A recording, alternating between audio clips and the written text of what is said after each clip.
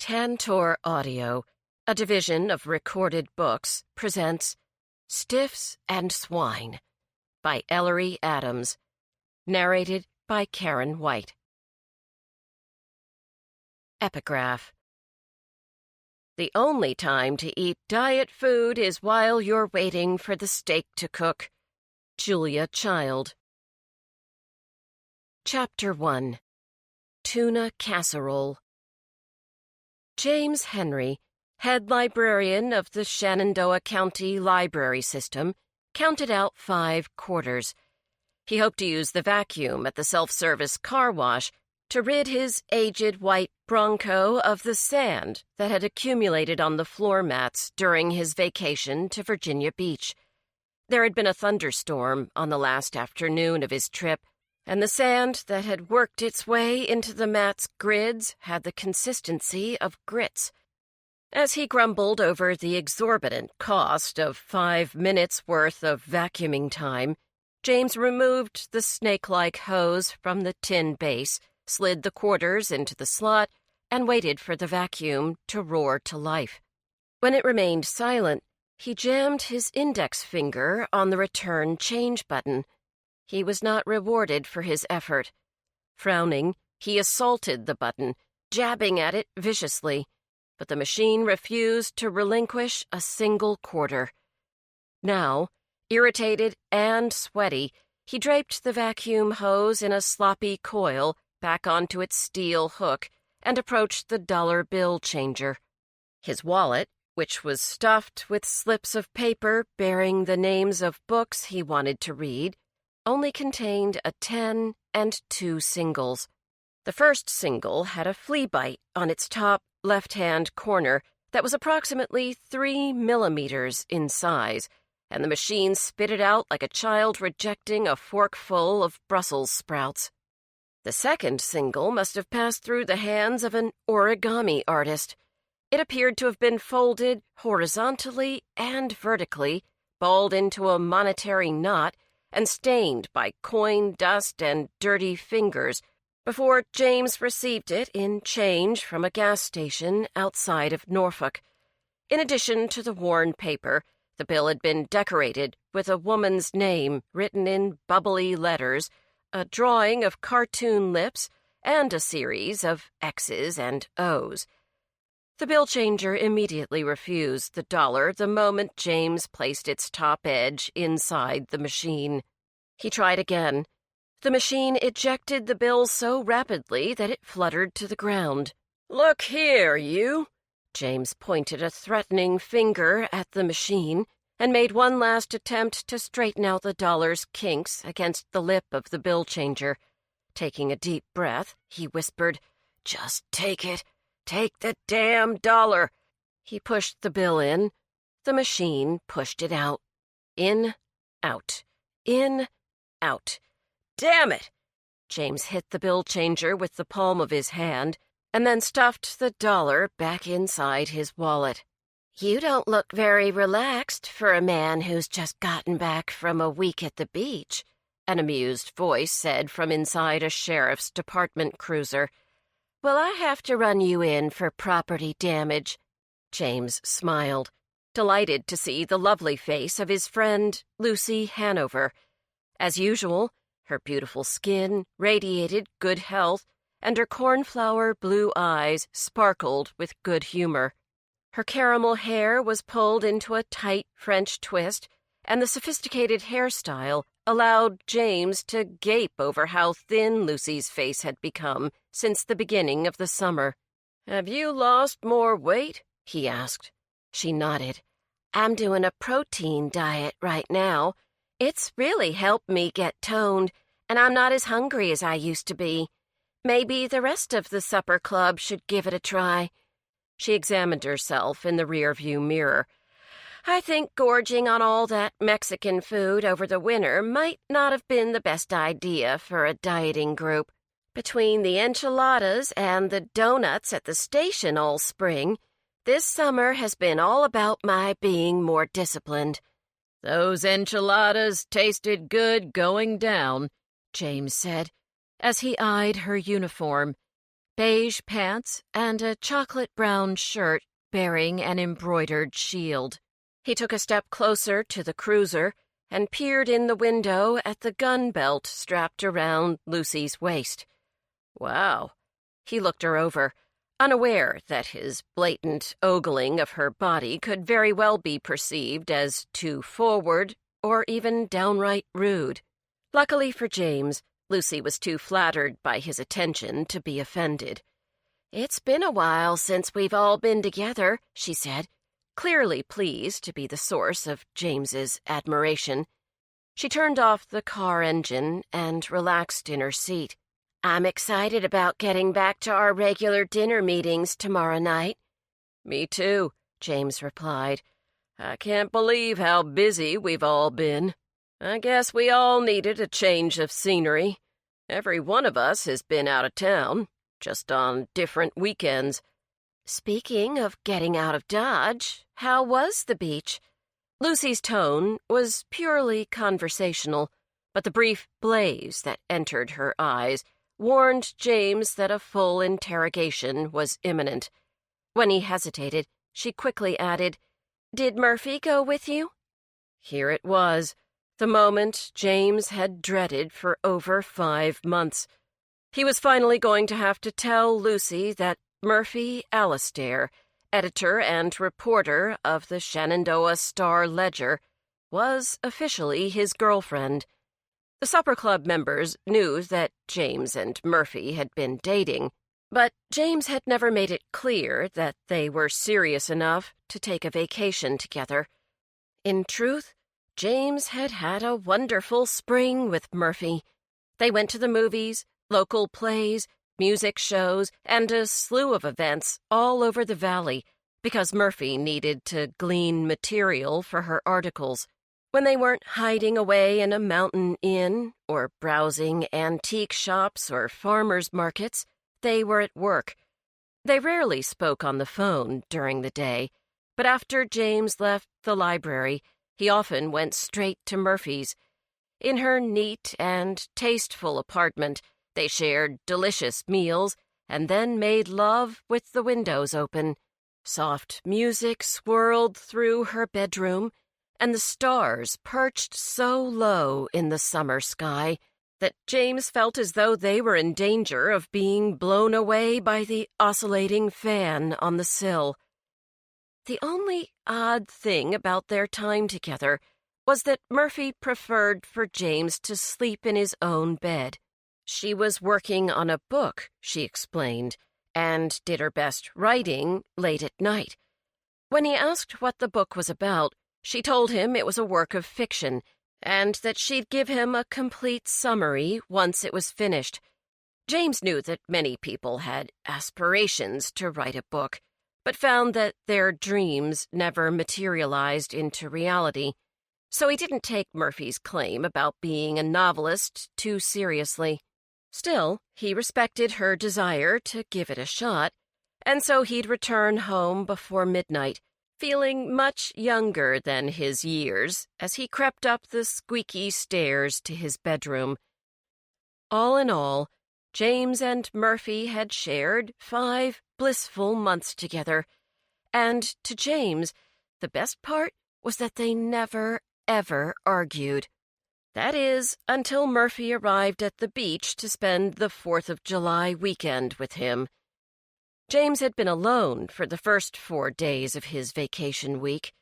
Because of the multitude of responsibilities required to operate a daily newspaper, Murphy could only take a few days off work. Though James happily anticipated her appearance on Friday, he was utterly content at the beach without company. He slept late, took leisurely strolls, and let the days slip by as he read book after book and drank copious amounts of iced coffee. Though he hadn't been aware of it until he left Quincy's Gap behind, James had been in desperate need of some downtime. After all, he and his supper club friends had become embroiled in yet another murder case over the winter, and his relationship with Lucy Hanover had not taken the romantic turn he'd once hoped it would. Instead, Lucy had fallen head over heels for a hunky, aspiring sheriff's deputy and dropped James like a rock. And even though Lucy later regretted her decision to chase after the dashing deputy, James rejected her appeals to give their relationship another try. It was too late anyway, as James was already involved with Murphy. In addition to hunting down a murderer and coping with romantic upheaval, James's home had undergone a major kitchen and bathroom makeover. The house and yard had been a mess, and Jackson Henry, James's father, had hired an assistant. Together, the pair of handymen began sawing and hammering well before 6 o'clock every morning. Exhausted by the improvements, even though he hadn't done any of the work himself, James was now almost grateful that Jackson had reverted to his hermit-like lifestyle in order to produce new paintings to be sold from a famed D.C. gallery. His temperamental parent locked himself in his shed for hours each day, only surfacing for meals or to receive visits from Milla, the owner of Fix and Freeze, a company that provided cooking classes and handled small catering jobs. Milla had become such a regular fixture in the Henry home that James often wondered if she would close her business in Newmarket and conduct her classes from the Henrys' cozy kitchen instead. Not that James was complaining, but after an entire spring of Milla's fantastic cooking, he'd packed on at least 10 of the 20-plus pounds he had lost the year before. Still, Murphy didn't seem to mind the expansion of doughy flesh that had appeared around James's middle, and he was grateful that she didn't complain about his preference to make love with the lights off. Recently, however, it seemed to be the only thing she didn't complain about. During their 3 days together at the beach, Murphy had been bossy and sulky, and had displayed an irrational jealousy every time a pretty girl passed them on the beach. "Are you done staring at that girl?" Murphy had barked, when an attractive young woman, wearing a pink bikini and matching pink headband, sashayed past them during the first afternoon of Murphy's arrival. "I was just looking at her tattoo," James had responded honestly. "She seems too preppy to have the lyrics of one of those gangster rap songs tattooed across her shoulder blade." Murphy had scowled. "You checked her out long enough to see whether the tattoo artist had spelled everything correctly, that's for sure." "Isn't people watching part of the beach experience?" James had said, trying to placate his girlfriend. "You know, making comments on people's suits, their sunburns, tattoos, cute kids." Ignoring him, Murphy had strode down to the water and, garnering plenty of stares for her own trim body and sun-streaked hair, dove into the Atlantic and begun to swim away from the shore with such confident strokes that it appeared as though she had no intention of returning. After their tiff at the beach, Murphy had nagged James for allowing his hotel room to become untidy, and fussed over how he'd set the thermostat. Once he'd straightened the room and moved the temperature gauge to her satisfaction, which meant he could barely feel any air conditioning, she insisted on sitting on the balcony and planning every second of their next 2 days. "Can't we just relax and live spur of the moment?" James didn't like to follow a schedule when he was on vacation. "If we run around and check off everything you've got listed here, we'll be exhausted." "Well, I want to visit the lighthouse and rent jet skis." Murphy tossed some brochures onto the table. "And I haven't been to the battleship Wisconsin in years. I'm going to write a couple of travel articles on the Norfolk area while I'm here. I've been so busy editing my She had halted abruptly and then pointed at him. You're a guy. You should like military history. James had bristled. He liked all kinds of history, but would rather read about it on the beach than traipse around a battleship beneath the blazing August sun alongside hundreds of other perspiring tourists. Eventually, Murphy wore him down, and he agreed to spend Saturday and Sunday as she saw fit. But he didn't enjoy himself, and there had been nothing romantic about their time together. "Guess we're not quite ready to buy a house with a picket fence and have a bunch of kids," Murphy had joked at the end of their weekend. But James saw no humor in their situation. They'd bickered and snapped at each other too many times for such a short interval, and James spent the entire drive home wondering whether he and Murphy were as compatible as he had once believed. She had suddenly become jealous, controlling, and insecure, but he had no idea why. When James had asked about her atypical behavior, Murphy had brushed him off and claimed he was exaggerating the situation. However, since they had returned to Quincy's Gap, her demeanor had remained tetchy at best. James was worried that she was keeping something from him, but Murphy had insisted that he was overreacting and being paranoid. Still, they hadn't spent the night together since their botched holiday weekend, and that said a lot to him about Murphy's sudden desire for space. "Yoo-hoo!" Lucy waved her hand at James, forcing him back to the present moment. "Planet Earth calling. You ready to land your rocket and answer my question?" James started. "Yes," he said, more tersely than he intended. "Murphy came for the last few days. It's just that, well, things didn't turn out as I'd hoped they would." A glimmer appeared in Lucy's blue eyes. "That's too bad," she said, without a trace of sincerity, and then her expression grew cloudy. "Things rarely end up how we expect them to." The pair fell silent, and while James searched for an excuse to continue abusing the change machine, Lucy suddenly seemed to remember something. She gave a little squeak and then began digging through a pile of papers, empty plastic soda bottles, and other assorted trash, until she pulled out an envelope.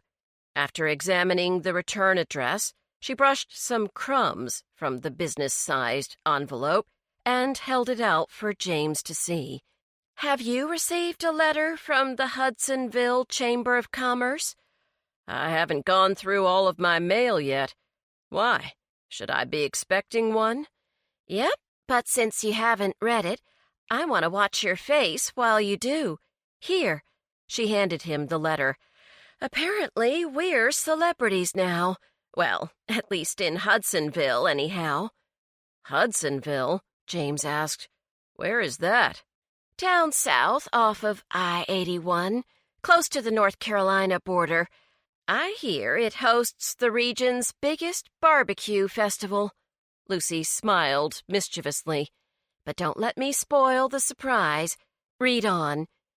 James briefly examined the town seal, which showed a drawing of an anxious-looking Native American man handing a suckling pig to a complacent pilgrim. Pine trees grew in abundance on a hillside behind the two figures, and the text, "Incorporated 1885, was written in block letters above the tallest tree. The letter read, "Dear Ms. Hanover, first and foremost, congratulations on your new career serving as a deputy for the Shenandoah County Sheriff's Department. I am confident that the citizens of Quincy's Gap and its environs will benefit from your past experience in apprehending criminals. The officers here at the Hudsonville Chamber of Commerce have followed the endeavors of you and your friends in our local newspaper, the Hudsonville Herald. We are very impressed by the fact that your group has assisted in the capture of more than one dangerous felon.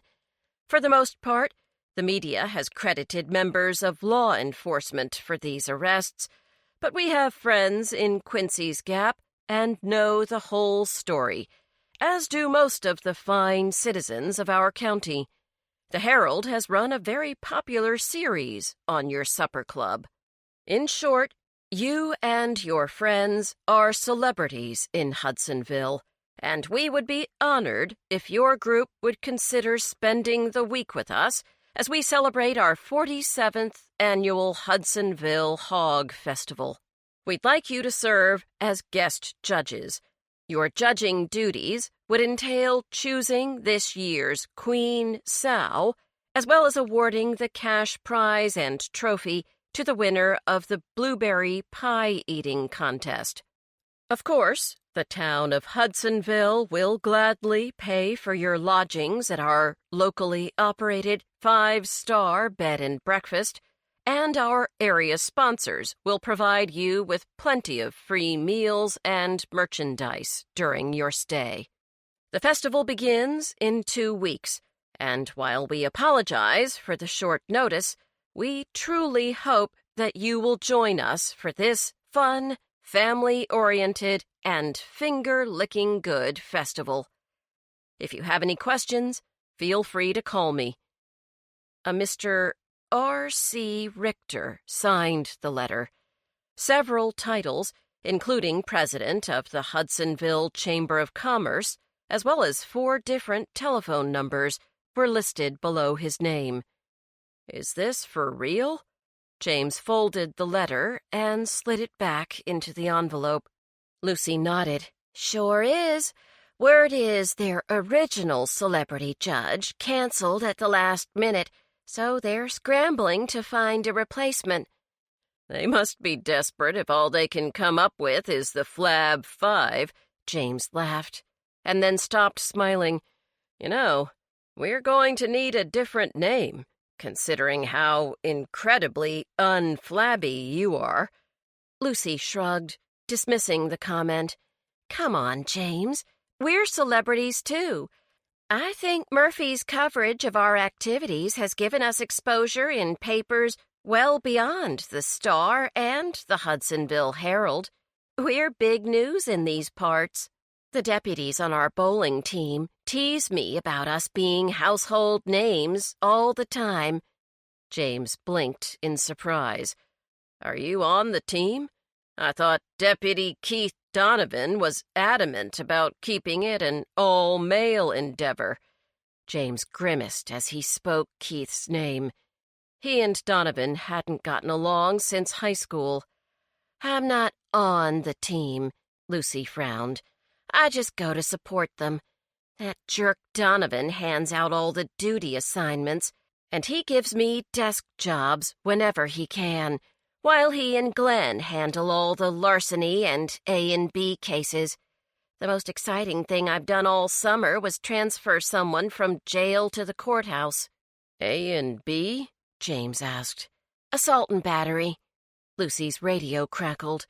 A dispatcher spoke a stream of unintelligible code, and Lucy sat up in her seat and reached for the keys, her eyes twinkling. Gotta go, James. We've got a case of possession of a firearm by a convicted felon. See you at Jillian's tomorrow night. Jillian, owner of the Yuppie Puppy Dog Salon, as well as Pet Palaces, custom-made homes for pampered pooches, felines, and birds, had prepared a creamy tuna casserole loaded with cheese, green peas, and fried onions for the supper club meeting. Lindy Perez, high school art teacher at Blue Ridge High, had brought a tossed salad, while mail carrier Bennett Marshall had purchased a peach pie from the local bakery, the Sweet Tooth. Lucy arrived with a basket of fresh blackberries in case her friends preferred a low-calorie dessert, and James had followed one of Milla's easier recipes and had thrown together a cucumber, tomato, and dill salad. So did everyone get the same letter from Hudsonville? Lindy asked, helping herself to greens. Jillian poured glasses of chilled mint tea for her friends. I cannot imagine being surrounded by all that meat for 4 days. It would be inconceivable for me to be stuck there, channeling the distress and agony of the pigs, chickens, and cows who have given up their spirits for such an inhumane contest. Woman, this is barbecue. Bennett threw his hands into the air. What do you think cavemen did back in the day? They didn't plant organic soybeans or hunt for tofu. This festival is about food the way it's meant to be. Bennett's dark eyes gleamed. Racks of beef ribs wrapped in foil, cooking over a slow-burning fire. Yes, sir. Peel back the foil and brush on a thick layer of spicy sauce, and then rip the butter-soft meat off the bone with your teeth. Yes, ma'am. That's the way man was meant to eat. James took a bite of the tuna casserole, which had the consistency of lumpy pudding, and silently agreed with Bennett. We don't have to judge the food, Jillian, so you don't have to eat any meat. And just think, whichever pig we choose as the queen of the Hudsonville Hog Festival gets to live out the rest of her days at a local farm. The school kids take field trips to go see all the winning sows living high on the... He didn't finish his ridiculous sentence. Anyway, I thought the fact that she'd be spared from the axe would make you happy. How do you know all this, James? Lucy asked. I went to the Hogfest website. James reached for the salt and pepper and sprinkled a generous amount of both on the remains of his casserole. It sounds like it would be fun to serve as a guest judge. Besides, we've seen one another so little lately that it would be a good way to reconnect. He jerked his finger at Lucy. And since Lucy has turned into Deputy Skinny, we could use our time together to come up with a new name for our supper club. Bennett stopped pushing food around on his plate and clapped Lindy on the back. I'm in, so that makes 2 of us. Lindy, do you think you can tear yourself away from that handsome principal of yours to embark on a little trip with your friends? Lindy blushed. Luis and I haven't been together that much, though he's taken me out to enough late-night dinners that I've gained back enough weight to move to the next dress size. Frowning, she crossed her arms across her chest. Besides, y'all have been just as busy as I have. We've only gotten together once since Lucy became a deputy, and I've missed everyone. She thumped the table for emphasis, so count me in. She turned to Lucy. How about you? Will Sheriff Huckabee let you off for a few days? Lucy helped herself to some blackberries. I think so. The big bowling tournament is the week before Hogfest, and I've got to pull double shifts so that a bunch of the men can practice. They'll owe me vacation time. Jillian tugged at a strand of orange hair, which had been recently streaked with strands of bright blonde. Am I the only one who feels this won't be a valuable bonding experience? James put a hand on his friend's shoulder. The festival's not just about barbecue. I read that dog agility trials are one of their main attractions. It might be the perfect place to distribute your Pet Palace brochures. If these folks can spend $10,000 on a grill, they can ante up for a custom doghouse for their fancy RVs. You should have seen the photos of some of those campers on the Hogfest website. Even though Jillian was best known in Quincy's Gap for behaving and dressing like a middle-aged hippie, she was also a shrewd and successful businesswoman. She considered James's suggestion and then nodded. I could expand our line to include doggy travel homes, she mused aloud, and then gazed at her friends. Fine, I'll go, but I'm bringing incense and healing candles for my hotel room. I don't want the aura of animal flesh to pollute my living space in Hudsonville." "Then you'd better get your own room," Lindy said wryly. "No offense, Jillian, but I am not fond of the scent of patchouli." "All right, my friends and fellow pig pickers," Bennett said happily, raising his glass of iced tea in a toast. "I'm ready for cold beer, a plate piled high with pulled pork, and a whole mess of hush puppies." "We're going to have to start another diet as soon as we get back," Lindy said with a sigh, and then cut herself a generous slice of pie. Chapter 2. Banana Bread. At the library the next day, James was busy attending to the weekend's hold requests.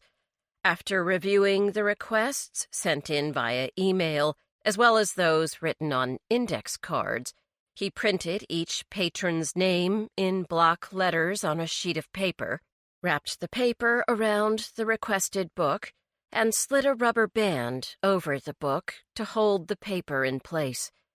The books were then arranged alphabetically, using the patron's surname behind the circulation desk. James liked to begin every week with this task. He liked the orderliness of it, but he also enjoyed having the books ready and waiting for his patrons to collect. Week after week, there seemed to be more and more requests. With every new request or new library card printed and laminated, James's heart swelled with pride. Even now, as he gazed at the mothers reading aloud to their young children in the reading corner, he thought of how the number of library patrons had grown since he'd reluctantly accepted the position of head librarian a few years back. Though most of the townsfolk still called him Professor Henry, out of respect for his former position as an English professor at William and Mary, James wouldn't trade his current vocation for anything. James finished the requests and then spent a moment observing the Fitzgerald twins, Francis and Scott. The 20-something brothers were conducting a seminar in the library's new technology corner. Yet another satisfying improvement brought about by James and his devoted staff. The twins, unaware that their boss was watching them with paternal fondness, were completely absorbed in instructing a group of elderly patrons on the workings of the Internet. Suddenly, one of the old women let out a blood-curdling shriek. "What's wrong, Mrs. Hastings?" Scott asked, moving quickly to the woman's side. Speechless, her wrinkled lips agape, the woman pointed a trembling finger at the computer screen. "I typed in pussycat girls," the woman squawked. "My granddaughter talks about their music all the time, and I wanted to see what they looked like." She put a hand over her heart and filled her lungs with air. "Lord have mercy, but these girls are stark naked." Both of the male patrons, flanking Mrs. Hastings, craned their necks in order to catch a glimpse of the nude, gyrating bodies of the two young women who'd appeared on the screen. The name of the website, which bore a similar title to that of the pop band, was illuminated in electric pink letters and surrounded by pornographic images and videos. "Sorry, Mrs. Hastings." Scott's cheeks were ablaze in embarrassment. He hurriedly brought up the library's homepage. "I believe the musical group is called the Pussycat Dolls. Why don't you try your search again?" "Hey," one of the old men protested as the sexy women disappeared. "I didn't get a chance to look." He cast an imploring glance at Mrs. Hastings. "What'd you type the first time, Doris?" Mrs. Hastings shrugged. "I put in P-U-S." "Okay, folks," Scott raised his voice above his customary whisper and ran a hand through his unruly hair. "Let's move ahead. Francis and I will show you how to find news and weather reports." "Oh, goody. Weather." The woman seated across from Mrs. Hastings applauded. "I hear we're gonna have record-breaking heat for the next few weeks." "Well, then I'm not going outside," another male patron replied. "I'm going to buy a computer and search for those cute dolls Doris found a minute ago." Once the brothers had successfully redirected their small class, and the patrons were industriously checking the forecast or watching weather disaster videos, Francis pulled his brother aside. He pushed his thick glasses up the bridge of his nose and said, "Someone's been messing with our filters again. I think it's those high school kids who hang around on Fridays. Things are always out of whack with the computers after they leave." Francis frowned. "And they never check out any books. Mrs. Waxman says they just mess up all the magazines and make a bunch of noise. I felt bad leaving her to deal with them alone. I know she's a battle axe and can hold her own, but she shouldn't have to play maid to a bunch of rude kids. You're right, and battle axe or not, she's not getting any younger. Guess we should tell Professor Henry what's been going on," Scott said. "He'll know what to do." As the twins wrapped up their seminar, Wendell Singer entered the library. The retired school bus driver was the library's sole bookmobile operator. He was a whiz with engines and had kept the aged bookmobile, named Lena Horne after the jazz sensation, running at minimal cost. Lena was greatly prized by many patrons throughout Shenandoah County, as she and Wendell brought library materials to daycare centers and hospitals, nursing homes, correctional facilities, and to rural patrons who couldn't leave their farms during harvest times. Lena also provided services for the handicapped and housebound. Unfortunately, the stress of traveling up and down the steep mountain roads had taken a toll on the 15-year-old bookmobile. Wendell had repeatedly warned James that it wouldn't be long before Lena would make her final run. She was already operating on what Wendell referred to as duct tape and a prayer. When James saw Wendell's solemn face that Monday morning, he feared that Lena's end had arrived. He was right. "What happened, Wendell?" The older man removed his steel baseball hat and scratched the bald spot in the middle of his head. "She's done broke down again, Professor." He crushed the cap in his hands. "I don't think anyone's gonna bring her back this time. She's finally crossed over to the other side, sir." James placed a comforting hand on Wendell's shoulder. "You don't need to call me sir. Come on back with me." He led Wendell into the break room. "Let me get you a cup of coffee and a slice of banana bread. Mrs. Hastings baked it for us just this morning." After he'd served Wendell a piece of the moist bread, James peered out the window in search of the bookmobile. "You won't find her out there," Wendell said in between bites. "She's sitting like a dead duck at one of those tourist view spots on Skyline Drive. Transmission shot, and I think her timing belt's giving up the ghost, too. She's gonna have to get towed out of there, sir. No way she can move using her own steam." James sat down across from Wendell and sighed. "It's that bad?" Wendell nodded. With a trembling voice, he said, "She's got nothing left to give. We've done taken it all." Afraid that Wendell might begin to cry, James poured the older man another cup of coffee. "We don't have the budget for a new bookmobile," he said. "I sure wish we did, but that technology corner emptied our coffers. I'm not sure what we'll do without Lena." Wendell stood and carried his cup to the sink. It'll take more than winning the Halloween float contest to buy a brand new bookmobile. He put his cap back on.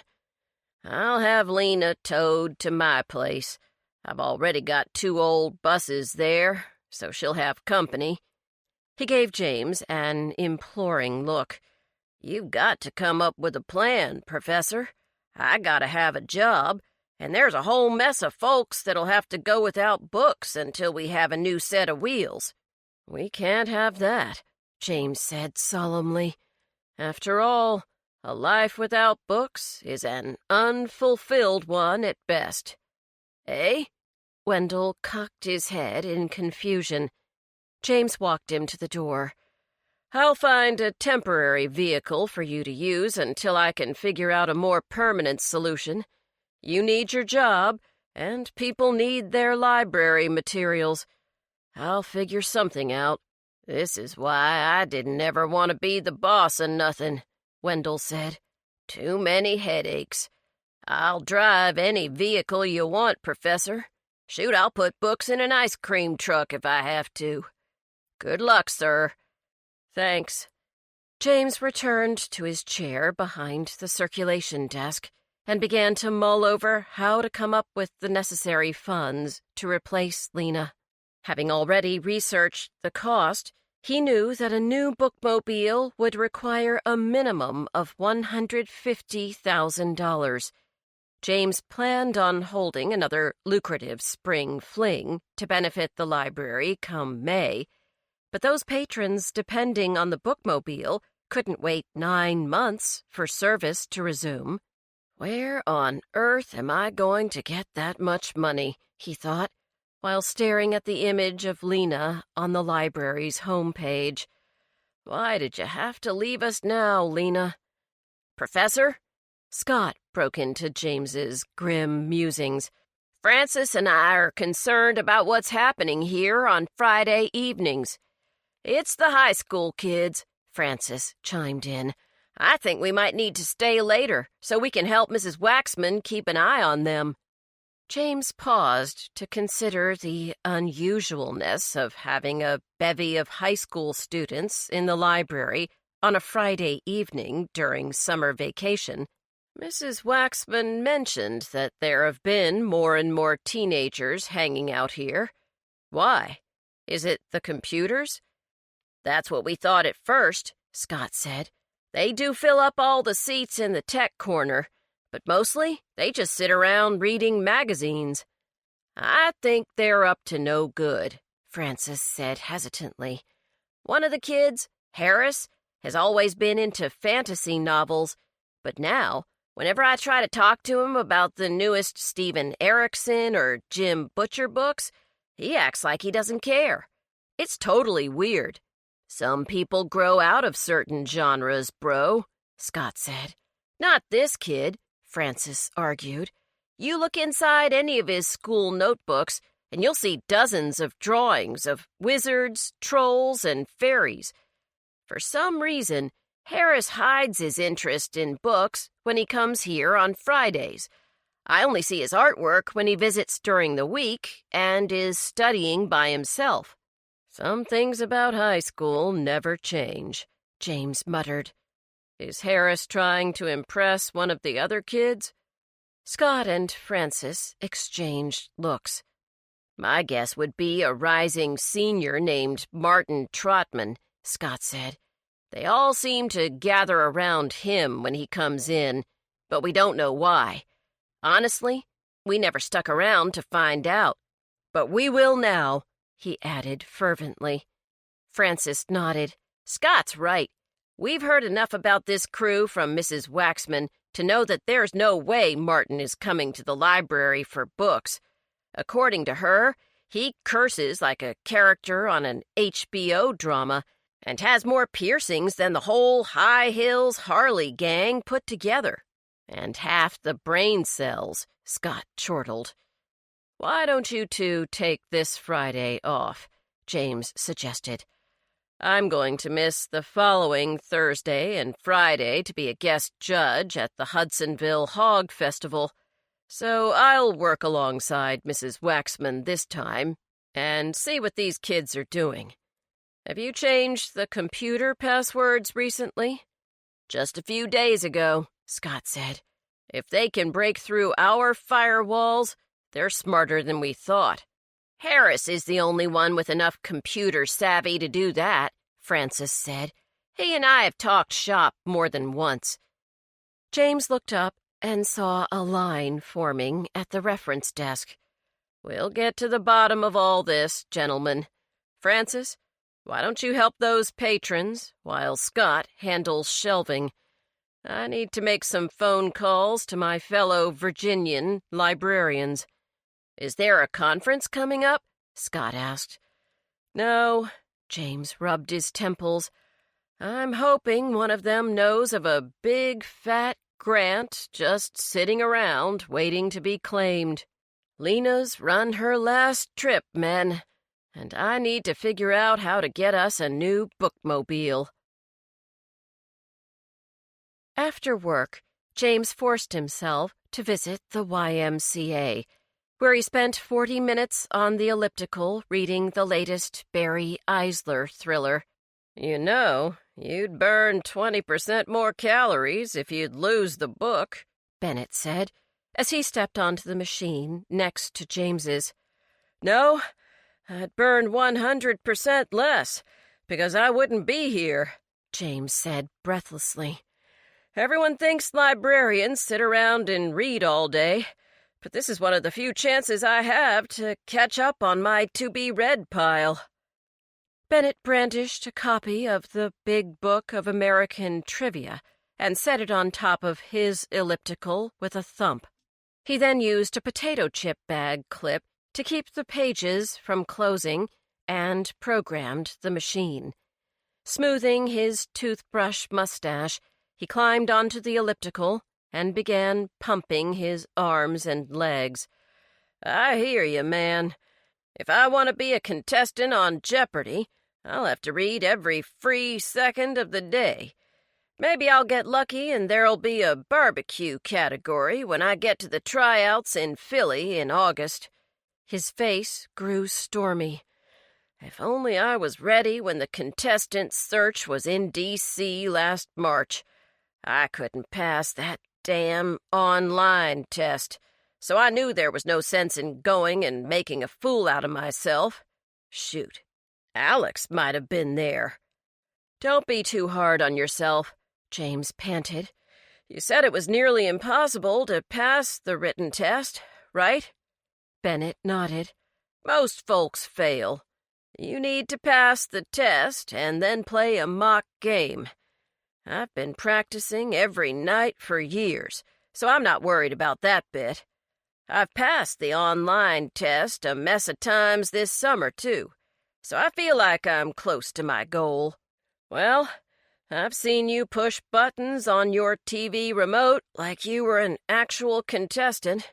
You have a lightning-fast trigger finger, James told his friend. I know you're going to make it on the show, Bennett. Maybe you can win enough money to buy our library a new bookmobile. Bennett rolled his eyes. I'm sure you'll dream up some crazy scheme to get your hands on some greenbacks. You've done it before. He snorted. Shoot, just get your girlfriend to put an ad in her paper saying that the new bookmobile will be named after the person who gives the most dough. James considered Bennett's idea. That's not half bad. I will ask Murphy to run an ad on behalf of the library. Things still going strong with you two? Bennett asked, and James wondered whether his friends approved of his relationship with the feisty reporter. Even though Murphy had helped the Flab Five solve a murder case last winter, James suspected that his friends were leery of trusting her. After all, she'd published several stories containing intimate and sometimes embarrassing details about their weight battles. And while none of the supper club members minded seeing their names in print, they didn't enjoy seeing their current weight or body mass index listed in black and white. James pumped his arms and legs rapidly for a few moments, and then answered Bennett's question. "Murphy and I are doing fine, thanks. Is she coming to Hogfest?" "No. She'll be busy covering a wine festival, some equestrian event, and a yodeling contest while we're gone. No time for pork," he joked, and then realized that he was relieved that he'd be spending time alone with his friends.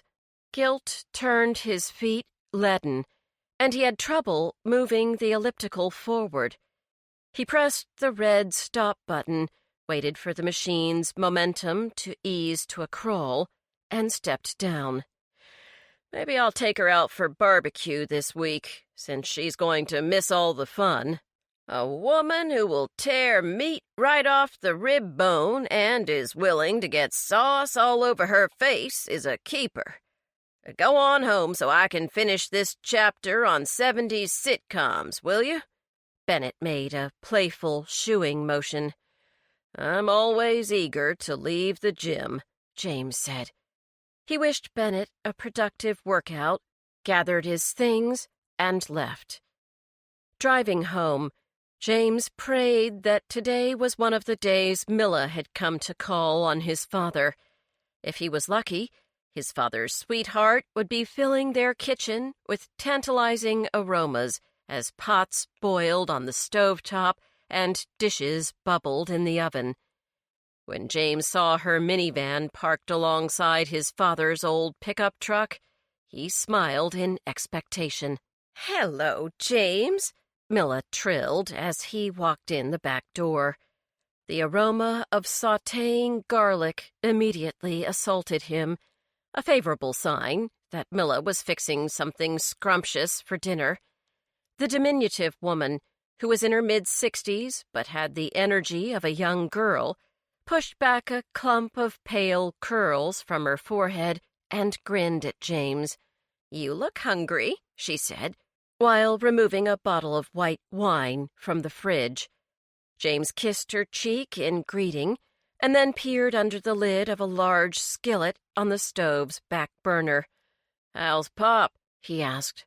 Milla frowned. "He's neck-deep in paint. I swear he's going to start sleeping in that shed pretty soon." James sat at the kitchen table and ripped off a heel of homemade bread.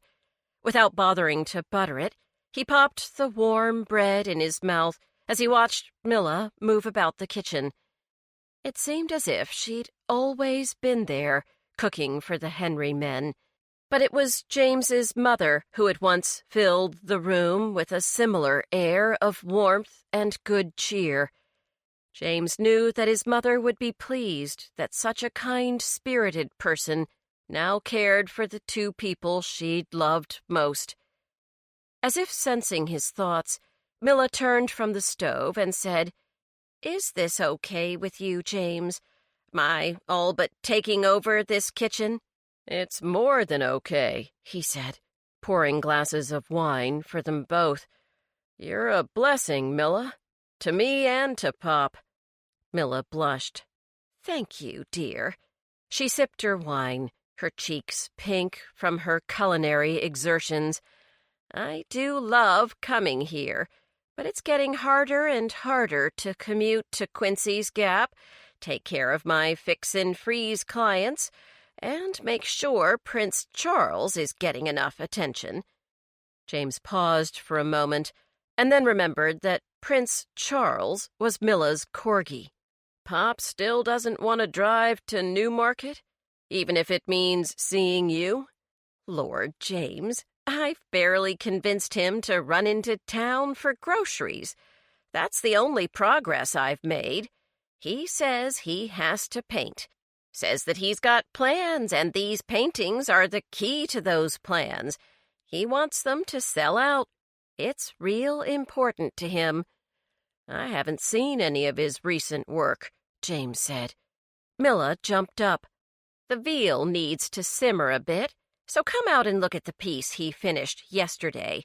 It's so incredible you won't believe your eyes." James hesitated. He's not fond of me entering his space when he's not around. Pah! Milla grabbed his arm. He's just an old dog with a sharp bark. He's not going to bite anyone, though he sure likes to pretend he would.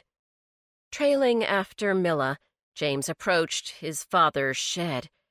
Jackson had told him, time after time, not to bother him while he was working, and for the most part, James had respected his father's wishes.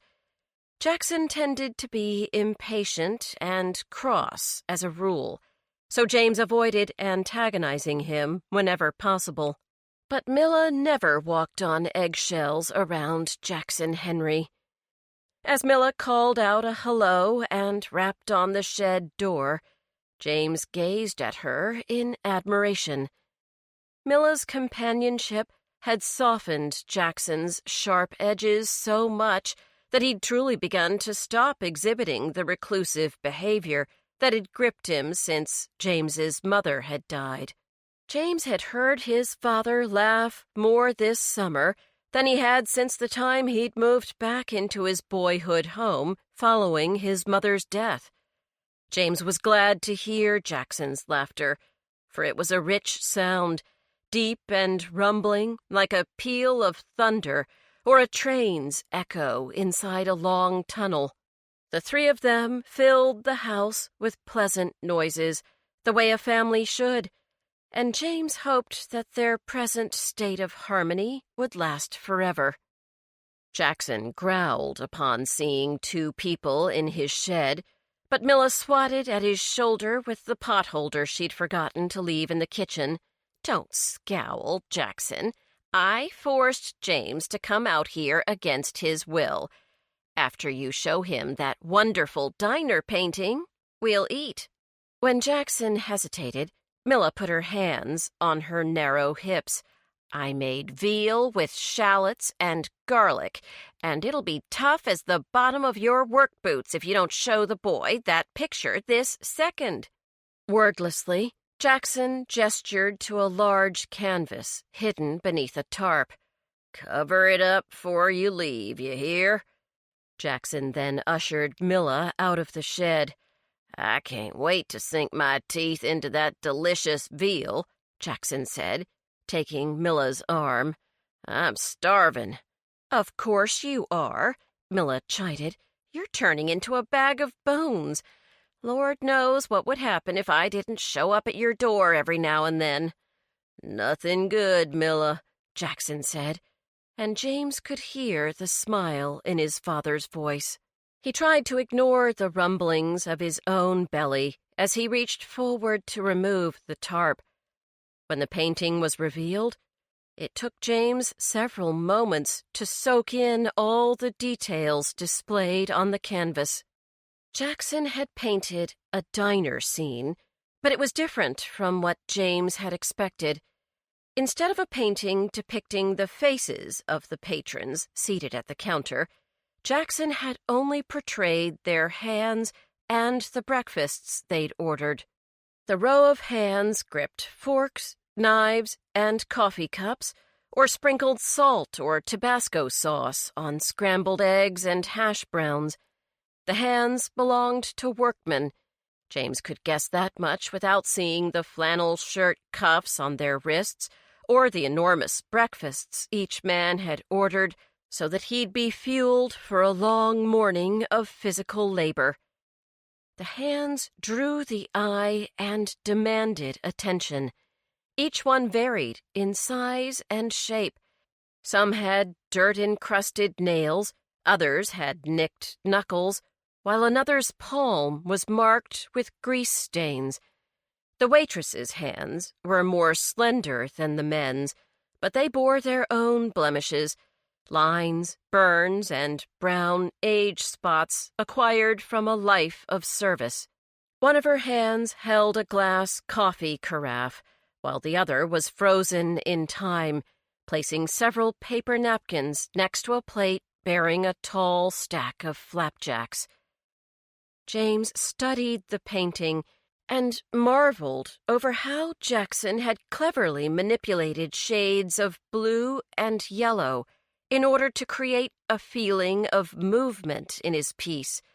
The two colors, highlighted by touches of black or white, were filled with wonderful contrasts of light and shadow. "Look out, Norman Rockwell. Here comes Jackson Henry," James thought, and he was once again awestruck by his father's God-given talent. "It's fantastic, Pop," James said when he re-entered the kitchen. "What diner is that painting based on? When did you have the chance to study those people and their hands?" Jackson tapped his temple. "It's all right up here, boy. That's an old memory." He buttered a piece of bread on both sides and took a bite. "That diner's long gone now. I heard it's some kind of spa. You can pay $100 to have someone slop mud on your bare ass." He chuckled. "I'd toss 'em in a pigsty for half the price." James admired Milla's beautifully arranged platter of veal cutlets and sat in contented silence as she chattered away. She brought dish after dish to the table, arranging things just so. As Milla searched in the fridge for some Parmesan cheese, Jackson dumped a heaping spoonful of tortellini on his plate, and finally blinking, said, "All things change, son." Not knowing what to make of his father's cryptic statement, James simply nodded. He then focused on savoring every bite of Milla's dinner before excusing himself. He wanted to call Murphy from the privacy of his room and ask her out on a dinner date. She cheerfully accepted, and James was certain she was pleased that he seemed interested in pursuing their relationship despite their rocky weekend at the beach.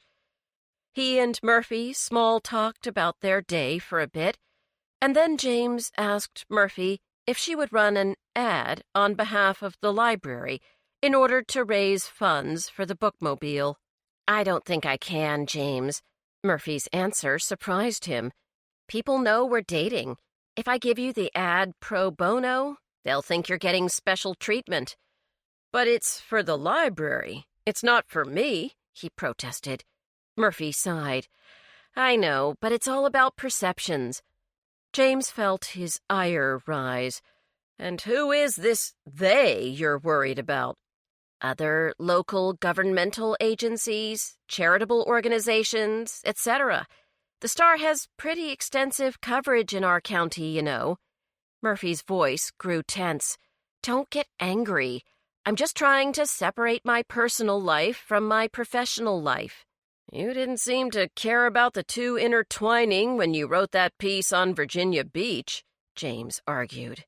"Oh, please," Murphy said, clearly exasperated. "I didn't mention us." "That's true," James argued. "I definitely didn't read anything about dragging your partner around until his feet bled when all he wanted to do was relax." Murphy fell silent, and James instantly regretted having picked a fight. His intention had been to smooth things over with her, not to dredge up fresh doubts about their relationship. "I have to go, James. I'm on deadline," Murphy said, and hung up. James flounced back onto his bed and covered his eyes with his hands. As the darkness deepened outside his window, he thought about what his father had said at dinner. "All things change." They sure do, James thought miserably. And I hate change. Chapter 3. Coleslaw. A few days later, James and Murphy behaved with stiff politeness for the better part of their dinner date at Blue's barbecue house. Their conversation centered on work. James agonized over the broken bookmobile and shared his puzzlement over the presence of the teenagers at the library on Friday evenings, while Murphy stated how pleased she was with the creativity and ambition illustrated by her newest reporter, Lottie Bronte. Scott still has a huge crush on her, but he's afraid to ask her on a date, James said. They seem perfect for each other, too. I mean, how many people are named after authors? He cut into his barbecued chicken breast. Did Lottie ever mention that Battlestar Galactica birdhouse Scott made for her? Smiling for the first time since James had picked her up, Murphy nodded.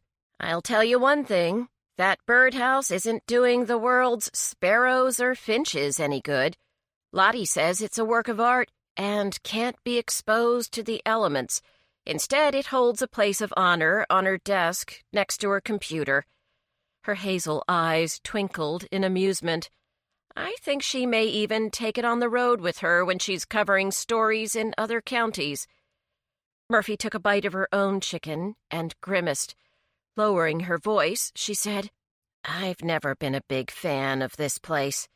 This sauce is way too sweet, and the meat isn't exactly falling off the bone tender.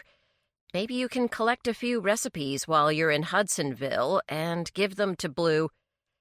James glanced at the ancient proprietor of the restaurant.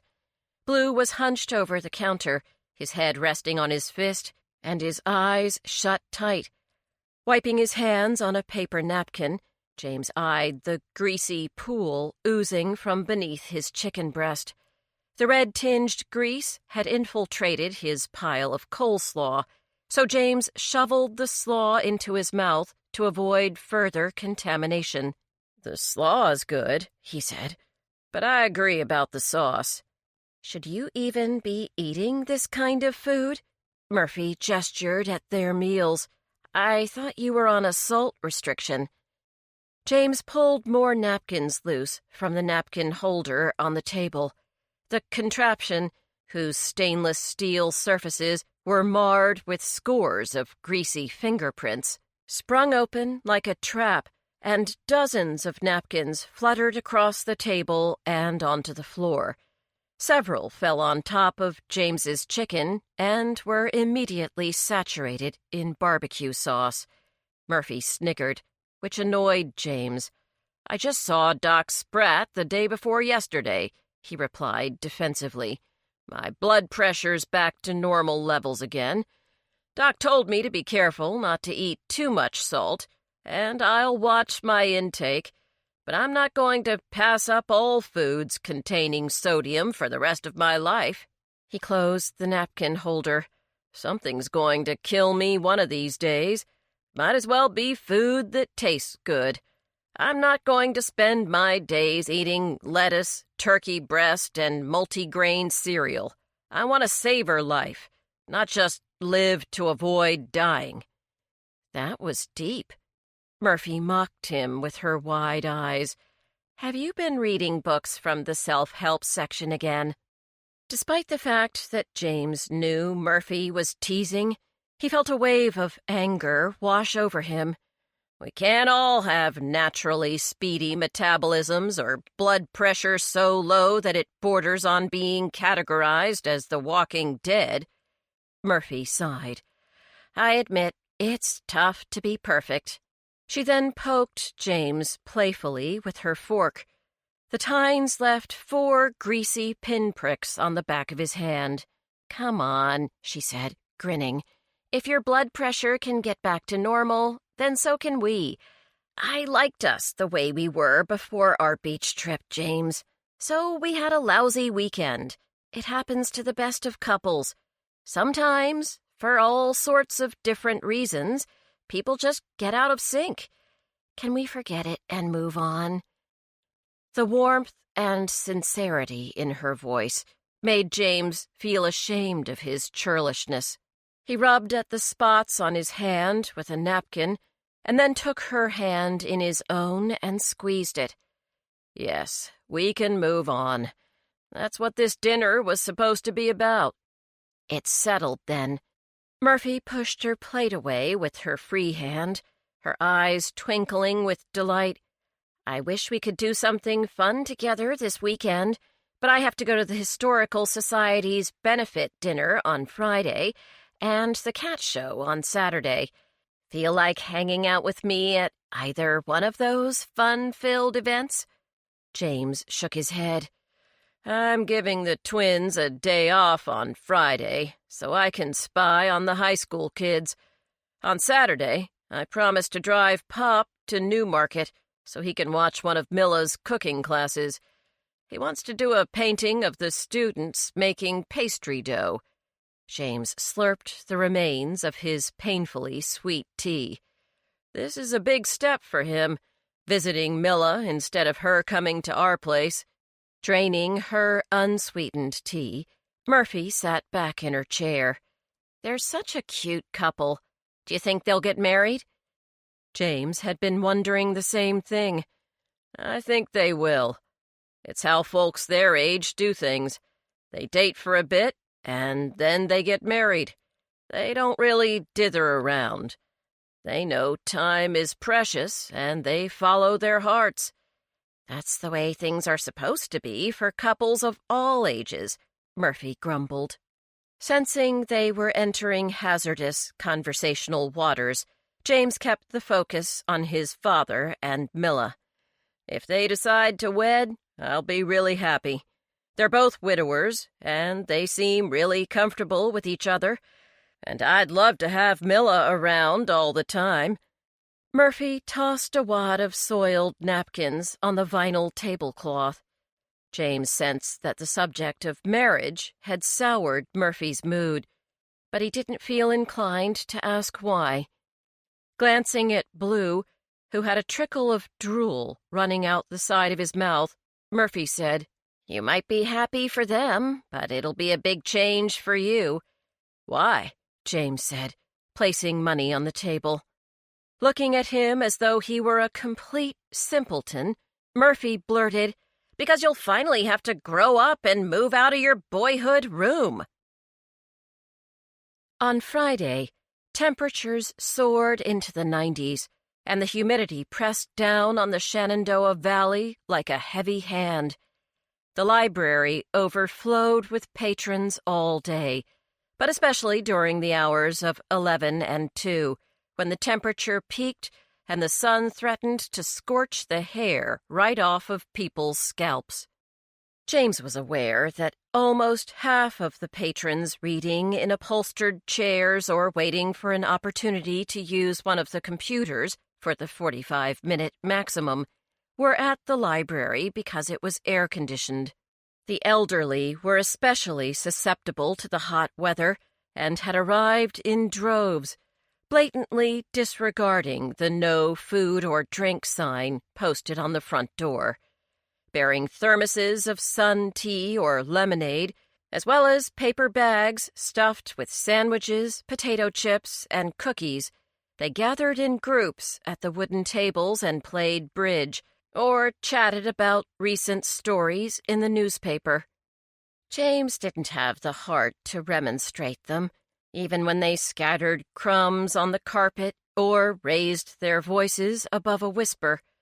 Besides, all of the older patrons adored the Fitzgerald twins and plied them with baked goods and hard candies until the boys swore that they had more adoptive grandparents than they could handle. Having taken the twins' place that Friday, James found himself laden with fresh oatmeal cookies, cranberry scones, and cheese biscuits. "Well, I am going to be here until 9, he said, happily examining the pile of goodies on his desk. The oatmeal cookies proved the perfect accompaniment to James's afternoon coffee. As soon as his break was over, and he'd finished washing out his Forget Google, Ask a Librarian mug, and returned to the circulation desk, the high school students began to drift in. By the time Mrs. Waxman arrived at 5:30, there were at least 6 teenagers seated at computers or leafing through magazines. By 6:30, the number had doubled, and by 7:30, it had tripled. James and Mrs. Waxman took turns hushing the boisterous group and asking them if they needed help finding materials. They all refused, declaring that they were meeting friends or waiting to use one of the computers. One teen even pretended that she was a member of a book club and insisted that she didn't want to check out any books until her group decided on which novel to read next. When James offered to provide recommendations, she shook her head vehemently. "That's okay. We only read the It Girl books." She then turned her back on him and began to type a text message on her cell phone. Deciding to approach the kids on an individual basis, James strolled up to a young girl in a denim miniskirt that barely covered her rump and asked, "Can I help you find something, miss?" The girl hastily closed a folder and stuffed it, along with what appeared to be a pen-sized X-Acto knife, into her canvas purse and smiled nervously. "No, thanks. I'm waiting for a computer to open up." "And what might you be using our fine new computers for?" James asked, trying to keep his voice from betraying his suspicion. "Just out of curiosity." A boy, sitting too close to the girl with the short skirt, sneered. "Dude, she doesn't have to tell you anything. There's like privacy laws. What she does on the computer is her business. You're a public servant." His lip curled. "Be careful, or you could get sued." Though James felt like grabbing the surly teenager by the throat, he smiled patiently instead. He wanted to use this opportunity to discover what had driven the motley assembly of kids into the library, and he felt that he had a pretty clear idea of what their goal was, having glimpsed the small knife. Leaning close to the boy, he whispered in a low, ominous tone, "That's right, son. I am a proud servant of the public. Our town is filled with a host of public servants. We have mail carriers, the folks working at the DMV, and the fine men and women of our sheriff's department. I have one friend in particular, a Deputy Hanover, who feels very strongly about preventing young people from driving while under the influence." The boy averted his gaze and did his best to appear bored. James looked at the girl. "This officer is also devoted to tracking down each and every fake license in the county. She truly wants to keep all of the drivers within our county lines safe, and those possessing false licenses are often some of the worst drivers, due to their inexperience." The girl blanched. James had struck a nerve by mentioning fake licenses. Silently apologizing to Lucy for taking such liberties in her name, he plowed on. "I believe you could spend 6 months in jail for carrying one of those licenses." James glanced back at the boy, who continued to act uninterested, but his fidgety hands belied his agitation. "A person could face a fine and a year's time in jail for making and distributing fake IDs. At this opportune moment, a hulking young man wearing a thin leather coat entered the library. His hair was dark, long, and greasy, his skin shone with oil, and he was clean-shaven, except for a straight line of hair growing down the center of his chin. The hair had been dyed orange. In addition to the odd facial hair, the imposing young man had a row of small silver hoops protruding from his right eyebrow and a barbed wire tattoo encircling his wrist. His walk had all the swagger of a gun-toting cowboy. This must be Martin Trotman, James thought, recalling the twins' description of the teenager's leader. James casually approached Mrs. Waxman and pretended to consult her about a damaged book. While they talked, he asked her to watch Martin without being obvious. Mrs. Waxman patted her bouffant hair as she reported in hushed tones that Martin had usurped the chair of the girl in the miniskirt. The girl then whispered into Martin's ear, and the young man scowled. "He's staring this way," Mrs. Waxman murmured, "at the back of your head. He doesn't seem too pleased, either." "I think he's the ringleader. My guess is that these kids have been dealing in fake IDs. James felt quite smug that he'd solved the mystery so quickly. I doubt Martin does any of the labor himself. I'd guess the girl in the short skirt is one of his assistants. He's probably in charge of fulfilling orders and collecting money." Mrs. Waxman considered his theory. "It's possible, but how many of these IDs can one kid need? These teens are here week after week." James frowned. "I'm not sure. I guess they're using the licenses to try to buy alcohol or order alcoholic beverages in bars. Not at Wilson's Tavern, though. Sammy would throw them out on their ears and then call their parents. On the other hand, this could be quite an entrepreneurial group." Mrs. Waxman eyed Martin again. "Perhaps they're selling the IDs to other delinquents around the valley. There are dozens of kids who'd like to pull one over on the liquor stores or less observant barkeeps." Rubbing his temples, which had begun to pulse with the beginnings of a headache, James glanced at the door in time to see a scrawny teen with glasses and acne enter the library.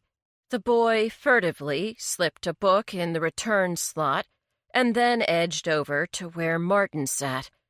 James hustled behind the circulation desk and removed the 800-page fantasy book the teen had returned. "I believe Harris has arrived," James thought. Scott had said that Harris liked fantasy novels, but was behaving atypically whenever the other teens were present. Intrigued, James watched the conflicted young man settle himself at a wooden table by the magazines and pretend to read a copy of Dog Fancy. James kept one eye on Martin and the other on the rest of his patrons, but as the evening wore on, he found that he could only find cause to reprimand the teens for raising their voices or putting their feet up on top of the wooden tables. Martin seemed restless the entire time he spent in the library. He often disappeared into the lobby, and although James immediately trotted into his office and looked out the window whenever the young man ventured out, he never saw Martin in the parking lot. "Where's he going, if not to his car?" James asked the darkening sky. By the time the library closed at 9, most of the high school kids had dispersed. Martin left first, and then slowly, usually in groups of 2 or 3, the rest followed. "They were calmer tonight than on previous nights, James," Mrs. Waxman said, after the last patron had left. She began to straighten the magazine area with swift, efficient movements. Mrs. Waxman was one of the few townsfolk who didn't call James professor. After all, he'd once sat in the back of her classroom, praying that her eagle eyes would pass him over whenever he forgot his grammar worksheets, and he still felt like a child in her commanding presence. James assisted the retired schoolteacher in tidying up the library. Mrs. Waxman was moving more slowly than she had in the past. She'd recently been diagnosed with rheumatoid arthritis, and he worried that the evenings and one weekend day she worked were too hard on her inflamed hip. Opening the front door for her, he asked how her medication was working. "I won't be dancing the polka any time soon, but it's keeping the aches at bay." She gave James a maternal pat on the back. "Don't worry, I have plenty of life left in me yet, and I'm going to work in this library until I can't walk any more," she smiled. "I'm at home here." James nodded. "Me too." He gazed at the vibrant row of fairy tale character drawings done by the students in a local second-grade class, which Scott and Francis had posted around the lobby. "And now that those high school kids know we're onto them, we can reclaim our peaceful branch again." Mrs. Waxman shrugged. "I rather enjoyed being in the midst of a mystery for once." James walked the older woman to her car. "The best thing about mysteries is solving them," he said brightly, and wished Mrs. Waxman a good night. Chapter 4. Warm Chicken Salad Sandwiches. James and Bennett drove through the town of Hudsonville in search of Foxhall Lane. The bustling town was bigger than James had imagined, and it was utterly charming. Wooden barrels crammed with red geraniums, yellow straw flowers, and purple salvia lined the sidewalks. The spotless glass windows of the storefronts glinted in the midday sun, and colorful flags depicting a crowned pig seated in a field of buttercups hung from every street lamp.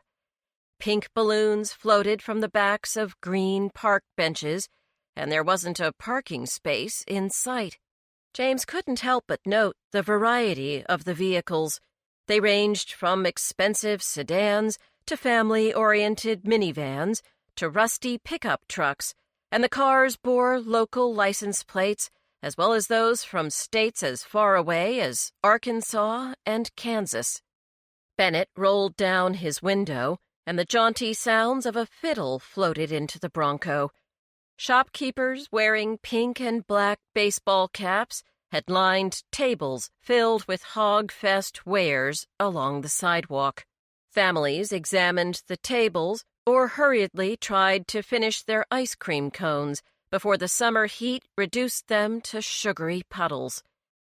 The energy of the street fair was contagious, and James was eager to check in at their bed and breakfast, so he and his friends could wander around Hudsonville before the festival's opening ceremony later that afternoon. "There's your turn." Bennett pointed ahead at a signpost partially obscured by a mammoth oak tree. He examined the sheet containing their driving directions for the 10th time, and then gestured at the odometer. "After 2.7 miles, we'll see the sign for the inn. Turn left, and then proceed 0.7 miles to the gravel parking lot." He swiveled in his seat. "The girls are still right behind us. I'm sure glad everyone was able to get a couple days off." "Did you bring any homework?" James asked, keeping an eye out for the sign. Bennett nodded. "Yes, I did. I've got a book on world culture trivia, a book on bird trivia, and a book on sports trivia." He snorted. "Shoot, my bag was so heavy you'd think I was a woman getting ready to fly to Paris instead of a bachelor heading out for a weekend of barbecue." James spotted a modest wooden plaque bearing the name The Inn at Foxhall. He turned into a narrow lane lined with tulip poplars. As the house came into view, Bennett whistled. "Man, we've got some nice digs for a bunch of small-town celebs here to decide who's the fairest piggy of them all." "It's certainly picturesque," James agreed. The 19th century house was white with black shutters and had a long front porch lined with rocking chairs and potted ferns. But I hope it's been updated. If we don't have air conditioning, I'll be checking into the Comfort Inn instead. I can drown out the sounds of the highway by cranking the fan to its highest setting. Hogfest is pretty huge in these parts, my man. I don't think you could find a room in a manger if you wanted to." Bennett examined his printouts again. According to the inn's website, it was renovated 5 years ago. All the rooms have AC, jacuzzi tubs, and digital cable. And if the AC doesn't do it for you, there's a big swimming pool out back. Thinking of how his enlarged belly would look in a swimsuit, James pulled a face. I'll stick with the jacuzzi tub, thanks. James parked his white Bronco in the gravel lot and waited for Lucy to pull her Jeep into the adjacent spot. "This is paradise!" Jillian exclaimed.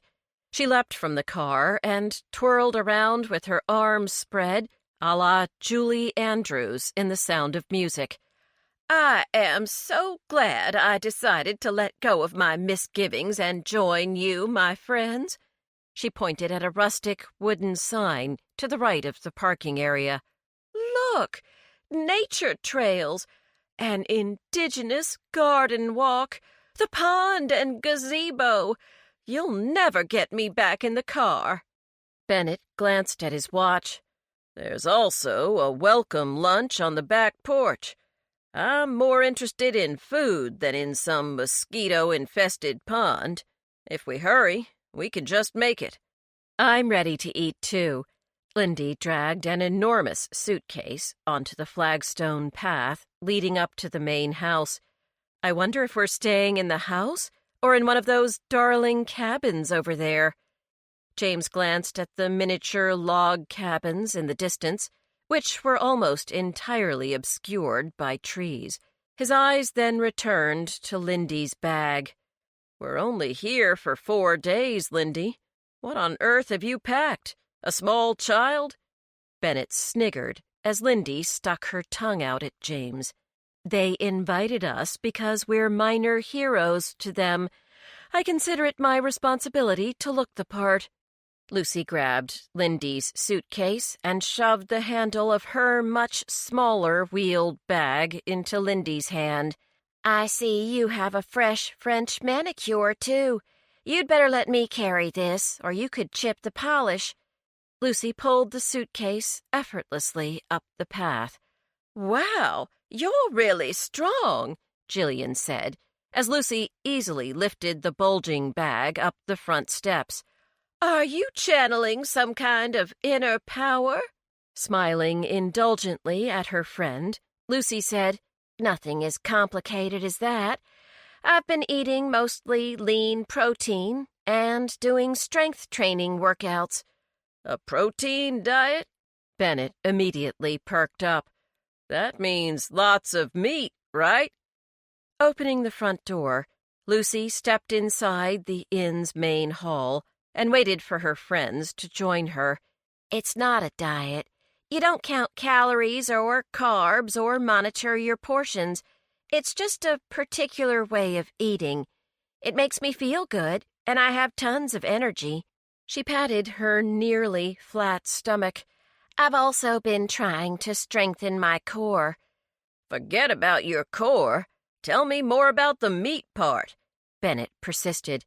But before Lucy could continue, the proprietress of the inn appeared in the hall and welcomed them with a bright smile. "Y'all must be my celebrity guests," the slim, elegant woman gushed. "I'm Eleanor Fines, and I am so honored to have you staying with us."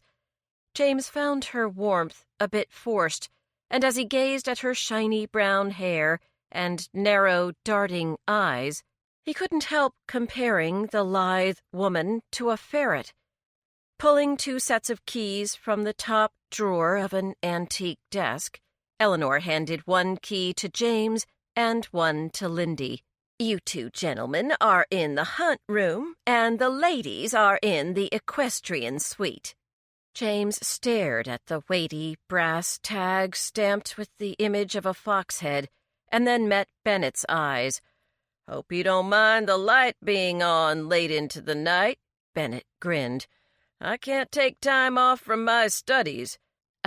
Excuse me." Lindy cleared her throat as she held out her key. "Are all 3 of us sharing 1 bathroom?" Eleanor Fines nodded. That's the best I could do, I'm afraid. Foxhole's been booked for Hog Fest weekend since last year. I had to push a whole family into one of my older cabins to accommodate you five on such incredibly short notice. Sensing that she'd offended their hostess, Lindy quickly backpedaled. We really appreciate that, Mrs. Fines, and we're grateful to be staying at your beautiful inn. Thank you so much for your trouble. Eleanor eyed the suitcase on the floor next to Lucy. Can you manage your luggage? When Lucy nodded, the proprietress looked relieved. Good, good. Well, your rooms are on the second floor, and lunch is being served as we speak, so get yourselves settled and then come on down for some of our famous hot chicken salad sandwiches. James was quite hungry, and the idea of lunch was more appealing than spending time examining his room. But as it turned out, there wasn't much to see. There was a set of twin beds, covered by ivory quilts stitched with maroon stars. The walls were a forest green and decorated with 3 oil paintings depicting fox hunts. James had never been fond of the tradition of a pack of dogs and a group of armed horsemen tracking and cornering a terrified fox. He believed that foxes were beautiful and clever animals, and wished that the practice of shooting them for sport had become illegal decades sooner. While James hung up his favorite jeans and 2 pairs of khaki pants, Bennett dumped a pile of books on the nightstand and poked his head into the bathroom. It already feels like home, he said, surveying their cozy room. Finished with their unpacking, the 2 friends hustled downstairs and out the back door to find the wooden porch crowded with glass-topped tables, white metal chairs, and dozens of guests, all chewing contentedly or drinking tea from perspiring tumblers. Several children frolicked in the pool, and a young woman in a minuscule black bikini sunned herself on a lounge chair on the emerald lawn bordering the porch. Eleanor appeared alongside James and Bennett. She cast a brief, disapproving stare in the direction of the gorgeous girl, and then, with a slightly clenched jaw, gestured at a laden buffet table. Please help yourself to our lunch buffet, gentlemen. We have a watercress and mint salad with walnuts, our delicious warm chicken salad on toasted croissants, fresh berries, and key lime or lemon tartlets for dessert. Pitchers of tea, ice water, or limeade are on the sideboard. Enjoy your meal. The 2 men watched their hostess march off in the direction of the sunbather in the bikini before joining the buffet line.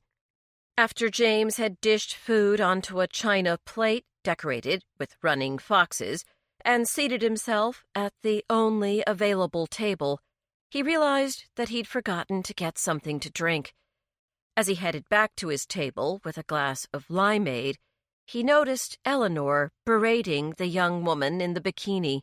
The girl stood, and draping her yellow and white striped towel over one shoulder, slid her feet into flip-flops and sauntered past the diners. The conversation on the porch ceased momentarily as all eyes perused the bronzed form of the young woman. Flirtatiously tossing her mane of lustrous dark blonde hair, the girl cast a dazzling smile at one of the male guests. James could see that the young lady was clearly Eleanor's daughter, and a great beauty as well. The girl had reached the end of the porch by the time Lindy, Bennett, and Lucy joined James at the table. James's 3 friends looked perplexed. Why did everyone suddenly stop talking? Lindy asked. Bennett pointed at Eleanor's daughter, who'd stopped to chat with a woman in an apron. I'd say it was that lovely little vision who just walked on by. She made everybody's brains shut down for a moment. She certainly looks like a, healthy American girl, Lindy said. Still, I'd hate to see her skin in 20 years. She favors her mama, too. Eleanor must have been a real looker in her day, Lucy said. I guess they've been blessed by good genes. The rest of us have to work every day just to fit into our uniforms. Where's Jillian? James suddenly asked. Lucy squeezed lemon into a glass of ice water. She wants to cleanse our room before she comes down to lunch. I must have been in the bathroom when she made that announcement. Lindy rolled her eyes. Please tell me she's not using patchouli incense. I hate that smell. Shaking her head, Lucy smirked. I thought I saw a package of Egyptian Kush musk sticking out of her purse. Who knows? It could smell even worse than patchouli. Before either of the men could respond to Lucy's remark, a heavy man wearing a Hawaiian shirt stepped onto the porch. He cast a complacent glance around, and then his bloodshot eyes fell on the figure of Eleanor's daughter. Strutting over to the attractive young woman, the man shook his head and made bubbling noises with his lips. As he did so, his pink and fleshy cheeks shook, and his enormous stomach wobbled beneath his shirt's pattern of dancing hula girls. Sweat stained the chest area of his shirt and dripped down his puffy face and neck. "Lord almighty, girlie," he bellowed as he neared his prey. "You're hot enough to fry an egg on. Mercy me.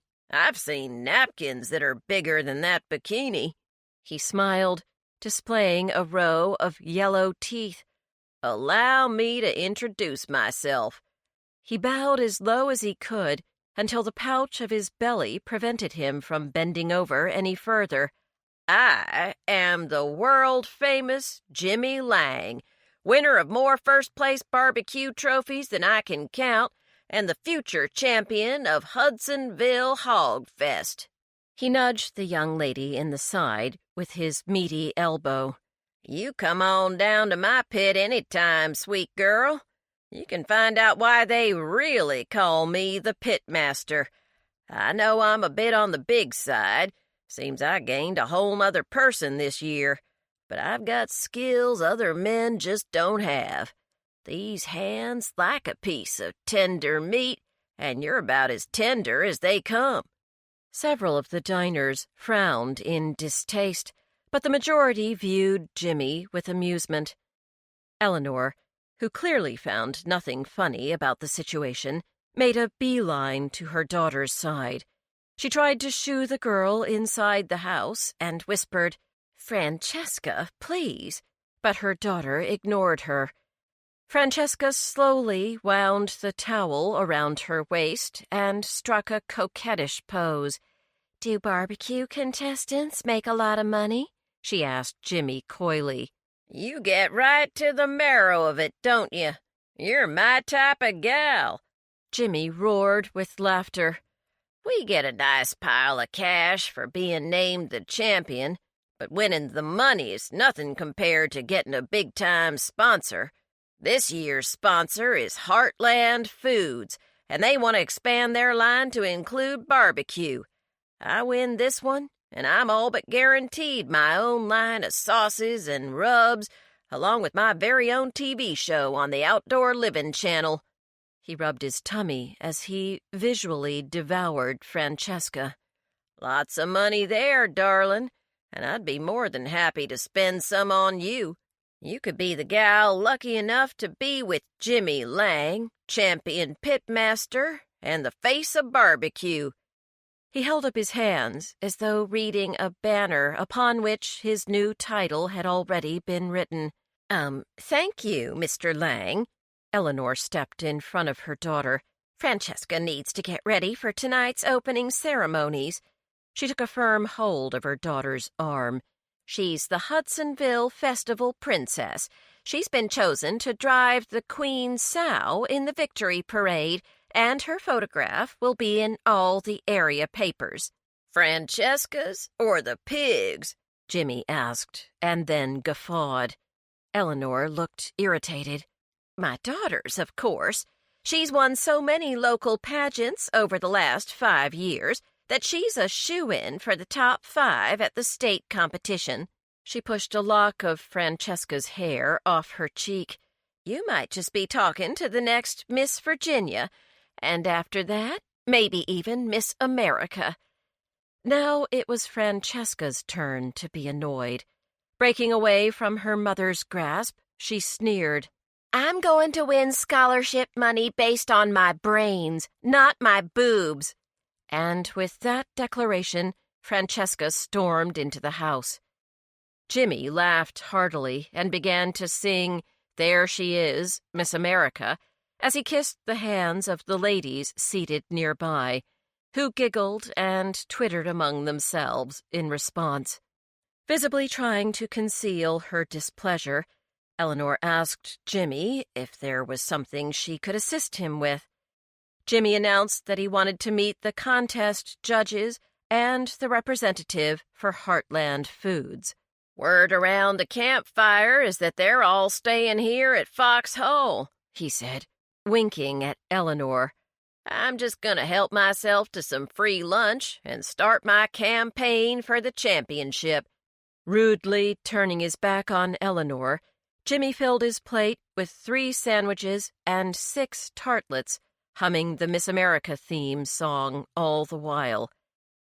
Except for Lucy, the supper club members exchanged panicked stares as they realized that the only available seat was at their table. James swallowed his key lime tartlet in 2 bites and gestured frantically at Lucy to finish her meal. It's not good to shovel food in, she protested, and then took a minuscule bite of watercress salad. However, as soon as Jimmy Lang pulled out the empty chair next to her and asked, This seat ain't taken, is it? Lucy obviously changed her mind and began to eat as if it were her last meal. As she chewed, Lucy scooted her chair close enough to James for him to be able to smell her almond-scented body lotion. Swallowing hurriedly, she said to Jimmy, We're just about done, so if anyone's planning on joining you, don't rush off on my account. Jimmy shoved half a sandwich into his mouth and continued talking. James noticed that the skin on his face was dry and flaky, and that, overall, the man appeared swollen, like his body tissue was retaining large amounts of water. Wiping sweat from his forehead with the back of his arm, Jimmy raised a thick pair of eyebrows and asked, Y'all judges? Yes, we're judging the sow contest, Lindy replied importantly, turning her face away as Jimmy began to noisily lick chicken salad from his thick fingers. Aha! He pointed at Bennett. You're those crime-solving folks, ain't you? He surveyed the group while pushing an entire tartlet in his mouth. After several chews, he declared, I don't mean offense, but you don't look like detectives. Wiping her mouth with her napkin, Lindy stared intently at Jimmy. Lucy here is the only trained member of law enforcement, but the rest of us contribute to crime-solving by using our natural gifts and abilities. It's important to us that right triumphs over wrong in our community. Jimmy's mouth hung open, exposing a partially decimated key lime tartlet. He closed his lips, which were also flaky with dried skin, and looked at James. What's she talking about? She's just saying that we help one another, James said, forcing himself to meet Jimmy's eyes, which seemed to shift between blue and gray depending on the light.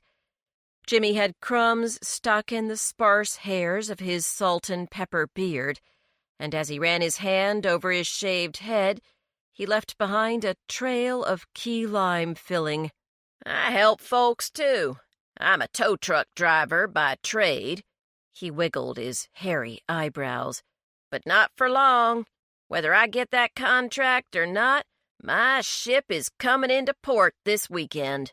When I get back to Waxahachie, that's south of Dallas, Texas, for those of y'all that don't know God's country, I'm gonna tell my boss he can take that rusty truck, those hours from hell, and the whiny customers, and shove them all where the sun don't shine." Lindy placed her napkin on the table with forceful deliberation and stood up. "I'm going to unpack. Nice meeting you, and good luck with your grilling." Lucy also jumped to her feet, followed by James and Bennett. Jimmy slurped his tea and looked at his watch. "Make sure y'all ain't late for the opening of the party. I'm gonna be giving out samples of my mouth-watering Q, so stop on by my trailer, you hear?" "Q?" James inquired of Bennett when they were out of Jimmy's earshot. "Slang for barbecue," Bennett explained. "I imagine Jimmy knows every barbecue term known to man. I'm going to make it a point to try his cooking." "You are?" James was astonished. "Man with that big a belly and that much swagger knows his food," Bennett reasoned. "And you heard him. He's won a whole mess of competitions already. He must have figured out some tricks simply by eating all his own mistakes. Look, here comes Jillian. She doesn't know what she missed." He poked James in the ribs. "Maybe you should have cleansed our room, James." Back in their room, the men finished unpacking. Afterward, James flipped through Bennett's trivia books. "How's your cache of barbecue trivia?" he asked his friend. Bennett shrugged. "Pretty poor, my man. I hope to store away 100 facts or so by the time this festival is done." He held up a mini recorder. "I'm going to carry this with me wherever we go, so I can think of questions to research later on. About all I know now is that barbecue is different around the country, and that everybody thinks theirs is the best. All I've had recently is Blue's, and his was definitely not the best. Poor Blue." Bennett frowned. "How he's eked out a living on that dry meat is beyond me. And his sauce doesn't fit into any of the popular categories. Texas and the western states like a feisty tomato-based sauce. The Kansas City folks favor sweet over spicy. North Carolina likes a vinegar sauce with lots of black pepper. And I believe South Carolina and parts of Georgia make a white vinegar sauce mixed with sweet mustard. Kentucky adds Worcestershire to theirs." He paused. "I read that Florida actually makes a white barbecue sauce using mayo in the tomato base." Bennett shivered in distaste. "Doesn't sound too appealing if you ask me, but I'll try it if they've got it here at the festival." Once again, James was impressed by the random bits of knowledge stored in his friend's keen brain. "I can't wait to watch you on Jeopardy!" Bennett, who'd gathered his trivia books and sunglasses, hesitated at the door to their room and wiggled his index finger at James. "Don't go jinxing me now. I'm going down by the pool to read. You coming?" Grabbing a book on the history of barbecue from his duffel bag, James flopped onto the bed. "I was going to check out the town, but I think I'll stay in the room for a bit longer. That Jimmy Lang fella might not have gone back to his RV yet, and I think we're going to have more than our fill of that guy by the end of this festival." Bennett grinned. "Our fill? Nice culinary pun, Professor. I hope you get through that book fast so you can educate the rest of us on standard contest categories before we eat a piece of barbecued possum." "You're kidding, right?" James was alarmed. "No, man." Bennett shook his head. "They have a category called anything but. And if there's already categories for chicken, pork, and beef, then what meats do you think are left?" James rifled through his book until he located the table of contents. "I don't know. but I'm going to find out before I end up with a piece of rattlesnake queue on the end of my fork. Chapter 5.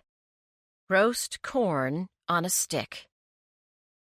When James and the rest of the supper club members made their way to the Hudsonville Town Park, they were astonished by the sheer number of people who'd gathered to celebrate the kickoff of Hogfest. Swarms of men, women, and children stood at the park entrance, talking animatedly and glancing excitedly at their watches. The park had been divided into quadrants, the largest of which was further partitioned by the main road. Flanking the road, which led to the recreation center on one end and the tent where the barbecue entries would be judged on the other, were the food vendors. Their booths offered all types of batter-dipped foods, from sweet potatoes to fried okra to fried bananas to fried peanut butter cups. Behind their napkin-stacked counters, multiple vats of grease bubbled industriously. Perspiring merchants, wearing colorful aprons and matching visors, raced to prepare their booths for the imminent crush of hungry customers.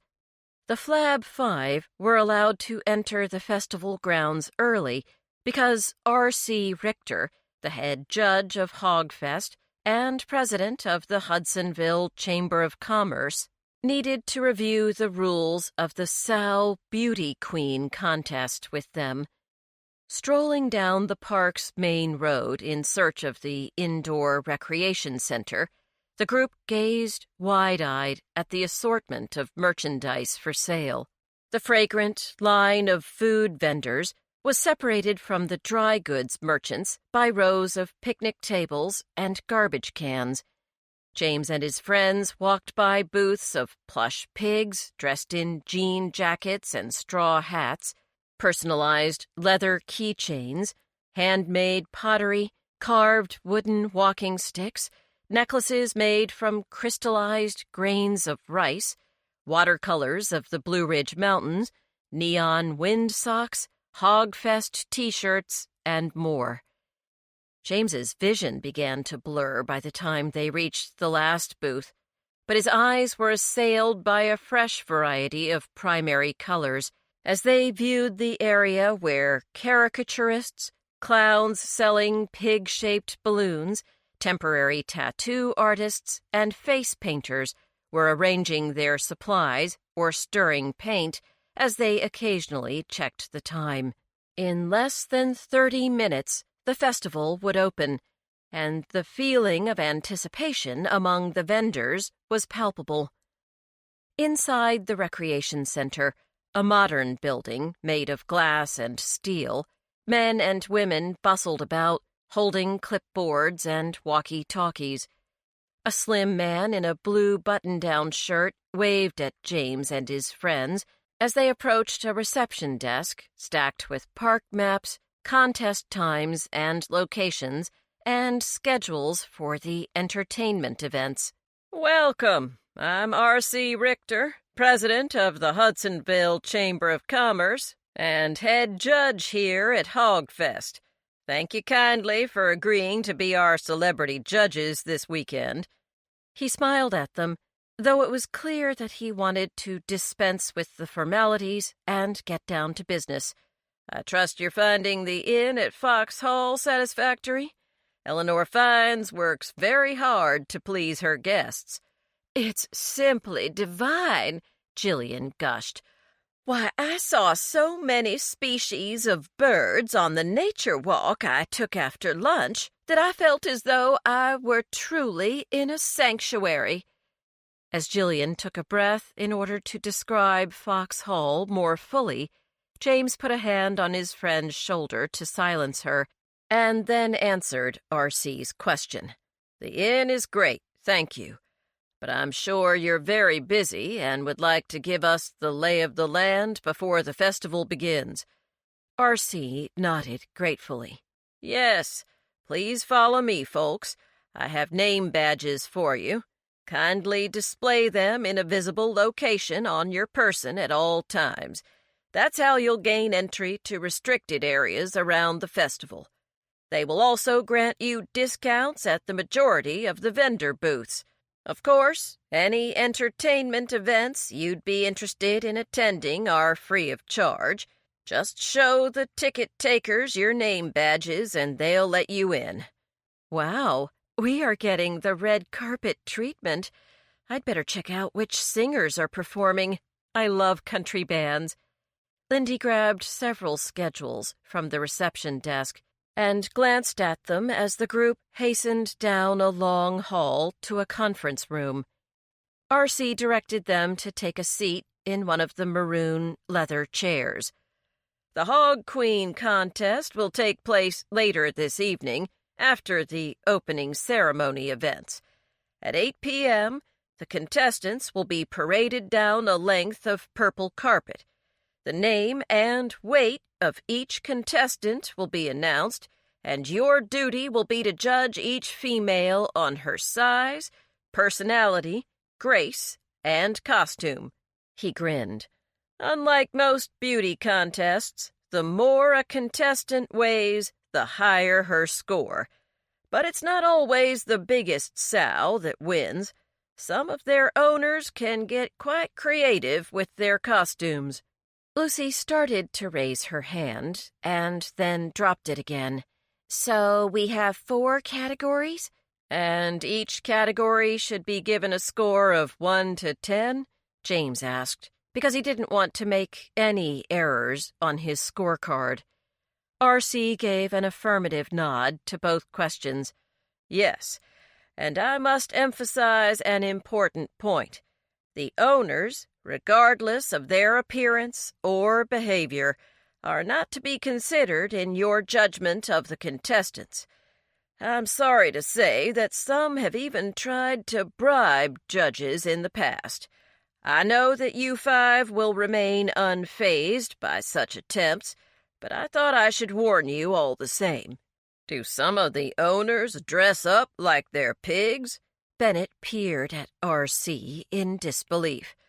Indeed, Mr. Marshall. R.C. reddened slightly. And some of them barely dress at all. Allow me to show you a slide from last year's contest. R.C. reached over to the wall to turn off the lights, and James noticed that the armpits of his shirt were stained with sweat. I wouldn't want to run this show, James thought, but he decided to pay close attention to the popular venues at the festival, in case he could replicate any of them for the library's next spring fling. As the room fell dark, an image appeared on the white screen at the end of the room. It showed an enormous and rather hairy-looking black sow wearing a pink tutu. A pink ribbon had been tied around her ear. The photo had been taken directly in front of the judges' table, and the owner, a rather large woman stuffed into a matching tutu, was caught in time making an awkward attempt at a plie. The impression she achieved, however, was of a person with a severe case of constipation. My, Jillian uttered. Is this last year's winner? Lucy's blue eyes crinkled with amusement. R.C. turned the lights back on. No, I believe this contestant was one of the more memorable entries, but she didn't win. I just wanted you to get a sense of what you'll be seeing tonight. Of course, there's no way for an individual sow's personality to fully come across on screen. What kind of personality can a pig have? Bennett muttered, but R.C. overheard. You'd be surprised, Mr. Marshall. Some of these ladies will trot up the carpet like a thoroughbred racehorse. Some will give you flirty snorts or roll their eyes. There's plenty of ways the contestants can stand out from the field. I appreciate the respectful manner in which you refer to these contestants, Jillian said, beaming at R.C. I was initially afraid that this contest might belittle these lovely and intelligent animals, but I can see that you approach this pageant with a high degree of dignity. I applaud you." Jillian clapped her hands as R.C. blushed. Luckily, his walkie-talkie began to crackle, and he excused himself to answer what sounded like an urgent stream of babble. As the supper club members looked on, the veil of sweat on his forehead began to drip down his temple. He dug a red bandana from his pocket and dabbed at his face. "Are you sure?" he tersely asked the person on the other end, and then hurriedly added, "Over." "I'm sure, boss," came the reply, amid a fresh crackle of static. R.C. replaced the walkie-talkie into the case on his belt. "I need to beg a favor. 4 of our judges, who happen to be family members, have contracted pink eye. Due to the fact that they're contagious until their antibiotics take effect 24 hours from now, they've withdrawn from judging the brisket category. Could I count on 4 of you to step into their shoes?" Jillian put her hand to her breast. "I simply cannot come face to face with that much meat. I'm sorry." James exchanged glances with the rest of his friends. They issued subtle nods. "The rest of us would be glad to help," he said. R.C. exhaled in relief. "I do thank you. We'll be reviewing the judging policies for the food contests in the morning." He distributed schedules and a baggie filled with red tickets to all of them. "These tickets are for the food vendors around the festival. Each ticket is good for a single item. Should you need more, just show the receptionist your name badge, and she'll refill your baggie. We have a small token of our appreciation for each of you as well, which we'll present to you tonight at the Hog Queen contest." The head judge led them back to the main doors of the recreation center and then marched off to solve a dispute between 2 barbecue contestants who were both claiming the same parking spot for their campers. "That guy will need a stiff drink by the time the day is done," Bennett commented.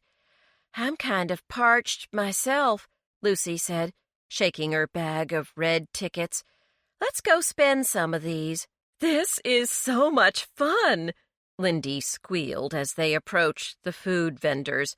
"I feel like a kid who just got birthday money from her rich grandparents." Suddenly, a deep voice boomed over a loudspeaker, welcoming all visitors to the town of Hudsonville and the 16th Hudsonville Hog Fest, sponsored by the Hudsonville Chamber of Commerce and Richter's RV Sales and Rentals. "As soon as the mayor cuts the pink ribbon at the entrance gates," the voice declared, "Hog Fest will officially be underway. Don't forget to visit Richter's RVs for the best motor homes this side of the Appalachians." James and his friends ceased paying attention as the announcer listed locations for maps, ticket sales, and restrooms. "I'm getting a hot sausage with onions and peppers before the mob gets in," Bennett said, pointing at a booth selling Italian sausages and all-beef hot dogs. "Me too," Lindy agreed, but without the peppers and onions. Jillian twisted a strand of orange hair on her finger. "What am I going to eat at this place? I'm either going to starve or survive on a diet of greasy fries." "Come on," James steered her toward a nearby vendor. "It's not all pig or fried foods. Just smell the aroma of roast corn on the cob." James held out 2 tickets to a woman wearing a green apron. "Your corn smells delicious." "Thanks, hon. It's roasted with enough butter to stop your heart." James smiled at her. "We'll take 2. The 5 friends filled their empty bellies with sausage and corn and shared 2 elephant ears among themselves. After they dusted confectioner's sugar from their pants, they decided to check out the area where the barbecue contests would take place. The judging area consisted of a large white tent erected on a section of grass that was normally the park's soccer field. The 2 tent openings were cordoned off using thick pink twine. A sign, taped to the twine, warned that admittance was granted to contest officials only, and that any contestants entering without permission would be instantly disqualified. "This barbecue contest is so serious," Lindy exclaimed. "I had no idea." She shifted through the schedules in her hand. "Are the prizes listed anywhere?" James pointed at an orange sheet of paper. "The festival champion gets the biggest prize. Anyone who wins that title gets $10,000, a new commercial trailer cooker, valued at almost $9,000, and a contract with Heartland Foods. You heard Jimmy at lunch. That contract's worth a lot of money." "Who's Jimmy?" Jillian poked at a piece of corn caught in her lower teeth with her fingernail. "Did you have lunch with a barbecue aficionado?" "You could say that," Bennett grunted. "Mostly we watched as he inhaled enough food for 3 people. "That's because half of it ended up on his shirt, the tablecloth, and his beard," Lindy scoffed. "He's one of the contestants," James told Jillian. "He has, a rather loud personality. Calls himself the Pitmaster. According to this schedule, everyone competes in teams." Lindy studied the orange paper. "Jimmy's team is called the Pitmasters, but there are 5 other teams competing." She grinned. "You guys are going to love these names. The other teams are the Thigh and Mighties, an all-female team called Adam's Ribbers, the Marrow Men, the Tenderizers, and the Finger Lickers. Each team has a leader or spokesperson, and theirs is the only name listed in the program. The leaders turn in the team's food to the judges. The group climbed a small hill leading to the cooking area. "It makes sense to cook as part of a team," Bennett said. "Then you can enter every category and have a better chance at winning. Besides, according to this rule sheet, most of these guys will have to take turns staying up all night. Some of these entries, like barbecued brisket, take more than a day to cook." "Looks like they've already started." Lucy gestured at the campground area spread below them. The 5 friends paused, taking in the view of hundreds upon hundreds of RVs parked alongside one another in remarkably straight rows for what seemed like miles. Striped awnings had been unfurled, and lawn chairs and folding tables had been unfolded. Music poured out of boom boxes, while American flags or banners representing favorite sports teams flew from camper roofs. Some of the travelers had even put down outdoor carpet to make their temporary parcels homier. But one piece of equipment was the centerpiece of each campsite, the grill. There were grills of all shapes and sizes. James spotted tiny camping grills, full-sized backyard grills with propane tanks, space-age, egg-shaped cookers, and enormous cylinder-shaped cookers that required their own trailers and were no doubt used by the professional barbecue teams. "Those things are so big they have to be towed behind the RVs," Bennett said, looking at the closest professional cooker. "Shoot, I've seen European cars smaller than these grills. You could hide 2 grown men inside." He inhaled blissfully. "Ah, yes, folks are cooking meat all right." "You just ate," Jillian pointed out. "How can you possibly be enticed?" "Doesn't mean I couldn't eat some more later, woman," Bennett replied pleasantly. You know they'll have chicken barbecue here, too. You don't have to eat corn and hush puppies the whole time, unless you're going full-scale vegetarian on us this weekend." Jillian stared at the grills and curtains of smoke suspiciously. "That's definitely my preference." "Hey, let's check out what the teams look like," Lucy suggested, hoping to distract Jillian. "I'd like to see what the all-female team is up to." James hesitated. "Are we supposed to fraternize with the contestants?" Lucy shrugged. "We haven't been given the food judging guidelines yet. As of now, we're just tourists, and I have to admit, I find this all pretty fascinating." Jillian put her hands on her hips and gave her toes inside her Birkenstock sandals an agitated wiggle. "I would prefer to view the sand drawing event." She held a map in front of her face. "It's in Area C. The combination of flowing sand and graceful motion is very soothing. Would anyone care to join me?" Receiving no offers, Jillian told her friends she'd see them later at the Hog Fest beauty contest. Poor Jillian. Lindy watched their friend stride away in a flowing skirt of lavender with tiny brass bells stitched on the hem. I hope she'll be able to enjoy herself at this festival. "She will." Bennett waved off Lindy's concern. "Did you get a load of all those hippie vendors? And what about the trained dog performances? And she loves our hotel. She can take nature walks for the rest of the festival, once we're done picking out the piggy princess." As the foursome strolled by RVs the size of commercial buses, they heard the familiar voice of Jimmy Lang. He had his arms slung around a familiar-looking young woman. As the supper club members slowed in order to witness their exchange, Jimmy whispered something into the girl's ear, gave her a light swat on the bottom, and laughed as she waved goodbye. "Wasn't that Eleanor's daughter?" Lindy asked, appalled.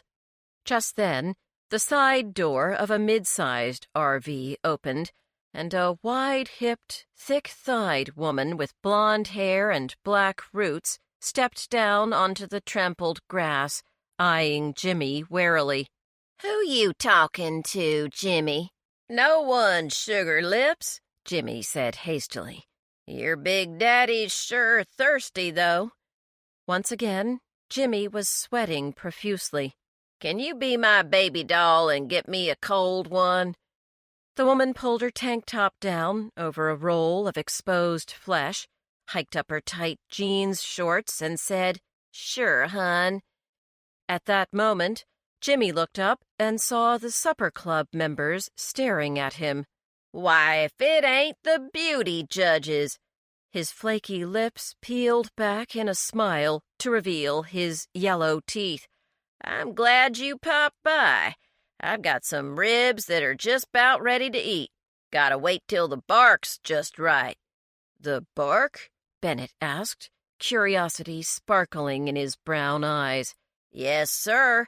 That's the crust o' rub that forms on the outside of the meat when it's been cooking long and slow.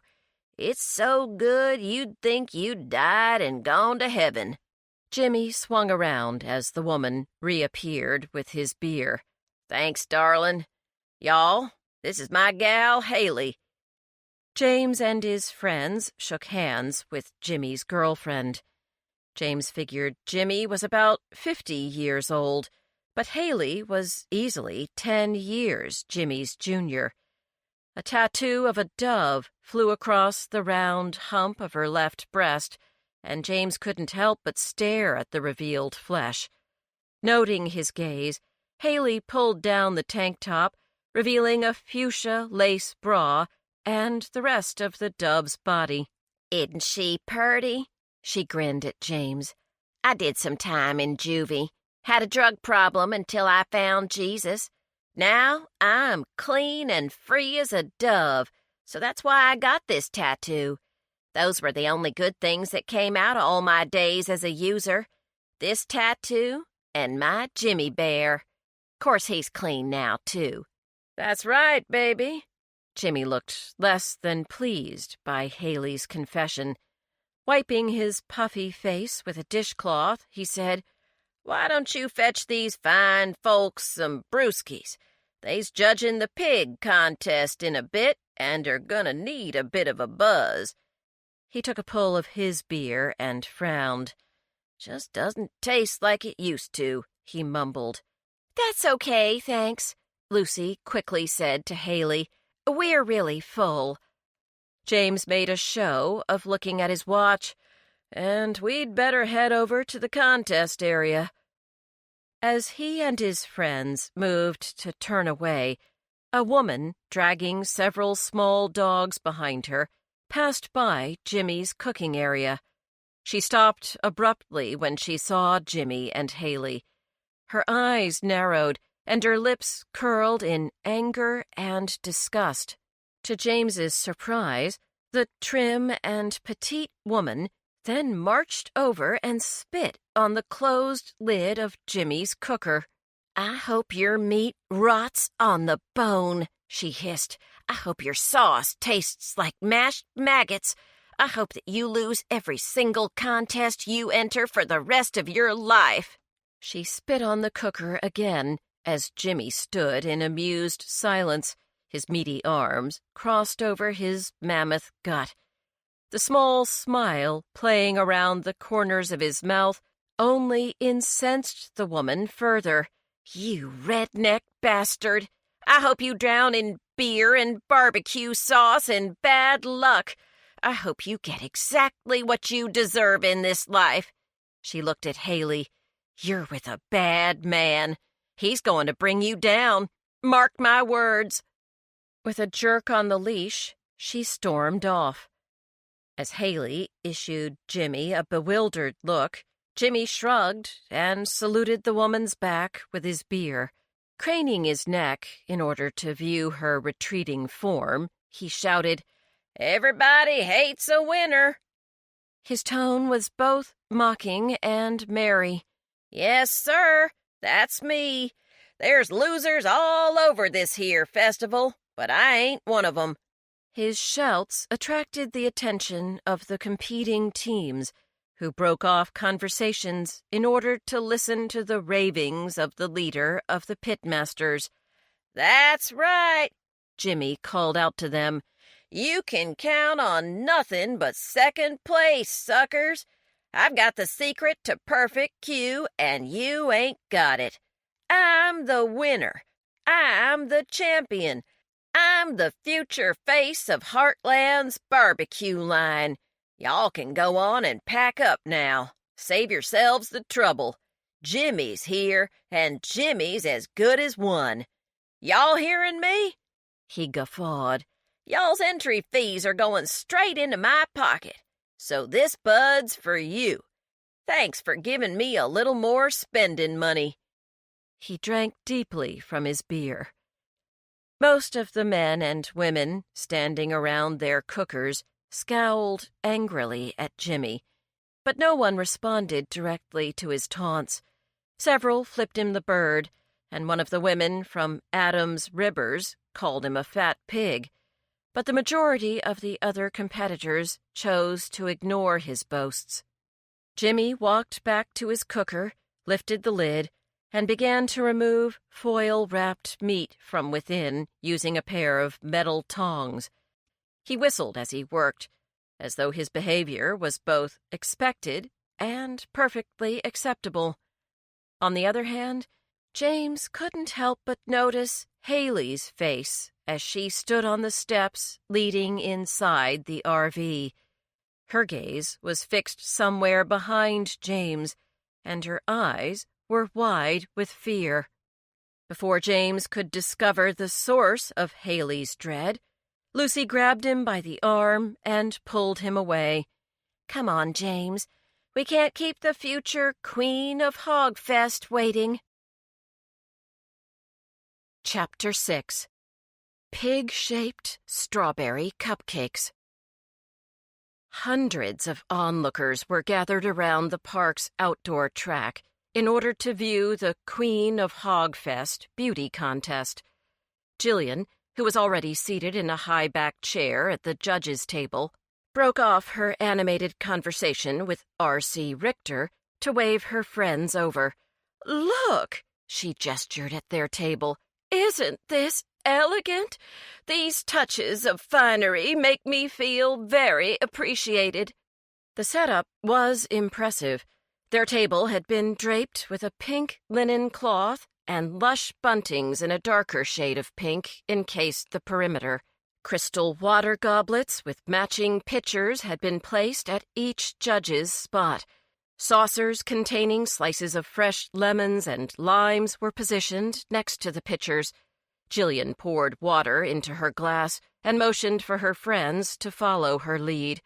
"We're going to need this pure and refreshing spring water, my friends. The local baker, Mrs. Phelps, has made us a special treat." She smiled, her good humor returning in the face of such royal treatment. "R.C. told me that Mrs. Phelps is bringing us strawberry cupcakes so famous that people have been known to drive down here from D.C. just to buy a dozen." "Yes, indeed," R.C. nodded proudly.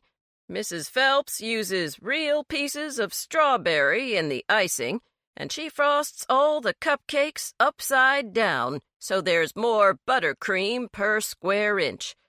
He looked up as a woman in her early 70s, carrying a covered tray, approached the table. "Here she comes now." "Welcome, folks." Mrs. Phelps gave them a hearty smile as she placed the tray on the table. With a flourish, she removed the domed top and waited for a reaction. All of the supper club members murmured appreciative oohs and ahs when they saw the confections. A pink cupcake rested in the center of 5 china plates drizzled with strawberry glaze.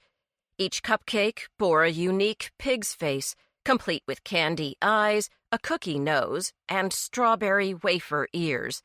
Mrs. Phelps had also added sparkly sprinkle eyeshadow, licorice lace eyelashes, a chocolate chip beauty mark, pursed lips made from Red Hots, or powdered cheeks created with white gumdrops. "Enjoy," she told the judges, and then winked at R.C. "I've got one for you, too, Mr. Richter. I left it in your office because I figured you were too busy to sit down and eat." "Thank you, Mrs. Phelps. I hope you have plenty of extra help this weekend, because after I mention your shop in this evening's announcements, folks are going to be lined up elbow to elbow, wanting to buy some of your delicious homemade goodies." "Oh, I have plenty of help, sir. This here festival keeps me going during the leaner months. That's why all of us in Hudsonville are right thankful for your hard work." Mrs. Phelps beamed.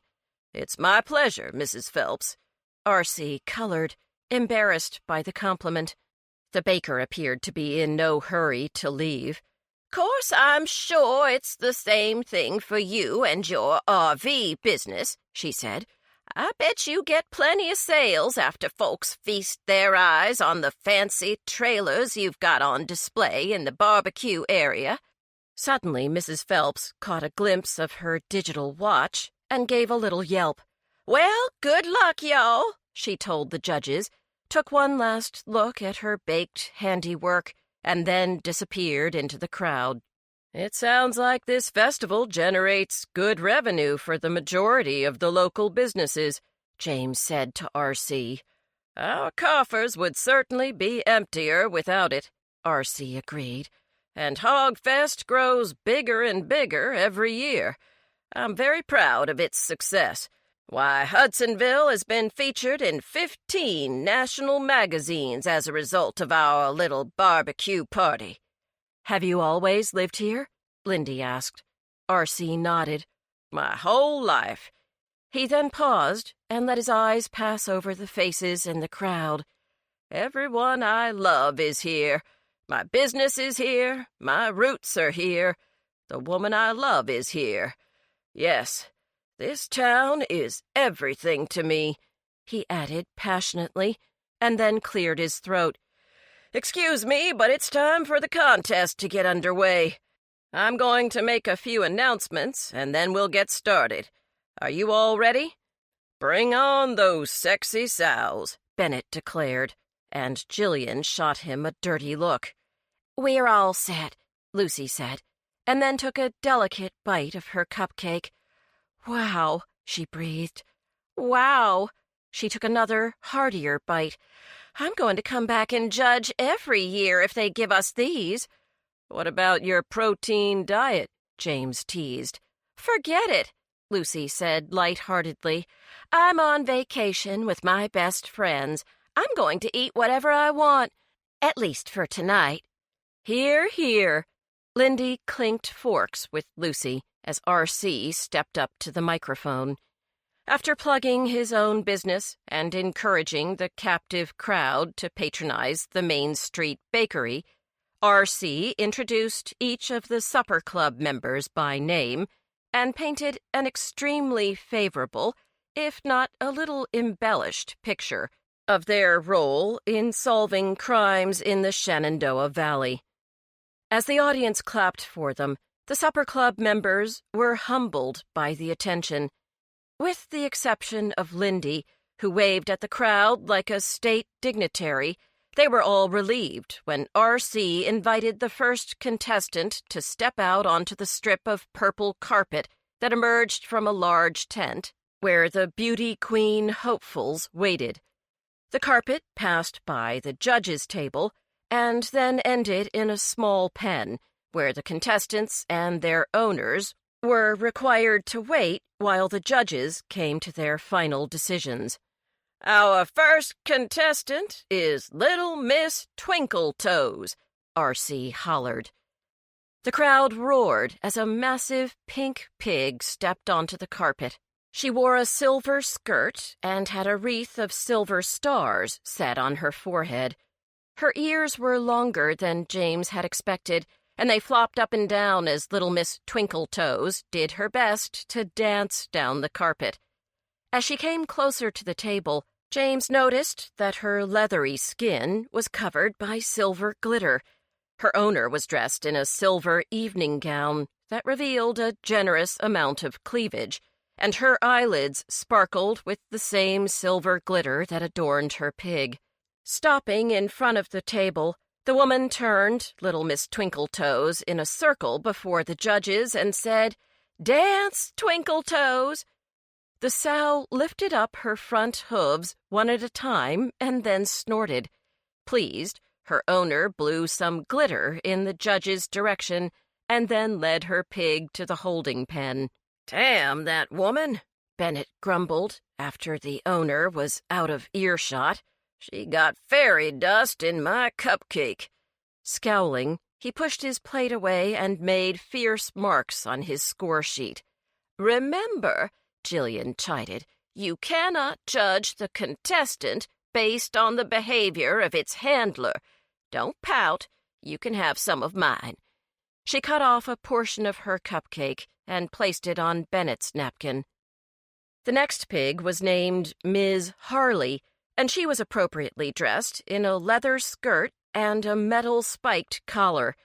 Harley seemed bored by the entire event and had to be dragged down the carpet by her owner, a fearsome-looking bodybuilder wearing leather pants and studded boots. Her white-ribbed tank top was stretched so tightly over her muscular torso that the judges could see the shadow of a black bra beneath the thin cotton top. After Harley labored off to the pen, the judges were introduced to Jasmine, an enormous black pig dressed as a hula dancer, Cherub, a brown spotted pig wearing wings and a halo, Candy, who wore the trademark Playboy bunny ears and tail, and Annie, a spunky sow sporting a cowboy hat and a red bandana. Bennett's eyes grew into round moons as a pig named Hot Stuff strutted onto the carpet, clothed in a gold sequined bikini and a sunbonnet. It wasn't the pig that caught Bennett's attention, however. Her owner, who led her animal using a silk ribbon instead of a piece of rope, wore a matching string bikini that barely covered her bosom or her rump. Smiling at the barrage of whistles and catcalls from the male members of the audience, the curvaceous woman wiggled her derriere. As she did so, Hot Stuff wiggled hers, and the crowd broke into raucous laughter, followed by some lewd commentary from a handful of men. "Where is that woman's dignity?"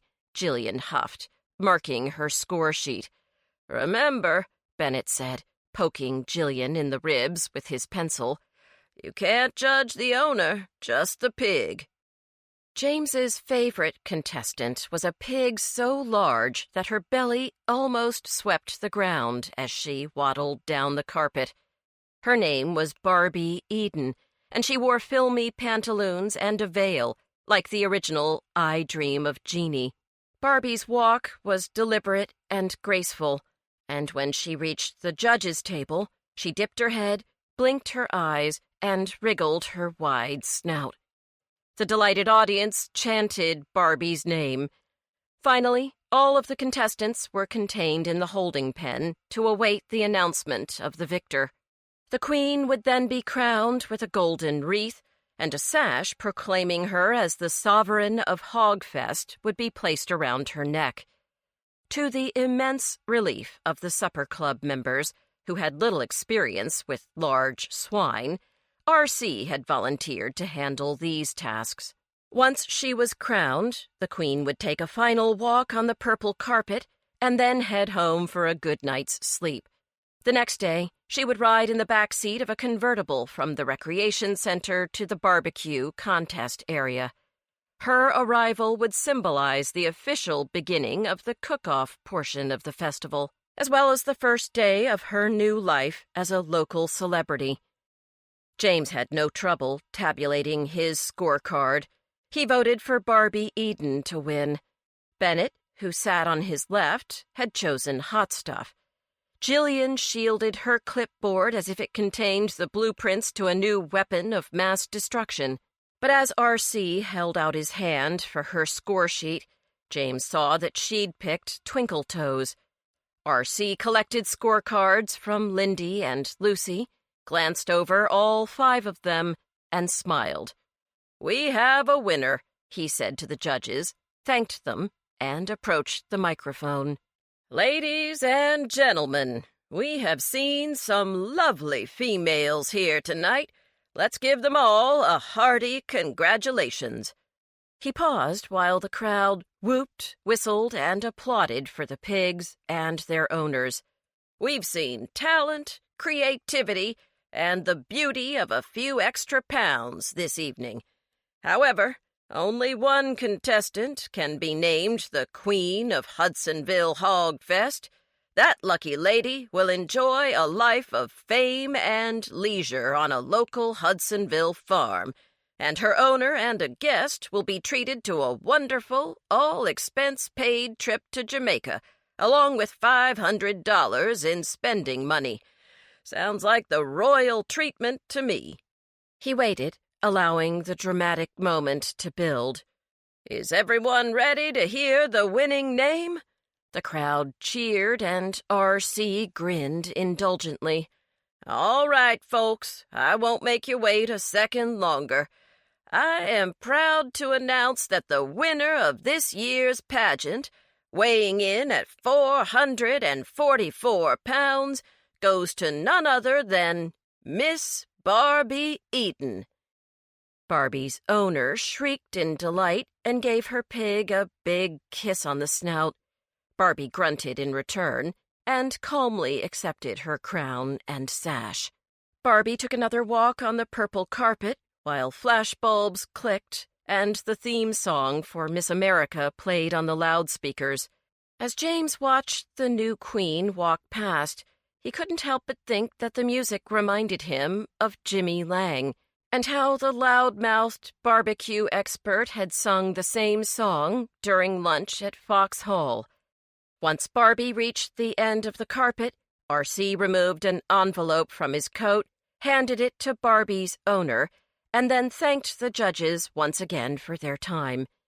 As the spectators began to disperse, R.C. returned to the judges' table and indicated that gift bags for all 5 of them were being held behind the reception desk in the recreation center.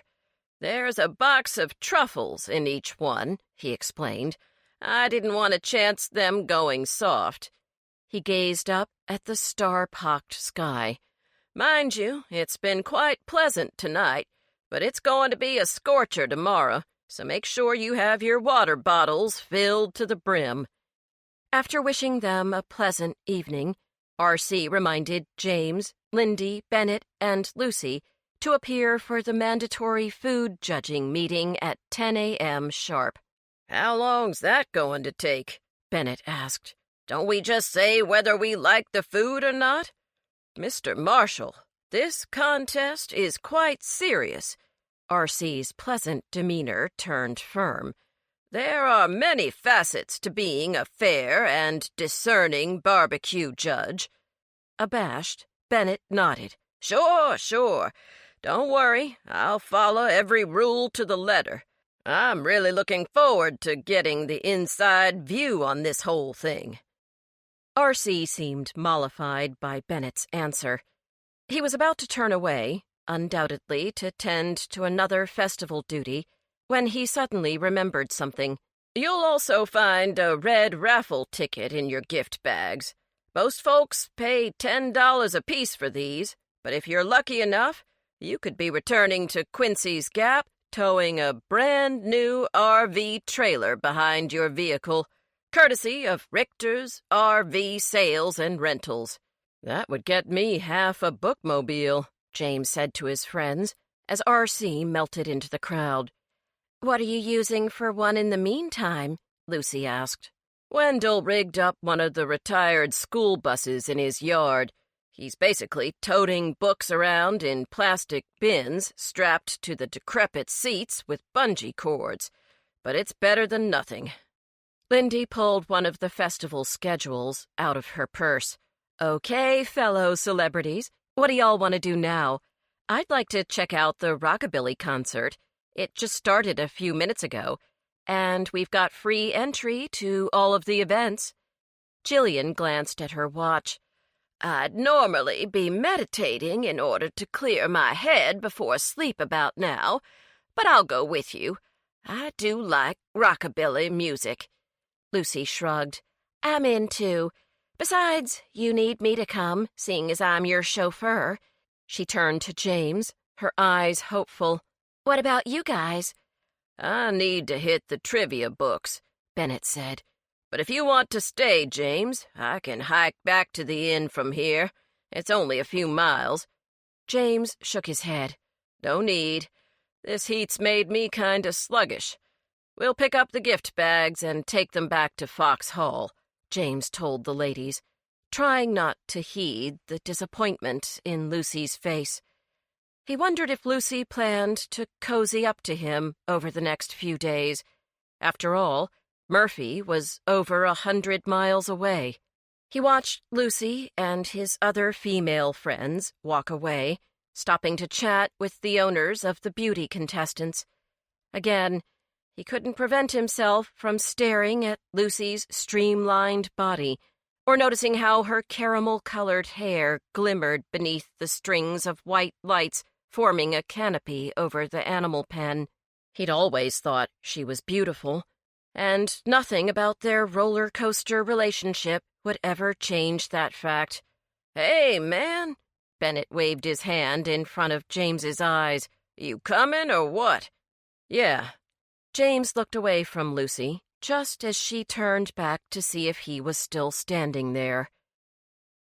James and Bennett collected 5 Hogfest tote bags stuffed with goodies from the recreation center, and then headed toward the parking lot. The car lot was adjacent to the camper area, and James noticed that more and more people were gathered around their barbecue cookers. Plumes of smoke drifted into the night, and the glow of lit cigarettes made the cooking area seem as though it had been overrun by a swarm of fireflies. Raucous laughter filled the air, and James guessed that bottles of beer and whiskey were being passed around among the cooking teams. "They have to stay up all night, right?" he asked Bennett. "At least one of them. They want to cook those briskets just as slow as they can to make the meat as tender as filet mignon." He smacked his lips together. "Brisket has always been a favorite of mine. I can hardly wait to sample all the entries tomorrow.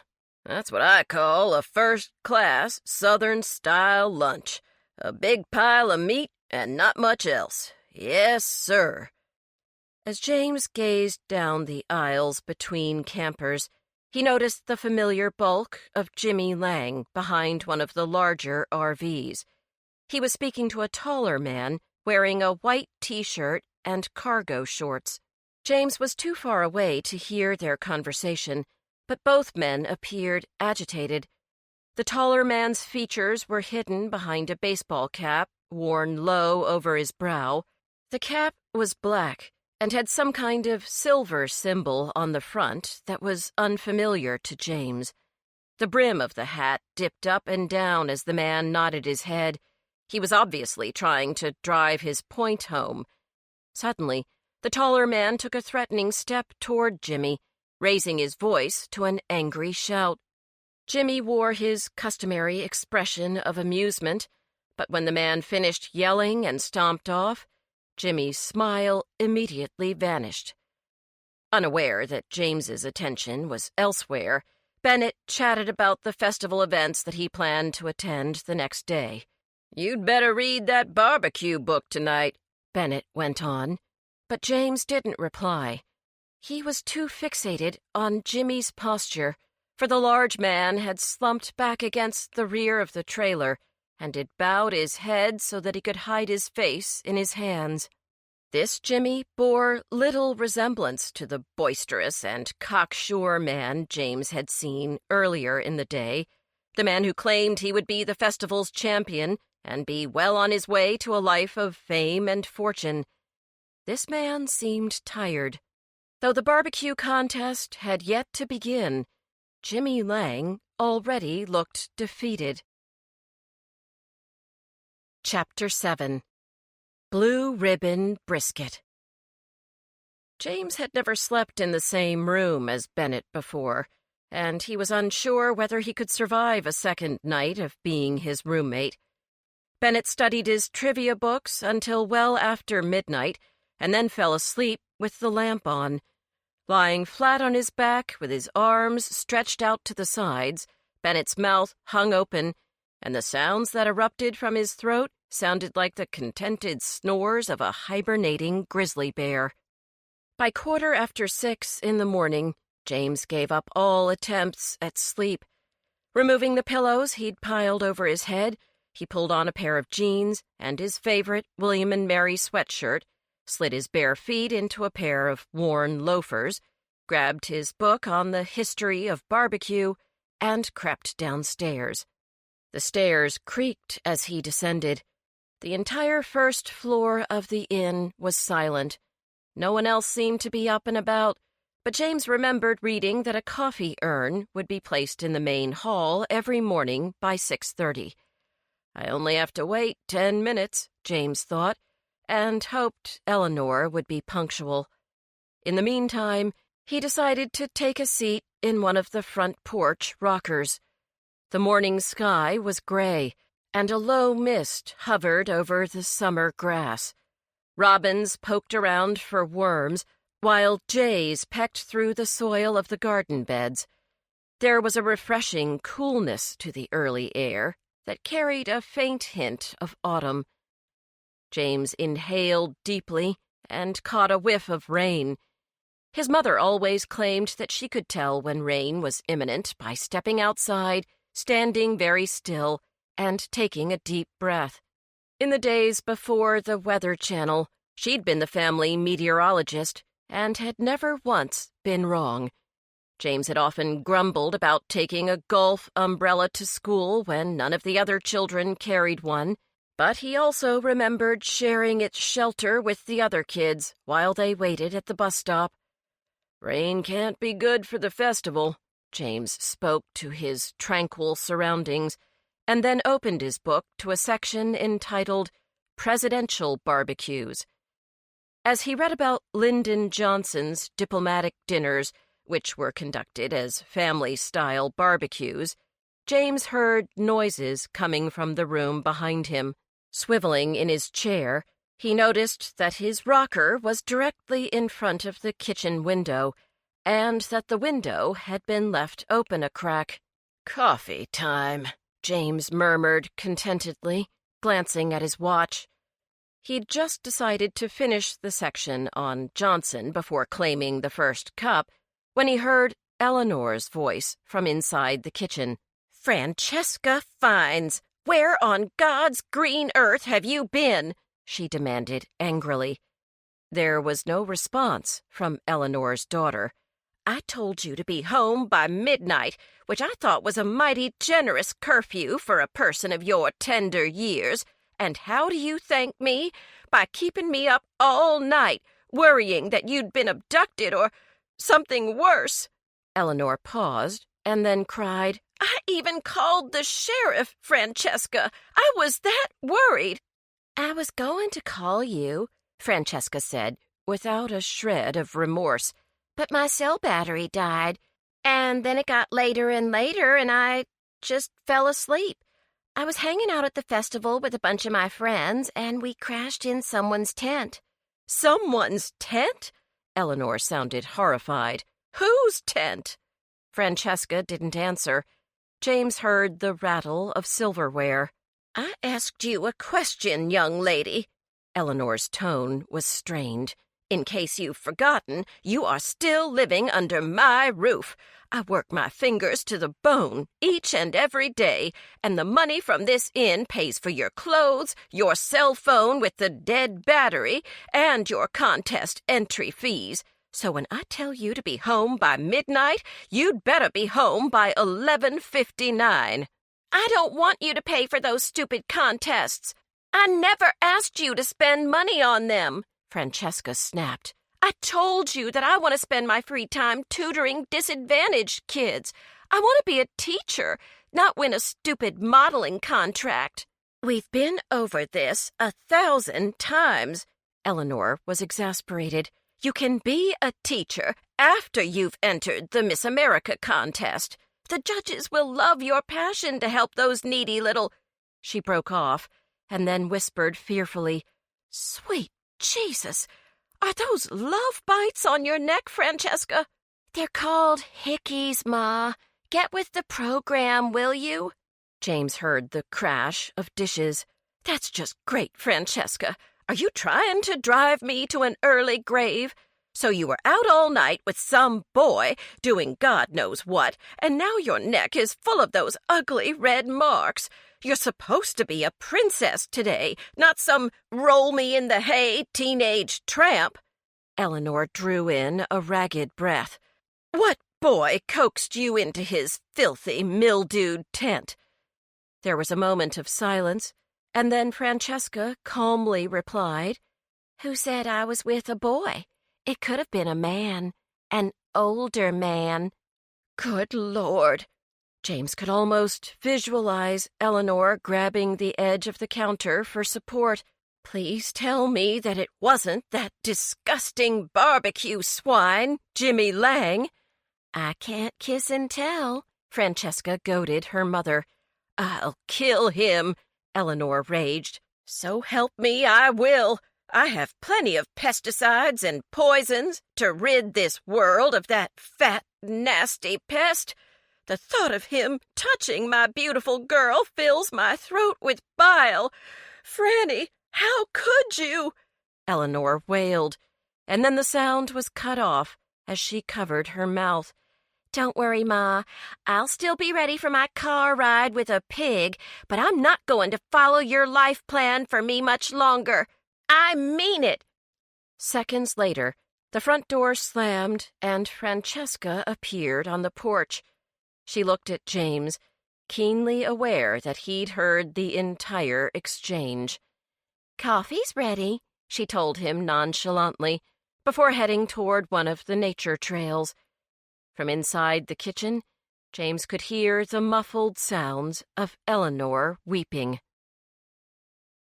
Over a breakfast of sausage rolls, strawberries, and hunks of cheddar cheese, James told his friends about the altercation he'd overheard. Francesca and Jimmy Lang? Lindy gave an involuntary shiver. Glancing around to make sure that none of the other guests were listening, she lowered her voice. That's too gross to imagine. Jillian examined the dregs of tea at the bottom of her china cup and frowned. Do you think Eleanor was serious about having poison around the inn? She seems like the type of person who'd use natural pesticides. Maybe I shouldn't accept any more of her herbal tea blend recommendations. Just because the woman has a nature trail doesn't mean she's down with all that being green hype, Bennett told Jillian. Hype? Scowling, Jillian regarded Bennett with disdain. We only have one planet to call home, and if we don't take care of it, if there's such a thing as global warming, Bennett cut her off, then why is there a wintry chill on an August morning in Virginia? Tell me that. Because a cool front came down from the mountains. It's supposed to rain all afternoon and into the evening, Lucy informed her friends. I watched the local news while Lindy was curling her hair. Poor R.C., Lindy sympathized, while checking to make sure that her thick black hair was still being held in place by its invisible coating of hairspray. And all those vendors counting on nice weather. Rain must really cut into their profits. James swallowed the last of his coffee and set the mug back onto the table with a firm thud. I hope it does rain. I can come back here and take a nap. My roommate makes sounds that a freighter crashing into a cliff couldn't match. Must have been lying on my back, Bennett said with a smirk. Just give me a nudge so I roll to the side. Won't make a peep then. You could have advised me about that little detail before last night, James replied sulkily, and his friends laughed. Come on, sunshine. Bennett poked James in the side. We don't want to keep R.C. waiting. Lucy checked her watch. Jillian, are you going to hang out here for a bit, or do you want to ride to the festival grounds now? Or I could just leave you my car, and Lindy and I can ride over with James, she quickly added, and Bennett. Jillian folded her hands in her lap and closed her eyes. I've already been on a most restorative walk through the woods this morning. My soul has been refreshed by the wise spirits of those old pines. Can you imagine all the things they've witnessed? Spreading her arms out as though embracing the air, she opened her eyes and cast a serene glance at Lucy. I'll join you at Hogfest because I'm going to watch the dog show. Mr. Richter has given me permission to hand out Pet Palace brochures to the audience members. He's such a generous spirit. Well, since we'll all be eating barbecue for lunch, you can meet us after we're done judging.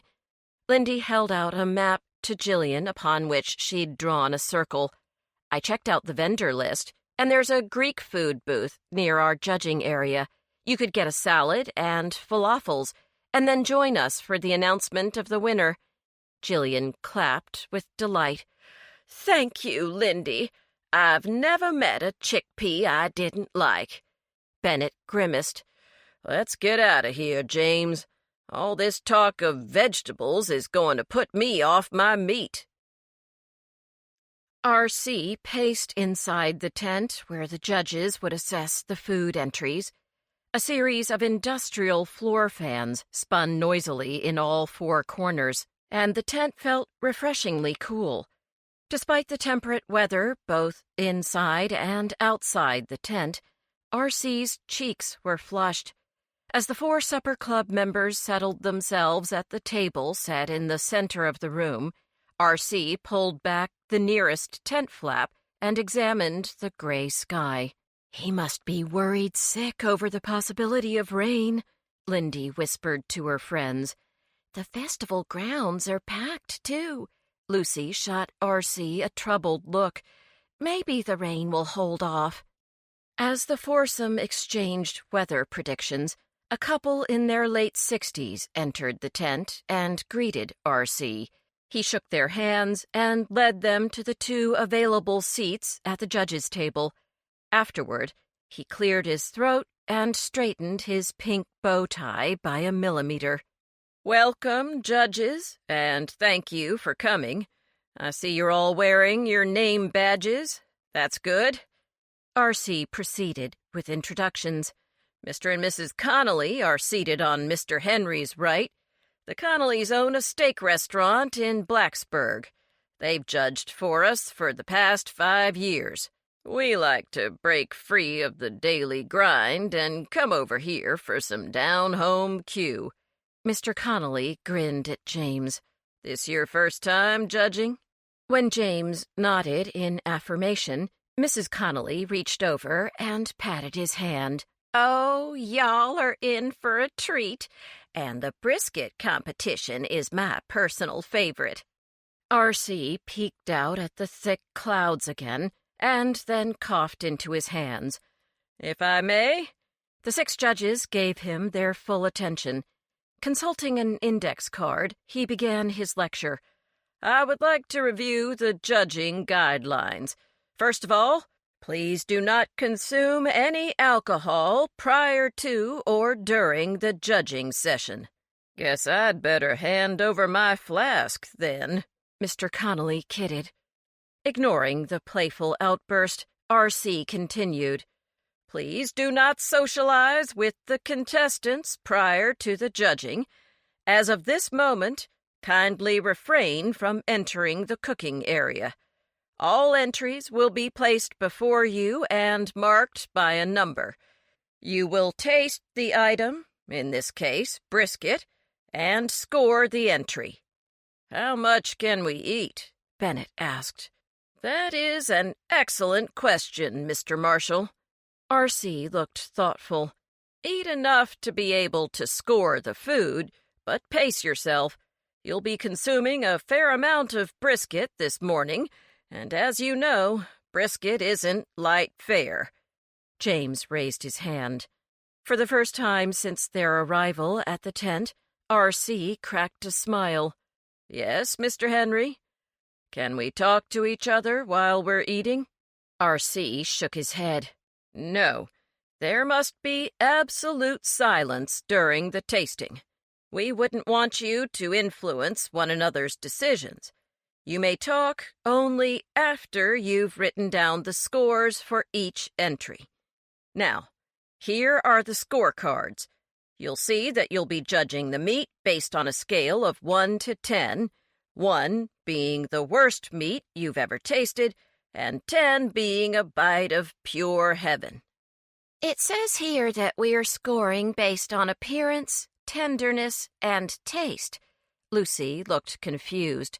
How do we judge appearance? If the entry is placed before you and it looks like something you'd like to dig right into, then the presentation should be given a high score. Here's a list of illegal garnishes. R.C. handed each of them a sheet of paper. If any of the entries are served with these garnishes, they will be disqualified. James consulted the list of contraband garnishes. It included endive, radish, cabbage, kale, red leaf lettuce, or any other vegetables. The only acceptable garnishes were parsley, green lettuce, and cilantro. "What the heck does kale look like?" Bennett mumbled in James's ear. When James shrugged, Bennett pulled nervously at his toothbrush mustache. "Where's Jillian when we need her?" "If the meat's on something green and leafy, then it's probably a legal garnish," James said, but he was beginning to feel anxious about the level of detail required in being a food judge. R.C. consulted another index card. "If there are no further questions on garnishes, I would like you to recite the judge's pledge, located on the bottom of your scorecard. Please read it aloud with me now."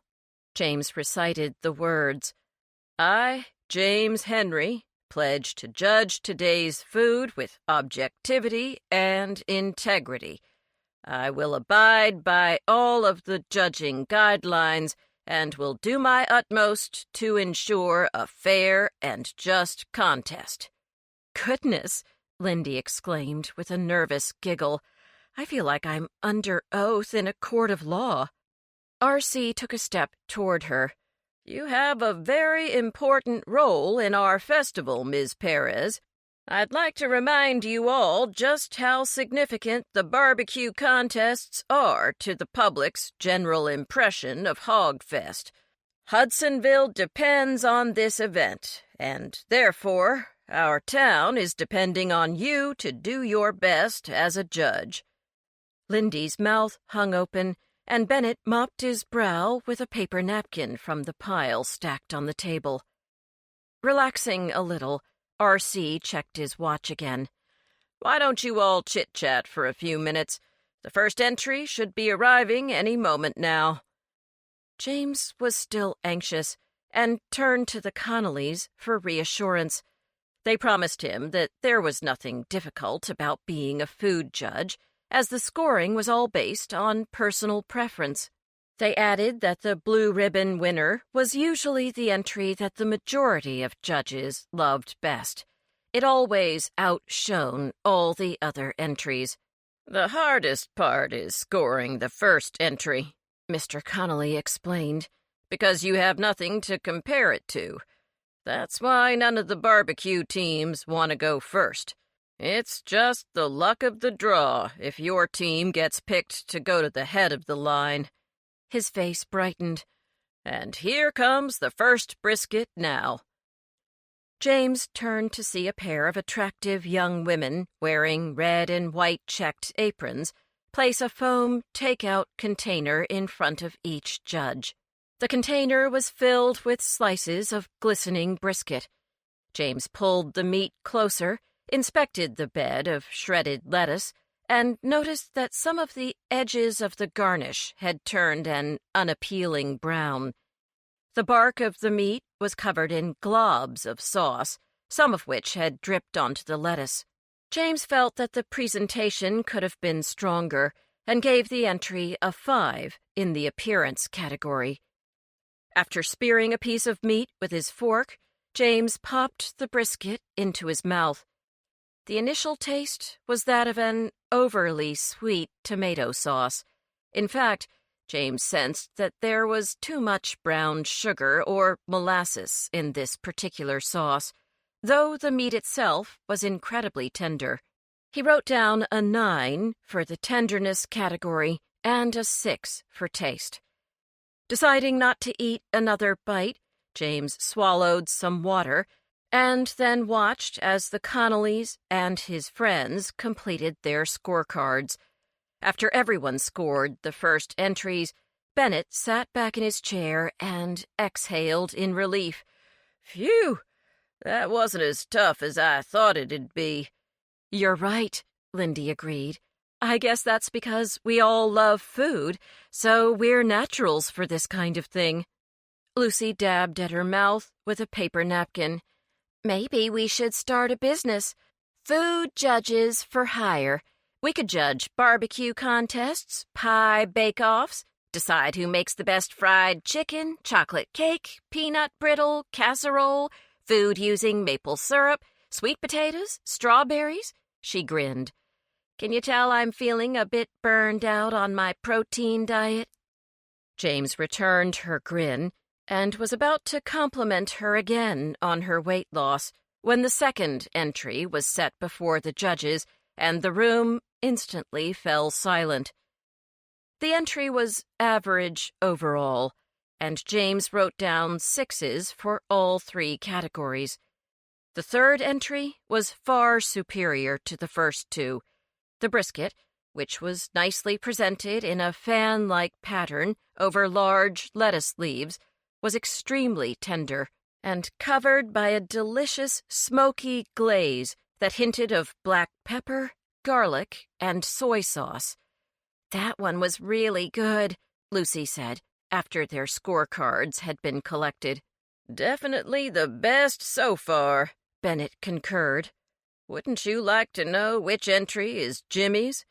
"If he's as good as he claims, it might have been that last one," Lindy said, and then made a zipping motion across her mouth as the fourth entry was brought in. The moment it was placed in front of the judges, Mr. Connolly held out his hand and shouted, "Stop!" Concerned, R.C. scurried over to the table. "What is it, Mr. Connolly?" "Well, I hate to say it, but this brisket is sitting on a bed of endive. Isn't that on the list of illegal garnishes?" R.C. examined the entry and sighed. "You're correct, sir." He gestured to the two girls in the checkered aprons. "Ladies, please remove this entry and bring in the next." Disappointed that he hadn't had the opportunity to sample the disqualified entry, James anticipated the arrival of the fifth entry. When it was placed before him, he immediately smelled something spicy. As he inhaled deeply, he realized that the brisket had been arranged on a bed of fragrant cilantro. The garnish was a suitable accompaniment for the tender meat because it was distinctly spicier than the previous entries. James chewed, savoring the hints of paprika, cayenne pepper, and onions. The flavor reminded him slightly of chili and was certainly a distinct entry. He gave the entry high scores. After the score sheets were turned in, Mrs. Connolly drank her entire glass of water and then waved at one of the girls to refill her glass. "I think I got a piece of jalapeno in mine," she gasped, her eyes watering. "My mouth is on fire." R.C. offered her a package of saltines. "Bread is better than water if your tongue is burning." He waited until she'd eaten all of the crackers and seemed to have regained some feeling back in her mouth. "Are you able to continue?" he asked her. Wiping tears from her cheeks, she nodded. "I'm fine. I just think my piece had some extra spice. I'm afraid that mistake is going to cost somebody."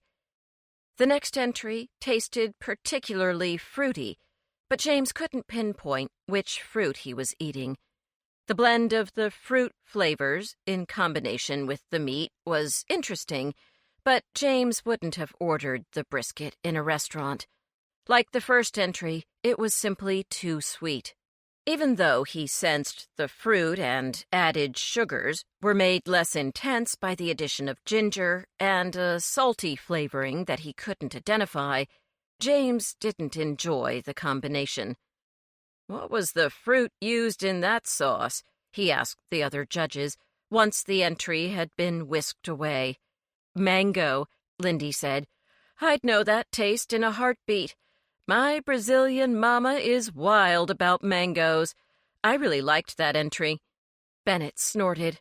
"Why would you go ruining a perfectly fine piece of meat with a mango? Would someone explain that to me? Bet it was that women's team, those Adams Ribbers." "That's mighty sexist of you, Bennett." Lucy's blue eyes flashed. "I think—" Their debate was instantly interrupted by the arrival of the final entry. James instantly approved of the entry's appearance. The brisket had been sliced thin and laid out on a bed of curly leaf parsley. The ruffled leaves of the garnish set off the two-toned meat. Having read up on the entire process of barbecuing meat the night before, James now knew that the reddish-pink shade on the meat was caused by the smoke ring, the chemical reaction that occurred when the nitrates in the smoke blended with the protein in the meat. These brisket slices had a more dramatic smoke ring than any of the previous entries. James scored it a 9 out of 10 for appearance. Pulling the meat from the fork with his front teeth, James was shocked by its tenderness. It practically disintegrated after the first chew. And then there was the taste. James tried to chew slowly, but he simply couldn't. He hurriedly swallowed the first piece and then popped a second into his mouth. There it was again, the perfect blend of garlic, tomato, chili sauce, mustard, and brown sugar. As he shifted the meat over his tongue, he detected a trace of nutmeg and the most delicate hint of honey. In addition to all of these flavors was an underlying layer of Worcestershire infusion, along with a breath of whiskey. "This is the best brisket I've ever had," James thought. He scored the entry another 9 on tenderness and a 10 on taste. He then continued eating, waving away one of the girls when she came to collect his plate. Bennett did the same. "Oh, no, you don't, Missy. This is my lunch," he told the young woman. R.C. reviewed the scorecards and seemed to tabulate which team had won very quickly. James assumed the champion brisket was the last entry. After all, everyone had kept their portion of the entry and seemed to still be relishing every forkful. In the space of 10 minutes, R.C. and 2 other men from the Hudsonville Chamber of Commerce had reviewed the scorecards and were prepared to announce the first, second, and third place winners in the Best Brisket category.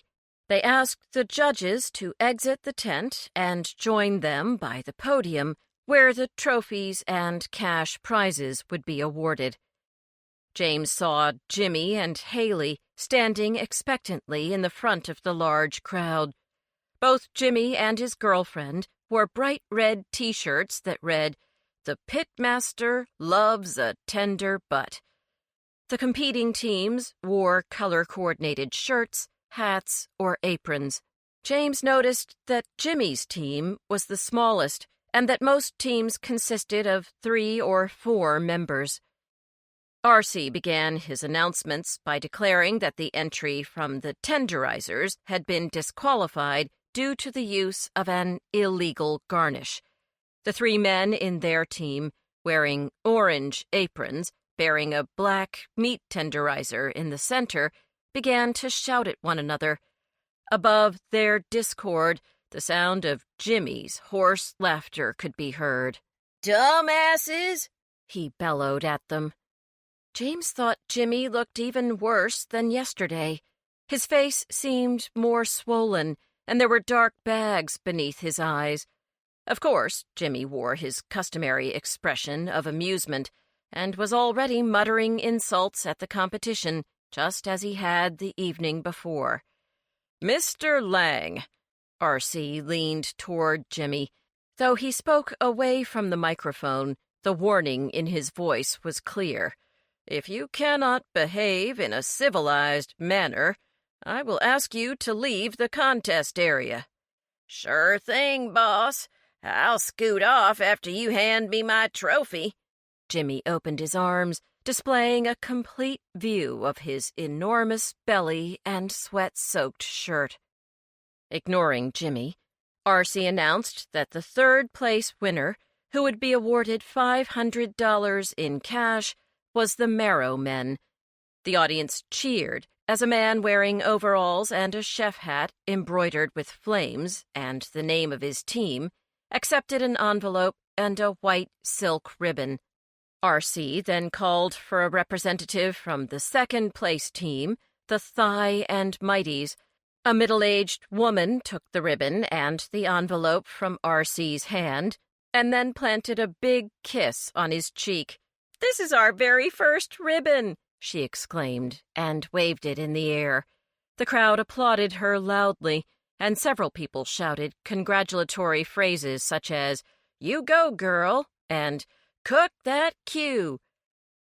One of the other men from the Chamber of Commerce collected a small trophy with a blue ribbon attached to its base in order to present it to the winner. When R.C. announced that the pitmasters had been granted the first-place prize, Jimmy hollered with delight.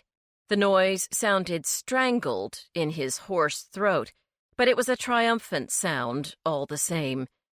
Pumping R.C.'s hand, Jimmy grabbed the microphone and said, "Get used to me, folks. I'm gonna be winning all the prizes this weekend." He then blew a kiss to Haley and stepped to the side of the podium and surveyed the crowd, clearly wanting to bask in his victory a little longer. Trying his best to mask his irritation, R.C. reclaimed the microphone and began to explain the time schedule for the remainder of the barbecue contests.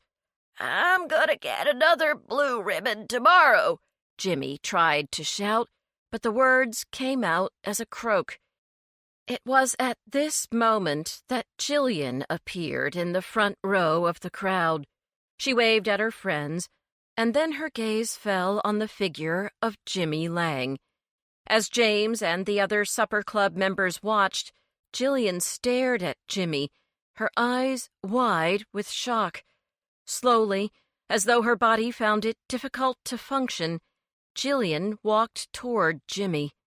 By this time, R.C. had completed his announcements and had switched off the microphone. The audience members had mostly dispersed, seeking lunch or their next round of entertainment. The barbecue contestants headed back toward the cooking area, and Jimmy, who'd been busy smiling at himself in the reflection of his trophy, finally realized that the show was over. No one except for Haley waited to congratulate him. When he saw that Jillian was blocking his path, he paused and grinned at her. "Hey there, Red," he said as though greeting a fan. "You waiting to shake the winner's hand? Maybe take a picture with the famous pitmaster?" Jillian didn't answer. She kept staring at Jimmy, her face drained of all color. Her fists were clenched so tightly that her knuckles were moon-white, but her shoulders sagged, as if a great weight had been placed upon her back. "Little lady?" Jimmy cupped the trophy under one arm and scratched his shaved head in confusion. "Do I know you from somewhere?" He waited while Jillian mutely stared. "Well, if you're just gonna stand there like you should be riding the short bus, then I'm gone. I'm Jimmy Lang, future champion of Hogfest, and I have places to go." He made a move to brush by Jillian. Without warning, her right arm shot out like a hammer, and her fist struck Jimmy square in the nose. "You know me!" Jillian shrieked as blood oozed forth from Jimmy's nose. She yelled in a voice torn with pain and grief, a voice her friends had never heard before. "And I know you! Not a day goes by that I don't wish you were rotting in the ground." James spoke Jillian's name, but she didn't hear him. "How could I ever forget you, you bastard?" Tears streamed down Jillian's face. "And you should know me. You killed my husband. Do you remember? You killed my husband." Chapter 8. Cucumber Tea Sandwiches. James was utterly floored by Jillian's words. He stared at his friend as if he'd never seen her before. As for Jillian, she'd covered her face with her hands and was crying hard. Her shoulders shook as she drew one ragged breath after another. James blinked once, twice, but the reality remained unchanged. Jillian had been married. Not only that, but Jillian had just accused Jimmy Lang of killing her husband. She had a husband. The thought echoed through James's mind. Turning to look at his other friends, James could tell from their expressions that they were also flabbergasted by Jillian's words. Even Haley was struck dumb. The only person who didn't appear the slightest bit surprised was Jimmy. Cradling his nose with his meaty hand, he backed away from Jillian, grabbed Haley by the arm, and walked off toward the cooking area. He never said a word. Somehow, his departure broke the spell, and James rushed toward Jillian, his right arm extended with an offering of a paper napkin. "It's okay," he whispered softly, as if he were comforting a frightened child. "Jillian, it's okay. He's gone now." Sensing that someone had spoken her name, Jillian raised a face awash in agony. Her eyes gazed unseeing at the napkin, at James, at the handful of gawking onlookers. Her closest friends gazed numbly back at her, shocked into silence. James felt helpless. He couldn't think of what to do to comfort Jillian, and just when he was about to ask if she'd like to sit down, she abruptly turned and bolted behind the tent, quickly disappearing in the mass of wandering festival-goers. "Jillian!" James called after her, but she was gone. Lindy put a hand on his arm. What just happened? What did I just hear? Instead of answering, Bennett walked back inside the tent, where moments ago they had all been happily assessing the virtues and vices of barbecued brisket. The other supper club members watched as he sank into one of the chairs and tugged at his mustache furiously. "Did that crazy woman actually say she had a husband?" he asked his friends as they dropped into the other chairs. "Yes," Lucy said in a stunned voice. She blinked several times and then poured herself a glass of water from one of the pitchers on the table. She drank down the entire glass and then wiped her lips with the back of her hand. "A husband supposedly killed by Jimmy Lang." James shook his head. "None of you knew she'd been married?" Lindy threw her hands wide in a gesture of helplessness. Jillian never mentioned it before. She anxiously ran her hands through her black hair. Maybe there was something in her falafel? Maybe her breakfast tea was spiked. Maybe she hung out with some of those dog people after their show and smoked a peace pipe? But that? She pointed outside the tent as if Jillian still stood there. That person was not the Jillian I know. James agreed with Lindy. Jillian was passionate about many topics, but in general she was a calm, well-balanced person. The explosion they'd just witnessed, followed by the intense crying, and then the mad dash into the crowd, were behaviors someone else might exhibit. Jillian, their animal-loving, tree-hugging, orange-haired friend, who favored tie-dyeing T-shirts or creating homeopathic remedies, wasn't prone to dramatic outbursts. "What should we do?" James asked. "Whatever's going on, she's obviously distraught. We should look for her. Make sure she's okay." Lucy nodded. "You're right, James. But where did she go?" "She'd want to get away from all this bustle," Lindy said. "She may head back to the inn." "Why don't you take the Jeep and see if you can find her?" Lucy said to Lindy. She then turned to Bennett and James. "The three of us should split up. I could ask R.C. where the dog show people are staying and ask them if they saw or talked to Jillian before she came to meet us." "Hold the phone, folks!" Bennett was still yanking on his mustache. "Can we talk about what Jillian said? What if it's true? She had a man, and that man was killed by this Jimmy fella?" His dark eyes were lit with anger. "I'm going to talk to that loudmouth SOB and see what he has to say for himself. You notice that he turned mighty quiet after Jillian blasted him. He didn't deny a thing. Well, she did clock him in the nose, Lindy pointed out. I think he was trying to stop the blood flow. Hell of a shot, too, Bennett said in admiration. But I saw the big man's expression. I think that hillbilly recognized Jillian. James couldn't shake the echoing sound of the pain in Jillian's voice and the anguish in her face. I'm going with you, Bennett. Let's get to the bottom of this whole thing right now. Lucy held up her cell phone. Call me if you guys find out anything, she said, and hurried off. As James and Bennett walked toward the cooking area, the sky mirrored their mood.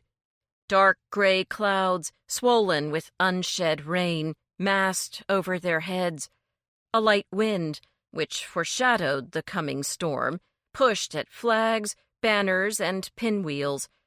There was an urgent feeling among the crowd that hadn't been there an hour earlier. People moved more quickly, hoping to reach their next destination before the rain. And James noticed that some of the non-competing cooks had stowed away their barbecue equipment in exchange for windbreakers and coolers of beer. They gathered into groups, settling on folding lawn chairs or the stoops of their campers, and gossiped, sharing bottle openers and bags of potato chips as they watched the sky. For the professional teams, however, the change in weather was irrelevant. Their cookers were stoked, the smoke was rising, and the team members were huddled in earnest conversation. By this time, no doubt, word of the drama that occurred immediately after Jimmy won the brisket competition was spreading through the rows of RVs, folding campers, and travel trailers like a brush fire. I don't think we can just waltz up to his door and demand an explanation, James said.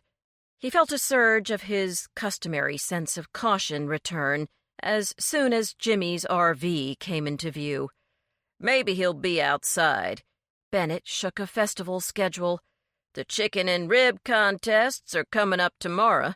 If he plans to be the champion, he could be practicing different sauces and infusions already. Let's just peek around the back of his camper, James suggested. As the two men approached the RV with as much stealth as they could muster, it was quite obvious that Jimmy and his girlfriend were not holed up inside the vehicle. In fact, Haley was demanding to know the reason behind Jillian's allegation, and she wasn't bothering to keep her voice down. James was sure most of the neighboring campers could hear her shrill, rapid-fire questions. Jimmy, on the other hand, replied to the barrage in a bored tone. I told you, sugar baby, that woman's soft in the head. I don't know nothing about her. But you did 15 years, Jimmy. You told me that when we met during those counseling sessions for folks who wanted to turn their lives around. You was just like me, Jimmy, except I was doing time for possession of marijuana, and you said you were doing time for dealing. She paused. We were battling the same demons, drugs. It's what we bonded over. That's right, doll. And we are both clean as rocks polished by the river. So can we have a beer and get on with mixing up the mop for the chicken? James could barely understand Jimmy, as his voice had grown even more hoarse. Forget the beer, Haley said testily. Yeah, that woman seemed a little wacko, but seeing you is what made her come all unhinged. You better be straight with me, Jimmy, 'cause if I find out you're lying to me about why you were in jail, You'll what? Jimmy pounced on her unfinished words. You'll take your fat Bible-reading ass off elsewhere? I'd like to see that. Who would want you? James and Bennett exchanged startled glances. Ouch, Bennett whispered.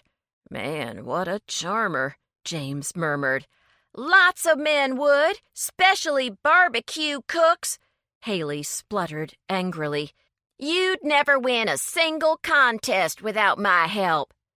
After Jimmy offered no comeback, she sniffed and then walked toward the camper's door. I'll be inside reading my In Touch magazine. If you want help on that chicken mop, and you know you're gonna need it, you can come get me. And when you do, it'd better be with an apology and the truth about that redhead on your lips. Otherwise, stay out there and kiss your blue ribbons goodbye. James and Bennett heard Haley's heavy tread on the RV's steps, followed by the muffled footsteps of her moving around inside the vehicle. "Hush up, woman!" Jimmy made his way to the closed door and hit it with what sounded like a metal cooking tool. "You talk like that again so's folks can hear, and I'll shut your big mouth for good. I can take those blue ribbons or leave 'em. I got a whole nother reason for being here." Haley didn't answer, but James could hear cupboards being opened and forcefully closed again. A few seconds later, a radio was switched on, and the volume turned loud enough for James, Bennett, and half the campground to hear every note of a church hymn. "Sounds like Jimmy may not be the real pitmaster," Bennett whispered to James. James nodded and then took a quick glance around the corner of the RV. Jimmy was standing near his cooker, his face tilted toward the sky. Muttering angrily, he rubbed his arms. "Stupid red-headed bitch," he said, spitting on the ground in a way that reminded James of the angry action taken by the female dog owner the day before. "Of all the places for her to turn up." He rubbed the skin on his arms vigorously and then turned back to the RV. "Haley, baby, I'm sorry." Jimmy mounted the first step, causing the RV to keel slightly, and knocked at the locked door. "Could you please give me my flannel shirt? It's getting chilly out here. Come on, baby. You know I'm nothing without you. Open up and let me give you a nice back rub." He knocked harder. "Haley!"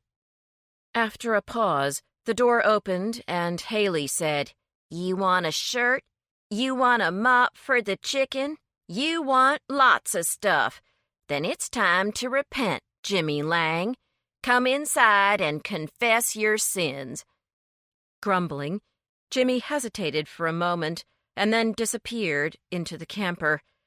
No more sounds were heard above the organ melody and the harmonious voices of a large choir. "Guess that's the end of Jimmy for a while," James said derisively. "Is that guy nuts?" Bennett said, once they had left the cooking area. "I know the sun isn't shining and there's a breeze blowing, but how can he be cold? It's August, and Jimmy's got enough extra blubber on him to keep a few Arctic walruses nice and snug." He squeezed his own belly. "I know I have plenty to spare, too, but nothing like that man." James felt a stress headache approaching. "Jimmy's a strange one. You saw how volatile he was with Haley. Maybe he has killed someone. We'll have to get the truth from Jillian. I have a feeling Jimmy would only lie to us anyway," Bennett said. "I don't know what made me think he'd just spill the whole story to us. Well, Jimmy obviously knows Jillian. You heard what he mumbled to himself. And what about confessing and repenting to Haley?" James asked cynically. Bennett rolled his eyes. "I think Haley is being hand-fed a serious tall tale right about now. Come on." James quickened his stride as they headed toward the parking lot. "Those clouds are getting ready to dump on us." "Looks that way," Bennett agreed. "Let's go back to the inn, get some coffee, and sit down with the ladies. I bet they've already straightened out this whole mess and are going to have a logical explanation for Jillian's loony behavior. I have my doubts about everything being sorted out, but there should be coffee at any rate," James said wearily. James knocked on the door of the room shared by Lindy, Lucy, and Jillian, but got no answer. Shrugging, he retraced his steps back to the first floor and dialed Lucy's cell phone number. "James?" She sounded breathless. "Did you find Jillian?" he asked. "No." The word was infused with disappointment. "We're just coming back from the walking trails behind the inn. Where are you?" "Standing in the lobby," he said. "We spied on Jimmy a bit, but we didn't actually talk to him. We still have no idea what's going on." "Me neither. The dog people weren't much help, though most of them received Jillian's brochure and are dreaming about doggy palaces. They all told me basically the same thing, that Jillian was pleasant and very enthusiastic. Sounds like she was her normal self." Lucy sighed. "Apparently she and that lady who spit on Jimmy's cooker yesterday were quite chummy, but I couldn't track that woman down." "So there were no leads from that group at all?" "Meet us on the back porch. We can continue talking there," Lucy said. "Eleanor is serving afternoon tea. She said lots of people come back from the festival to relax before returning for dinner and an evening of entertainment, so you'd better claim a table for us." She paused. "It's going to rain any second now. Maybe Jillian will show up when it starts. We can have her favorite tea ready and waiting." James followed Lucy's advice. He and Bennett returned to their room, scooped up their books, and hustled downstairs to the back porch. James did his best to concentrate on a chapter entitled The Great Meat Debate, which examined the East Coast notion that pork was the superior meat to use when barbecuing, versus the Kansas City and Texan claims that beef made a better choice. Bennett seemed absorbed by his trivia book, but when Eleanor stepped onto the long porch bearing a tray laden with sandwiches, he snapped his head around at the sound of her footfalls. "The cakes aren't quite done yet," Eleanor said with a tired smile. "You're welcome to some sandwiches if you're feeling peckish." James observed the proprietor as she fanned out a pile of cocktail napkins. He wondered if Eleanor and her daughter were on speaking terms yet. He knew that the pig parade was scheduled to begin at 8 p.m., and that it would be followed by a fireworks display. Hopefully the weather would cooperate, or there'd be no pyrotechnics, and the makeup covering the marks on Francesca's neck would need to be waterproof. "This day hasn't turned out to be very festive," James thought. Between Eleanor and Francesca's fight, Jillian's eruption, the demonstration of Haley and Jimmy's conflicted relationship, and the rain that was sure to send R.C. into a state of panic, the feeling of celebration had turned rather dour. Bennett scraped his chair back and closed his book, interrupting James's ruminations.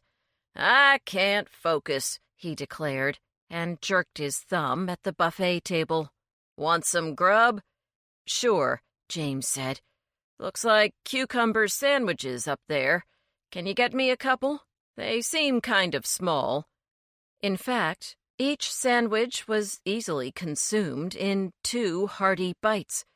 James wolfed down 3 and then licked his fingers. "These are terrific. I like how one piece of bread is rye and the other one's white. I think I taste fresh chives in the cream cheese, too." Bennett nodded. "Nothing like good food to take your mind off your troubles." At that moment, Lindy and Lucy arrived. Both women were pink-cheeked from their brisk walk on the nature trail. James watched as the hopeful light in both of their faces was extinguished as they noted the 3 empty chairs at the table. "She hasn't come back?" Lindy's question was rhetorical. Instead of responding, Bennett handed her a plate of sandwiches. While the group concentrated on their food, Eleanor appeared on the porch with an urn of tea, followed by a woman wearing a maid's uniform who carried a platter bearing tiny cakes and homemade oatmeal chocolate chip cookies. "The tea has a subtle hint of almonds," Eleanor announced to the guests gathering on the porch. "It's very refreshing." Bennett served himself a steaming cup and several desserts. At their table, he picked up the cup, blew on the surface of the hot tea, and then placed it back in the saucer without taking a sip. "Here we are, eating a vegetarian snack and drinking herbal tea, and the one person in the world who would be tickled pink by this spread isn't with us." The supper club members exchanged glum looks and quietly ate their food.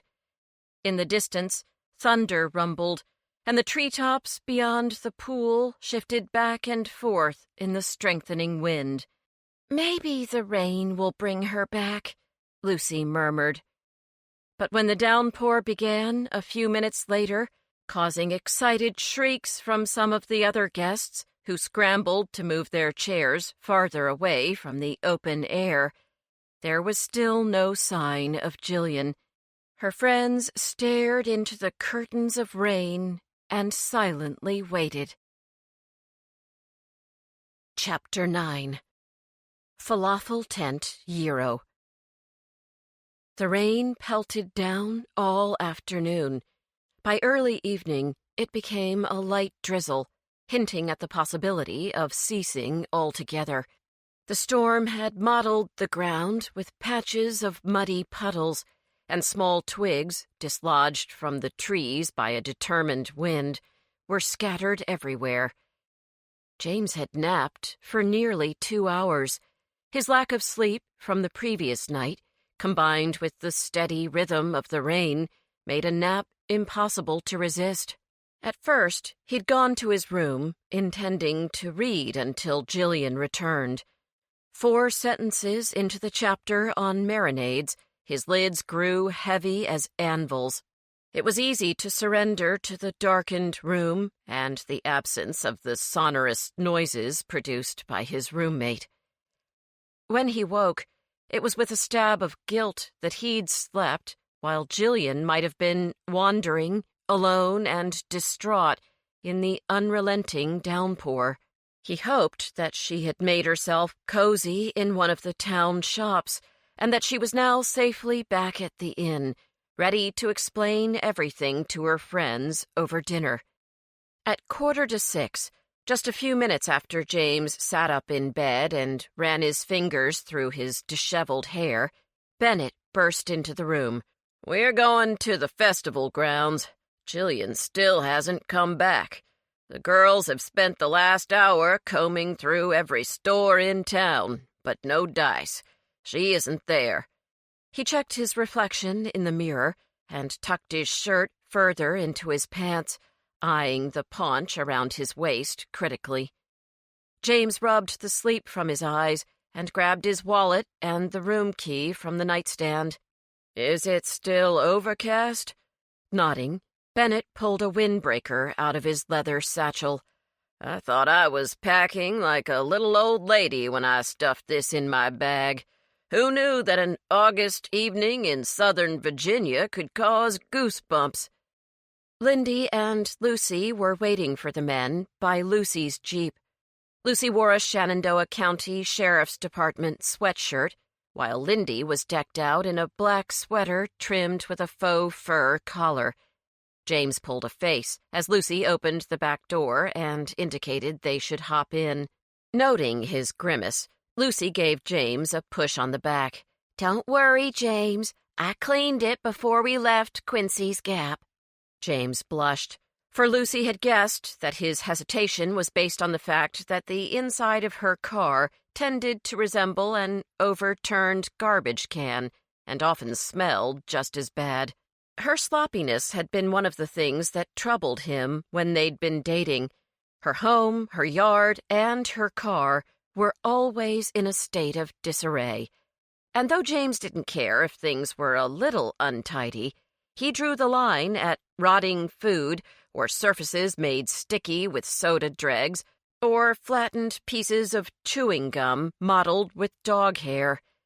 Thinking of his failed relationship with Lucy reminded him that he should check in with Murphy at some point, but that could wait until Jillian was found.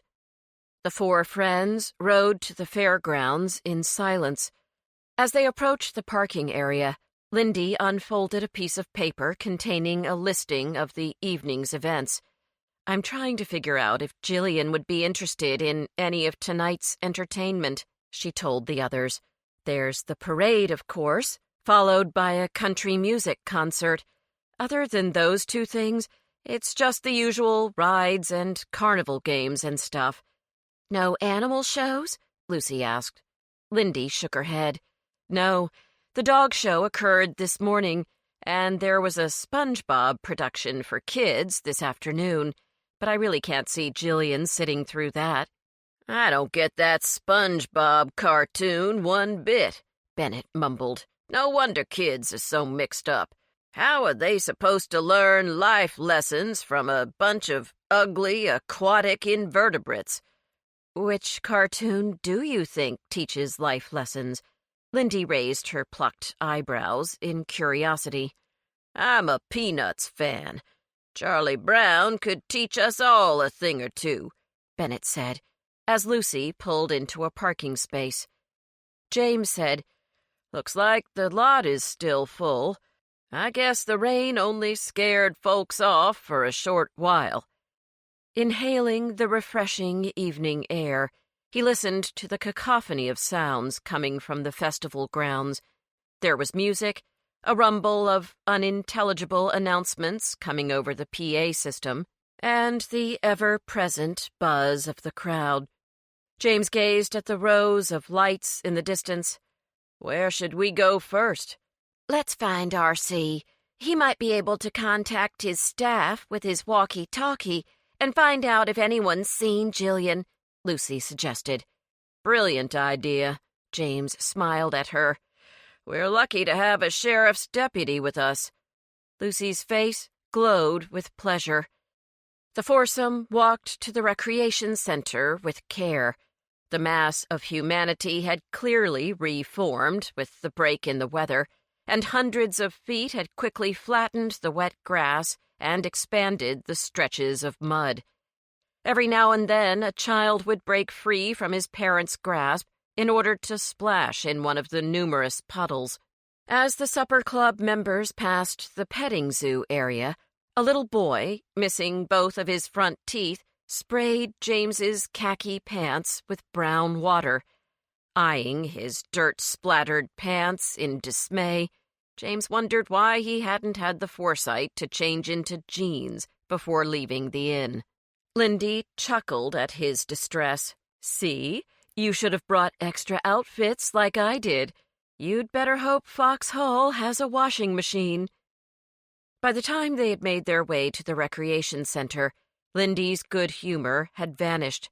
Her new wedge sandals were caked with mud, and several petals from the fabric flowers that had been attached to the center of each shoe had disappeared. "Damn it!"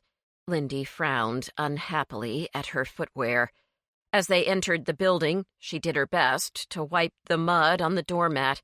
"These are totally ruined," she bleated once inside. R.C., who was seated behind the receptionist's desk, examining the document spread before him, looked up in alarm. "Did you say rain? It hasn't started again, has it?"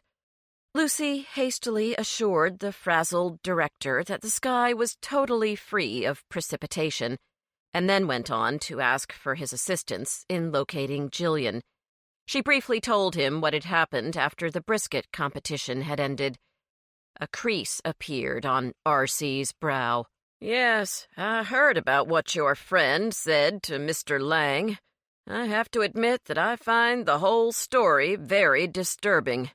He paused, rubbing the crown of his head, where James imagined a strong headache must be blooming. At one time, Jimmy was good for this festival. His, larger-than-life persona used to be a draw. His cooking skills were above average, but it was the way he made such a big show of everything he did that caused people to gather around his grill. He mopped his forehead with a bandana. Now, I fear he's become more of a detriment to this festival, especially if he's a convicted felon. Lindy stammered. We're not completely sure that our friend's accusation is true. Whether Jillian's got a screw loose or not, Jimmy Lang has been to jail, Bennett interrupted. He and his girlfriend met in some ex-con talk-about-your-feelings session. R.C. gave Bennett a searching look. How do you know that? Bennett launched into a coughing fit while glancing at James out of the corner of his eye. We kind of overheard Jimmy and Haley talking outside their camper, James explained cryptically. We all split up to look for Jillian. Bennett and I were searching the campground area, he added, stretching the truth, and that was hours ago. There's been no sign of her since. Picking up a pen from the desk, R.C. said, I know your friend has light skin and a full head of reddish-orange hair, but what other details can I add to her description? Her full name is Jillian O'Malley, Lucy said. She's approximately 5'6", 40 years old, thin legs, barrel-chested, wearing a long silver skirt, lime green T-shirt, and an armload of silver bracelets, carrying a hemp purse stitched with butterflies. Lucy turned to her friends. Did I leave anything out? Impressed, the other supper club members shook their heads as R.C. relayed her words verbatim via his walkie-talkie to the large group of workers running the festival. When most of them reported back that they hadn't seen a woman matching Jillian's description recently, R.C. requested that they all keep a sharp lookout for her and immediately report any sighting to him. Lucy thanked R.C. profusely and handed him her cell phone number. Please call me if anyone spots her. R.C. noticed the concern etched on Lucy's face and responded by squeezing her lightly on the shoulder. Why don't you all get something to eat? By the time supper is over, I'm sure someone will run across your friend. The four friends wandered down the muddy and water-streaked road, flanked by the merchants' booths and the food vendors. No one spoke up as they passed one illuminated sign after another, advertising fried chicken, beef hot dogs, Angus burgers, barbecued ribs, turkey legs, seasoned cheese fries, and personal pan pizzas. They were too focused on looking at the faces in the crowd to concentrate on any particular food. Let's go to that stand where Jillian had lunch, Lindy suggested. Who knows? Maybe she really liked it and will go back there for dinner. They better serve something else besides chickpeas, Bennett muttered. They've got gyros or chicken souvlaki platters, Lindy assured him. When they reached the vendor's booth, entitled the Falafel Tent, they each ordered the gyro platter and a large Coke. Lucy found an empty picnic table nearby, and they settled themselves down to eat, speaking little, as they kept their eyes fixed on the passers-by. Is this meal a good choice for the protein diet? James asked Lucy. He wasn't particularly interested, but was merely trying to jump-start a conversation. If you stick to just the lamb and the salad, that rice isn't necessary. I probably should have gotten the souvlaki platter, as chicken is a much leaner meat than lamb, but I've been eating lots of chicken this summer. Shoot, I'll start clucking if I swallow another piece of poultry. Lucy took a bite of seasoned lamb, and a glob of yogurt sauce fell onto the swell of her right breast. James watched as she dabbed at her cleavage and then quickly looked away, embarrassed by an unbidden memory of running his fingers over her soft skin. "So here we are, Friday night at the fair," Bennett mumbled, checking his watch. "That's right, it's Friday." James wiped his mouth with his napkin and pulled his cell phone from his pocket. "I need to check in with the Fitzgerald twins.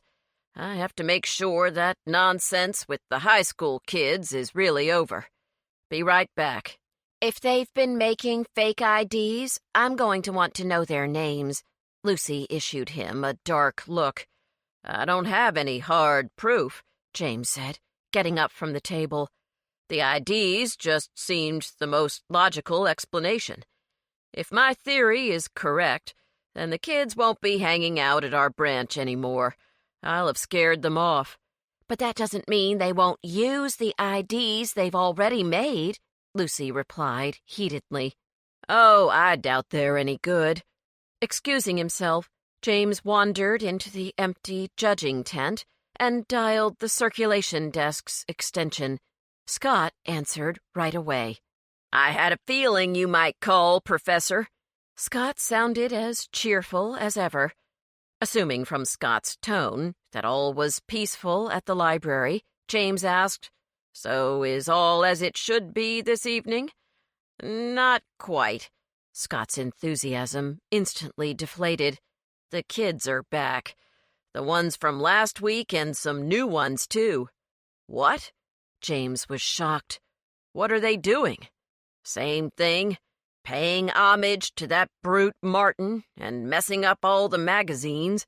And they're definitely less willing to listen to Francis and me," he confessed ruefully. "We're not having much success keeping them quiet." James struggled to keep his irritation from showing. "How many non-teenage patrons are there?" "Only 2, Mr. and Mrs. Schroeder. They're picking out a pile of books to take to the beach next week." Visualizing the teenagers creasing magazines and talking in loud voices while they conducted their illicit activities nearly drove James insane with frustration and anger. He wished he could teleport to Quincy's Gap and have Lucy drive to the library dressed in her uniform and tapping her gun holster. He knew that she could frighten some sense into the group of teen miscreants without uttering a single word. "Okay, this is what you're going to do," he told Scott. "First, turn off the AC. As soon as the Schroeders are finished checking out, make an announcement over the intercom system that due to technical difficulties with the air conditioning system, the library will be closing early." "Seriously?" Scott said after a stunned pause. "Can we do that?" "Oh, we're doing it," James shouted, and then felt guilty about taking his ire out on his employee. "Really, Scott, this thing with the kids is getting out of control, and I can't help you from here." James sighed. "And I want to apologize for assuming that I had the problem all figured out." "No worries, Professor," Scott assured him. "Francis and I know that you'll get to the bottom of this mystery sooner or later." James grinned. "Thanks for the vote of confidence. Now, close up shop and go to a movie or something. You guys deserve a treat after putting up with that group again." Stuffing the phone into his front pocket, James picked his way through the muddy grass to where his forlorn friends pushed food around on their plates. "I can't stand this," Lucy declared, standing up. "It's time to split up and search every inch of this park, from the campground area to the face-painting booths. I can't sit still for another second." Bennett also rose and cleared the table of their unfinished meals. "Come on, James. We're not going back to that inn without Jillian." The 4 friends scoured the festival grounds until almost 10 at night. They interrogated anyone carrying a walkie-talkie, poked their heads into magic shows, animal pens, tents in the camping area, and porta-johns. They questioned merchants, entertainers, and any crowd members wearing Birkenstock sandals or trailing a dog on a leash. Finally, exhausted and dirty, they reconvened at Lucy's Jeep. When James and Bennett heard that Lindy and Lucy had no better luck in finding even the slightest trace of Jillian, they grew very disheartened. At a few minutes past 10, R.C. called to say that his network of festival workers had had no success either. "I'm sure she's waiting for you at the Foxhole," he said, in an attempt to console Lucy. But back at the inn, Jillian's bed was empty. Her belongings were untouched.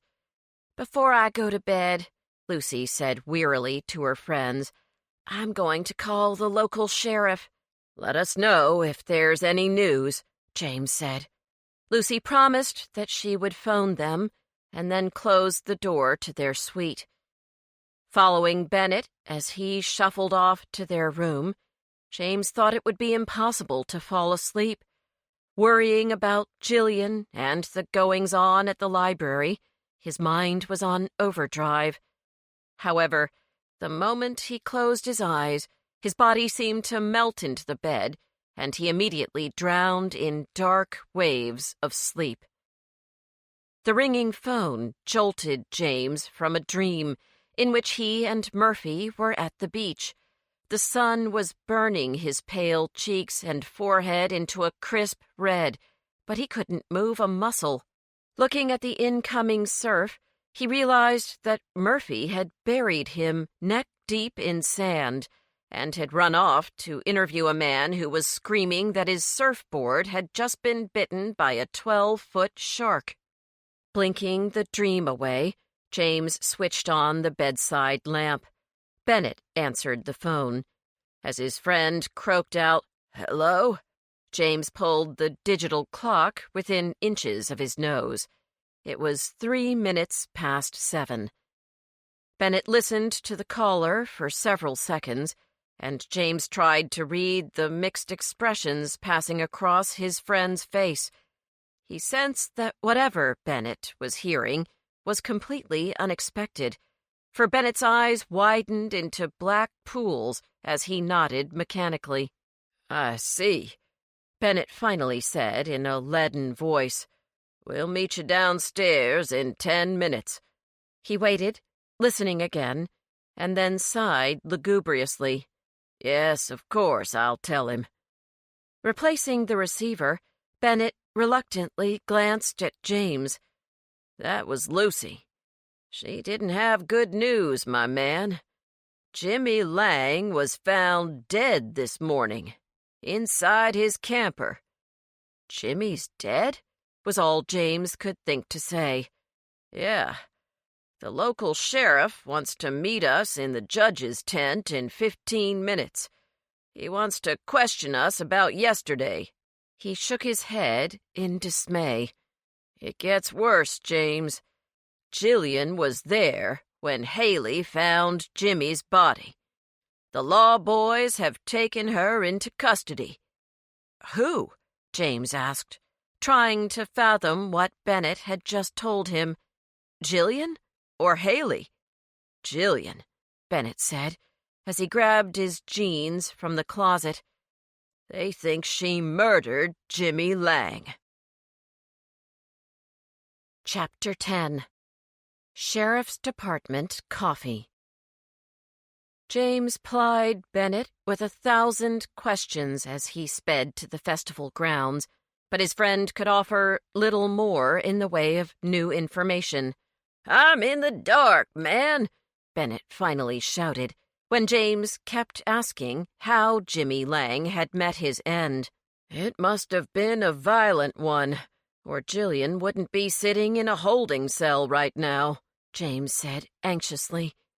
He zoomed into an empty parking space next to Lucy's Jeep, turned off the engine, and pushed open his car door with so much force that his Bronco shuddered. When he saw that Bennett's mini recorder had fallen from his friend's pants pocket, he scooped it off the passenger seat, shoved it into his own pocket, and then slammed the Bronco's door. Where are we supposed to go? James gazed around frantically. To the crime scene? Look, there's Lindy. Bennett pointed at a figure heading toward them. Maybe she can give us some answers before we both crack apart like boiled eggs. Lindy was jogging straight for them, her unbrushed hair forming a black tornado over her head as she ran. As she grew closer, James could see that tracks of black mascara lined both of her cheeks. She'd also buttoned her blouse incorrectly. Stopping within 3 feet of her friends, Lindy paused to catch her breath. "Lucy's in with the sheriff right now. I'm supposed to take you straight to them," Lindy panted, when all 3 of them started walking, her brown eyes pooled with tears. "Isn't this awful? Do you think Jillian really could—" She trailed off, and then shook her head fiercely. "No, she's no murderer." Clinging to James's sleeve, she cried, "What are we going to do?" James held out his hands in supplication. "Please, Lindy, tell me what the hell is going on. How can I help when I don't know anything?" Struggling to regain her composure, Lindy stopped and took several deep breaths. "Okay, here's what I know. I overheard the sheriff telling Lucy that Jimmy Lang died of propane poisoning. He went to sleep last night with a portable heater turned on high and the window vents fully open. Apparently, someone taped over the window vents, the plumbing pipes, and even climbed onto the roof and covered the roof ventilators with several layers of duct tape. Jimmy couldn't get a lick of fresh air if he wanted to. Over the course of the night, he just slipped away. And they think Jillian did this? Jillian? James spluttered and turned to Bennett. Is it possible to get a propane overdose from some rinky-dink heater? Bennett nodded. Sure, man. Some of those suckers run off full propane tanks. They can pump out like 30,000 BTUs an hour. Speak in English, Lindy said. And why do you know facts about propane tanks? I camped out all the time as a kid, and I was an Eagle Scout, Bennett replied testily. BTU stands for British Thermal Unit. It's the quantity of heat needed to raise 1 pound of water by 1 degree Fahrenheit. And I know that from studying acronyms to prepare for Jeopardy. I still don't understand, but I don't care about the scientific definitions. Can you just explain how a heater can kill someone? Lindy asked with uncharacteristic impatience. The heater eats up oxygen at the same time it produces carbon monoxide. Bennett rubbed his mustache. That's not good. Without a source of oxygen, the carbon monoxide can suck away your last breath. You'd never know what was happening. Carbon monoxide doesn't have a distinctive odor. That's why they call that gas the silent killer. Doesn't happen fast, either. So someone must have taped the vents pretty soon after Jimmy went to sleep. Wouldn't manufacturers make a safety switch on those heaters if they're that dangerous? James puzzled. They did after a bunch of folks died from carbon monoxide poisoning. Bennett slowed as they approached Jimmy's camper. A few years ago, I read an article about accidental deaths caused by those portable heaters in an issue of Outdoor Life. If Jimmy had one of those older models, it would have kept right on pumping out the bad gas until someone turned it off. But Jillian doesn't camp, Lindy cried. How would she know how to use a heater as a weapon? And for crying out loud, what was Jimmy doing with the heater on anyway? Couldn't he just wear a sweatshirt or use a blanket or something? James nudged Bennett. He was cold yesterday. Remember how he asked Haley for another shirt? And I saw goosebumps on his arms when he came up to the stage to receive his prize. That's not normal. I wish I had some answers, friend, but I don't. Bennett stared gloomily ahead.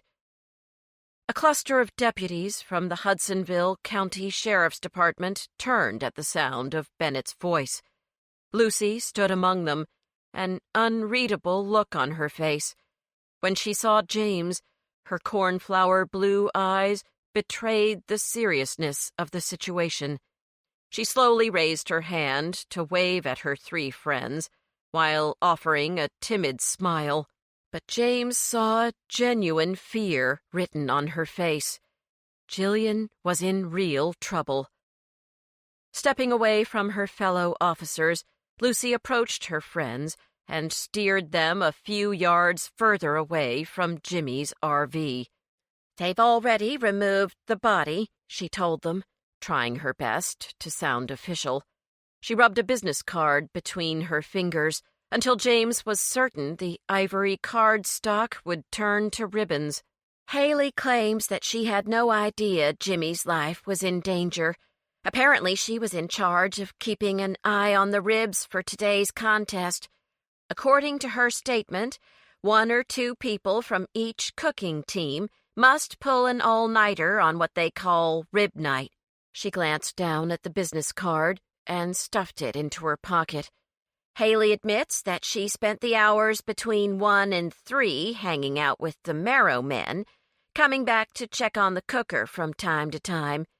She then went to catch a few hours of shut-eye in the back of her SUV. She says that lately Jimmy had been keeping the camper too hot for her to be comfortable, so she slept in the car." "How does Jillian fit into this scenario?" James asked impatiently. Lucy pursed her lips, as if she wasn't sure how to answer his question. "Haley woke up at 5:30 and saw Jillian on the camper steps. She thought Jimmy and Jillian had been messing around, so she burst into the RV and found Jimmy stone dead on the sofa. She called the cops and told Jillian to stay put." "And Jillian listened to her?" Lindy sounded surprised. Lucy bowed her head, clearly avoiding eye contact. "She didn't say a word, and Haley claims that Jillian was smiling like a deranged clown the whole time they waited for the sheriff and her crew to get here." Bennett scratched his head. "Smiling? And did you say the sheriff is a she?" "Yes." Lucy glanced over her shoulder. "Here she comes now, and she doesn't look happy." The conversation among the group of deputies abruptly came to a stop as a petite woman with skin the hue of warm toffee and close-cropped dark hair marched toward the supper club members. "Sheriff Jade Jones," she said, shaking hands all around with a brief but firm grip. "I'm sorry you had to start your morning off in such an unpleasant manner, but I need to take statements from each of you regarding Jillian O'Malley's interactions with Jimmy Lang." "There was only one interaction," Lindy spat. "We didn't even know that she knew him until yesterday, and we had no idea what she was talking about when she accused Jimmy of killing her husband. But I'll tell you one thing I do know. Jillian didn't murder anyone. She's a deep believer in karma and in that what goes around comes around stuff. She doesn't even kill spiders. She relocates them to the plants on her front porch. Does that sound like someone capable of an act of cold-blooded violence to you?" Immediately following this outburst, Lindy began to cry. Something that might have been respect for Lindy's loyalty flitted across Sheriff Jones's face for a millisecond. She then shifted her muscular body and gazed at all of the supper club members. "We're investigating all angles, ma'am," she said to Lindy. "Miss O'Malley has not been formally charged with a crime, but we're interested in discovering how she was acquainted with Mr. Lang." "So are we," Lindy retorted. "Has she said anything yet?" Sheriff Jones shook her head. "No, she hasn't spoken a word." James eyed the crime scene tape fluttering in the morning breeze. Jimmy seemed to enjoy rubbing people the wrong way, Sheriff. Just because Jillian was at the scene doesn't mean she was involved."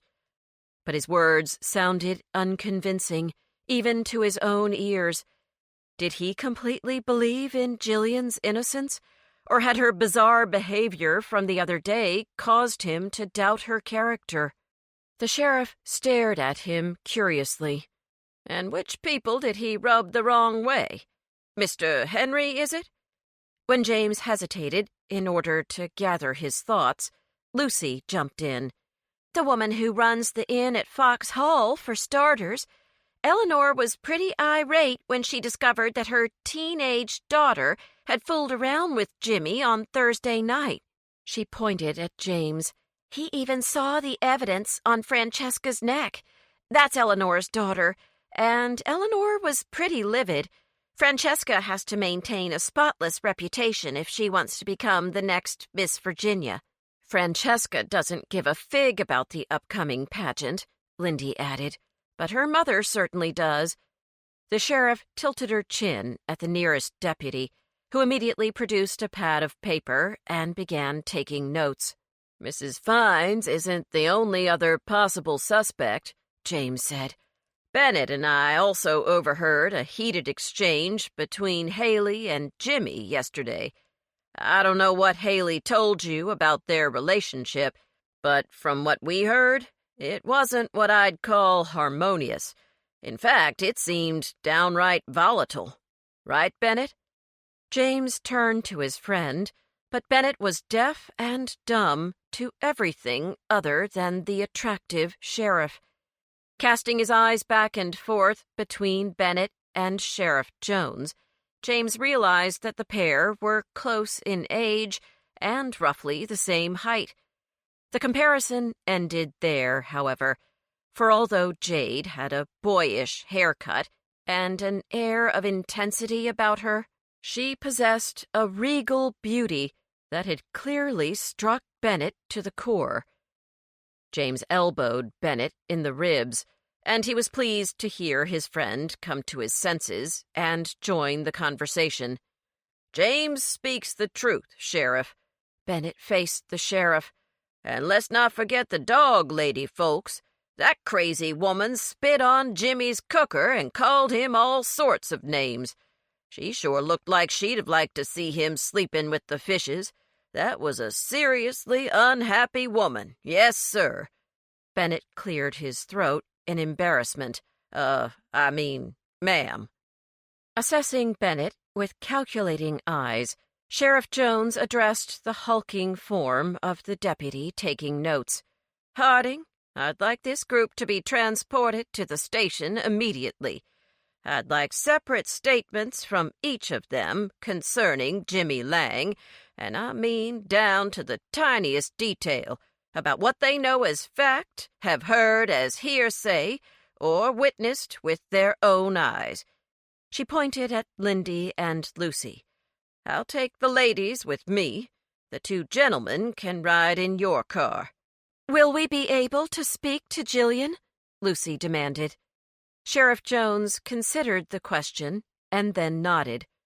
"I'll allow you to be present for her questioning, Deputy Hanover. You're an officer of the law as well as Miss O'Malley's friend.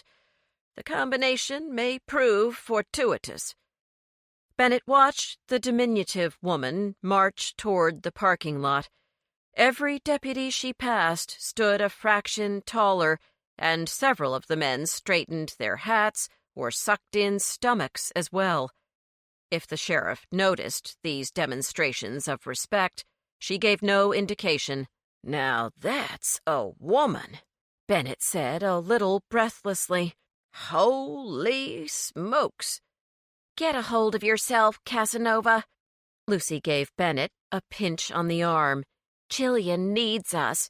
Instead of daydreaming about Jade Jones, use your time in the car to think of specific statements to take the heat off Jillian.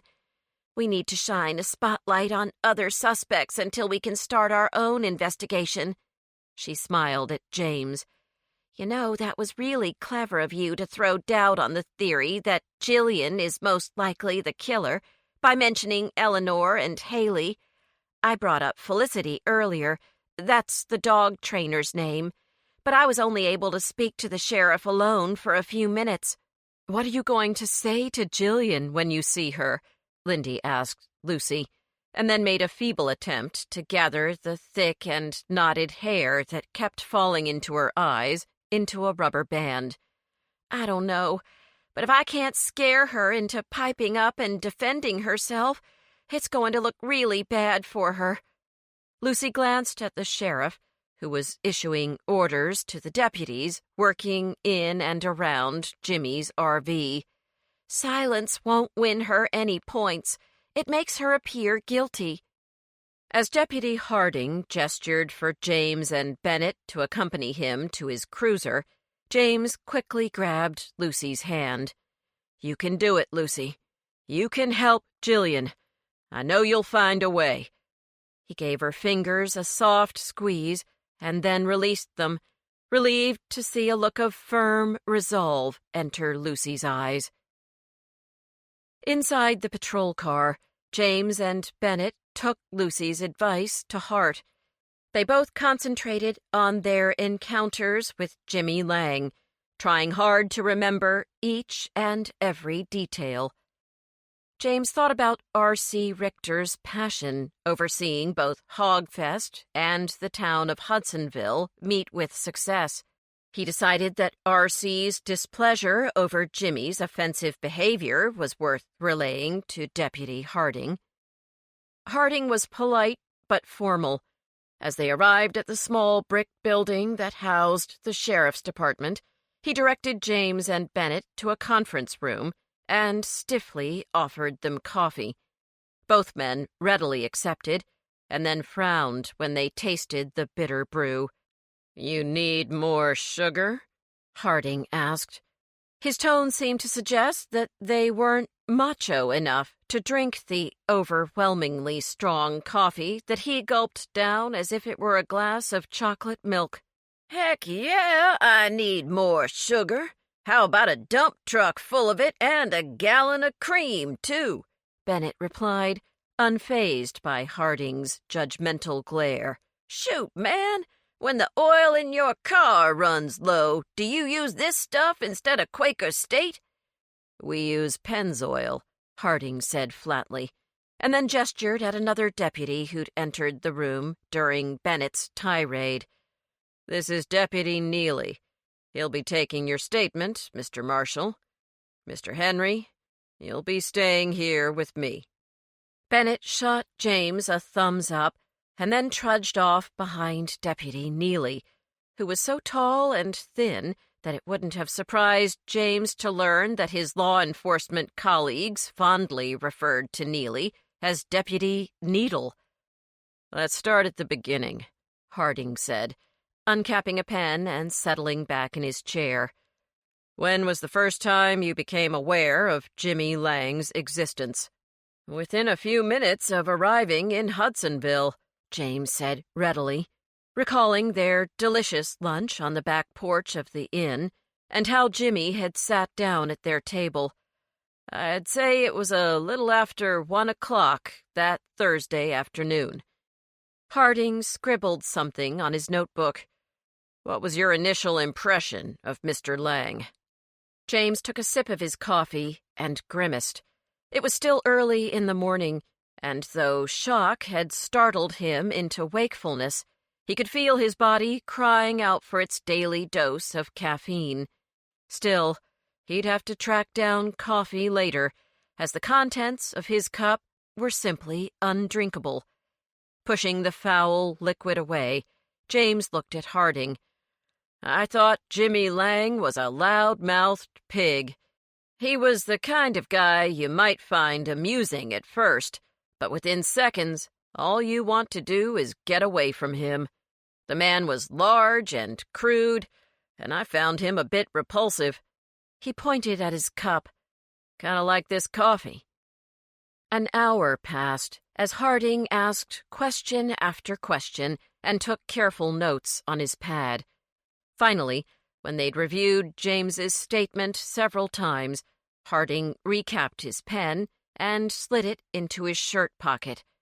At the same moment, James's stomach gurgled loudly. "You hungry?" Harding asked James, who nodded honestly. "Be right back," the deputy said, and he left the room.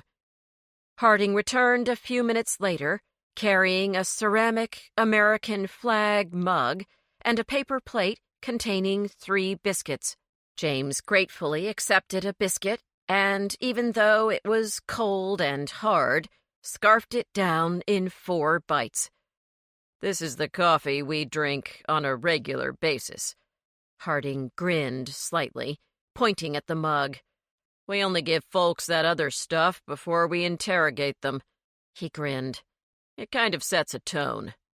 James doctored his coffee with cream and a sprinkle of sugar, not completely trusting Harding. But the hot brew was good.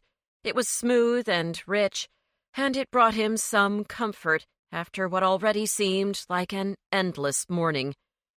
"I ran into the sheriff in the kitchen." Harding picked apart a biscuit, took a small bite, and frowned. "These were much better 2 hours ago. Still, middle-aged bachelors like me will eat just about anything." He brushed crumbs from his hands. "Your friend the deputy isn't having much luck getting Miss O'Malley to talk." The last bite of James's biscuit stuck in his mouth. When he tried to swallow, his throat closed and he inhaled most of the biscuit into his windpipe. James gasped for air and finally guzzled his hot coffee in an attempt to move the glutinous mass of biscuit down his throat. "That's not good," James said in a hoarse whisper. When he could finally speak normally again, he asked, "Do you think the sheriff would let me talk to Jillian?" Harding rubbed his dimpled chin in thought. "You think you could do better than a trained officer of the law?" Sensing that Harding wasn't threatened by the possibility that a civilian might be able to provide assistance with their investigation, James nodded. "I think I know exactly what to say to get Jillian to talk." Harding pushed back his chair. "Then come with me." James was brought into a stark room containing a table and 2 metal chairs. A recorder sat on the middle of the table, along with a plastic pitcher of water and a stack of paper cups. "Have a seat," Harding directed, and then turned on the recorder and murmured into the speaker. When he was done, he leaned toward James and said, "I'm going to stand off to the side and be unobtrusive." At the sound of footsteps outside the door, Harding jumped forward to open it. He ushered Jillian inside, and James gave an involuntary cry at his friend's appearance. He rushed forward and put his arms around her.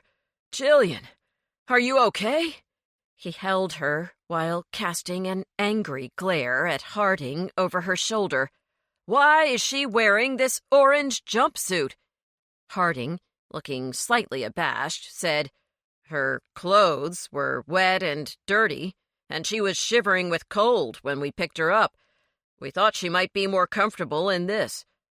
James released Jillian and forced a smile for her benefit.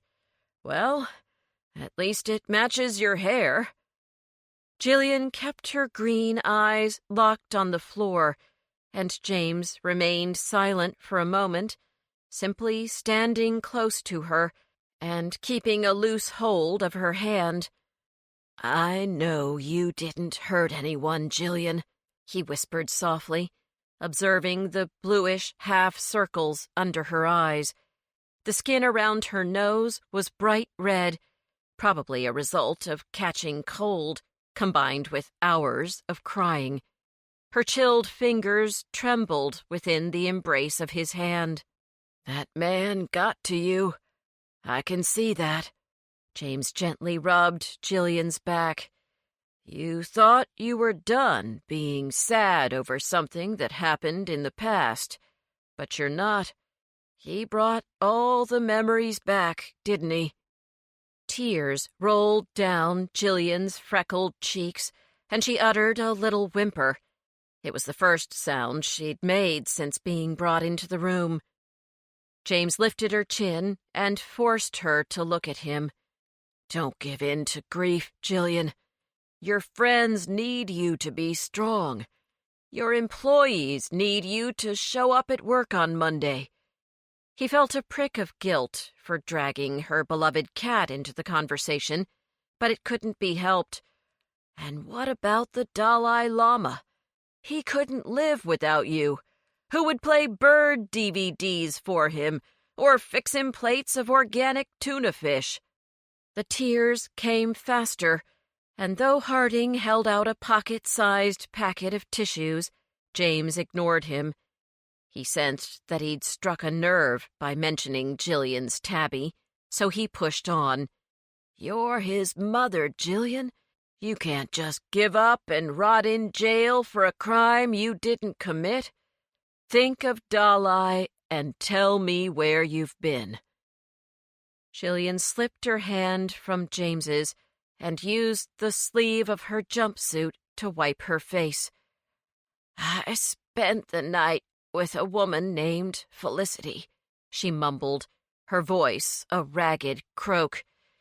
She was hired to put on several dog acts at Hogfest. She sniffled, and James accepted the tissues from Harding and handed them to Jillian. Harding covertly produced his pen and paper. After I saw...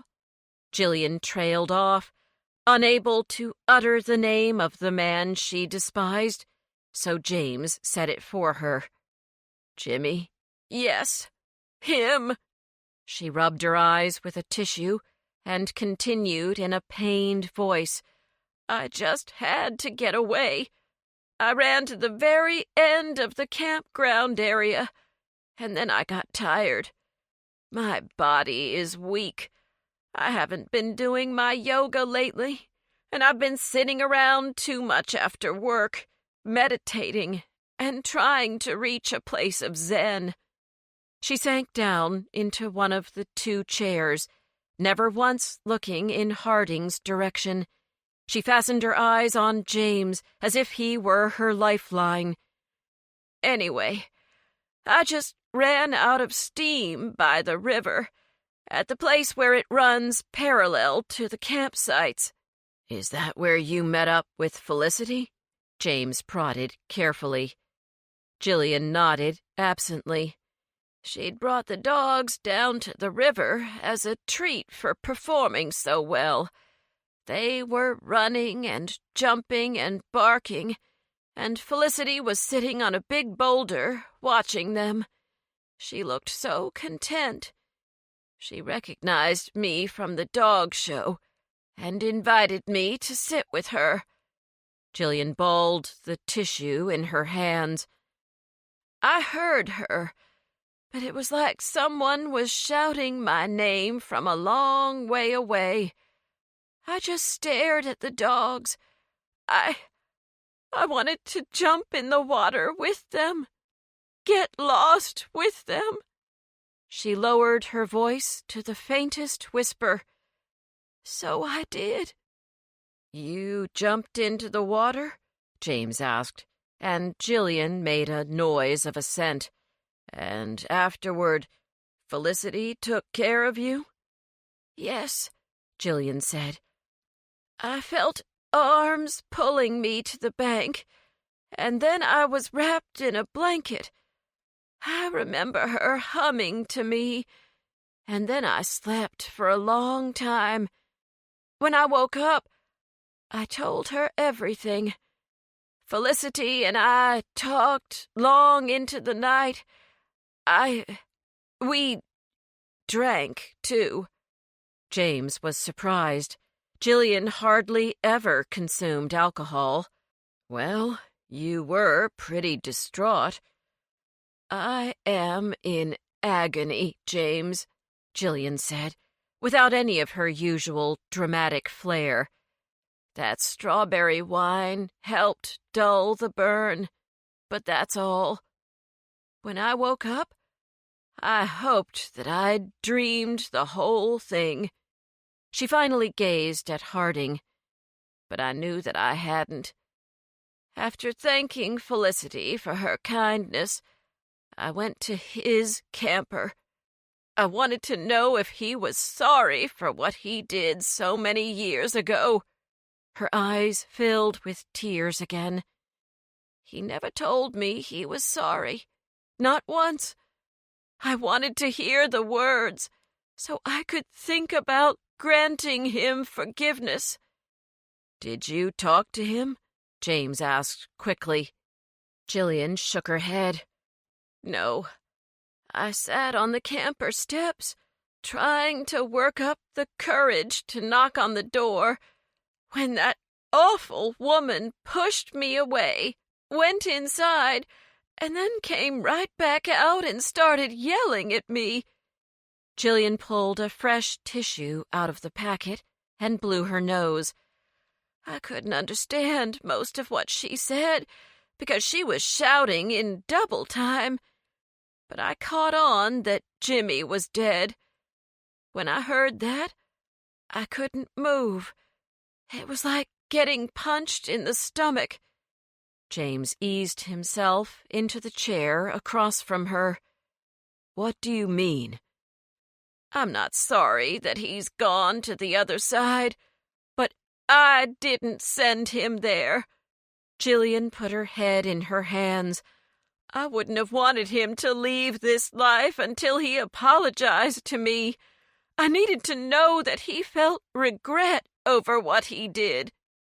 James was almost afraid to speak the words that had formed on his lips, but before he could contain them, they came tumbling out. "You wanted Jimmy to apologize for killing your husband?" Jillian issued the briefest nod, but did not look up. "How did it happen, Jillian? How did Jimmy cause your husband's death?" Shoulders shaking, Jillian wailed into his hands. "He ran over him. That son of a bitch deliberately ran over my husband." "With his car?" Harding asked from his corner. "No." Jillian lifted her head, her green eyes rimmed with red. Sorrow had etched lines in her skin and cast shadows across her face. "Not with a car. With a chicken truck." Chapter 11. Spaghetti Bolognese. An hour later, Jillian had finished her story. The telling of it drained her so completely that afterward she asked to be returned to her cell because she longed for quiet and solitude. Nodding in sympathetic agreement, Deputy Harding handed Jillian off to the officer waiting in the hall, and then waved for James to follow him out of the room. "Are you going to release her?" James asked Harding. Harding shook his head. "She's still a suspect, Mr. Henry. She has a strong motive, so we can't let her go until we've gathered more information." "But she didn't hurt anyone," James protested wearily. "She just wanted to confront the man who killed her husband." Harding turned the corner at the end of the hall. At the same moment, Sheriff Jones stepped out of her office. Standing directly in his path, she gazed at him inquisitively. "Ms. O'Malley has given a complete statement," Harding informed his superior. Jones was clearly pleased. "Excellent. Let's talk in my office." She turned a pair of tawny eyes on James. "We have your contact numbers, Mr. Henry. Why don't you and your friends return to the inn and try to relax? We can hardly relax while Jillian is being held in suspicion for a crime she didn't commit," James said, his voice taut with anger. "Understood, Mr. Henry," the sheriff countered calmly. "We're going to examine every angle, I assure you. My deputies are canvassing the campground area and conducting interviews as we speak. We don't operate under assumptions in this department. We search for evidence and allow the facts to guide us." She placed a kind but firm hand on his arm and steered him toward the lobby. "I'll review Ms. O'Malley's statement immediately. In the meantime, I'd like you and your friends to refrain from involving yourselves in our investigation. Miss Hanover has my contact numbers, and I've also asked her, as one professional to another, to step aside so that we can gather information during this critical time. As she knows, the first 24 hours following a crime of this nature are crucial." When they reached the lobby, the sheriff released James's arm. James met the distressed stares of the other supper club members. They all looked tired and uncomfortable as they waited on a wooden bench. Bennett perked up slightly upon seeing the attractive sheriff, but Sheriff Jones ducked back into the inner hallway without glancing his way. Suddenly, Lucy got to her feet, raced over to James, and threw her arms around him. "What happened back there?" she murmured into his neck. James paused for a moment in the circle of her arms, inhaling the fruity scent of her shampoo and enjoying the warmth of her embrace. "I feel like I've been hit by a bus," he said. Gently pushing her away, he walked over to Lindy and Bennett. "Did you see Jillian?" Lindy sagged against the side of the bench, hugging her purse to her chest in search of solace. "She didn't kill Jimmy," James said, and heard his friends exhale loudly in relief.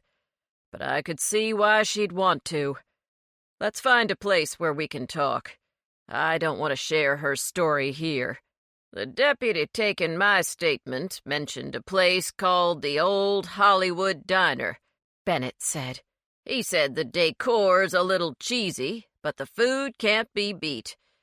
"I can't believe I could eat at a time like this," Lindy moaned, "but I could use some comfort food.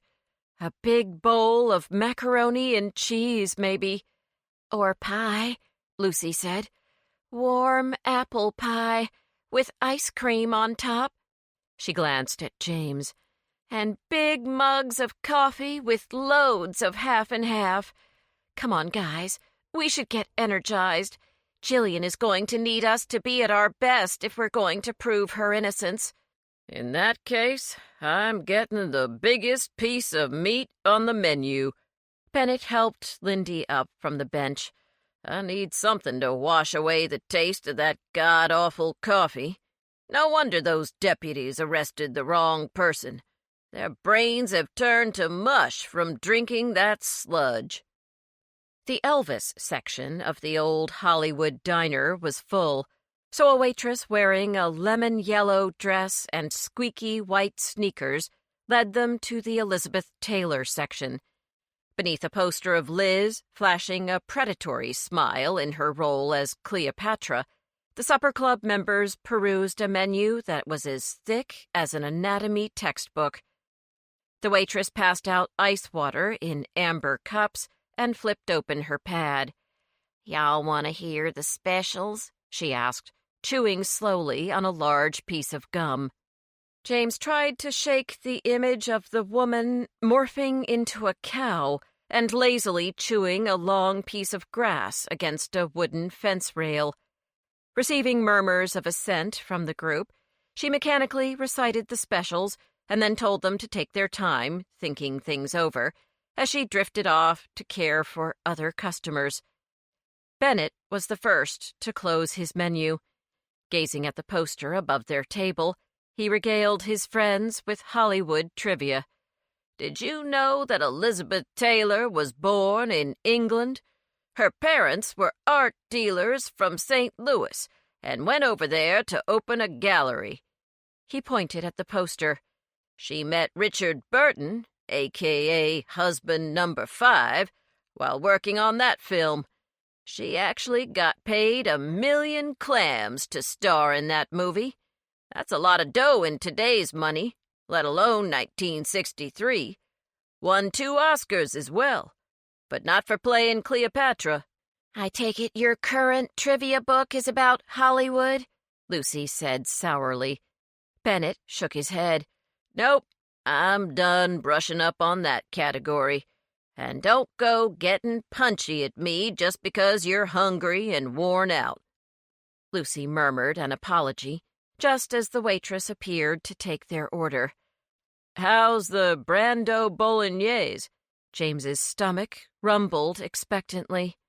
Their waitress, who wore no name tag on her spotless uniform, shrugged. Pretty good, I reckon. I don't eat them foreign foods, but other folks seem to like it fine. She jotted James's order on her pad. Sides, I don't care for that Brando fella. He couldn't talk right. Sounded like a goat choking every time he opened his mouth.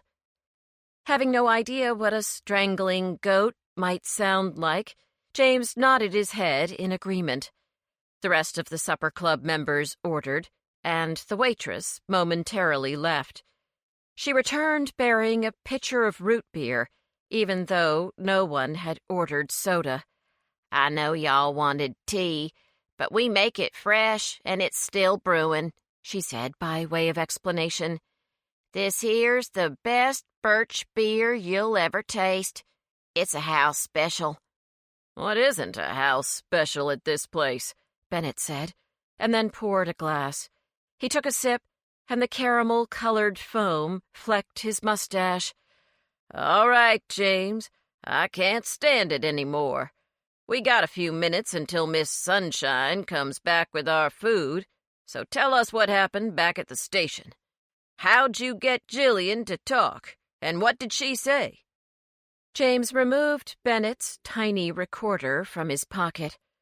I hope you're not mad, but I've had this with me since it fell out of your pocket in the Bronco, and something just told me to press the record button.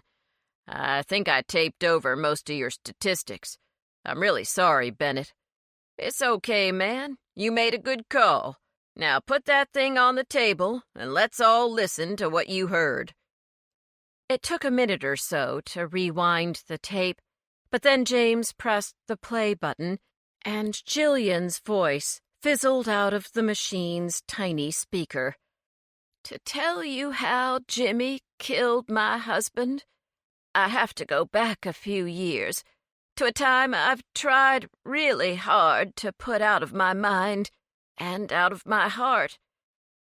I married Walden O'Malley when I was 20. We met while doing volunteer work at the local animal shelter and fell in love quick as a lightning strike. My hometown was so small that the post office and grocery store were in the same building. There was one place to eat, a bank, and 2 churches. Most folks worked at the local poultry plant, and Walden's family had just moved to town because his father had gotten a job at the plant. That's why I'd never met him before that day at the animal shelter. Walden enrolled in the local community college, where he took agriculture classes. He wanted to own a small farm and raise livestock. We dated for 6 months and were married on the courthouse steps. No party, no gifts, just us declaring our love for each other with our landlord as witness. It was perfect. There was a pause, while Jillian accepted a glass of water from Deputy Harding. Walden really loved animals, so he asked his father what the conditions were like in the factory. For the birds, that is. His father told him that the conditions for the workers were fair, and that was all that mattered. He got really angry and told Walden to be thankful that they had enough money to pay for his studies. You see, Walden's family had moved from Pennsylvania because mills and factories across the state were closing. Families were turned out in the cold with no means of paying for mortgages or car loans or food. Walden knew his father had been lucky to find work, but he still wanted to know how the chickens were handled once they were delivered to the factory, so he asked one of the line workers to give him a tour. That's how it all started. How what started, ma'am? Deputy Harding asked. Walden's interaction with Jimmy Lang. Jimmy was a driver. He picked up the birds from farms all around Western Virginia and brought them to the plant. He was a cruel soul. He actually enjoyed bringing the birds to their deaths, and the more they suffered, the more he was entertained. But the chicken factory was a processing plant, right? Harding sounded genuinely perplexed. That's what they do. Process poultry for the rest of us to eat. It's a dirty job, but someone's got to do it, or no one would be eating nice pieces of fried chicken for supper. Does that really make a person bad? It wasn't what they did, but how they did it. Jillian raised her voice. The birds were stuffed so tight into cages on Jimmy's truck that they couldn't move. Then Jimmy would unload them with a forklift and dump them on the conveyor belt. He didn't care if some of them fell off or got crushed by machines or died from exposure on the road. He'd keep track of the number of casualties on each load and mark them in a notebook. He and two of the factory workers held a secret bet over who had the highest numbers of accidents each month. At the time Walden went on that factory tour, we'd only been married 4 days. We didn't have any money except what we both earned working part-time at the grocery store. But Walden promised me a honeymoon week in Philly as soon as we could afford it. He wanted to introduce me to his grandparents and show me the city of his childhood. But he never got the chance. James noticed their waitress bearing down upon them with a laden tray and hit the pause button. Bennett received a mammoth bacon and Monterey Jack burger, accompanied by a mountain of French fries and a dish of baked beans. A platter of fried catfish and hush puppies was slid beneath Lindy's nose, and Lucy was given slices of turkey resting on pillows of mashed potatoes and stuffing. She also received a small bowl of cranberry sauce and another containing thick brown gravy. A basket of cornbread muffins was set in the center of the table for everyone to share. "Be right back with your Brando, hun," the waitress said. Within seconds, she returned with an oval plate of spaghetti noodles drenched in a thick meat sauce. In addition to his pasta entree, James was served a small basket of garlic bread. "Y'all need anything else?" the waitress asked pleasantly, as her customers gaped at their plates. "You got a wheelbarrow?" Bennett looked at her. "We're going to need one if we eat so much as half of this stuff." "No one ever leaves the old Hollywood hungry," the woman smiled. "Give me a holler if your drinks start running dry." After twirling a strand of slippery spaghetti around and around on his fork, James gave up and began to cut the saturated noodles with his knife.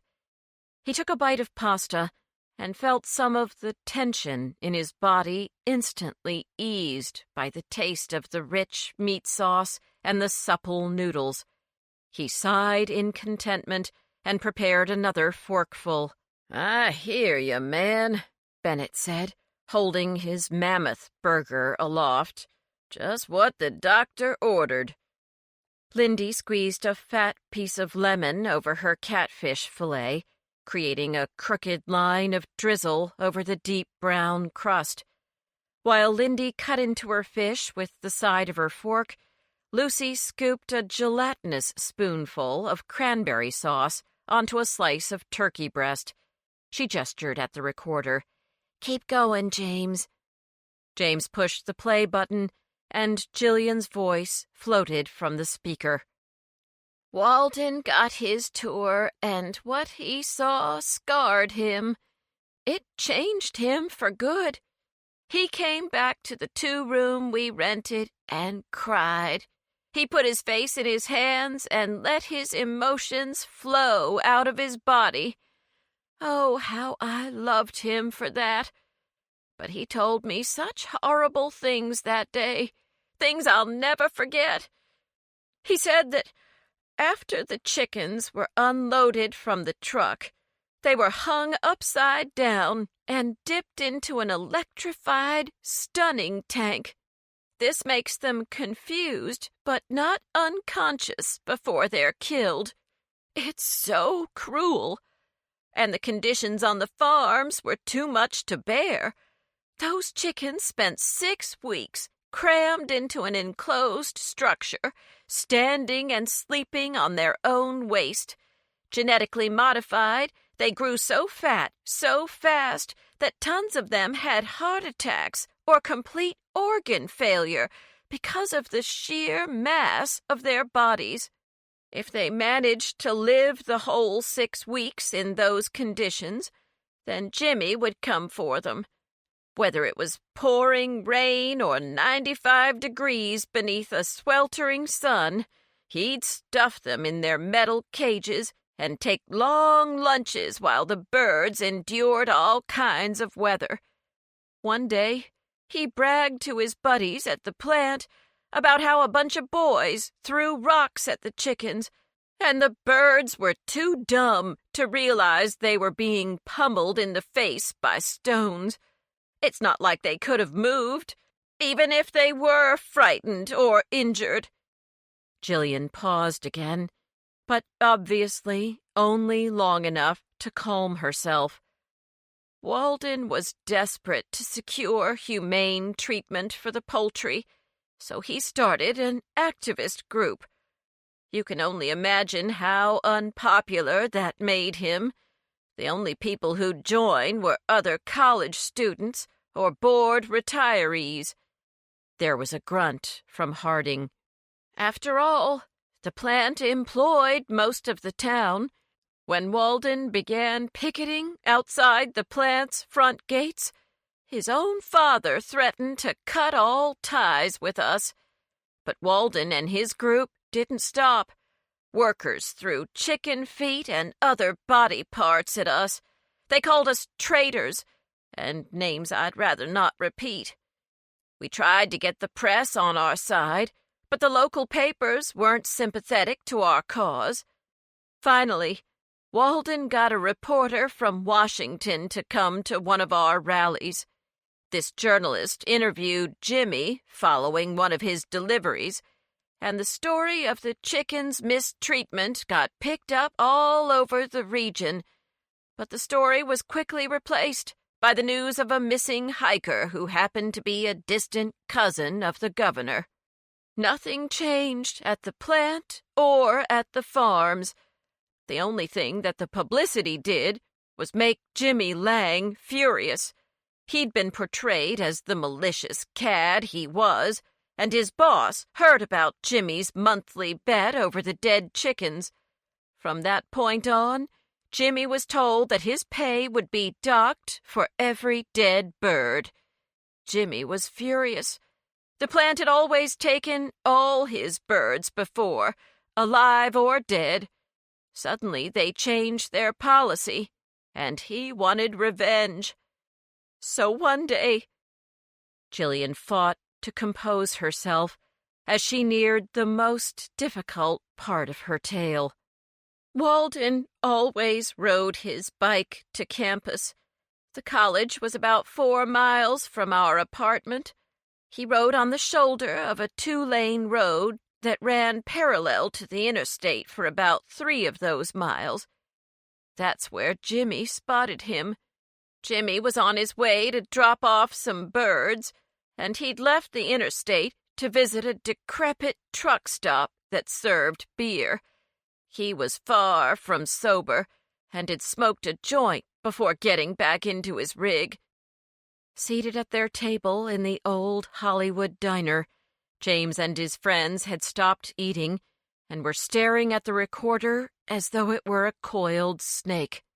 Jimmy swerved that big truck and laid on the horn, hoping to scare some sense into Walden.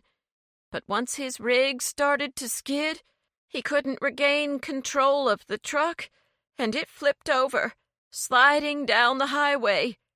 Walden was pinned under it. The doors to the chicken cages burst open, and birds went everywhere. They were strewn all over the road, the embankment, the wildflowers growing alongside the other lane. The state police arrived at the scene and took Jimmy away. He was uninjured. I went to the courthouse every single day of his trial. He was given 15 years for vehicular manslaughter under the influence of alcohol and drugs. That's it. 15 years in exchange for the malicious act that ended Walden's life. Another silence. Lindy dabbed at her wet face with her napkin. I thought I'd stay and continue Walden's fight against the inhumane treatment of those poor birds. But after the incident, the other activists were too frightened to protest. I became a pariah. Everywhere I went, people muttered jokes about chickens crossing the road or fried chickens on the highway. It was awful. I made it through my final exams at college, graduated, and moved away. I've never been back to that town. I've never even visited Walden's grave. I thought I could pretend that that part of my life never existed. It all happened so long ago. But when I saw Jimmy, alive and laughing, I felt like my husband had been killed all over again. The sound of weeping crept from the recorder. But I didn't hurt that man, Deputy Harding. Much as part of me would have liked to, I didn't. That wouldn't have honored Walden's memory. He was a pacifist. He was a gentle, giving soul. I wanted an apology from Jimmy. I needed to know that he regretted what he'd done. I needed to know that Jimmy was sorry for shattering every one of our hopes and dreams. But now I'll never know. There'll never be closure for me. More silence. Finally, the sound of a defeated exhalation. I'm tired, James. These memories, they weigh so much. May I be alone now, Deputy Harding? James turned off the recorder. There it is, he sighed. That's her story. His friends were stunned. No wonder she was a vegetarian, Lindy mumbled after a long silence, pushing her plate of half-eaten fish away. Lucy and Bennett followed suit. As they sat, digesting their heavy food and Jillian's tragic narrative, their waitress returned, wearing a look of concern. Something wrong with your dinners, folks? No, Lucy hastily assured her. We just wanted to save room for dessert. We've got some serious thinking to do, and for that, we're going to need some serious sugar. Apple pie a la mode for everyone. And coffee, please. Lots of coffee. The waitress nodded and bussed their dishes. She wiped their table clean and came back a few minutes later with 4 plates of apple pie topped with vanilla ice cream. She then handed out white coffee mugs and placed a steaming carafe of coffee in the center of the table. She retrieved a dozen individual creamers from her apron pocket and sprinkled them in a loose circle around the carafe. "I'll check back on you folks in a bit," she said, and then bustled off to take the order of a family of 6 seated in the James Dean section. Lucy dug a small notepad from her purse, uncapped a pen, and gave her friends a penetrating stare. "We're going to make a list of those people we need to interview in order to find Jimmy's real killer. I think we should start with Felicity, the dog lady." Lindy frowned. "But, Lucy, you're a deputy now. Won't treading on the sheriff's territory get you into trouble?" "This is Jillian we're talking about." Lucy's blue eyes flashed. "I don't care what rules I break. We've got to find the solution to this mystery before the festival ends." "You're right," James quickly agreed. "We need to get answers from Felicity, Haley, Eleanor, and anyone else who might have a clue as to what really happened last night." He touched Lucy's hand. "But we have to be discreet, or we might get sent back to Quincy's Gap. And that won't do Jillian a lick of good," Bennett said. As the 4 friends stared at the names on the list, James plowed his fork through the golden crust of the apple pie and scooped a generous bite into his mouth. The apples were so soft that they practically dissolved upon contact with his tongue. Sugar, cinnamon, and a hint of nutmeg coated his taste buds, and he greedily took another bite. He then collected a forkful of the smooth and creamy ice cream and ate it slowly, blissfully, licking every drop from the tines. Lucy jabbed a finger at the list. "At this point, our suspects are all women." "Makes sense. It's a mite easier for me to picture a woman climbing up that skinny metal ladder to that camper roof to tape over the vents," Bennett said, wiping ice cream from his mustache. "But a man could do that just as easily," Lindy argued, splashing cream into her coffee.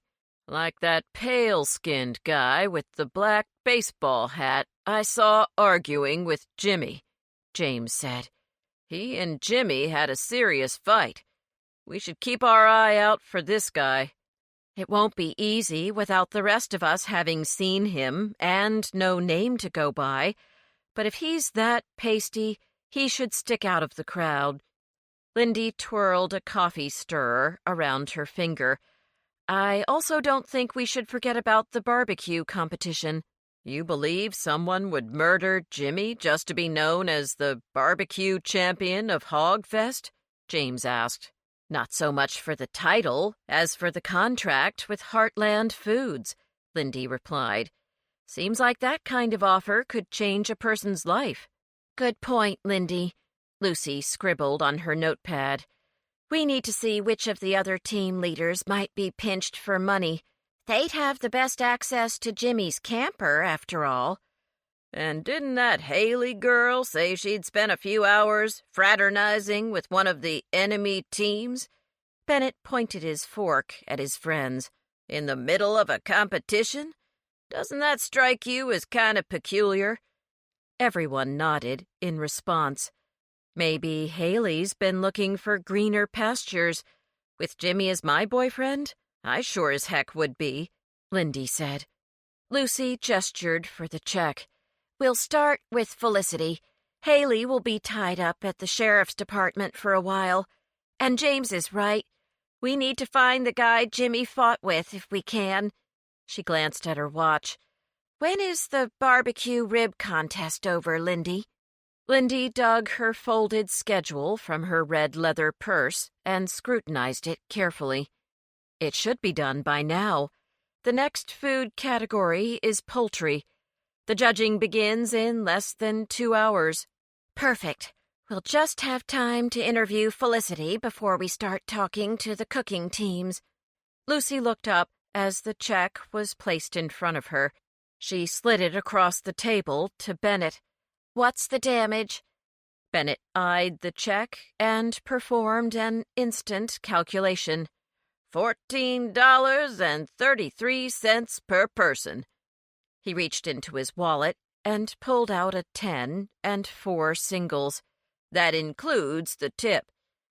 After settling their bill, they climbed back into Lucy's Jeep and drove toward the festival grounds. They waited impatiently at one of the town's intersections as phrases from Jillian's narrative haunted their thoughts. The red light seemed interminable as car after car passed through the intersection. Finally, a sheriff's department cruiser shot across their path, followed very closely by a car that looked strangely familiar to James. It can't be, James thought.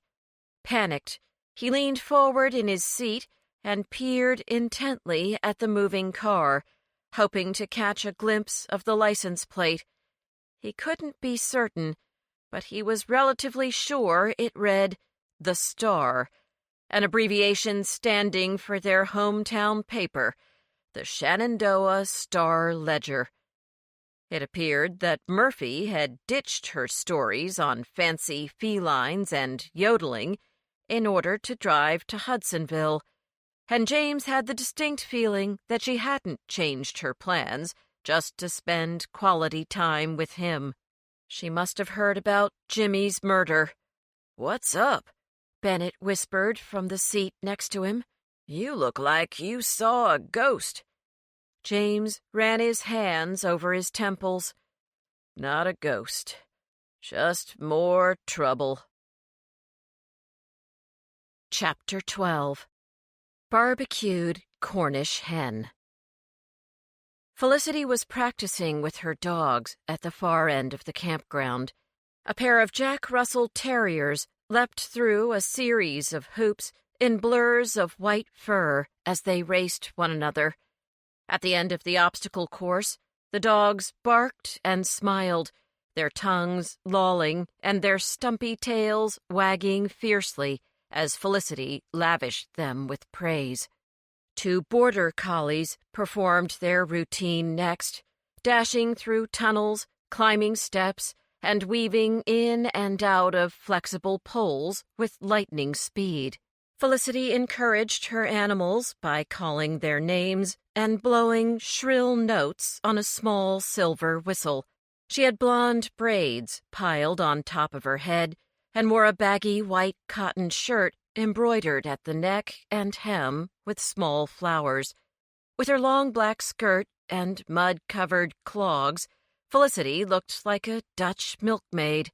"I was wondering if y'all were going to track me down," she said by way of welcome. "The news about Jimmy's death has spread around this place like germs on an airplane. I heard about Jillian, too. I even asked to see her after they finished questioning me at the station, but they wouldn't allow it." She picked at the end of a coiled leash in agitation. "How is she?"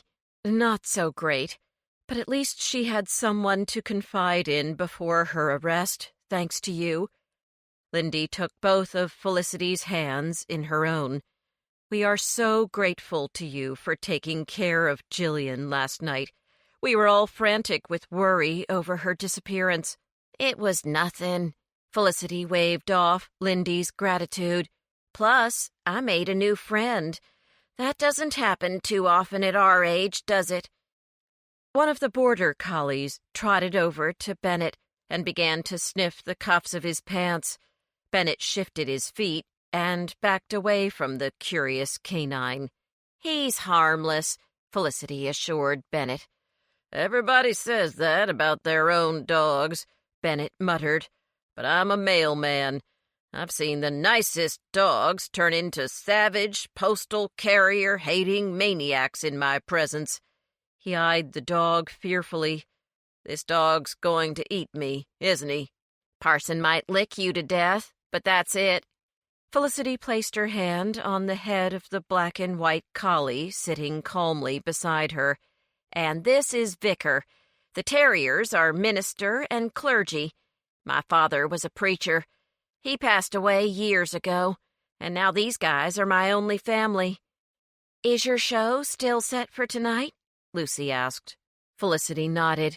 Yes, nothing on the schedule's been altered despite this morning's, discovery.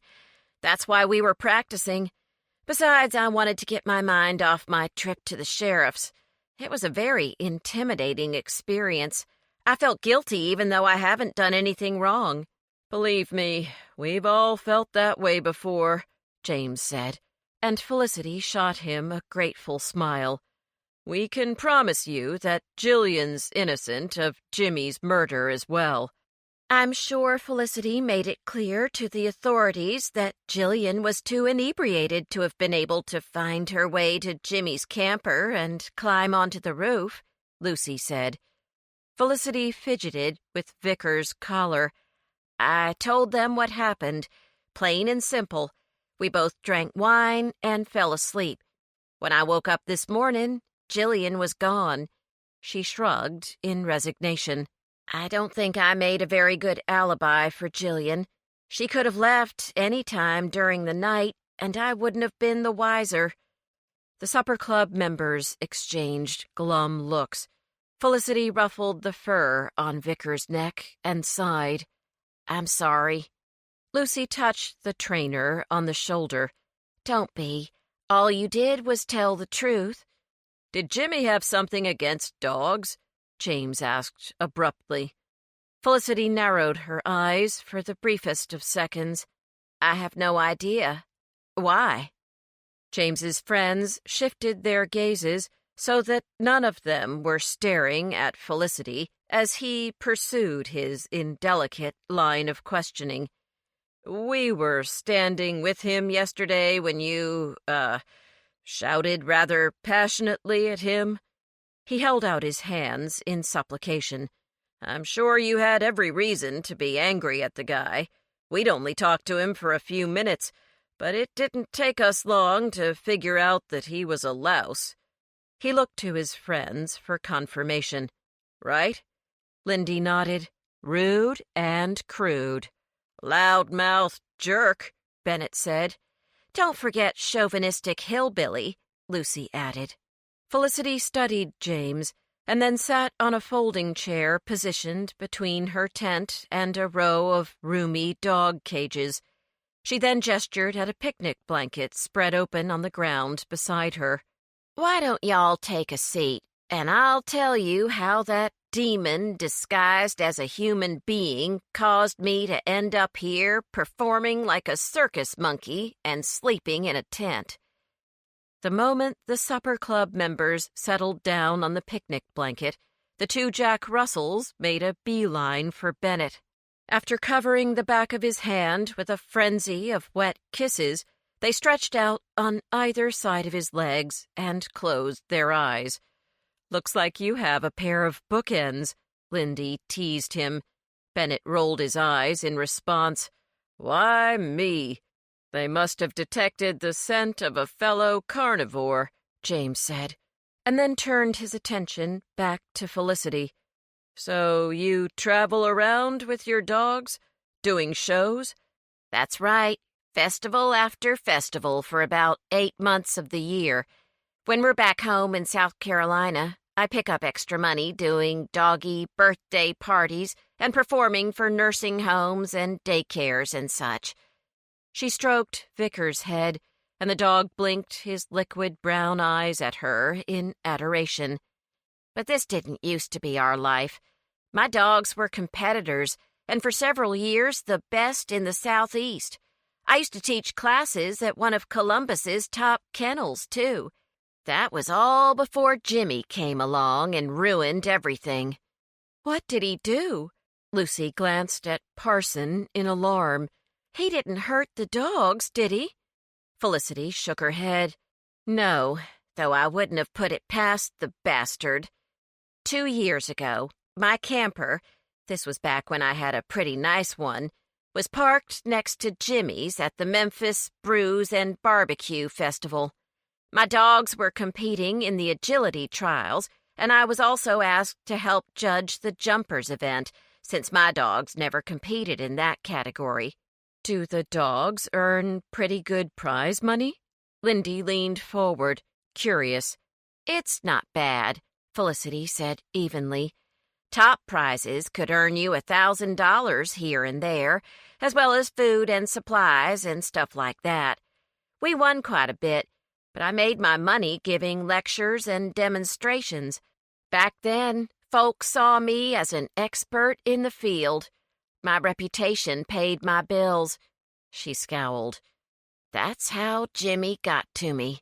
He tarnished my reputation to the point where people wouldn't want me to clip their dogs' toenails, let alone enroll in my agility training or obedience classes. How? He's just a tow truck driving barbecue cooker. Lucy gave Felicity a look of bewilderment. How could his opinion matter to anyone in your field? His opinion mattered when he lied to the head judge at our competition in Memphis. Jimmy claimed that I was giving my dogs illegal substances so they'd have more energy. He said that he removed pills from their food bowls because he was worried they might be dangerous for my animals. Turns out they were illegal steroids, the kind men use to bulk up their muscles. He even claimed to have found the empty pill vial in my garbage. Felicity slapped her hand on her leg. As if I would ever put the lives of my dogs in jeopardy. They're my closest friends. But the judges believed him? Lindy asked. Her eyes filled with sympathy. Maybe they did and maybe they didn't, but Lord knows they were concerned about having a scandal connected to their event, so they disqualified my dogs, canceled my lectures and demonstrations, and found another judge to replace me. After that, I was blackballed in the dog world because everyone assumed I was guilty.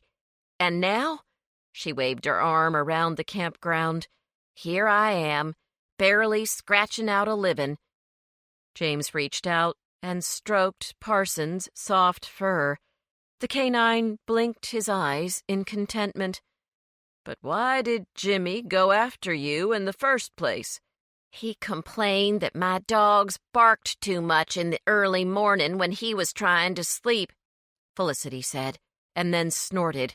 He told me that it was their fault he didn't win his cooking contests that day, and if my beasts weren't quiet the next night, he'd teach them or me a lesson. Thinking of how Jillian had described Jimmy's cruelty to the chickens he had delivered to the poultry plant, James believed that Jimmy's threats against Felicity and her dogs were issued in complete seriousness. Did you relocate to a different place in the campground? Bennett wanted to know. Felicity sighed and shook her head. No, and not a day goes by that I don't regret that decision. I was too proud and stubborn to realize that one man could change my life with a single lie. She shrugged helplessly. He taught me a lesson, all right. I'd like to hurt the guy for what he did to you, but someone beat me to it, Lindy said. Like I told the sheriff, it wasn't me, Felicity continued. When I woke up this morning, alone, I was a bit confused. But then I saw the blanket I had given to Jillian folded neatly in a corner of my tent, and I knew that she hadn't been a figment of my imagination. She gazed at her 4 pets lovingly. I'm not sorry that Jimmy's dead, believe me, but it wasn't by my hand. If I were sent to jail, then who would take care of my dogs? It may sound silly, but they're my reason for living. And I'd never risk their future like that. Lucy chuckled. That's not silly at all. Want to see my babies? She removed a color photograph from her wallet and unfolded it for Felicity to view. Here, my darlings, Bono, Benatar, and Bon Jovi. I named them after my favorite rock stars. Gorgeous, Felicity exclaimed and showed the photo to Vicar. Look at these German shepherds, Vic. I bet you guys would have a great time playing together. She handed Lucy the photograph. Would y'all like to watch our show tonight? We'd be proud to have you in the stands. We'll come if we can. Lindy promised and got to her feet. "But right now we have to do everything possible to help Jillian." "Of course." Felicity slipped a leash around Vickers' neck. "Please let me know if there's anything I can do. After all, she barely knew me, and yet she offered me a job. She said she's been thinking of expanding her grooming business into a full-fledged dog obedience school and kennel. Oh, what was the name of her business? The Yuppie Puppy." Her voice turned dreamy. "She said that I could run the new business with her as a partner. Just like that, she was giving me that chance to go back to my old way of life. She believed in my talent and integrity." "That's our Jillian," Bennett said proudly. Lucy touched Felicity's shoulder. "But you drew her out of the water, put a blanket around her, and let her unburden herself to you. And she was a stranger to you when you did those things out of sheer kindness. You're a good woman, Felicity, and you're now a friend to all of us." Lucy put her hands on her hips in the determined posture James had seen many times in the past. "We're going to straighten this all out, and when Jillian is back with us, we're all going to celebrate together, okay?" Overwhelmed by emotion, Felicity could only nod in response. The supper club members said goodbye to Felicity and the dogs and wished them good luck at their show. "We'll keep you in the loop," James promised as they walked away. "Thank you," she waved, and Vicar barked in excited accompaniment.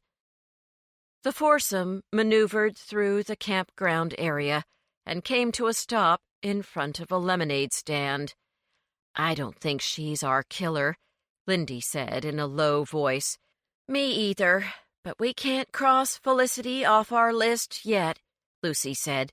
"She had both motive and means, and she's camped next to Jimmy before, so she might have known that he used a propane heater." Lucy's eyes scanned the crowd, though her gaze didn't settle on a particular person. "Still, she doesn't strike me as a murderer. We'll just move her name down to the bottom for now. Let's go ahead and question the other barbecue teams next.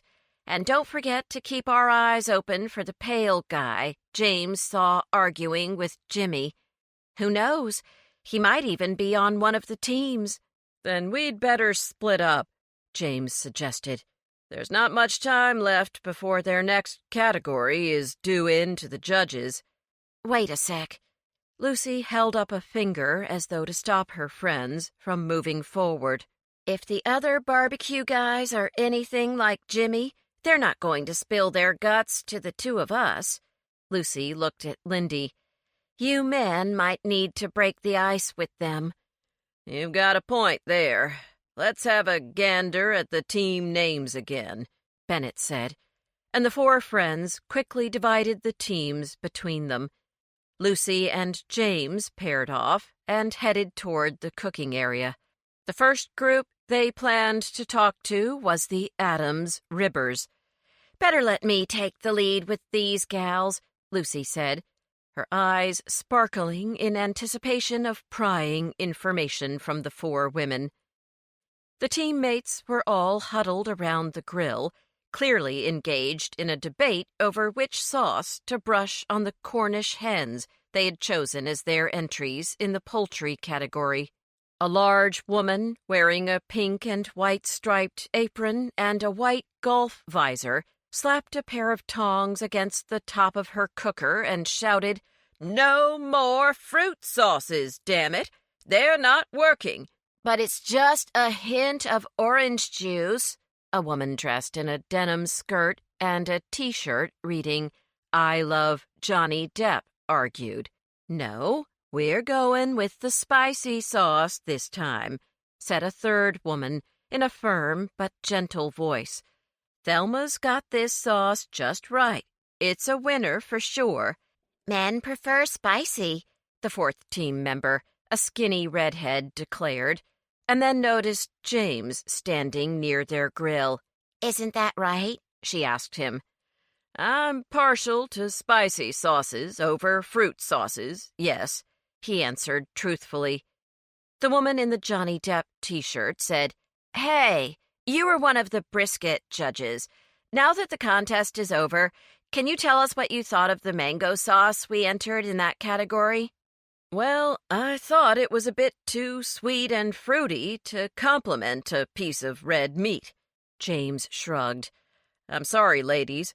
I'm not trying to offend you, but if your friend Thelma's made a spicy sauce, I'd go with that one. Would you try it for us? The Johnny Depp fan gave James and Lucy eager looks. We're using it on Cornish hens. Would you, both of you? Sure thing, Lucy agreed, as long as it's not against the rules. If you're not judging that event, then you're just tasting this sauce as a food lover, not as a judge, the woman said. I'm Zoe, by the way. She smiled and handed them a paper plate bearing a half of a hen. Though still stuffed from their enormous late lunch, James and Lucy took a bite of Cornish hen, chewed thoughtfully, and then took a second bite in order to convince the ladies that their sauce was being carefully assessed. Lucy set her plate down on the card table next to the grill. It's good. But not great? The woman in the striped apron gave Lucy a piercing look and then turned her sharp gaze on James. The spices are a bit too subtle for my taste. I think you need more crushed red pepper, he said, but the texture is perfect. It's thick and savory. As soon as you get the spice factor down, I think you'll have the perfect sauce. Thelma and Zoe beamed, while the other Adams Ribbers thanked James and Lucy. Can we get you some tea? Thelma asked. Lucy accepted and settled down at their card table, trying to appear as relaxed and casual as possible. James followed her lead. So who's the one to beat in the poultry category?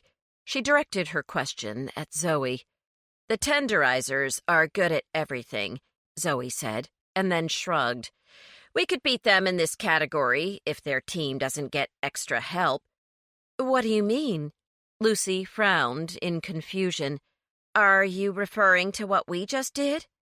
Thelma sprinkled several ingredients into a large bowl of barbecue sauce. No, you just tasted our food. We're talking about someone who is actually making their food. We heard a rumor that Jimmy Lang's girlfriend was the person who came up with all his secret sauces, rubs, and mops. We also heard that 2 of the other teams were trying to get her recipes from her. You'd think they'd let the woman alone, Zoe growled in disgust. Jimmy seemed like a nasty piece of work, but he was still her man. People can be such vultures. Did you gals know Jimmy well? Lucy asked. They all shook their heads. We've only been in one other contest with him, and that was almost a year ago, Zoe said. That was our first time cooking competitively, and we were too busy scrambling to get our entries in to pay him much mind. Good thing we didn't bother with him, Thelma added. I'd have had to smack that boy with the business end of my spatula if he carried on to our faces the way he did at the brisket contest yesterday. What a horse's ass. She dipped a spoon into the sauce and licked it. Grinning, she winked at James. Still, there are men like him all over the place, one of the other women said with a shrug. You gotta just ignore them and do your own thing. That's how we all got together. We left jobs run by overbearing, butt-pinching jerk-offs. Now we run our own gourmet food market and do these contests as a hobby. She raised her glass to her friends. We're having a blast, and we're getting better with every entry. The women exchanged high fives. Sounds like tons of fun. Lucy finished her tea and smiled at the women. We'd best be on our way. Good luck to you all in the next contest. She patted the grill lightly. "I think you have a winner here." Thelma handed James a handwritten recipe. "Just in case we win, I want you to know what was in the sauce. Keep it hidden until the contest is over, though." Surprised by Thelma's generous gift, James blushed and thanked all 4 women. "I don't see any motive there," Lucy said as they headed for the next cook site. "They don't need money, and they weren't really affected by Jimmy's death." When James didn't respond, she turned to look at him and realized that he had stopped walking. "What are you looking at?" she demanded, and then gaped in astonishment. Murphy Alastair had appeared from behind one of the RVs and was making her way toward James in hurried strides. When she drew close to him, she dropped her briefcase carelessly on the ground and reached up to bring his face toward hers so she could kiss him on the lips. "Poor you," she whispered tenderly. "I am so sorry about Jillian. How are you holding up?" James gently extracted himself from the embrace, but Murphy grasped his hand proprietarily. "I'm okay," he responded, keeping his emotions guarded. "How did you find out about what happened?" "You know I have contacts all over the valley. I received an email from a colleague in Charlottesville, and when I recognized that the murder had taken place in Hudsonville, I called my friend and learned that the victim had been killed here at the festival." Her hazel eyes were filled with concern. "I had to come see that you were all right." Unable to stop himself, James asked, "So you're just here for me? Not to write a story about this?" Murphy released his hand and scooped her briefcase off the ground. "I'll cover the story, of course. Our readers would want to know about a fellow town member's involvement in the case." "Are you referring to Jillian?" James tried to control his rising anger. "I'm talking about all of you, actually." Murphy issued the briefest of nods to Lucy. James took Murphy's arm and pulled her several yards away. "Look, you don't know the full picture here. Jillian is innocent. Once we get her name cleared and take her back home, she's not going to want to see her ordeal in print in the Star. And her friends don't want people gossiping about her. You need to keep her out of your paper." "I can't leave out pertinent information like that. She's half the story," Murphy protested. "And people in Quincy's Gap know her and will care deeply about how this whole thing unfolds for her." "Unfolds?" James spluttered. "She's not a piece of laundry. She's my friend and a damned fine person." He lowered his voice to a hissed whisper. "I'm warning you, Murphy. Leave her name out of your piece." Murphy was stunned by his ferocity, but she recovered quickly. "Why not tell me what's going on in your words, then?" "You're unbelievable, you know that," James snarled at her. "You're not here for me at all. I'm secondary to the big story." When Murphy didn't deny this, he turned away from her in a fury. "I have to go. Lucy and I are trying to do some good before Jillian is forced to spend the night in a jail cell." Grabbing his arm, Murphy pleaded with him. "I could help, too. When I interview people, I could discover information that would throw doubt on Jillian's guilt." "That would finally put your prying ways to good use, then," James snapped, and then relented a fraction. "We'll talk later, okay? I'm short on time." "And on kindness," Murphy muttered stormily, and stomped off in the opposite direction. "Let's tackle the tenderizers," James growled when he reached Lucy's side. "I'd love to have an excuse to take out my anger at Murphy on some smart-ass, beer-swigging, butt-scratching SOB. "I love it when you talk tough," Lucy said, looking unexpectedly happy. Chapter 13.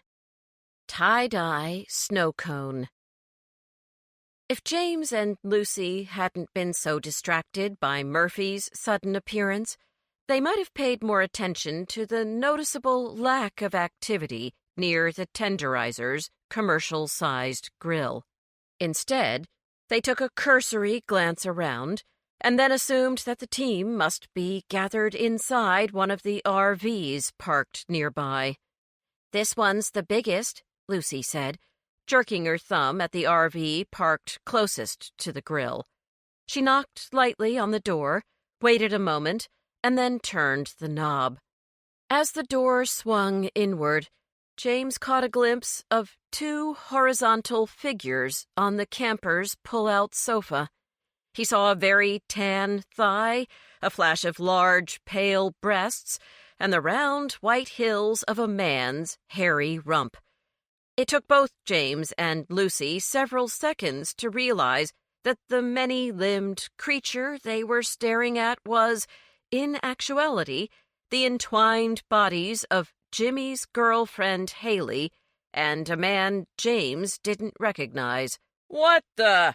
the man shouted as he swiveled his head toward the open door. Lucy pivoted so abruptly that she lost her footing on the camper's step and fell onto James, knocking him to the ground. They lay there for a moment, stunned by the fall. By the time James stood and brushed loose grass and dirt from his soiled pants, Haley had appeared in the camper's doorway. Clutching the hand of a middle-aged man wearing a pair of faded jeans and an embarrassed grin, Haley descended the two metal stairs.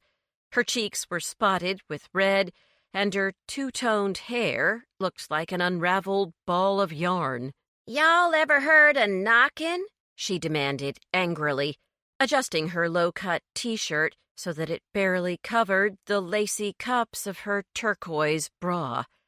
James couldn't help but notice the shifting flesh of Haley's breasts as she fiddled with her gossamer-thin cotton top. Finally, satisfied that the perfect amount of cleavage swelled at the base of her V-neck shirt, Haley placed both hands beneath the shelf of her bosom and gave her breasts one last shove upward. James quickly dropped his eyes to his shoes. "We knocked," Lucy said, once she found her voice. "I'm sorry. I guess it wasn't loud enough." "It sure wasn't." Haley wiggled a magenta nail at James and Lucy. "And before you go judging me, being that Jimmy's not even in the ground yet, I want you to know that Bob here is my real man. We've been together, at a distance like, for almost a year now." The man stepped forward and held out his hand. "I remember y'all from the brisket judging. Damned endive." His face darkened at the memory, but he shrugged it off with a forgiving grin. "Name's Bob Barker. Not the game show host, but the contractor with the most. Pleased to meet you both." James attempted to absorb Bob's slogan, but since he couldn't make any sense of it, he just shook the man's hand. "I just asked Haley to marry me," Bob said, smiling. He removed a black velvet box from his front pants pocket and opened it. "Cost me more than my first truck," he told James and Lucy, and angled the box in the sunlight so that its rays illuminated the diamond solitaire. "But my Haley's worth it." "It's beautiful," Lucy said, ogling the ring. James glanced at Haley. Though she gazed at the piece of jewelry with pride, he couldn't help but wonder why the ring was still in its box and not on her finger. "So why pretend to be with Jimmy if you and Bob have already been together for a year?" Lucy asked Haley, without glancing away from the diamond. "Well, I didn't know if Bob was really gonna leave his wife, but he did. He showed me the papers with all that legal mumbo-jumbo last night. This was all after Jimmy fell asleep with that dumb heater on.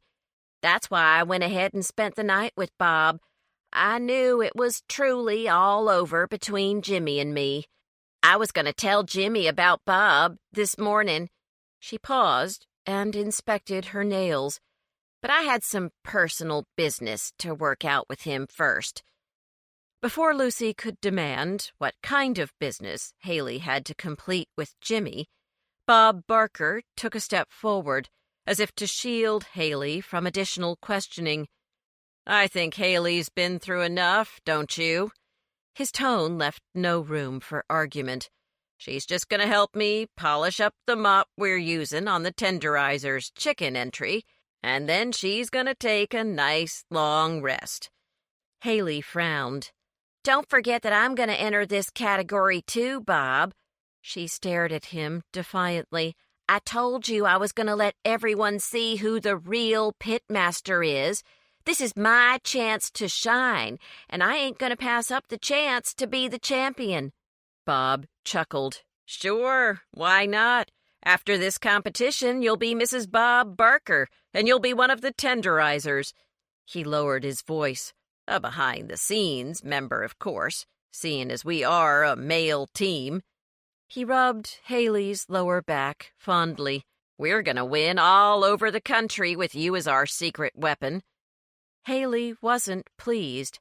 "I don't know that I want to be any man's secret weapon anymore. I'm tired of folks not knowing that I'm just as good as y'all when it comes to Q." Bob seemed to be considering his reply carefully. "Don't get yourself upset, darling. Come on back inside and try our Chipotle chicken mop, and then we can talk some more in private about when we're gonna tie the knot."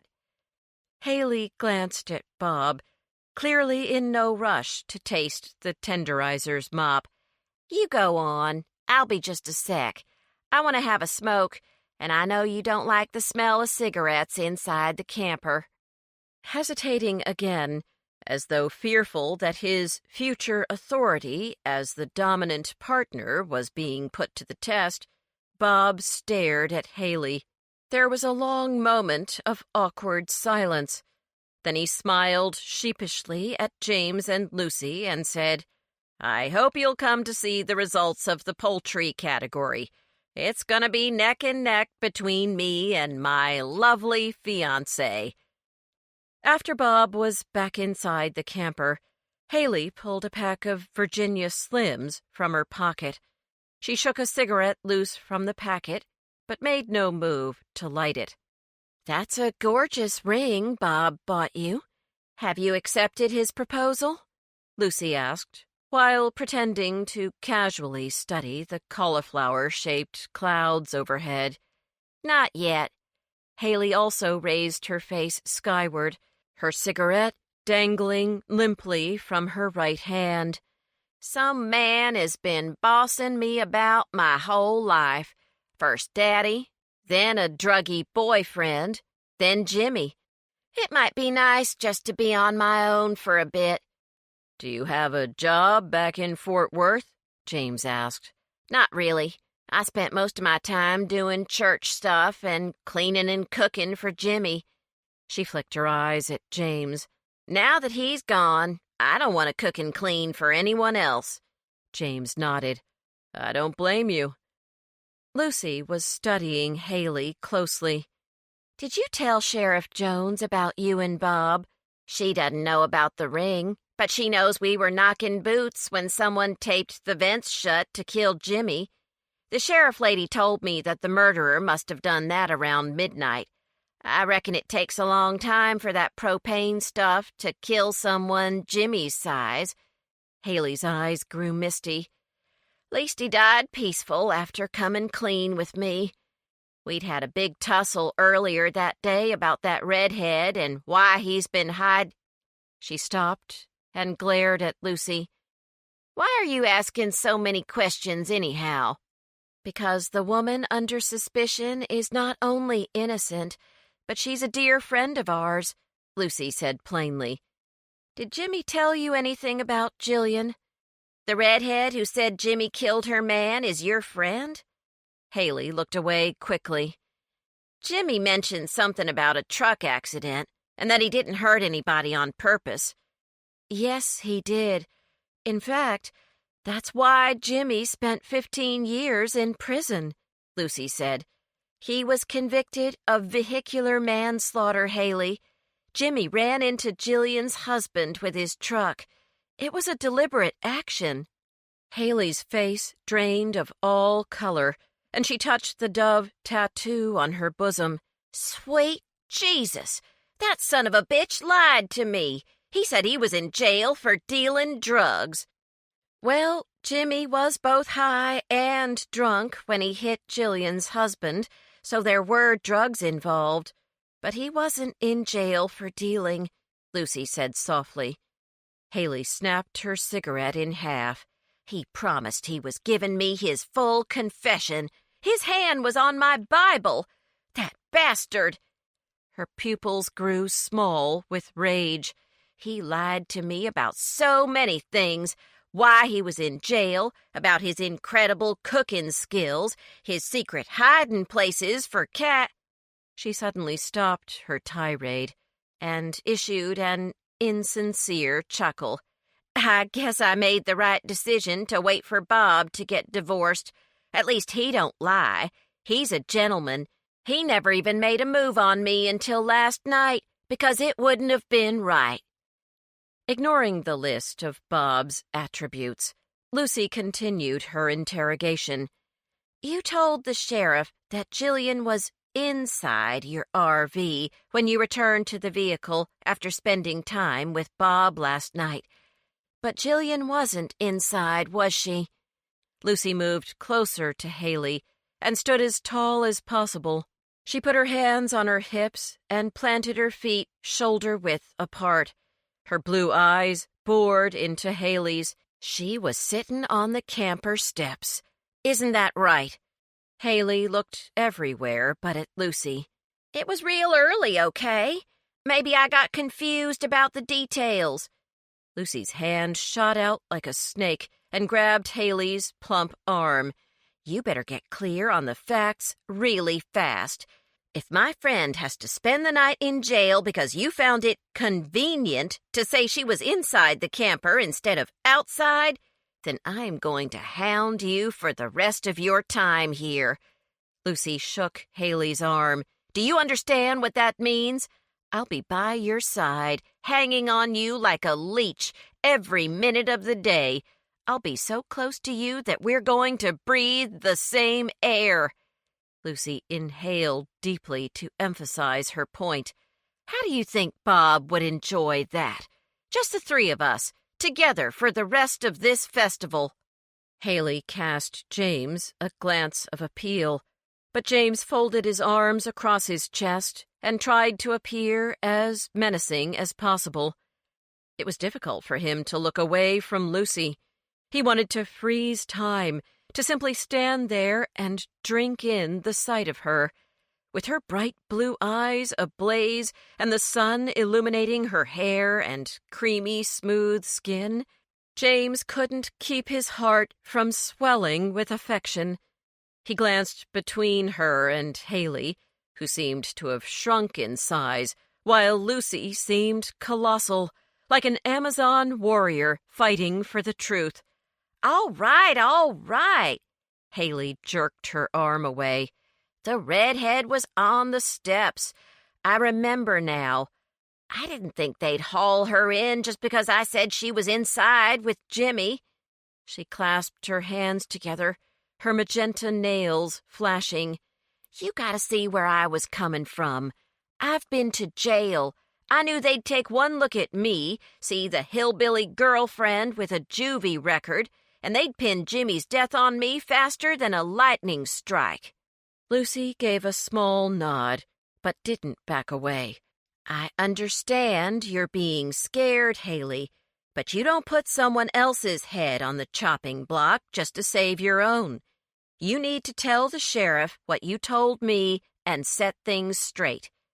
When Haley hesitated, Lucy folded her hands together as though in prayer. She's a good woman, our Jillian. You have to do the right thing. Haley absently touched the tattoo on the top of her left breast. Yeah, okay, I'll tell her. She closed her eyes as she made her promise. But not now. I've got to get my barbecued turkey legs to the judges in 15 minutes. Be a miracle from above if I make it in time. I'll call the sheriff lady after I've won another blue ribbon.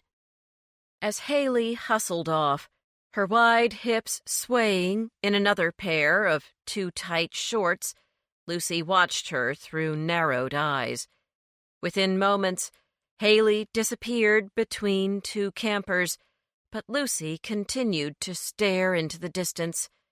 Blinking, she observed the crowd for a moment, and then swung around and took James's elbow. Please tell me you got all that on tape. James removed the mini recorder from his pocket and hit the rewind button. They heard Haley's voice going backward in a speedy whine. He waited a few seconds and then played the recording. Haley's recitation of the actual events of that morning when she discovered Jimmy's body was captured clearly. She was on the steps, Haley's voice intoned. Lucy beamed. Time to call Sheriff Jones. Bennett, Lindy, and James treated themselves to snow cones while Lucy called the sheriff. Aren't you going to interview her again? Lucy spoke forcefully into the receiver. Listening to the response, she shifted impatiently. If Haley didn't tell the truth about Jillian being inside the camper, who knows what else she lied about? For all we know, she could have killed Jimmy any time that night. Plus, she started to talk about something hidden, and I think the word was cash. She also mentioned having unfinished business with Jimmy. So why isn't Haley your prime suspect? Taking a frosty bite of his snow cone, James watched as Lucy blushed. Oh, she said in a small voice. I see. Shaking her head, she reiterated her demand that Jillian be released based on the statements James had captured on the mini-recorder. What flavor did you get? Bennett asked Lindy, while Lucy continued arguing in the background. Honeydew, you must have the lime. Your lips are all green. Bennett scrutinized his half-eaten cone of shaved ice. I got kiwi, but I wish I hadn't. I don't like it very much. He smiled and pointed at James. Man, take a look at those lips. You have blue, red, and green all over your face. You look like the flag of Azerbaijan. Seeing the blank looks on his friends' faces, Bennett clarified. It's a country in Southwest Asia. Sound familiar? He waited. Guess not. It's between Iran and Russia and borders on the Caspian Sea. Do any of those names ring a bell? We're not all trying out for jeopardy, you know. James wiped his mouth and then grimaced at the stained napkin. This is what happens when you order a tie-dye snow cone. Instead of green apple, cherry, and blue raspberry, I should have gone with coconut. Removing her wallet from her purse, Lindy returned to the snow cone stand. She waited until Lucy slid her cell phone into her pocket before handing her a cone. Thanks. Lucy took a small bite of the shaved ice. This is good. What flavor is it? Passion fruit. I figured it would match your mood, Lindy said. Shoot. You'd be blushing, too, if you heard what Sheriff Jones just told me. Bennett lowered his snow cone. What did she say? Lucy smirked. You're totally smitten with that woman, aren't you, Bennett? Maybe you should try to talk some sense into her. She bit off another piece of her treat. Haley's intimate activities with Bob provide them both with a solid alibi. Seems they were rather vocal in the back of Bob's camper around 11:30 and carried on for quite some time after that.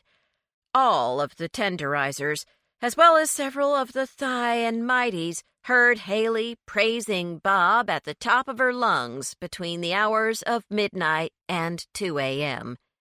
Bennett grinned. Maybe Haley likes passion fruit, too. Lucy wasn't amused. The sheriff also pointed out that Jillian has no alibi. Whether she was inside the camper, on its steps, or hiding behind one of its tires, she was still found at the crime scene this morning. That's the bottom line. Lucy sighed in disappointment.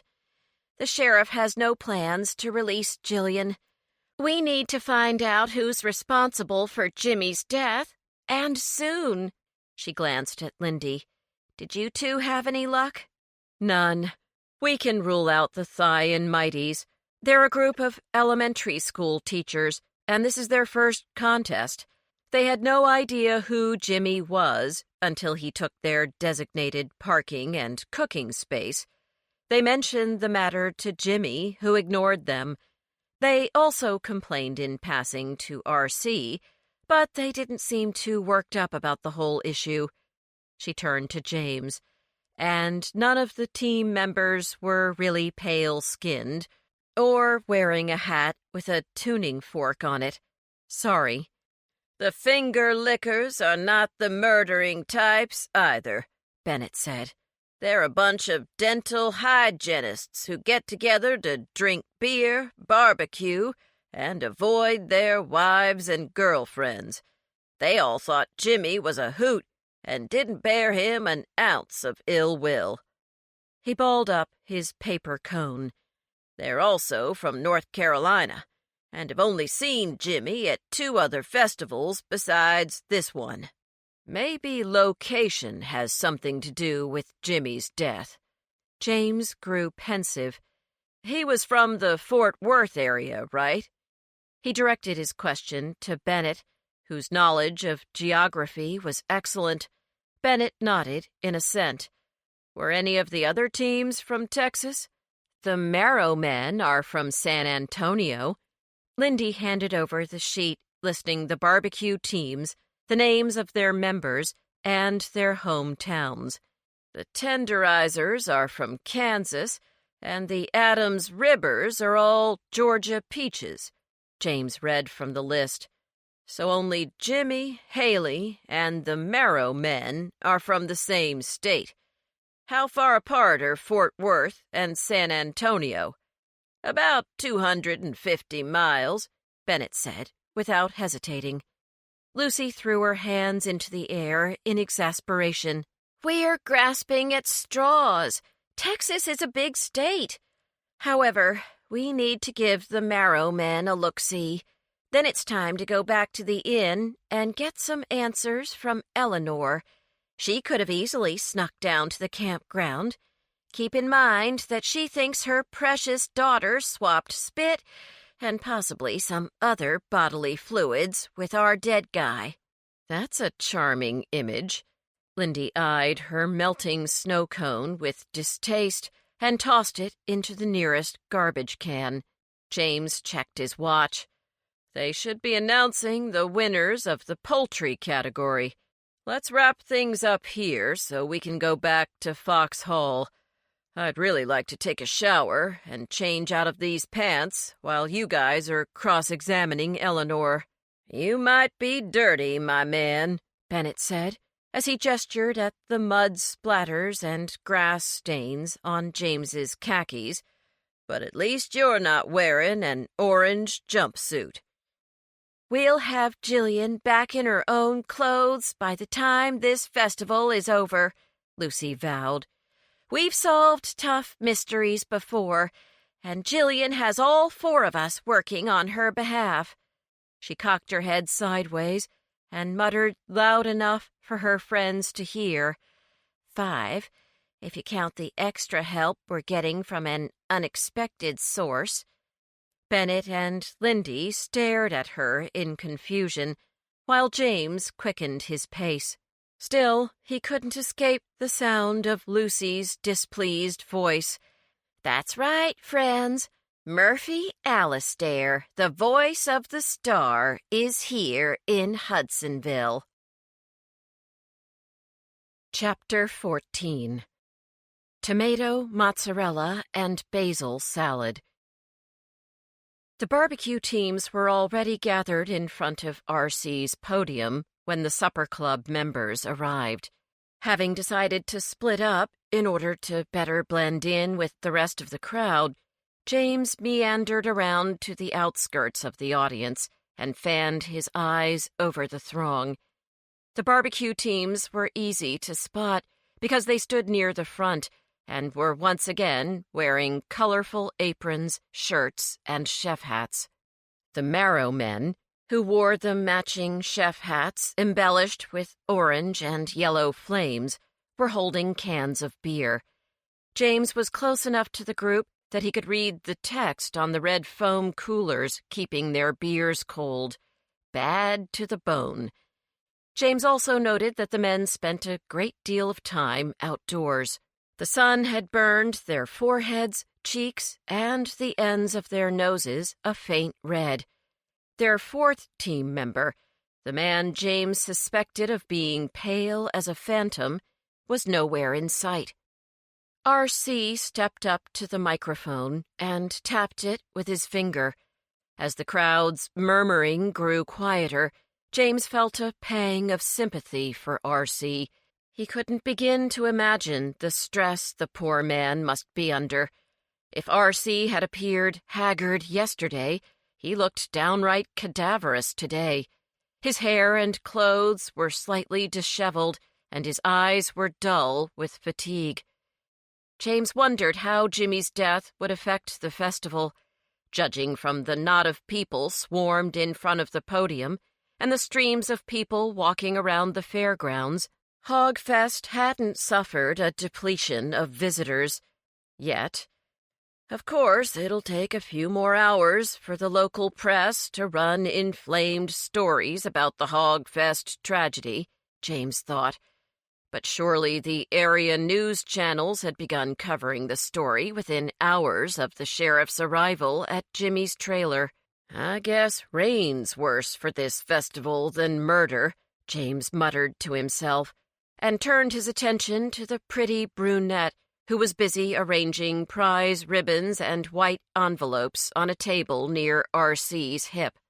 Thank you all so much for the most memorable poultry entries we've ever had the pleasure of tasting, R.C. began with a tired grin.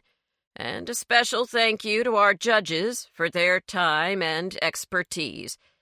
R.C. inclined his head gratefully to the familiar figures of Mr. and Mrs. Connolly, as well as a group of 4 adults who, based on their similar features and coloring, were undoubtedly related.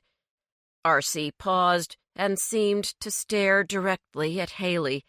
Clearing his throat, as though trying to decide what to say, R.C. blinked and let his eyes fall upon someone else's face. If he had planned to say anything about Jimmy's passing, the moment had passed. Without further ado, R.C. continued, let's announce our first winner. Cheers erupted as R.C. awarded the white ribbon and cash prize to the tenderizers. James spied Bob Barker whistling as his teammate shook hands with R.C. and then waved the third-place ribbon in the air. Haley stood next to Bob, their shoulders touching. She still wore her pitmaster's T-shirt. Once the member of the tenderizers departed with his awards, R.C. announced a tie between the Finger Lickers and the Marrow men for the second-place prize. James couldn't help but smile as a young man with a mouthful of dazzling white teeth bounced up to R.C. to collect the red ribbon and envelope of cash. When he turned to wave at his friends, James noticed that his yellow apron was embroidered with a white tooth, partially smothered in barbecue sauce. The tooth had been given a smiling face, and the text in the bubble above its head read, "Eat Q, floss, repeat." I guess those dental hygienists really know how to grill, a woman to James's left remarked to her friend. They're mighty cute, too. The Marrow Men representative appeared from the opposite side of the crowd, and James drew in a sharp breath when he stared at the unnaturally pallid skin of the middle-aged man. The man accepted the prizes from R.C. with mumbled thanks and issued a minimal nod in the direction of his teammates. On the way back to his friends, the man ducked to avoid one of Hogfest's signature pig balloons, and the movement jarred his chef hat loose. James watched with keen interest as the man stooped to retrieve the hat. Instead of replacing it on top of his thinning hair, he pulled a black baseball cap from his back pocket and settled it on his head, with the brim facing backward. Once again, James caught a glimpse of the strange symbol that resembled a silver tuning fork. Glancing around until he spotted Lindy, James maneuvered around people sipping homemade lemonade or gnawing on rib bones or barbecued chicken legs until he reached her. "Lindy," he exclaimed, "I saw the pasty-skinned guy. He's with the Marrow Men, and he's wearing that hat I told you about. Could you draw the symbol for me so we can research it later? Maybe there's a computer at our inn I could use." Lindy nodded. "Sure. I have a pen and some scrap paper in my bag. Where's the guy?" Keeping his hand at waist level, James pointed to the left. "They're the ones with the flaming chef hats, except for the guy I saw with Jimmy. His chef hat fell off, so he put his baseball cap on. It's black. Good Lord, I've seen fish bellies with more pigment than that guy has. He must work inside all day," Lindy said, and she moved off. By the time James turned back to the podium, R.C. was ready to announce the winner of the poultry category. The members of the remaining teams grew tense with anticipation. A few rows in front of him, Bob Barker placed a proprietary hand on Haley's shoulders, which she shrugged off, in the pretense of having to scratch her lower calf. By the time she straightened, R.C. had called a name other than the pitmasters. In fact, it was the Adams Ribbers who earned the first-place prize. Zoe, who'd changed out of her Johnny Depp T-shirt in favor of a hot pink tank top that read, "The Adams Ribbers, we'll rub your butt," squealed all the way to the podium. When she reached the microphone, she pushed it aside, threw her arms around R.C., and kissed him noisily on the cheek. R.C.'s face turned as pink as Zoe's shirt. She then pranced back to her teammates, and the entire group exchanged high fives and hugs. Still blushing, R.C. reminded the audience that the anything but and beef rib contests would take place the next day, and he cautioned the crowd not to miss the blueberry pie-eating contest as well. "We'll announce the name of the Hogfest barbecue champion during tomorrow's closing ceremony, so don't miss it," he informed the crowd, with as much enthusiasm as he could muster. The crowd issued a final cheer and began to disperse. James happened to find himself walking behind a family preoccupied with the tearing apart of a blue cloud of cotton candy. After they finally peeled off from the main throng in search of napkins, James practically stepped on the heels of Bob and Haley. "Too bad you didn't win that money, darlin'," James heard Bob say. Rubbing Haley's back in a gesture of consolation, he sighed. "Now that I've got alimony payments to make, I've got less to spend on us. Every bit of cash we can get will mean a nicer honeymoon." Haley shrugged. "That cash prize was small change. Sides, I've got money of my own." After purchasing 2 bottles of Budweiser from a nearby vendor, the couple veered in the opposite direction, undoubtedly heading back to the cooking area. James stared after them, noting how Haley detached herself from Bob's possessive arm. "Doesn't look like she wants to be Mrs. Bob Barker too badly," James said to himself, and wondered why Haley seemed so unperturbed over not winning the cash prize. She didn't receive a paycheck, so unless she had another source of income, she and Jimmy had survived on his salary as a tow truck driver, along with his barbecue contest winnings. As James pondered this riddle, he spied Bennett cresting a slight rise up ahead. Jogging around a clot of slow-moving festival-goers on their way to the parking lot, James caught up with his friend. "Lucy and Lindy are checking on R.C., Bennett said as they walked toward Lucy's Jeep. Lindy was concerned about the guy's overall health and well-being, but Lucy seemed more interested in getting a read on him.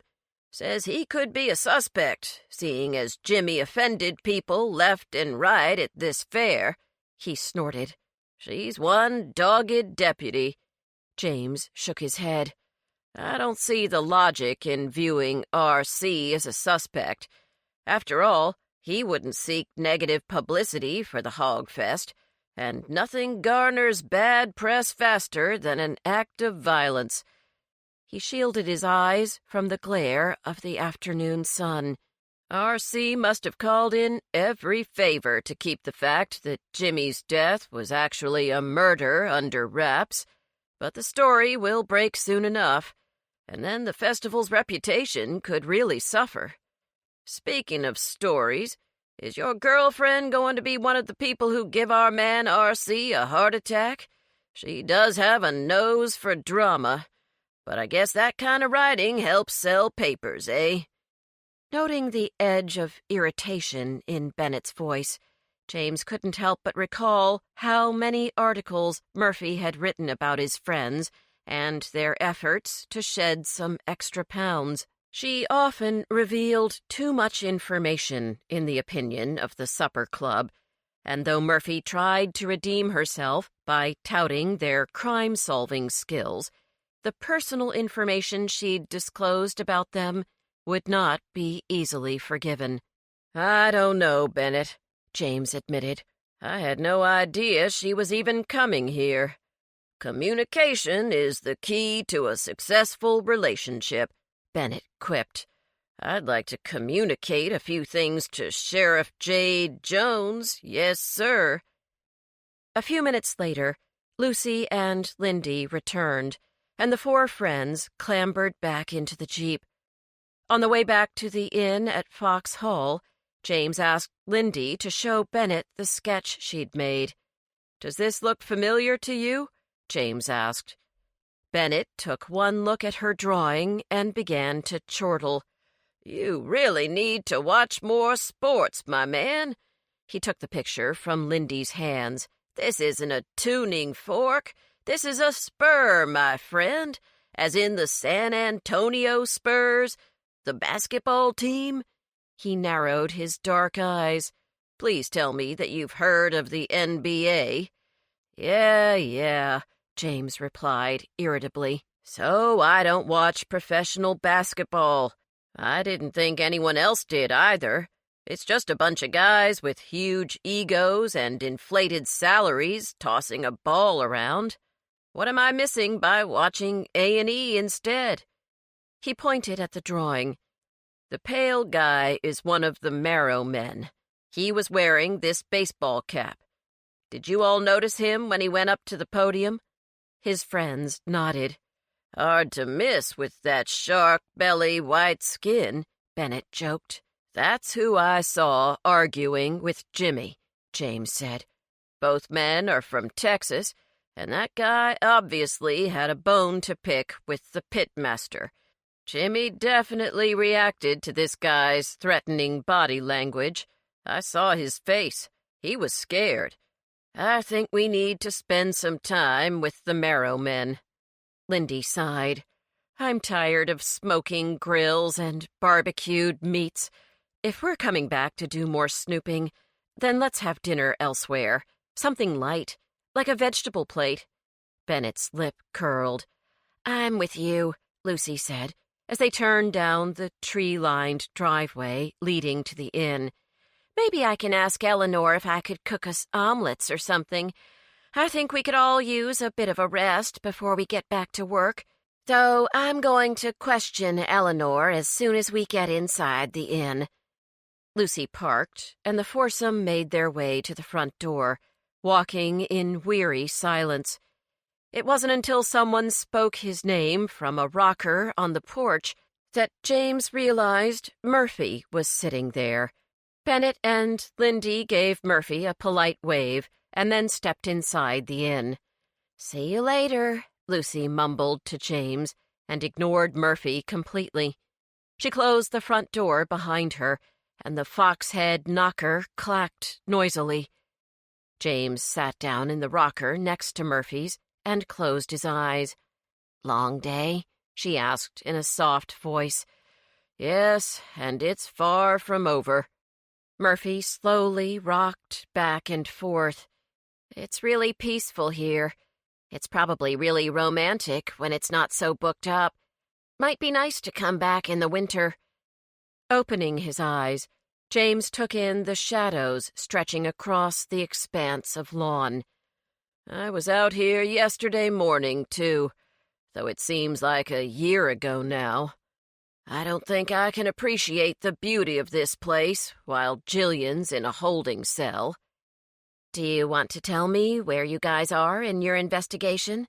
Murphy asked casually, but James knew that every cell in her body was squirming in anticipation of information. "I just want to sit and rest for a bit, okay?" "I'm not asking you to get details for my story," she said testily. "I have what I need. As a matter of fact, I may have discovered something that you might find helpful." Refusing to take the bait, James closed his eyes again. "I'm all ears," he mumbled tiredly. "I discovered the name of the garage where Jimmy Lang worked," Murphy began, "and I called his boss. The man didn't know Jimmy was dead. Guess Jimmy didn't have any family in those parts, and so no one in Waxahachie knows what happened. I didn't find out too much from this Mr. Leggett, just that Jimmy ran his mouth all the time. But he was a responsible worker, and the customers seemed to like him all right." She rustled some papers. "What I find strange is that Jimmy was able to purchase a recreational vehicle 2 years ago that cost nearly $100,000. He only makes about $30,000 a year at his job, and a few extra thousand in prize money. So how could he afford that camper?" Murphy waited for James to provide a theory, but he was too worn out to think of anything other than the obvious. "He must have taken out a loan." "That's what I thought, until I called the RV dealer," Murphy cried triumphantly. "Jimmy paid for the whole thing in cash. No financing, nothing. Brought in a duffel bag of greenbacks and drove that monster off the lot. Doesn't that strike you as odd?" James recalled Haley's reaction to losing the barbecue contest's cash prize. He opened his eyes and sat up. "Haley acts like she has plenty of money, too, and she doesn't even have a job. I get the impression she came into some cash after Jimmy died." Her hazel eyes sparkling, Murphy leaned forward. "What makes you say that?" "She started talking about how Jimmy had lied to her and how he had these hiding places in the camper. She then started to say the word cash in regards to what he was hiding, but cut herself off. And she's got this boyfriend, Bob Barker." James nodded, grudgingly impressed with how much information Murphy had gathered since her arrival. "Yes, Bob Barker. But she seems to be cooling toward him as the festival wears on. She told us that she'd like to live without a man for a while. I wonder if the newfound cash has something to do with her desire to stay single." I believe the answer to this whole mystery lies in where that extra money came from. Murphy smoothed the printouts on her lap. If Jimmy was hiding money in his camper, maybe he meant to buy something on his way to or from Hogfest. Or while he was here, James mused aloud, and then jumped out of his chair in excitement. That's it. When we first met Jimmy here at the inn, he bragged about his ship coming in. Maybe he wasn't talking about landing a contract with Heartland Foods at all. Maybe he had some other kind of deal in the works. Murphy smiled. If you can find out what that deal was, I bet you could find the killer. Maybe Jimmy screwed someone over, and that someone wanted revenge. James immediately thought of the ghostly white limbs of the man with the San Antonio Spurs cap. I may know who Jimmy argued with, James boasted, and then felt his ego deflate. But I have no idea what the argument was about. You've got time. Murphy placed a reassuring hand on James's arm. But remember, it's just a lead until you find evidence. I know, but it gives me hope. James squeezed her hand. Look, I'm sorry I was so short-tempered before. It's okay. I was being pretty bitchy myself. I always get that way when I think of you spending time with Lucy.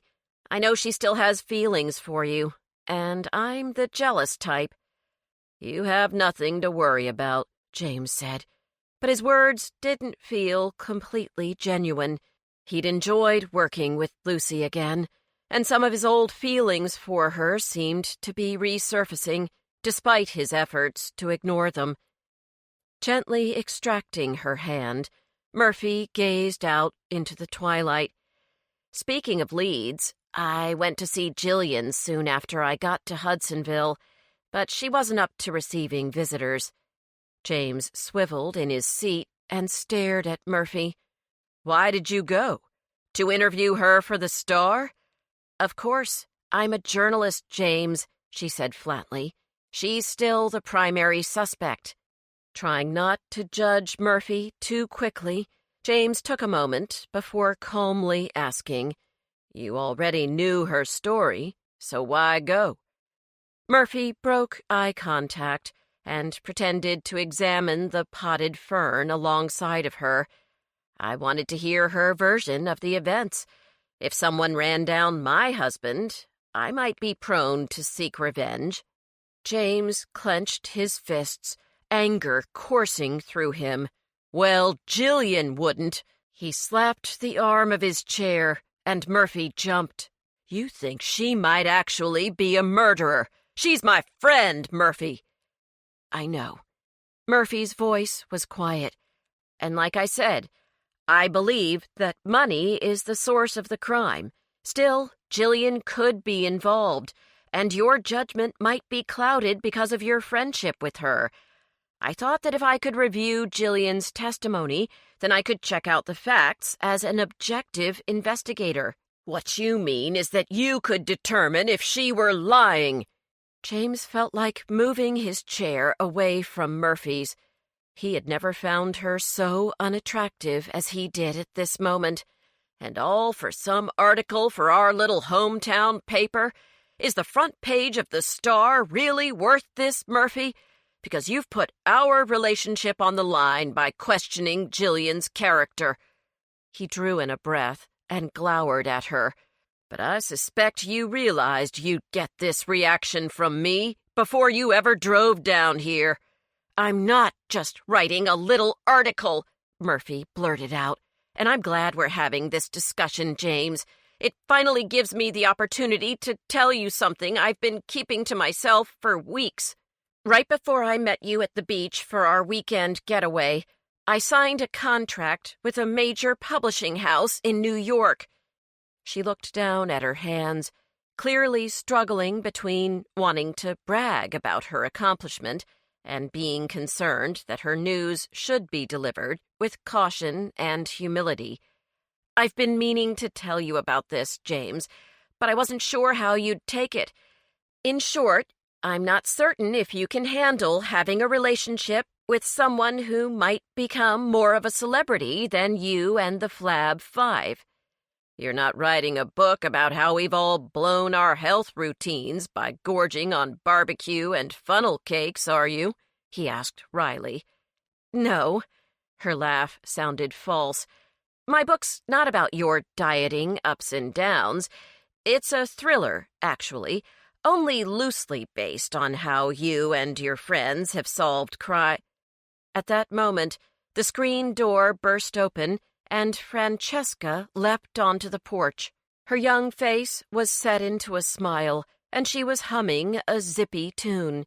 Seeing James, her smile grew even wider, and she tore the headphones of her lime green iPod from her ears. Hi! She wiggled her long fingers in greeting and stood in front of James.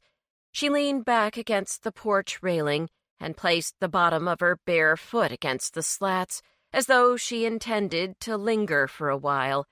I wanted to say sorry about yesterday morning. I know you heard me being ugly to my mom. Darting a glance at Murphy, she toyed with the headphone wires and gazed at James from beneath her lashes. We've been arguing all the time lately, which is sad, because she used to be my best friend. Francesca dug her hands into the pockets of her skimpy jeans shorts and continued to look at James. Anyway, I was pretty horrified by my behavior.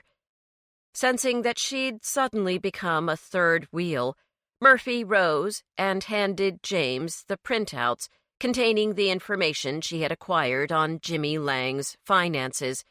If you will both excuse me, I think I'll try to rustle up some supper in town.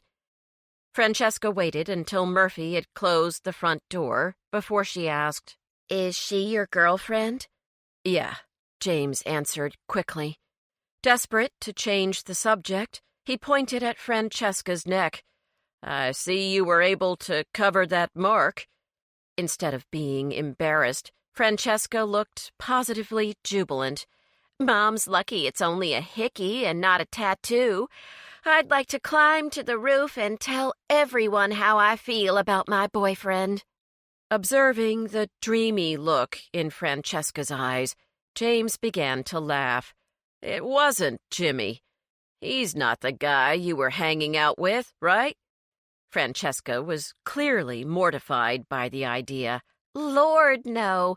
I was just pushing Mom's buttons. Like I said, I was being pretty rotten. She arched an elegant eyebrow at him. Do you really think I'd let that overblown Cro-Magnon touch me? She shivered. Gross. I was having a hard time picturing it, but I did see him, touch you in a familiar way at the festival, James confessed. Francesca blushed. And the only reason I didn't smack his face then and there was that Mr. Richter was nearby. My mom is kind of sweet on him, and I didn't want to cause a scene. James watched the fireflies illuminate the shadowy bushes. Crickets blazed into song, and a chorus of bullfrogs added their sonorous croaking to the evening's cacophony. Your mom likes RC, huh? That's cool. James began to lazily rock in his chair. So are you going to tell her about your boyfriend? Pleased that she could talk about her love interest, Francesca settled herself onto the porch swing and pushed it back and forth with the tips of her toes. He's a year older than me, and we didn't hang out in school because he was really involved with academic clubs and all these community service activities. She hugged herself. That's what I love about him. He has such a huge heart. Anyway, he just got back from a mission trip to Africa, and we started hanging out at the Tasty Freeze. He's going to be involved in the county's Head Start program next fall, and I totally want to be involved, too. That's why I don't want to waste time on these pageants. I want to help kids. Well, I think your guy sounds like a fine young man, James said, feeling that his praise must have sounded rather old-fashioned. And I bet your mother would be happy to know you've fallen for someone so generous and kind-hearted. It might be nice to tell her about him, so that she doesn't think you were really with Jimmy the other night." Francesca waved the suggestion away. "Oh, you don't have to worry about that. I left her a note on the refrigerator like an hour after our argument. I mean, she might have actually poisoned the man if she really thought I slept with him." She shivered in distaste and then immediately regretted her behavior. "I'm sorry. I shouldn't speak about him that way now that he's dead. Mr. Richter called and told my mom all about it. I never knew you could die from inhaling too much propane." "Me either." James was relieved to hear about the note. It meant that Eleanor had no motive to kill Jimmy. He'd hated to think that she could be guilty of murder. Despite his late afternoon snack, James's stomach came to life as he pondered Eleanor's culinary skills. It gurgled in demand, loud enough to be heard over and above the sounds of the bugs, frogs, and the creaking rocker. "Whoa, was that you?" Francesca's eyes grew round, and then she giggled. "You must be hungry." James tried to camouflage his expansive belly with his arms. "Oh, I don't need anything." Hopping off the swing, Francesca grabbed James by the hand. "We have lots of goodies left from today's tea. Most of the guests were too busy at Hogfest to eat here, and my mom would be unhappy if her food went to waste. She usually gives RC late-night snacks, but he's too wiped out to come over tonight." "Is there enough for my 3 friends?" James asked sheepishly. "Of course." Francesca led him into the kitchen, where the other supper club members were already installed at the kitchen table. Eleanor flitted around them, chatting and pouring glasses of sun tea. Lucy gestured at the note tacked on the fridge and winked at James. "Francesca told me all about that," he whispered in her ear. "Thank goodness we didn't interrogate Eleanor," Lucy whispered back, "or we might not have been given such a lovely dinner." She ladled a spoonful of tomato and mozzarella salad onto an empty plate. "The fresh basil on this salad is delicious. There are deviled eggs and fresh blueberries, too. This meal is just what we need. All of this protein will give us just the energy required to move ahead in our investigation." "I hope so." James listened as Lindy told Francesca the ups and downs of being a schoolteacher. Eleanor began rinsing dishes and placing them in the dishwasher, but James could tell that she was interested in what Lindy had to say as well. Outside the window, the night fell in full force, though the summer darkness was softened by firefly glow. The laughter and companionable conversation reverberating around the kitchen allowed James's anger over Murphy's behavior to ebb away. As he stared at the reflection of their cozy group in the window, he felt that he was a part of a circle of love and trust that would never fail to support him. A few minutes later, Eleanor poured coffee into oversized mugs and placed a tray of warm brownies in the center of the table. "If only Jillian were here, this would be a perfect night," James said. Lucy touched his hand and then selected the largest brownie from the basket and put it on his plate. "Buck up, James. We've made good headway today, and no one's giving up on Jillian. I'm not going back to Quincy's Gap without her." James gazed at Lucy so tenderly that her cheeks turned pink. "What's that sappy look for?" she teased. "I'm just appreciating your loyalty," James said. He bit into his brownie. "And that goes for you, too." He gestured at Bennett and Lindy.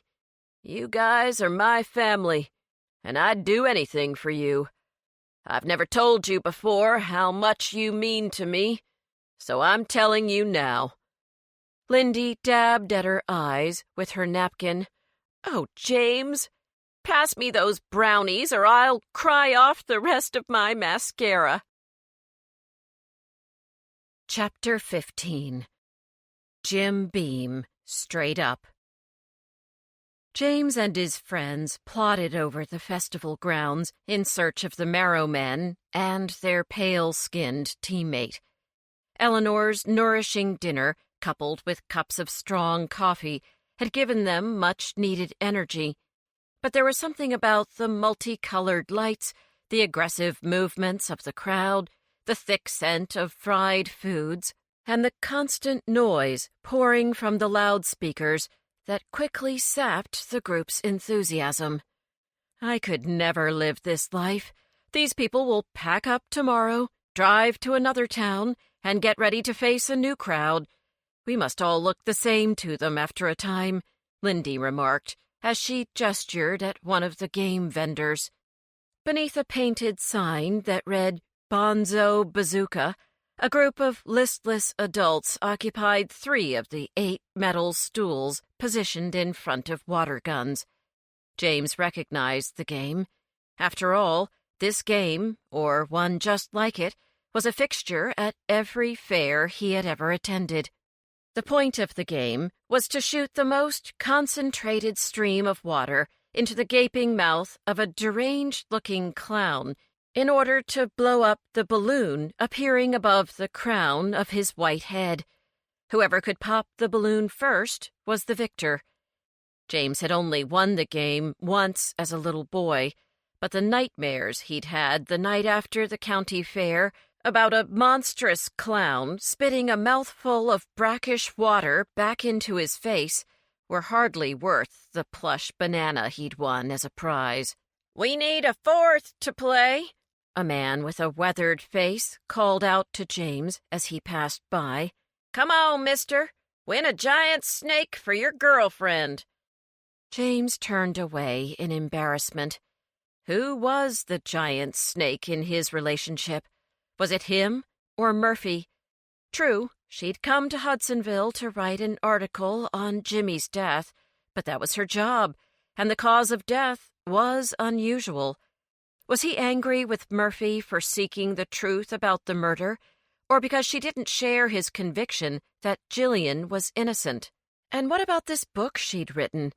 Before Francesca appeared, James could have sworn that Murphy was about to elaborate on her novel being a fictionalized account of the supper club's role as amateur detectives. But why would a publisher be interested in a book based on their lives? They were just ordinary people.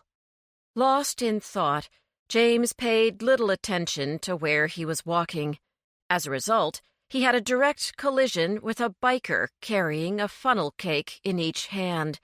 The funnel cake in his left hand was topped with powdered sugar and fudge sauce, while the cake in his right hand was loaded with a puddle of strawberry jam.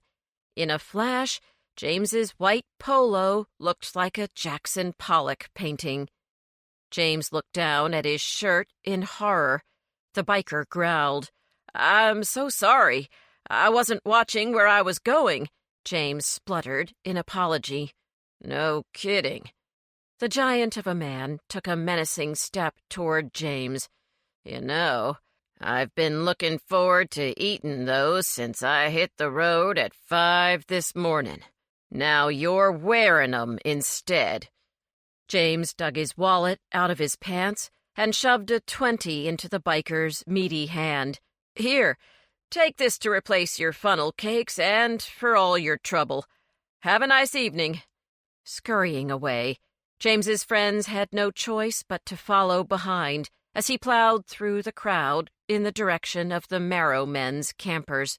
He finally stopped at their cooking area, puffing in exertion, and thoroughly disgusted at his own cowardice. Bennett, who arrived at the campsite next, slapped James on the back. "My man, there are times when you just have to cut and run. That was one of those times." Lindy and Lucy hid giggles behind their hands. The cook site had a deserted feeling to it, so the four friends spread out. They each knocked on the door of an RV bearing a Texas license plate, but no one responded. Perplexed, Lindy consulted her schedule and then nodded in understanding. Right after Felicity's dog show, Humphrey the hypnotist will perform, followed by tonight's main event, a magician called Ivan the Illusionist. Apparently, Ivan travels with a harem of scantily clad assistants. I've seen his poster around the fairgrounds, and if the women are wearing what they have on in that picture, then that's where the Marrow men are at this very moment. Bennett rubbed his eyes. "What time is it over? Because I don't feel like hanging around much longer. I'm doggone tired." "I'd say the show will run until at least 11, Lindy said. "There's a fireworks display, too." Lucy checked her watch. "It's almost 9 now." She ran her hands through her hair and sighed. "I feel terrible saying this, but I'd like nothing better than to collapse in my bed back at the inn." "Well, we can't do much more on Jillian's behalf tonight if we're unable to interview the Marrow men," James said, ignoring a twinge of guilt. "I vote for bed." His friends mumbled their agreement and once again headed for the parking lot. The campground area was very quiet. Here and there, a couple sat quietly talking, but for the most part, the sound of an announcer's voice murmuring through distant speakers was the only invasive noise. The hum of several small generators added to the drowsy peacefulness of the night, and James couldn't wait to take off his soiled clothes and his sticky, snug belt and step into a stream of hot water. He believed that even Bennett's rumbling snores would have no effect on the powerful lethargy that had permeated every inch of his body. He couldn't remember a time when he'd been so desperate to pull on his pajama bottoms and his favorite William and Mary t-shirt and hit the sack. As the foursome drew close to Jimmy and Haley's monstrous RV, they heard a clanking sound near the front of the vehicle. Instinctively, they all stopped short and exchanged curious looks. Even though they had yet to walk past the camper, they could sense that there were no lights lit near the cooker, but that is where the odd noise had come from. "Around back," Lucy whispered, and pointed at the neighboring camper, which would shield them from view as they investigated the source of the sound. Walking on tiptoes, they crept behind the camper next to Jimmy's and poked their heads around the corner. James experienced a strong feeling of déjà vu from 2 days previous, when he and Bennett had eavesdropped on the spat between Jimmy and Haley. Because a thick cloud layer covered the half-moon, James had trouble distinguishing the shapes arranged alongside the mammoth RV. Having seen the area during the daytime, he was able to recognize the forms of 2 folding chairs, a side table, and, of course, Jimmy's commercial cooker. A movement near this rectangular black shape caught James's eye, and he nudged Lucy in the side and pointed. Nodding silently, she put her fingers to her lips. James watched as the person near Jimmy's cooker bent over to retrieve something from a bag at his feet. He assumed that the stranger was a man by his height and build. When the unknown person suddenly fired up a small welding torch, James saw that his assumption had been correct. The light cast from the blue flame illuminated a pale, masculine face, though the eyes remained hidden behind a pair of mirrored sunglasses. After the man adjusted the flame, he applied the torch to an area in the underside of the lid.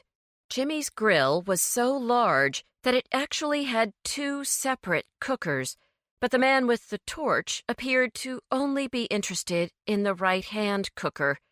"This guy has a big pair of balls," Bennett began, but Lindy covered his mouth with her hand.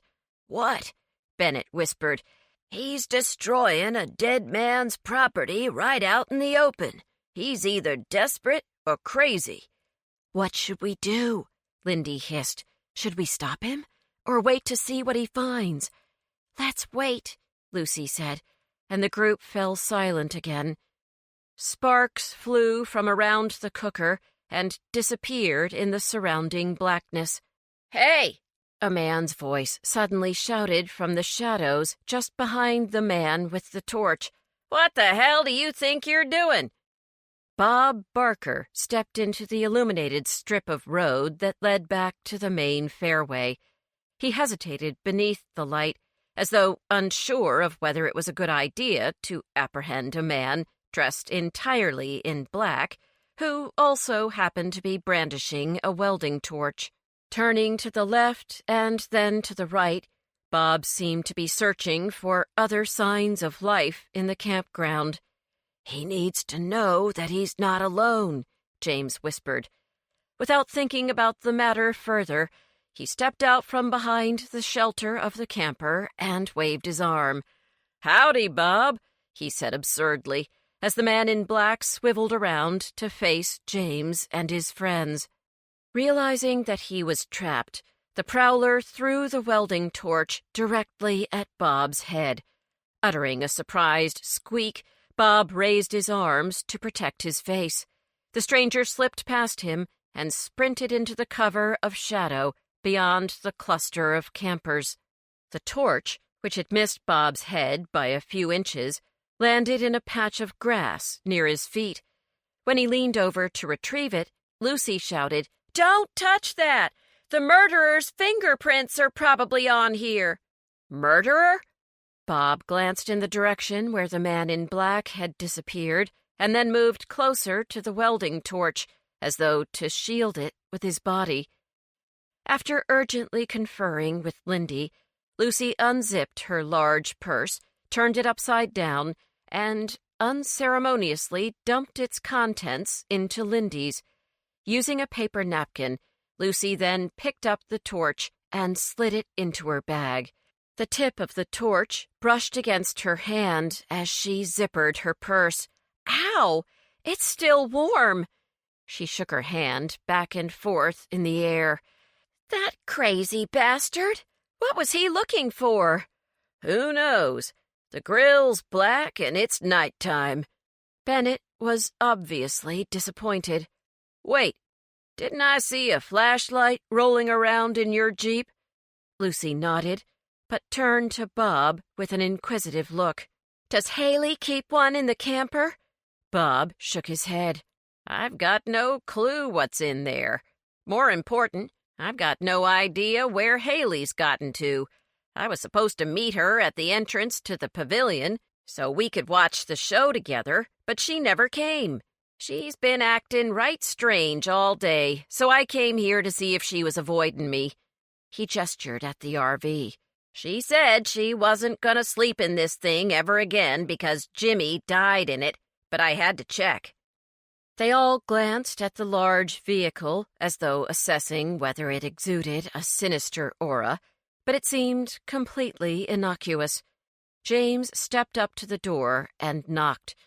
While Bob and his friends looked on, he turned the knob and pushed it open. "Haley?" he called to the still air within. Feeling along the wall, he flipped a light switch, and a soft glow emanated from two gleaming brass fixtures hanging from the ceiling above the dining area. The camper was a mess. Pillows from the sofa were scattered on the floor. Their fabric was marred by angry slashes, and white polyester filler oozed through the gaping holes. Cupboard doors had been flung open, and their contents strewn everywhere. James sensed that the search of the camper had been conducted with both urgency and fury.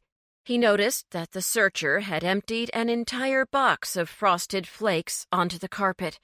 Nearby were piles of flour and sugar, their torn paper bags thrown carelessly into the sink.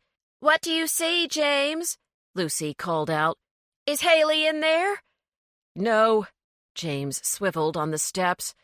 I think our intruder was in here, but didn't find what he was looking for. The cushions are torn, there's food all over the floor, and the plates are smashed. The radio's been ripped right out of the dashboard. If Haley walked in on someone doing this, she would have told someone, and there'd be cops here by now. So where is she, then? Bob asked frantically. Where's my girl? Lindy placed a comforting hand on Bob's shoulder. I'm sure she's fine. She's probably off looking for you. James knew Lindy well enough by now to know that she didn't actually subscribe to this belief. The clouds had released a wash of pale moonlight that served to emphasize the fearful look in her round eyes.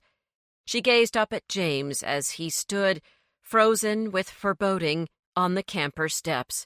"Time to call Sheriff Jones," James said to Lucy. She nodded solemnly and dug around in Lindy's overstuffed purse until she found her cell phone. As she spoke in a low, rapid voice, Bennett examined the damaged cooker. "Can you dig the Jeep keys out of there?" Bennett asked Lindy as he pointed at her bag. "I'm afraid if I put my hand in there, I may never get it back." Scowling, Lindy rummaged around in her purse until she came up with Lucy's keychain, which was a polished steel German Shepherd. "This would make a good weapon in a pinch," Bennett said, taking the key ring. "Be right back." "Oh, brother." Lindy sank into one of the folding chairs as Bob began pacing around the cooker. By the time Lucy had completed her call, Bennett had returned from his short trip to Lucy's car and was breathing hard. After a few minutes, he said, "I need to have a look in that cooker before the fuzz show up." Lucy frowned. "I wouldn't recommend referring to the sheriff that way." "That fine woman? Wouldn't dream of it. Goddess of justice suits her better." Bennett smiled to himself and pointed the beam of the flashlight into the black cavity of the cooker lid. Bennett then partially closed the lid, clearly trying to judge the overall thickness of it. "There's plenty of room to hide something in here," he said, tapping on the metal until they could all hear a hollow echo. "Not only that, but the way this thing's designed, the heat would never enter this chamber. There's no airflow to the right side of the cooker, and this top part here, where our man in black was cutting, is covered by a thick heat shield, so it wouldn't be affected by the drafts coming from the left side." "How do you know how this cooker works?" Lindy asked in amazement. "I peeked at James's History of Barbecue book. It includes a diagram on how air flows through these commercial cookers. Both times we saw Jimmy and Haley using this cooker, they were only grilling on the left side. I bet this whole upper right lid has stayed nice and cool. The dripping pan is clean as a river rock, and there isn't a trace of a single wood pellet in here." He angled the flashlight into the crack created by the welding torch. "So if Jimmy didn't use it for cooking, what was he storing in here?" "Bet it's drugs," Bob suggested. Lucy's eyes grew large. "What makes you say that?" "Jimmy was just too damned jolly. Didn't matter what was wrong in his life. He acted relaxed and chipper to everybody but Haley. And all that extra flab he's gained over the last few months, he's twice the man he was at the last festival. And his skin looked bloated and rubbery, you know. He was also cold when no one else was, but he'd start sweating buckets 5 minutes later. Wasn't normal." "Mr. Lang exhibited those symptoms because he had an advanced case of hypothyroidism," said a deep voice from behind Bob. Deputy Neely ran a hand along the sloped hood of Jimmy's trailer and examined the front tire as though he was considering purchasing the vehicle. "This medical condition also accounts for the puffy appearance of his face, sensitivity to cold, hoarseness in the throat, flaky skin, and hair loss. The victim had no traces of medication in his body or in his recreational vehicle, and therefore we assume he was entirely unaware that he suffered from hypothyroidism. He was in the late stages of the illness, in fact. Thank you, Deputy. Sheriff Jones appeared beside Neely and shot her subordinate a look that could freeze an avalanche. Without a word to anyone else, she opened the door to Jimmy's camper and went inside. Deputy Neely followed, looking subdued. Deputy Harding had also arrived with the sheriff. He issued James a polite nod. James remembered how Harding had made it possible for James to speak with Jillian, and he felt confident enough in the man's capacity for compassion to prod him for information while the sheriff was out of earshot. "Guess you guys got the medical examiner's results," James said casually. Harding muttered, "Yep," took a mag light from his belt, and began to inspect the cooker. "We have the welding torch he used to bust into that grill," Lucy declared proudly. "You might want to check it for fingerprints." Harding eyed Lucy expectantly. "Where is it?" Lucy gave her purse a smug pat while Harding pulled on a pair of latex gloves. Without saying a word, he reached out for Lucy's bag, and after a moment's hesitation, she reluctantly passed it to him. Harding placed a pair of sunglasses over his eyes, started the torch, and deftly continued cutting the cooker lid where the man in black had left off. It was fascinating to watch the white and orange-tinged flame slowly eat through the metal. Harding worked patiently, his hands steady and firm as they guided the torch. Within several minutes, Harding had created a C-shaped panel. Switching off the welding torch, he pushed his sunglasses high onto his forehead and tugged at the separated section of metal. He was only able to lift it up a few inches, but it was enough to allow the light of his flashlight to penetrate the lid's cavity. Harding grunted, and James and his friends couldn't help but gather around the cooker to see what the deputy had found. Harding was too consumed in his task to notice that he had an audience, but when he wriggled a small, plastic-wrapped bundle free from the opening he had made, Lucy gasped, and he seemed to suddenly recall that he was being observed. "Is that marijuana?" Lucy stood on her tiptoes to get a better look. "Is there more?" Torn between continuing with his search and spending his time shooing away the onlookers, Harding dropped the bag to his side and bent over the cooker again. He removed bag after bag until a mound of plastic-wrapped bundles had been laid out on the grass in a neat line. "Sheriff," Harding called once the cooker had been totally emptied of its secret cache, "I think you'd best come out here." The sheriff calmly exited the camper and squatted down in the grass.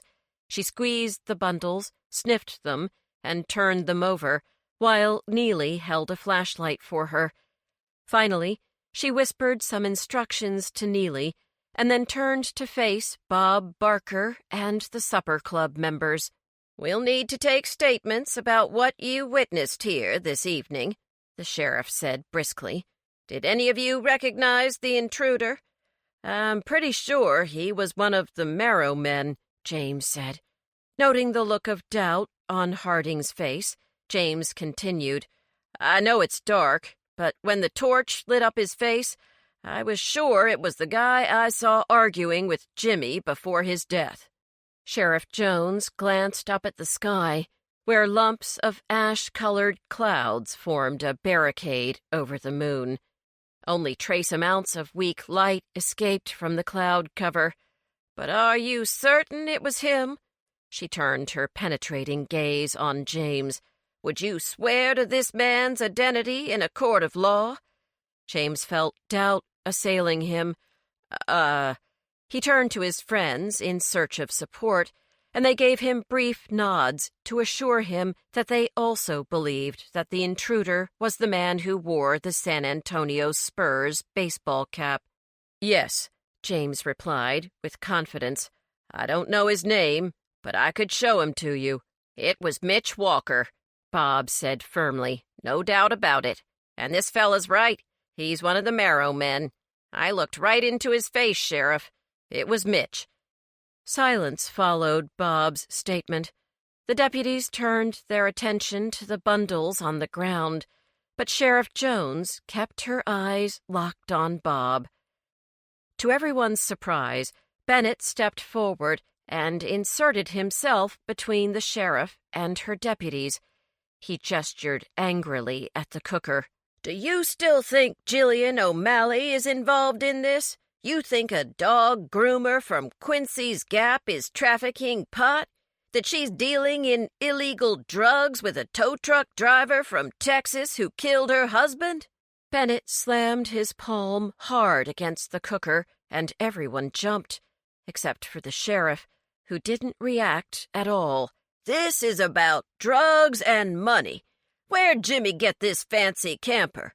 Who are these drugs for? Who was Jimmy going to sell them to? Or did he screw somebody over?" Bennett jabbed his finger into his temple. "These are the pertinent questions that have to be asked, and Jillian has no answers for you, so give the woman back to us. I'm not providing any kind of statement until she's free." He slapped the cooker again. "I'm tired. We're all tired." After a few moments, in which James was afraid to release his pent-up breath, Sheriff Jones blinked. "Are you finished?" she asked Bennett, her voice completely calm. "Just give her back to us," Bennett repeated softly, but with the same level of passion. He let his hand fall back to his side. "Miss O'Malley has been free to leave since this afternoon. She's been most cooperative, and there was no reason to hold her any longer," the sheriff replied evenly. "However, she fervently requested that I allow her to remain in her cell overnight. She said that she needed a few more hours of solitude." For the first time that evening, kindness softened her eyes and turned up the corners of her full lips. "I don't run a hotel, and I think Miss O'Malley would appreciate being picked up first thing in the morning, as our breakfast isn't exactly on par with the Sunday spread laid out at Fox Hall. But I couldn't say no to such a simple request." Her face grew stony again. "Not all demands are so easily met, Mr. Marshall." Bennett shifted on his feet. "I apologize, ma'am. I let my head get the better of me. I had no idea that crazy woman wanted to be in a cell, but now that you mention it, I can picture her sitting cross-legged and meditating while humming." The sheriff smiled. "She said something to that effect, and your apology is accepted. Miss O'Malley is fortunate to have friends like you, but now that she's free to go, you need to steer clear of this investigation.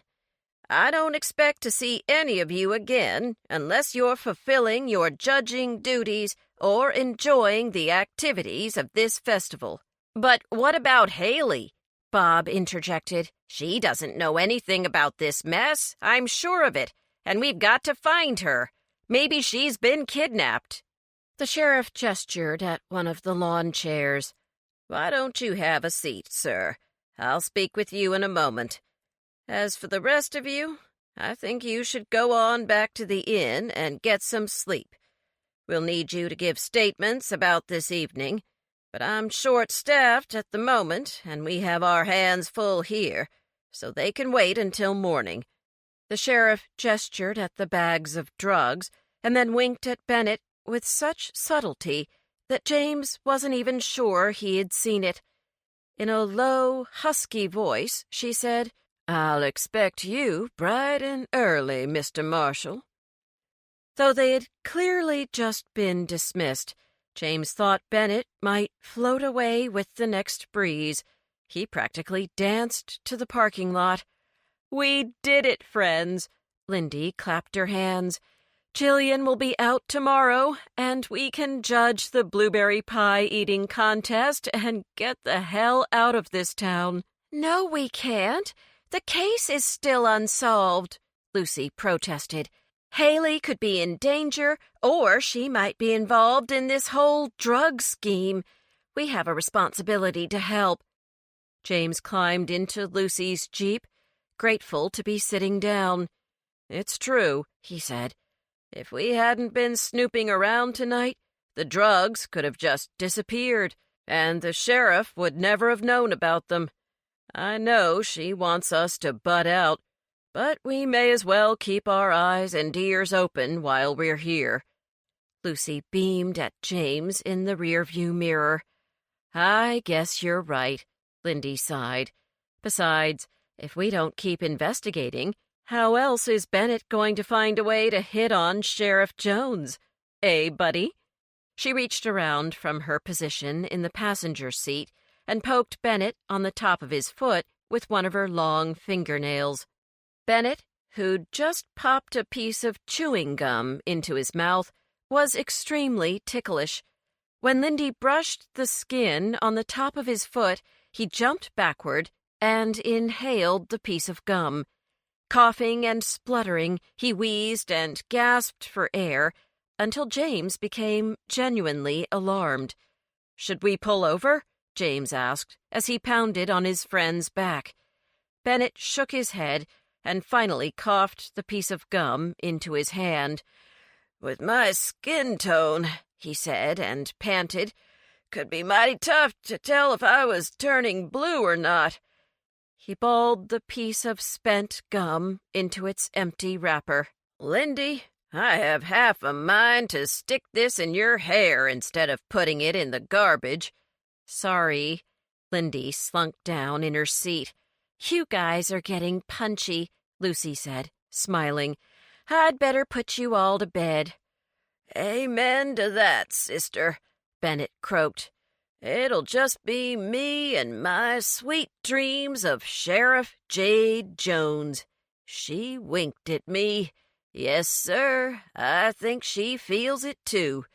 There's something magnetic brewing between the two of us."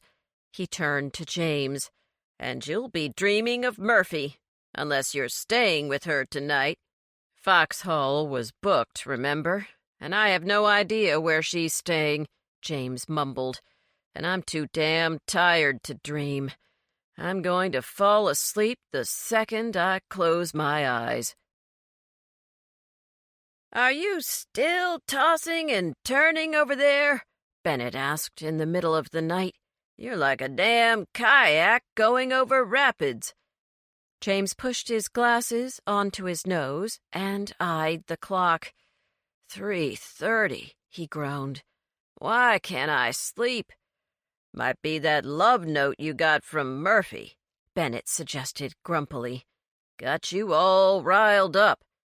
James eyed the crumpled missive lying on his own nightstand. It wasn't exactly a love note. All Murphy wrote was that she had to drive back to Quincy's Gap to make sure that the next edition of the Star went out on time, and to call if I had any updates on Jimmy's case. Bennett was silent for a moment. "You're right. That isn't much of a love letter. You're on target about the riled-up part, though, because every time I close my eyes, I start thinking about what Murphy started to admit to me earlier today." "What's that?" Bennett sat up in bed. James hesitated.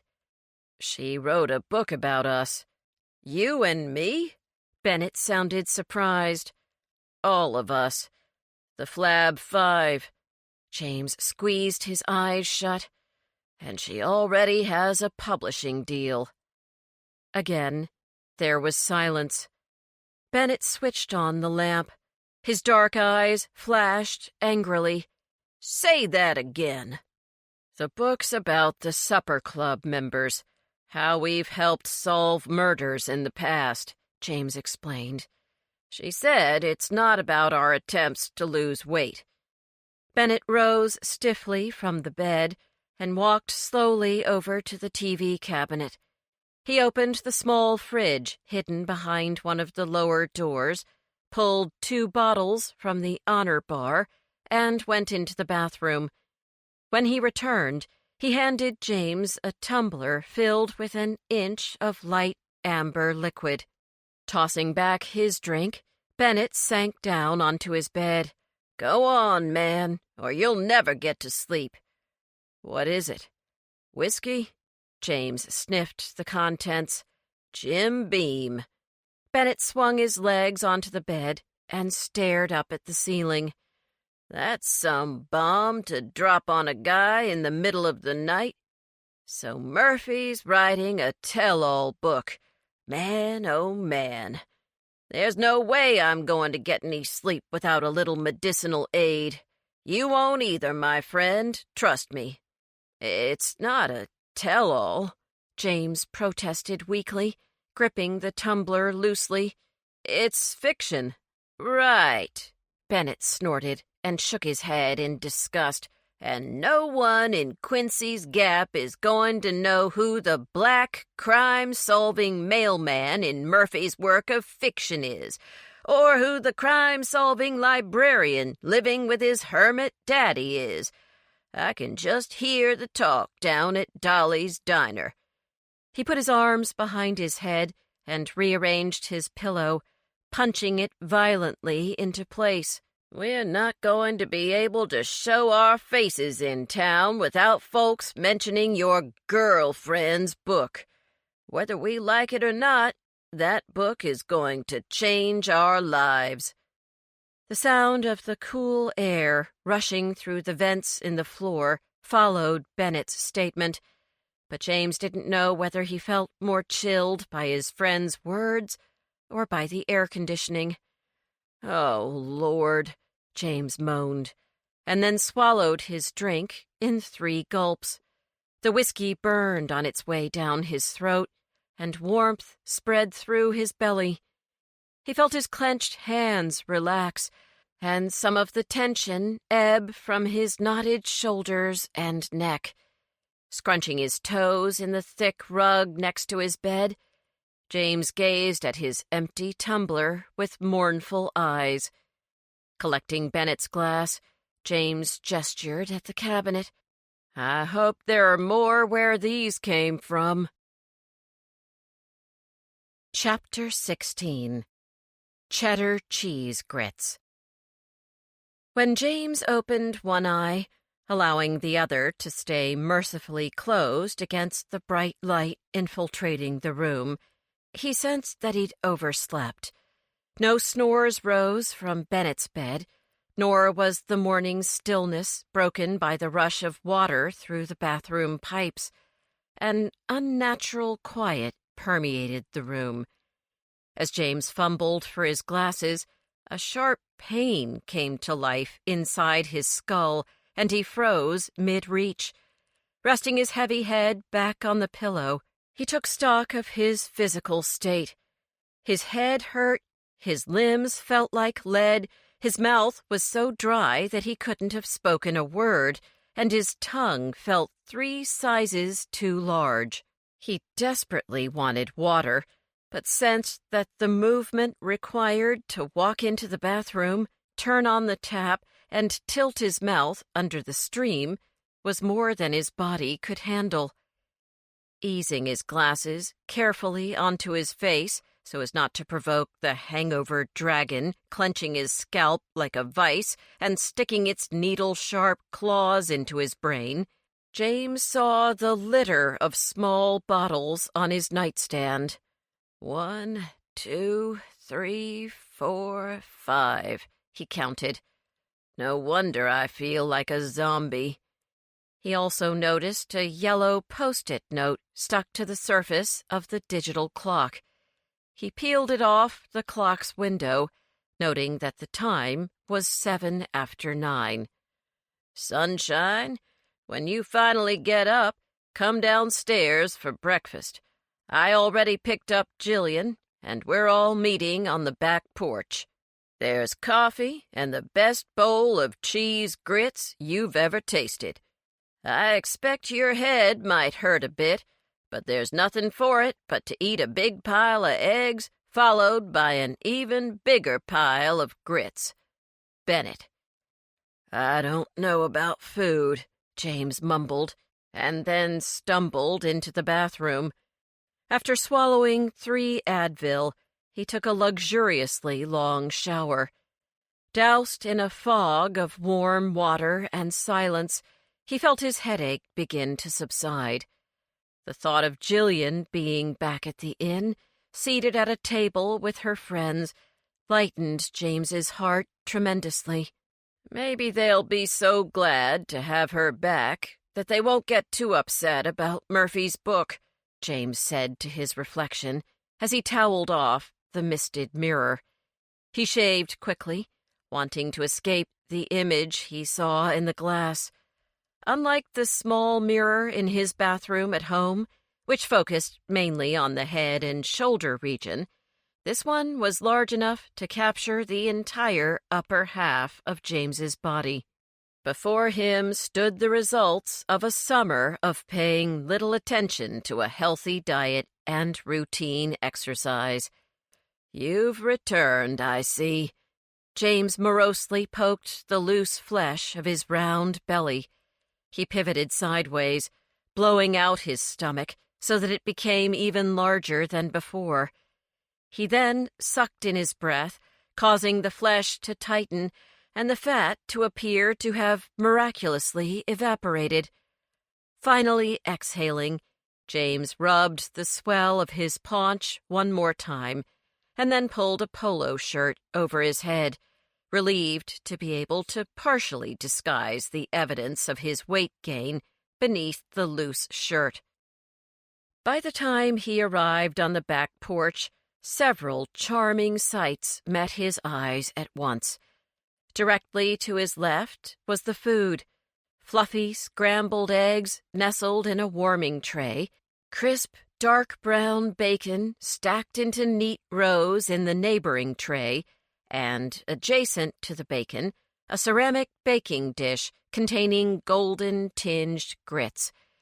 Next in line was a bowl of plump, cardinal red strawberries and a platter holding the remains of what looked like an apricot and cream cheese coffee cake. James glanced to his right. Francesca was cleaning leaves from the pool in a loose floral sundress. The early sunlight created a halo around her hair, and her skin seemed to be effused with an ethereal glow. After every third or fourth scoop of her net, she'd dip one of her bare feet into the pool and wiggle her toes in pleasure. But James paid little attention to Francesca's beauty, for straight ahead of him, seated between Lindy and Bennett, was the most wonderful vision of all. There was Jillian, dressed in one of her wild, rainbow-striped T-shirts, an armload of tinkling bangles, and a necklace of plastic purple beads. Her hair was its customary bird's nest of orange curls, and she'd reddened her fair cheeks with rouge and applied smudges of lavender shadow to her eyelids. When she looked at James, she smiled with the inner warmth he'd grown accustomed to, but had truly missed seeing over the past few days. With that smile, James knew that Jillian was her old self again. There was no doubt that she'd been wounded by painful memories. Coming face to face with the man who had ruined her chance at happiness with her young husband had caused her fresh grief. But James was grateful that what had happened in Hudsonville would not permanently alter her. She was Jillian, spunky, spacey, and spiritual, and she was treasured by those gathered around her. "I heard that you might be feeling a bit off-center today," Jillian said after James had hugged and kissed her hello. "Ginger tea can restore your body's balance after your corporeal vessel's been flooded with alcohol." She puffed up a cloud of orange hair. "I certainly could have used some of that tea after drinking Felicity's wine the other night." "Have tea if you want, James, but you have to try some of these grits first." Lucy pointed at the small mound on her plate. "Even if you're not a grits guy, these will warm your body from the inside out." "I have enough blubber around my waist to keep me warm," James said wryly. "Still, I need breakfast if I'm going to make it through another day of Hogfest. I don't think I'd make a very good full-time food judge, Lucy. I'm getting a bit burned out on all this gluttony." "Too true. I feel like all the pores on my face are clogged by fry oil," Lindy moaned. "Oh, and don't worry about the pie-eating contest, Jillian." She gave their friend a tender look. "I think you've been through enough this weekend without having to watch grown men wreaking havoc on perfectly good blueberry pies." "Hey, it won't be all guys diving into those pies."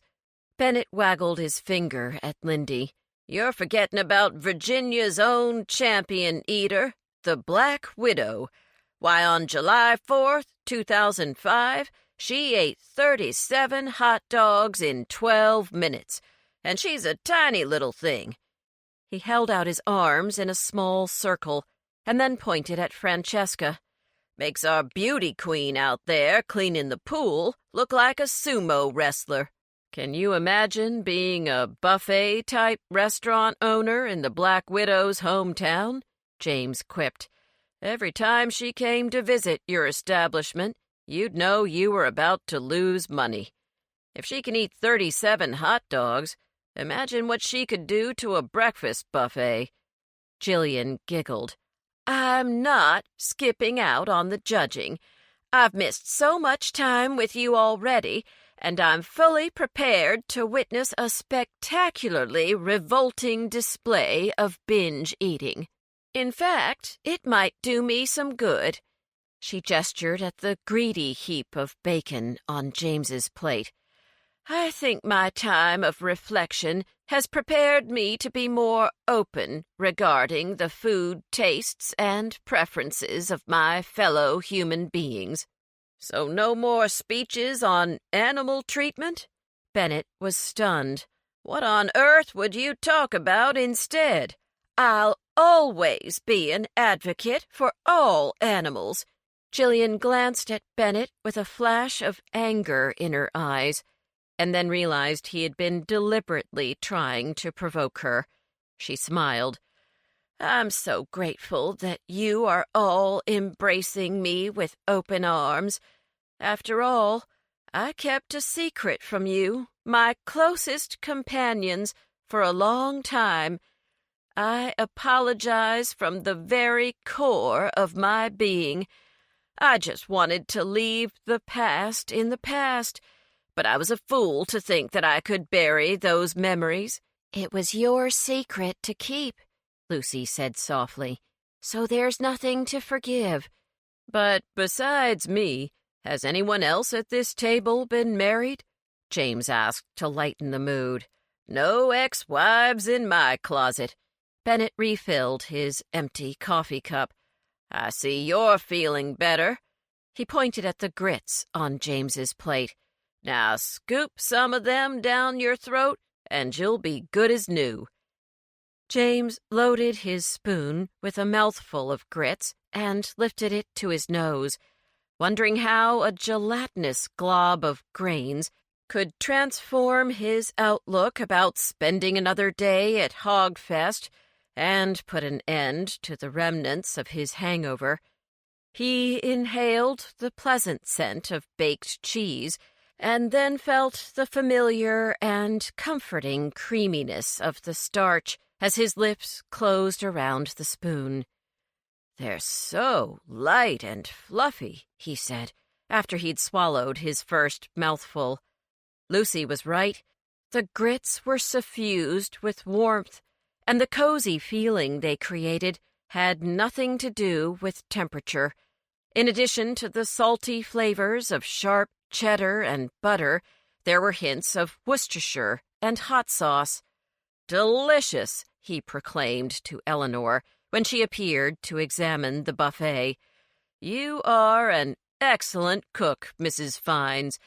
I'd say that I'm going to waste away when I go back home to Quincy's Gap, but my father's girlfriend is an accomplished food guru such as yourself, so there's no chance of that." Eleanor looked at James with interest. "A girlfriend? Do you think your father will get remarried?" "Yes, and I'd be happy if he did," James said. "Milla's a wonderful woman, and I'd love for her to join our family." Gazing at Francesca, Eleanor nodded in satisfaction. Francesca idolized her father, but he's been gone for more than 10 years now. I'd like to move on, but I worry about how she'll take it. If I wait too long, however, I'm afraid the man I love will give up on me. If you're talking about your feelings for R.C. Richter, your daughter already knows, Lucy said gently, and I don't think she minds one bit. Really? Eleanor flushed and clasped her thin hands over her small chest. Oh, that's such a nice thing to hear. He's asked me to be his wife many times, but I keep putting him off. Jillian rose to refill her mug with more hot water and a fresh bag of mandarin orange tea. It would seem that you and Francesca are both ready for a new phase. Jillian lowered her voice. Lindy tells me that your daughter's greatest hope is to become a teacher. What a noble and important profession. Think of how many lives she can touch, of all the young girls she can influence. You must be very proud. Jillian emphasized her last point by turning it into a question. Flummoxed, Eleanor darted glances between Jillian and her daughter. Finally, her eyes lingered on Francesca's beautiful face. I should be proud, shouldn't I? Her becoming Miss Virginia was always my dream. My dream, not hers. When I was younger, my family didn't have enough extra money for me to compete, but I wanted that crown so badly I used to cry about it at night. Her voice filled with longing. All this time, I've been pushing and pushing Francesca toward that pageant. She's always done everything I asked of her until this summer. She's a good girl, a good person, and I didn't realize how lucky I was to be her friend until I acted so unlike a friend. Sounds like you've seen the light, Bennett said. I have. Eleanor dumped the pile of dishes she'd been stacking back onto the buffet table. Thank you for talking to her about teaching, she said to Lindy. I'm counting myself as lucky that R.C. invited you to Hogfest. You'll go down in my guest book as some of Foxhall's most memorable visitors. Now, if you'll excuse me, I'm going to invite my daughter to come inside and tear up her pageant entry. The supper club members watched expectantly as Eleanor marched to the deep end of the pool. Francesca stood in the middle of the diving board, catching leaves and twigs in her net as she stared dreamily into the water. Though they were too far away to hear Eleanor's words, they were able to see Francesca's mouth break into a wide smile. Tossing the leaf-laden net onto the ground, she flung her arms around her mother, and the two embraced for several moments. This is going to be a splendid day, Jillian declared, and took a dainty sip of tea. The blueberry pie eating competition was scheduled for high noon, so the supper club members took care of business first. They packed their bags, checked out of the inn, and drove to the sheriff's department to issue statements about their encounter with Mitch Walker.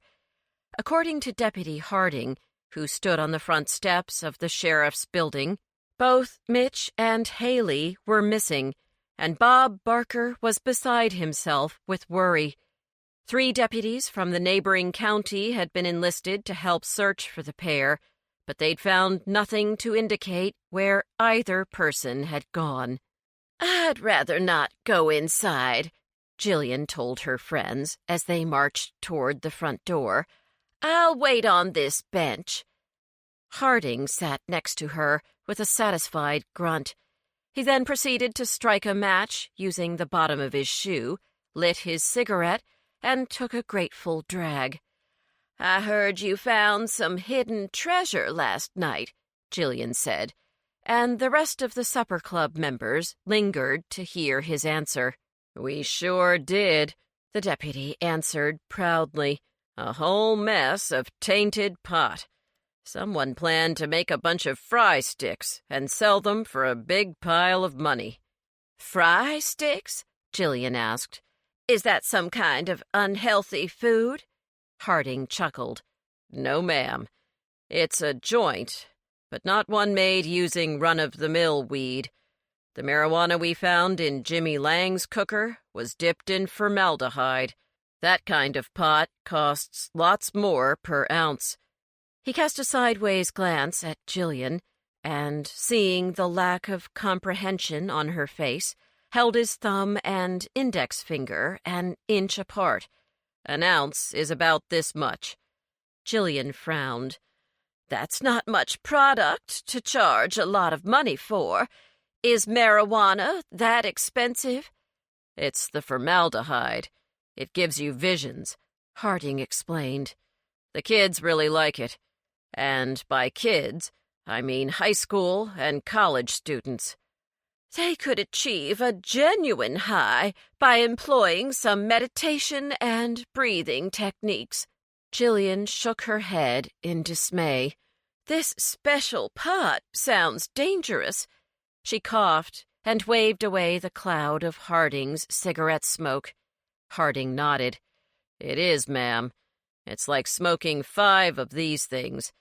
He eyed his cigarette with distaste and then took another resigned drag.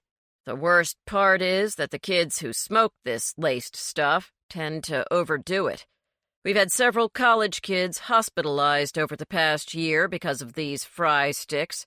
Still, they see it as the in drug, and because they're given so much pocket money by their oblivious parents, they can afford to buy it." Jillian was silent for a moment as she stared into the middle distance. "He really was a bad man," she whispered. "Jimmy Lang. He was tainted, just like the drugs. I was prepared to forgive him, but now that you're telling me he planned to sell drugs to teenagers, I can't. He spent his whole life ruining the lives of others." "We have no hard proof that Mr. Lang was a dealer," Harding said. "And when we questioned Mr. Walker earlier yesterday, he claimed to have never known Mr. Lang beyond bumping into him at festivals. But now that Mr. Walker has disappeared, I'm feeling more and more like he's our guy." He sat ramrod straight on the bench, his shoulders taut with tension. "We have to find him and get the truth out of him. He was lying to us yesterday, I'm sure of it, just as I was certain that you were telling us the truth." "You know, I strongly believe in the power of the inner voice." Jillian turned her palms to the sky. "It's the world's way of speaking to us. You seem to have heightened instincts, Deputy. How do you know all of these details about these toxically laced drugs?" "Used to live in D.C. I moved here to get away from that stuff." He shrugged. "Guess you can never really run from the ugly things in life." He shifted his weight on the bench, looking suddenly uncomfortable. Jillian took Harding's free hand. "You can't run, but you can make the most of where you are now." Harding nodded in agreement. "I expect you'd know all about that, ma'am. I truly admire how you've handled yourself over the last 2 days. You're quite a lady." He threw his cigarette onto the ground. "And a mighty pretty one, too, if you don't mind my saying so." "Oh, I don't mind," Jillian blushed. "I don't mind at all." The R.C. Richter, who handed a stack of signed waivers to the judges to review, was a different man than the one who'd appeared in front of yesterday's crowd, looking haggard and defeated. This R.C. had a spring to his step, and he smiled as he issued directions to a scruffy teenager wheeling a wagon filled with pies to a line of tables covered in white plastic cloths. Chairs had been arranged in an orderly row behind the tables. At each place was a bottle of water and a white T-shirt with cobalt lettering that read, "I turned blue at Hogfest." Once James had inspected his group of waivers, which had all been signed and dated according to R.C.'s requirements, he noticed a group of teenage boys unloading more pies from the back of a white van. Mrs. Phelps, the baker, hovered nervously nearby, clucking at the boys and pleading with them to be careful. The young men maneuvered carts of pies to a small tent alongside the row of tables, and James frowned over their untidy appearance. Their hair was too long and unkempt, their pants were too baggy, and their soiled shirts were riddled with holes. "Why are you frowning, James?" Lucy asked. "Don't you like blueberry pie?" "I like all kinds of pie, except for rhubarb." He smiled self-effacingly. "I was just being an old fart, wondering why those boys spend good money to look like they're homeless." "Yeah, I know. That grunge style just won't go away." Lucy tugged at his arm. "But cheer up.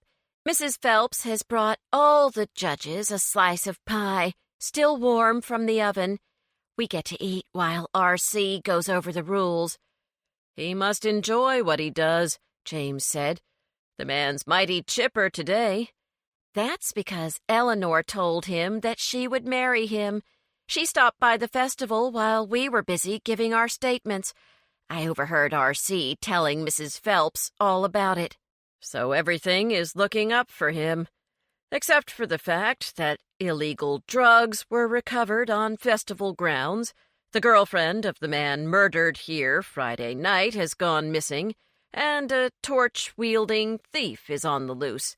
Things are just peachy for R.C., James said. "Not peach," Mrs. Phelps trilled as she appeared in front of a small card table and thrust napkins into the judge's hands. "Locally grown blueberries, the best in the state. Eat up now." James drove his fork through the perfectly browned crust of the pie and watched as indigo blueberries oozed from beneath the tines. "This contest is going to be messy." He examined his plate in amusement. "People love that part of the whole thing. This event's the best free advertising a baker can get," Mrs. Phelps chirped gaily. "Where do you get all of your extra help?" James asked, suddenly spotting a young man who could easily be the brother of the leather jacket-wearing teen who'd been haunting his library on Friday nights. "The boys? Oh, they just come out of the woodwork right before Hogfest," she replied. "It's the same every year. They're not the world's best workers, and I have to pay them right after we're done selling pies. After that, they scatter like the four winds until next year." "That boy over there, is he from Hudsonville?" James pointed at the Martin Trotman look-alike. "Only one of them lives in town, but they all know each other." Her brows creased as she struggled to recall the young man's name. He's got a funny name. What is it? The boys keep teasing him about it. Oh, it's Trotman. Donnie Trotman. James tried not to allow the surprise to show in his face. Martin's last name was also Trotman. No offense, Mrs. Phelps, but why are they so eager to get work during Hogfest? Why is this particular time so important to them? She shrugged, still waiting for James to taste her pie. They tell me it's their annual score, whatever that means. I figure they must be sweet on some of the vendor girls who travel here every year. Who knows? She swatted at his shoulder with the edge of her apron. But they're better eaters than you, honey. They'd eat night and day if they had the chance. It's called the Munchies, James muttered, and then took a bite of pie. The sugary blueberries popped in his mouth as he crunched on bits of buttery crust. He mumbled through closed lips. Sublime. Smiling, Mrs. Phelps resumed her role of overseer as the motley group of young men unhurriedly went about their tasks. While James focused on his pie and wished that he had a cold glass of milk to cut the sweetness of his baked treat, the contestants for the pie-eating competition began to take their seats at the plastic-covered table. Each man and woman pulled the contest's official T-shirt over his or her own shirt and then made nervous small talk with their fellow competitors. "That's a fine piece of pie," Bennett declared, as he pushed his blueberry-stained paper plate away. He smiled at James, displaying a row of purple teeth. "You'd better brush those not-so-pearly whites before you see your sheriff again," James teased, as Bennett frantically ran his tongue over his upper teeth. "Yours aren't exactly white either," Bennett countered, and then looked at his watch. "Uh-oh, time to act official. Come on, man. All we have to do is make sure the contestants don't use their hands to eat their pie, and place a new one in front of them once their dish is totally empty. Easy." James took up his station in front of a pair of newlyweds who were so busy kissing that R.C. had to blow the start whistle twice in order to get their attention. Their demonstration of affection caused them to be several bites behind the remaining 18 contestants once they finally planted their faces into the center of their pies. The contestants looked like pigs at the trough, burying their mouths and noses into the deep blue filling and scooping up the crust with their front teeth. At first, James found their slurping and squelching noises comical, but as the first round of pies were consumed and he had to slide 2 fresh pies beneath the stained and crumb-covered faces of the contestants before him, he began to feel slightly repulsed. By the time the newlyweds had started on their third pie, half the contestants had dropped out. James noticed several older men cleaning their faces with moist wipes as they held their bloated stomachs. At the very end of the table, where Lindy was officiating, a man in his early 30s dashed away from the table and bent over the closest garbage can, his entire torso heaving as he threw up the 2 pies he'd already consumed. "You're so disqualified," one of Mrs. Phelps's helpers jeered at the man.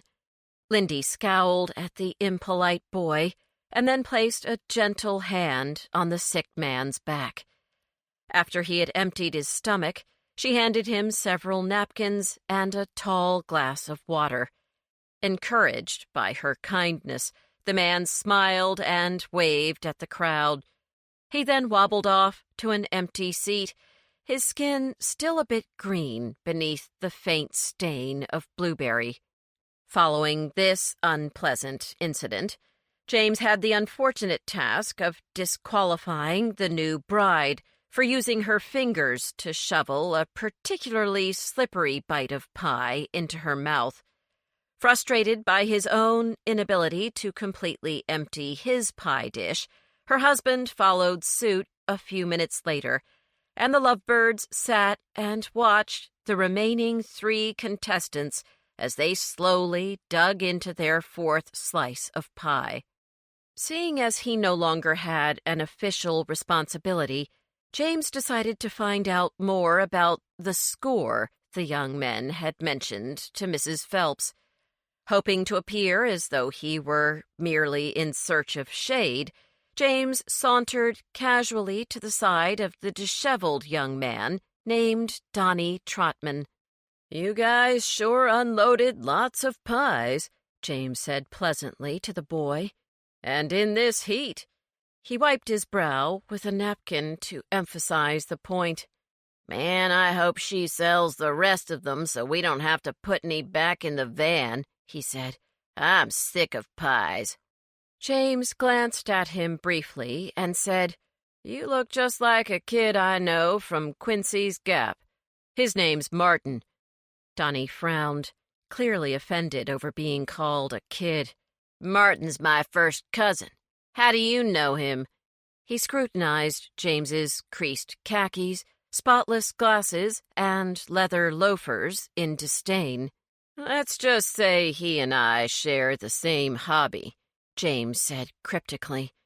And then, as subtly as possible, James pinched his thumb and index finger together and mimed an inhalation. "Dude, rock on." Even Donnie's exclamations were tinged with lethargy.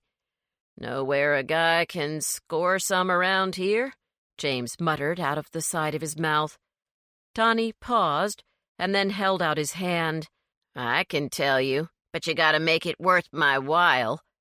Struggling not to show his dislike for Donnie, James pulled out his wallet, extracted a 20, and after folding it in half, placed it on a palm stained with blueberries, flour, and dirt.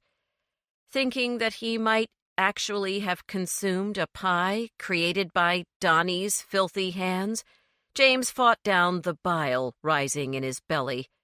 "Did you bake any of those?" he asked, gesturing at the dozens of pies for sale. "Hell no. I don't wear an apron, man." Donnie spit on the ground as a sign of his masculinity. "Listen, if you want to get hooked up, meet me at 6 at the bleachers where all the big shows are. During the closing ceremony, we can get what we came here for and then split." "Do you always use the same contact?" James hoped that his choice of words sounded legitimate. When Donnie's face clouded over with annoyance, he knew that he'd chosen poorly. "Contact?" The boy scowled. "What are you, like a cop? Piss off, man." Donnie clomped away.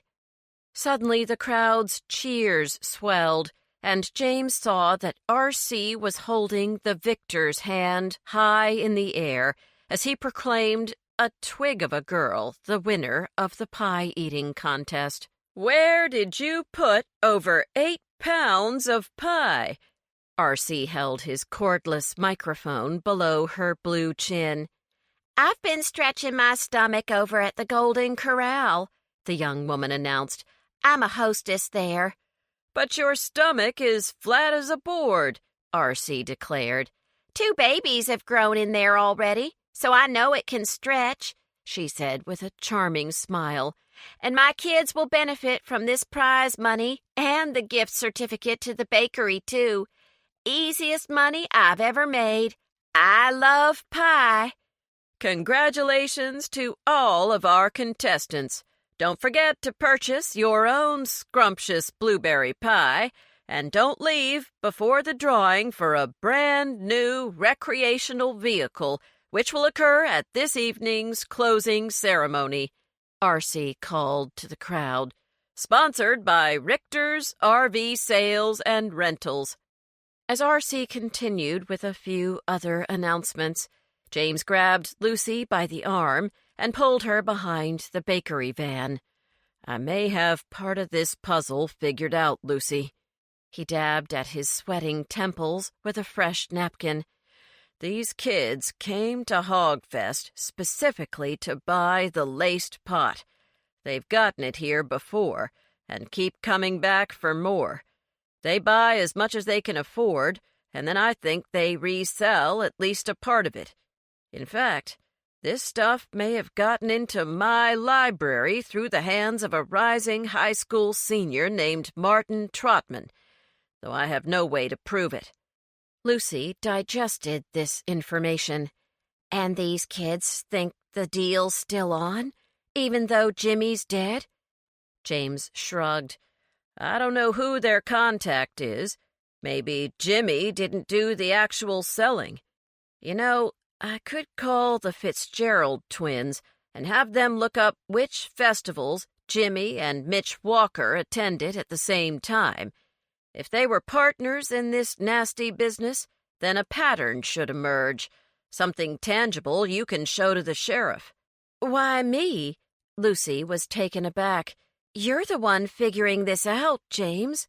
He touched her arm. "Any credibility you can get will only help advance your career. If you assist in a drug bust in Hudsonville that makes a ripple effect felt in our own county, then you'll be irreplaceable." Lucy leaned over and kissed James on the cheek. "You're the greatest, James." She patted him on the chest. "You always put other people before yourself. It just makes me want to wrap my arms around you in front of this whole crowd."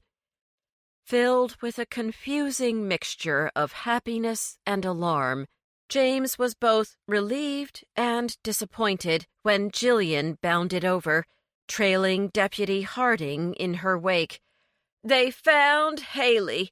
She spent some time walking by the river, and like me, she ended up meeting Felicity, and the two exchanged stories. Haley begged for forgiveness for Jimmy's behavior, and Felicity gave it to her.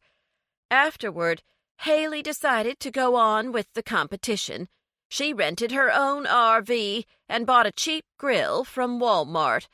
I guess she wanted to enter the final contest with no distractions. If she wins, she still has a chance at being named champion, all on her own." "Oh, I hadn't realized that she'd won in other categories," James said. "Yeah, man. All of the ones we didn't judge," Bennett said. "What about Bob?" Lindy said crossly. "He's been worried sick about her." "Bob is with her. Haley's a frightened dove right now." Jillian flapped her hands as though they were wings. "She just needs to find a place to roost before she's ready to fly again." Bennett rolled his eyes. "You're as loony as ever, woman. Still, I can see why Haley might not be in a hurry to attach herself to another man. Shoot, her last one wasn't exactly the kind to bring home to Mama." "Deputy Harding tells me that Bob and Haley are talking through Haley's concerns about the future of their relationship," Jillian added. "I'm certain that Bob is willing to treat Haley as his equal." She beamed at Harding. "That was very thoughtful of you to give them some space to talk things over, Deputy." Harding looked flustered. "Now we have to redouble our efforts to track down Mr. Walker. And by we, he eyed the supper club members sternly. I mean the sheriff's department." James elbowed Lucy in the side. "Go on, tell him," he hissed. "Tell me what?" Harding's gaze sharpened. "If you haven't found Mitch Walker by the closing ceremony," Lucy announced importantly, "I have it on good authority that he plans to be there tonight." Chapter 17. Chilled Watermelon Wedge. While Lucy conferred privately with Deputy Harding, James made himself comfortable in the shade of a large maple tree and dialed the home number of the Fitzgerald twins. Francis and Scott lived in a converted garage owned by an entrepreneurial widow. At first, the arrangement had come with the stipulation that the boys would have to help old Mrs. Lamb with her yard work, but before long, the brothers had not only taken over the landscaping chores, but also chopped wood and completed necessary repairs around her house. In return, she cooked them hearty suppers. Over time, they'd become a makeshift family. James glanced at his watch. It was a few minutes to 2. The large midday meal typically served after church services would have been consumed, and the dishes soaking in the sink, so it was highly possible that the twins would be outside, trimming Mrs. Lamb's bushes or mowing her lawn. James dialed, crossed his fingers, and listened as their phone rang and rang. When Scott's voice announced that he and Francis were unavailable, James hung up without leaving a message. He called information, got Mrs. Lamb's number, and called her next. "Hello?" A raspy voice answered. James could hear the whine of a motor in the background. "Mrs. Lamb," James shouted. "This is James Henry. I'm looking for Scott or Francis. It's important." "Who is this?" she croaked suspiciously. "James Henry. I'm their boss at the library. It's important that I speak to Scott or Francis," he shouted. "Are they there?" "Oh, you're Jackson's boy. I haven't seen that handsome devil in a mighty long time." She issued a licentious cackle. "Now stop hollering at me, child. I may be old as the hills, but I've still got 2 good ears attached to my head." She coughed. "Francis is on the mower, but Scott is just finishing up with the weeding. He'll be in directly for some tea." There was a clunk, as though Mrs. Lamb had set the receiver on a hard surface. "Hello?" James called into empty space. He waited, listening to a series of rattles and clanks in the background. After 3 full minutes, a door opened and closed, and 2 voices began to speak. James was sure that the male voice belonged to Scott, but if so, why wasn't he picking up the phone?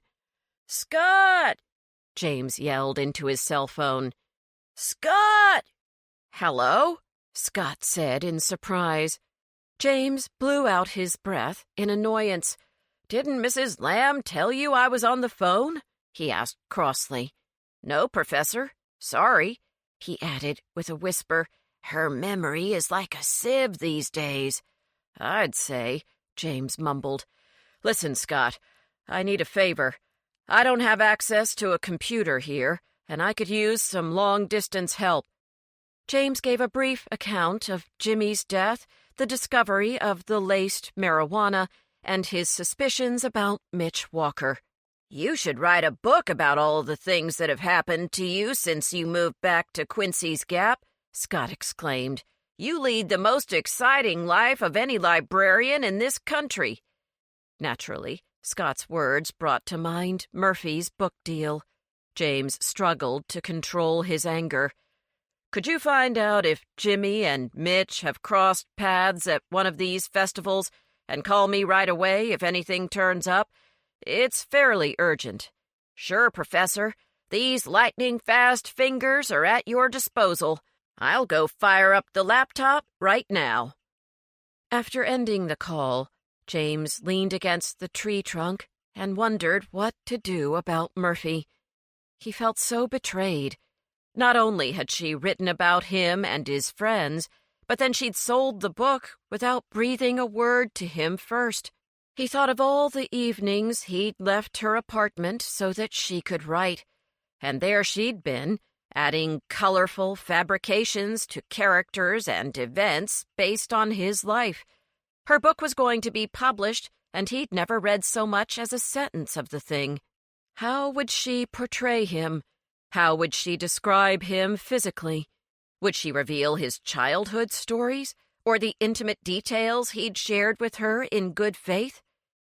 Imagining his thoughts and actions put forth for all to read and judge, James balled his hands into fists. With the rough bark pressing against his back, he sat as still as a stone, realizing that it had been a long time since he had felt such white-hot fury toward another person.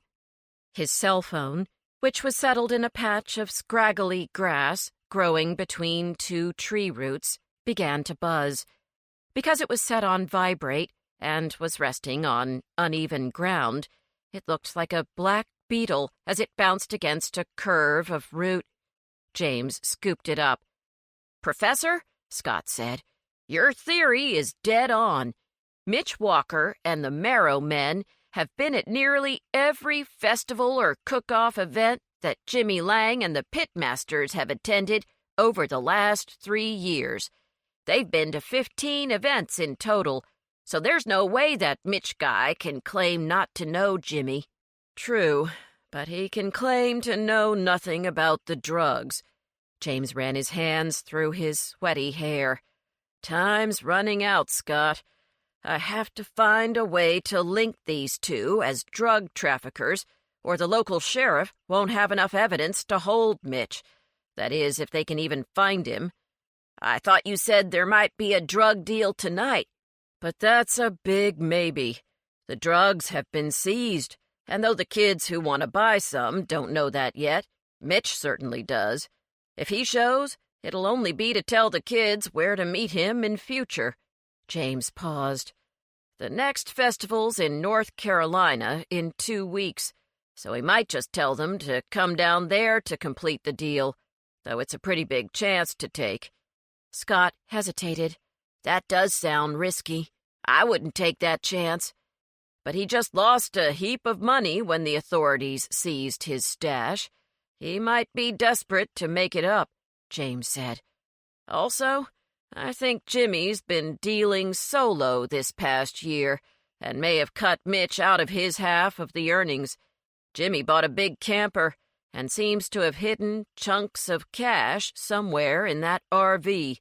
"But if Jimmy and Mitch were partners and Jimmy had the drugs in his cooker, what was Mitch's role?" Scott asked. "How did he earn his share?" James grew quiet, thinking. Then he sat up with a jerk, his tailbone digging into a sharp root. "What if Mitch's cooker is outfitted with a false chamber, too? Maybe that's why he's hiding. Maybe he still wants to sell his share and then get out of here. I'll have to ask the deputies if they checked his grill."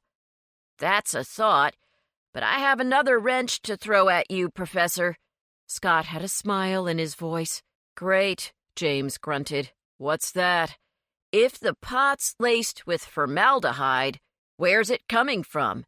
You can't buy that stuff at CVS." James stared at the grass in front of him blankly. "I have no idea." "Listen, Professor, Francis and I will Google this guy and see what we can dig up. But if you only have a few hours left until everyone goes home, maybe you'd better find out as much as you can about this Mitch Walker." "Thanks, Scott. I knew I could count on you guys to help. And, Professor, be careful. It sounds like this man has lots to lose. You know what they say about cornered animals. They're twice as dangerous." James thanked Scott once again and hung up. The rest of the supper club members found James beneath his tree a few minutes later, still deep in thought. He had a paper napkin on his leg and had written some notes on it using a pen he'd borrowed from Mrs. Phelps. Lucy waited until he had finished writing and then squatted down next to him, the sun highlighting her caramel-colored hair as it streamed through the canopy of maple leaves. "They're going to have one of the deputies from Russell County go undercover. He's barely 22, and if he wears some false tattoos, a baseball cap, and carries a skateboard. They're hoping he can get close enough to the other kids to see what happens at the closing ceremony. This is scary and exciting at the same time. Lindy shivered with anticipation, and here I thought we'd be spending the weekend mainly overeating. Well, we've got the overeating part down. Bennett patted his thick waist. Jillian clasped her hands together. Oh, I do hope these young people will get the help they need. Addiction robs one of precious spiritual energy and the body's ability to remain balanced. Bennett arched his eyebrows and then turned to James. What are you doing over here, anyway? He gestured at the napkin. Writing poetry? James pointed at the napkin. I've been thinking about Mitch's cooker. Lucy's eyes widened as she instantly caught on to James's line of thinking. That he might have been transporting drugs, too? Oh, that would be terrible, Jillian screeched. We need to stop those drugs from getting into the hands of any more children, because that's what they are, children. Bennett gestured at James. Get up, big boy. We have to get over to the Marrow Men's cook site. And Lucy, if we find anything significant there, I'm going to hog all the credit. If I don't get Sheriff Jones to go to dinner with me before we leave Hudsonville, then I won't be able to concentrate on a single trivia question ever again. The credit's all yours, Bennett, Lucy replied. But she's a pretty sharp lady. I bet she's already had her deputies check the other cookers. If not, then you can call her yourself and announce your brilliant discovery. Once again, the group set off for the cooking area. James felt as though he'd walked the same path a dozen times already and was looking forward to bidding farewell to the crowds, the sticky heat, and the ever-present smell of food. As soon as the supper club members approached the Marrow Men's cluster of grills, they quickly became aware that it was going to be difficult to glean information from the barbecue cooks. 3 men bustled around 2 large grills. Neither of the cookers were the commercial-sized grills that Jimmy possessed, and the Marrow Men seemed to have reached a crucial moment in their preparation. James found it challenging to pay attention to their equipment once he noticed that the pieces of meat the Marrow Men were placing on the grill racks came from a Ziploc bag inside a cooler. The chunks had a pink hue resembling lamb, but James didn't think he recognized the type of raw meat at all. Deputy Neely, who stood behind the shoulder of one of the Marrow Men, was also fascinated by the unidentified hunks of meat. He put his hands on his slim hips, bent over the grill, and asked, "So none of you have seen Mitch all day?" The man retrieving the meat from the cooler frowned. "Look, we told you that we haven't seen Mitch, and he didn't travel with his own grill. He always used ours. He told us that he had a boring office job pushing papers, and that's all he ever said about his work. We were grilling buddies, that's it. We hung out a few times a year and tried to win some contests." He gestured at his companions. "We like beer, women, and meat. We don't talk about much else. That's the whole point of getting together, to have fun and forget about our lives for a little bit." Neely scrutinized the remaining 3 Marrow Men as though weighing the truth of these words, but they met his gaze unblinkingly. After a few uncomfortable seconds, 2 of them resumed brushing sauce over the meat on the grill, while the third forced pieces of the cubed meat onto bamboo skewers. "Is that lamb or veal?" Neely asked, unable to quell his curiosity. "It's goat," one of the men answered curtly, and then noticed James and his friends staring. "You want to ask us questions, too?" Jillian took a few steps backward. obviously uninterested in getting a closer look at the Marrow Men's preparations. "We just wanted to see what folks were cooking for the anything but category," James said innocently. "I've never had goat before. How are you going to prepare it?" "Gotta use mesquite wood chips for starters," the Marrow Man replied. "Then we season the meat with salt, pepper, and garlic. We're going to use a curry yogurt sauce to give it a bit of an Indian flavor. It's real good. Lots of folks turn up their noses at goat, but it's a nice meat if you don't overcook it." "Is anyone else cooking goat?" Lucy eyed the Marrow Men's cooler. "Don't think so," the man said as he deftly turned the skewers. "One of the teams is using venison, and I think the tenderizers went with scallops. The Adams Ribbers are going with rabbit, and Jimmy's girl claims to be cooking coon, but I think that's just big talk to draw attention to herself, just like her old man used to do." James and his friends exchanged looks of disgust. Did Haley and Mitch know each other? James couldn't stop himself from asking. "Not that I knew. Never saw 'em talk to each other. Now can you give us some breathing room?" The Marrow Man threw irritated looks at Neely and the supper club members. "We're trying to win a contest here." "Absolutely. Sorry," Lindy quickly said, "and good luck to you and your team." As they moved away from the fragrant smell of the roasting goat, Bennett said, "You're not going to like me saying this, Jillian, but I'm feeling peckish all of a sudden." "Oh, Bennett," she rolled her eyes, "I cannot believe your appetite can be so active in this setting." "Well, I need a snack, and that's that," Bennett said. "It doesn't have to be meat, but nothing will be open in town on a Sunday, so we're stuck with fair food."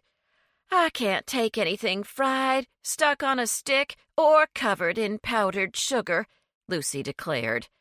"I saw a place by the community center selling chilled watermelon wedges," Lindy said. "Since it's so hot again today, it might be nice to have something cold and sweet." Everyone agreed on a snack of watermelon slices, and Lindy led her friends through the milling crowds to a small stand with a red, white, and green striped awning. After each of them paid for 2 thick slices of watermelon and collected a handful of napkins, the 5 friends decided to sit on the grass, away from the crowds of festival-goers. "The sheriff's department isn't exactly inept," James said, and then bit off the tip of his first piece of watermelon. "They're definitely on top of this situation." "No one thought they were inept," Lucy said defensively. "We just don't know what they've investigated, and they don't want to share information with me anymore. I think the discovery of the drugs changed things. Now they have a murder and an illegal drug trade on their hands, and very little time to solve both cases." "Have the Fitzgerald twins gotten back to you yet?" Bennett asked James. "Shoot," James cried, reaching for his phone. "I turned it off out of habit. They could have called and I wouldn't have known." They all listened as James's phone chirped into life. The black text on the screen indicated that he had one new message waiting. James set the phone to its speaker option, placed it on the ground, and waved at his friends to scoot closer. He pressed several buttons, and Francis's energetic voice sounded from the phone. "Professor, Scott and I think we discovered something that you might find pretty interesting. We did a Google search on Mitch Walker from San Antonio, Texas. There were a couple of them, but we were able to narrow them down by cross-referencing the info we learned about Mitch by visiting a bunch of barbecue festival websites. Still, there's not much on cyberspace about this guy. It's not like he has his own website or anything." There was a pause, and James rolled his eyes and said, "Those two have a flair for the dramatic." Francis finally continued. "We think Jimmy was partnered with Mitch Walker in regards to the laced marijuana. You see, Mitch works for Sunset Gardens in San Antonio. That's a mortuary, Professor. Mitch was listed on their website's staff page as an assistant mortician. You know what that means, Professor? If Mitch works at a funeral home, then he has access to formaldehyde.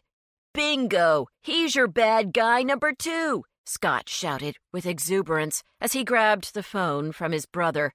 Now all you have to do is figure out where they bought the pot. Unless Jimmy had a giant greenhouse or a big piece of land, they bought it somewhere cheap, like Mexico. How do you know Mexico has cheap pot?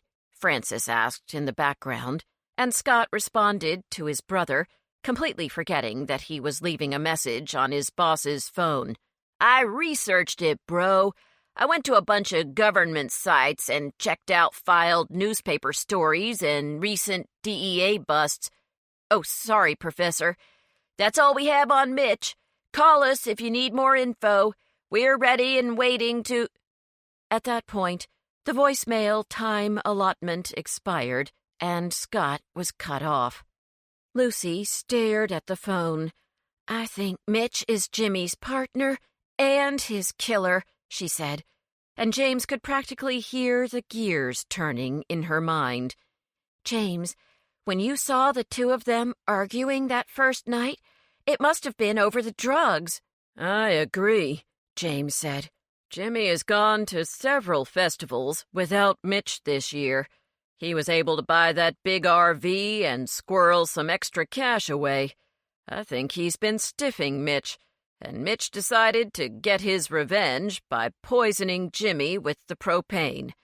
Then he planned to take all of the drugs for himself, but we interrupted him. If there is cash inside the camper, he couldn't search for it the night he killed Jimmy because Jillian was sitting on the camper steps. Jillian, your being there also kept Mitch from getting into the cooker, Lucy continued. And who else but a partner in crime would know the drugs were hidden in that secret compartment?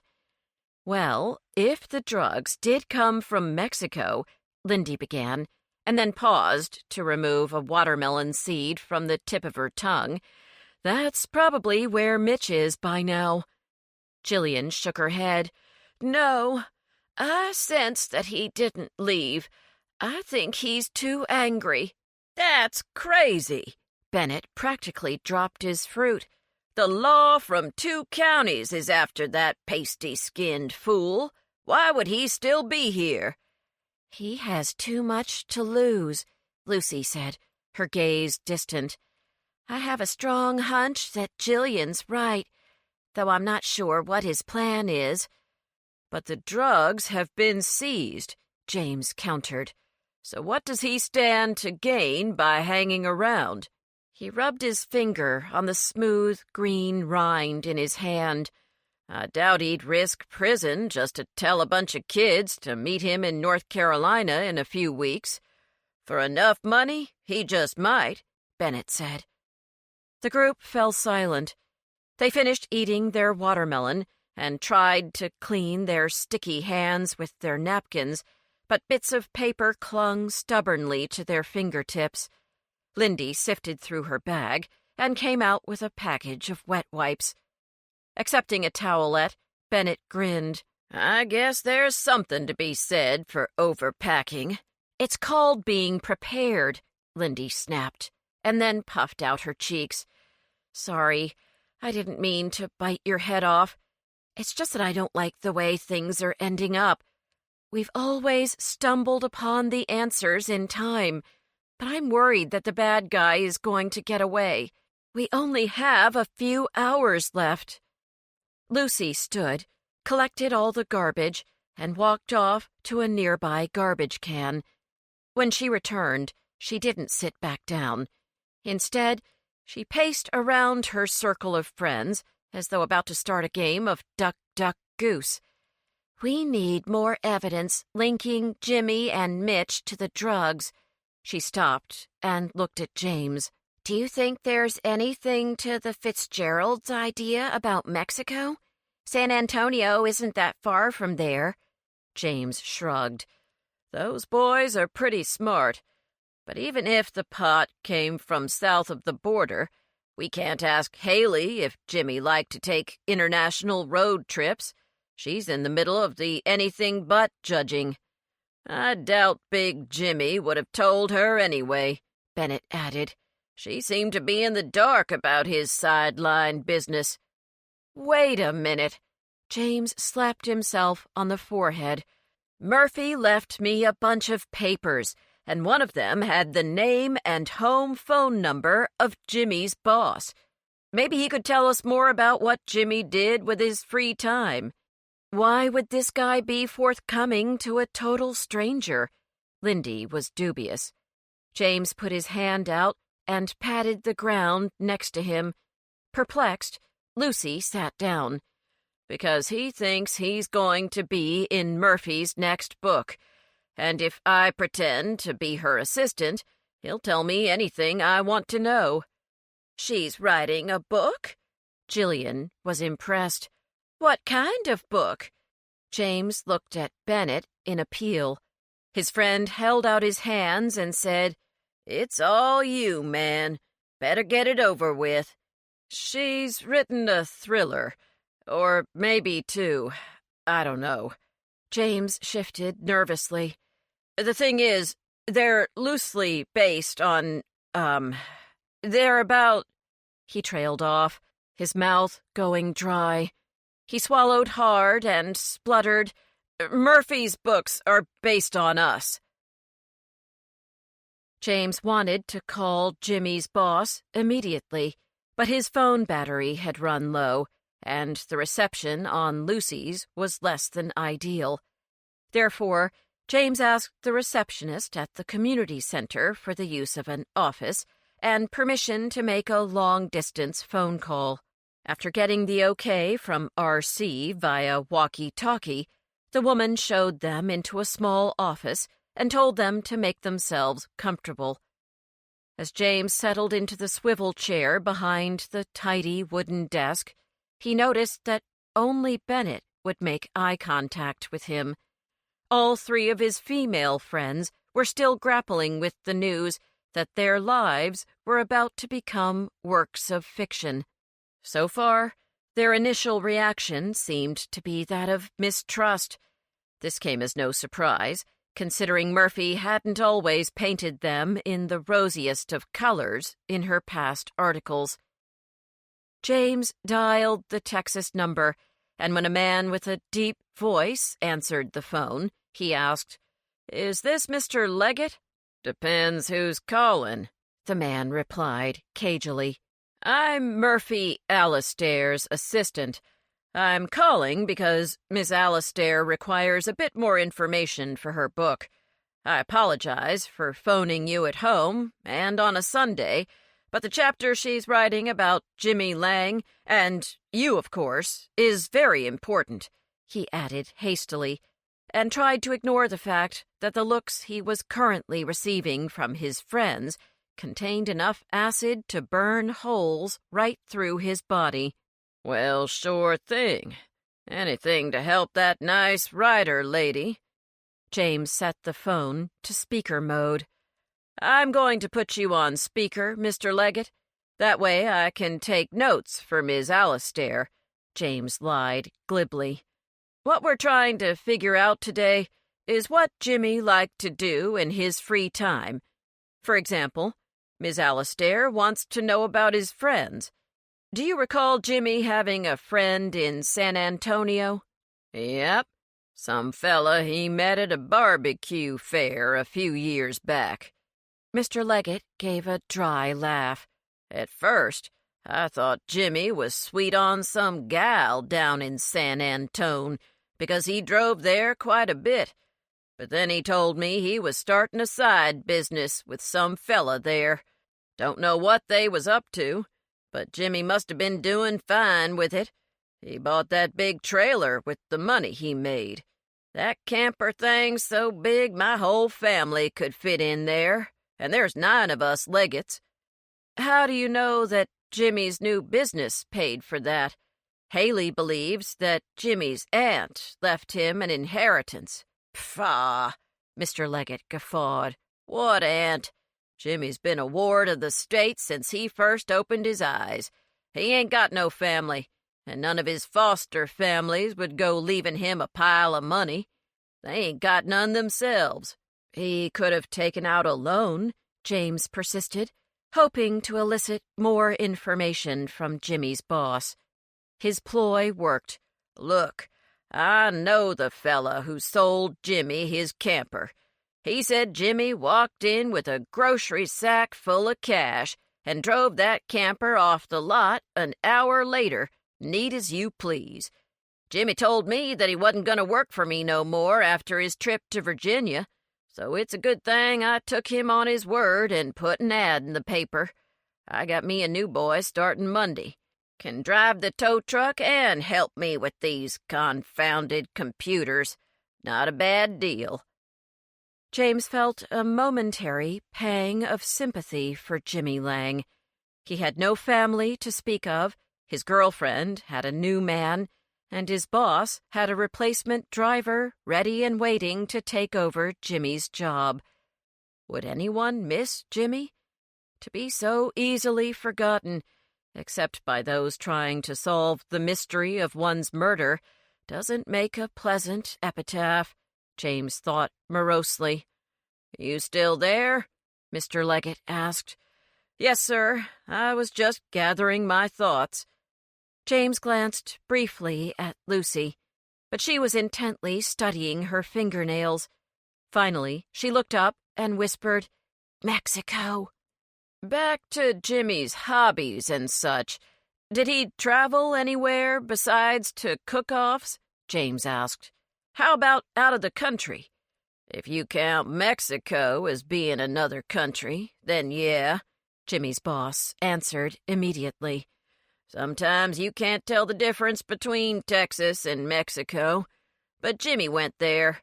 Always brought me a bottle of Patron tequila, too. I'm going to miss those freebies. Did he happen to drive his cooker down with him?" James winced, knowing what an odd question he'd asked. "Funny you should mention that, but he did. I figured he was giving the Mexicans a few lessons in exchange for booze." Mr. Leggett chuckled. "He liked tequila that much?" James shared in the joke. "Jimmy liked to drink everything, eat everything, smoke everything, and talk to every cute girl he saw. And he talked big. Shoot, he lived big. That's why he and Texas were such a good fit." James asked, "And Haley? Did she live big, too?" "Nah, she's a churchgoer and Jimmy's little shadow. Ain't got nothing of her own, that girl. She's gonna be lost without Big Jim," Mr. Leggett said. Noting the frowns on Lindy's and Lucy's faces, James replied, "Oh, I wouldn't be too sure about that, Mr. Leggett. I've got to type up these notes now, but thank you for your time." "Hey!" Jimmy's boss quickly shouted before James could hang up. "You think this book's gonna be in Walmart?" James shook his head and took the phone off speaker mode.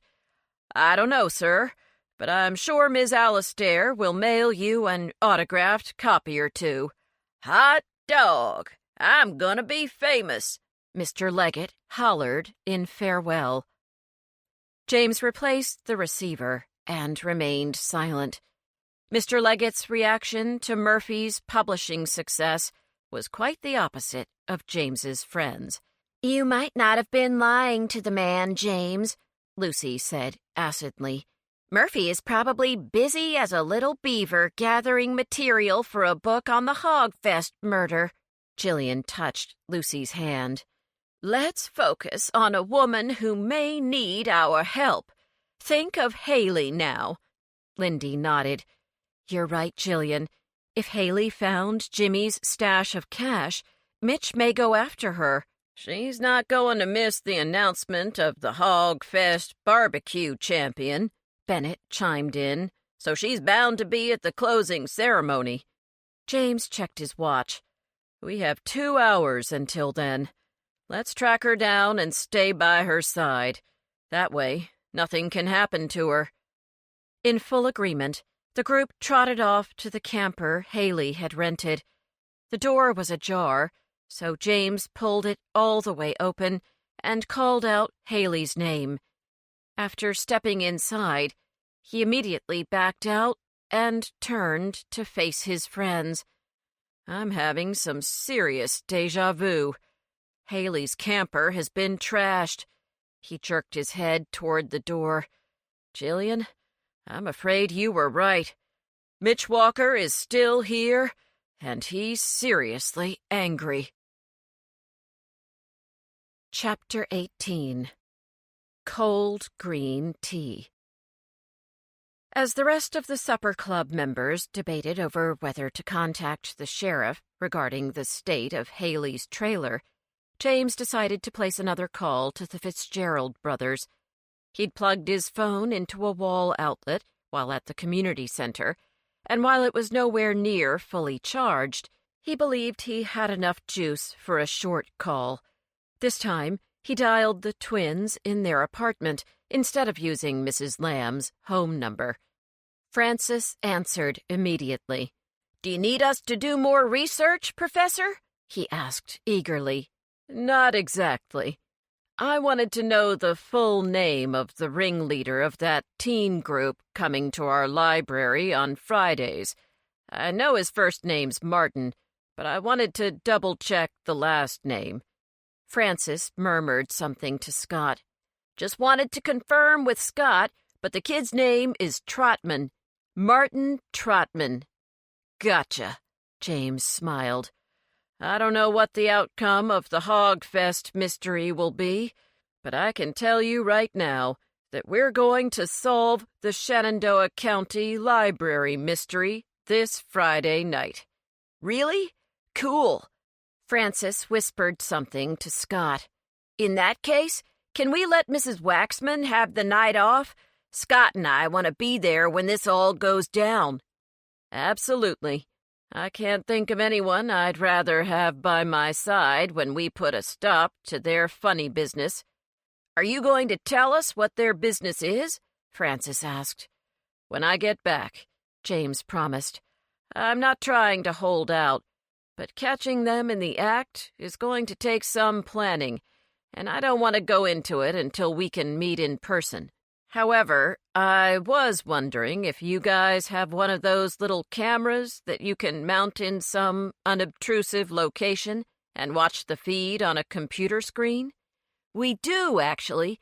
We tried to talk Mrs. Lamb into letting us set up a security system for her, but she said if anyone breaks in, she'll crack them on the head with a frying pan. So we just use the camera as a webcam now. It's a piece of cake to hook up. Bring all that stuff to work tomorrow, will you? I have a special assignment for you and Scott. Technical stuff." "Awesome! Sounds like a special ops mission. You can count on us, Professor." James gazed at the blinking symbol indicating his phone's dwindling battery life and stuffed the soon-to-be-useless gadget into his pocket. It would have to remain in its dormant state until he hooked it up to the car charger in the Bronco. As James watched his friends talk, he couldn't help but notice the bulges in both of Bennett's back pockets and assumed his friend was carrying his wallet and his mini-recorder. "I'm not even going to ask why you're checking out my bum," Bennett said. He jerked his thumb toward Haley's camper. "We're off to visit Bob Barker, see if he and his fiancée are killing time before the announcement of the Hogfest champion. If she's not with him, I'm going to place a personal call to that fine Sheriff Jones." Bob Barker's camper was only minutes away. The door was propped open, and the contractor was inside, fussing with his hair. Bob told the supper club members to come in while he finished grooming. "Almost time to find out who's the champ of Q." Bob grinned as he shaped his hair. "Doesn't matter to me, though. I've got my Haley, and she's the real prize. If you folks are looking for her, she's primping for the closing ceremony. Did y'all know she won the anything but category? She's got a shot at winning the whole shebang. She won? With barbecued raccoon? Lindy was shocked. Bob laughed. Oh, the rumors that go around during cook-offs. You must have been talking to one of those marrow men. They're steamed up that a woman might nab that Heartland Foods contract. Noting the look of pride on Bob's face, James assumed that he and Haley had reached an understanding about equality in their relationship. What was her entry? He asked. Believe it or not, she made barbecued Spam, Bob said, while rinsing his hand in the small sink behind him. Some of the competitors argued that it was an illegal entry, but Mr. Richter said it was A-OK for the anything but category. He dried his hands on a checkered dishcloth and then folded it neatly and placed it on the tiny countertop. We came in second with my salmon specialty. Don't know what those marrow men were thinking, making goat with yogurt sauce. Came out way too runny. Lucy stepped forward. Are you sure Haley's back at her camper? The one she rented? Bob nodded. Absolutely sure. She'd never go back to the old one. She said she took what she needed from inside and gave the cops the keys. It's locked up. No one can get in except for the Johnny Law. Why are you asking, anyhow? We just came from Haley's RV, and she's not there, Lucy began to explain, when Jillian interjected. Someone's been in her camper, obviously looking for something. Jillian pushed Lucy out of the way and grasped Bob's shoulders. Focus on my face, Bob, and take a deep breath. Her camper was ransacked, Bob, and there's no sign of Haley. Stunned, Bob shook Jillian off and began pacing up and down the narrow aisle of the camper. Not again. Look, will someone tell me what's going on here? If you're not Jimmy's killer, he pointed at Jillian, and I'm not, and Haley's not, then is it Mitch? Over the drugs in Jimmy's grill? Is he after my girl now? He stopped pacing, his face tight with anger.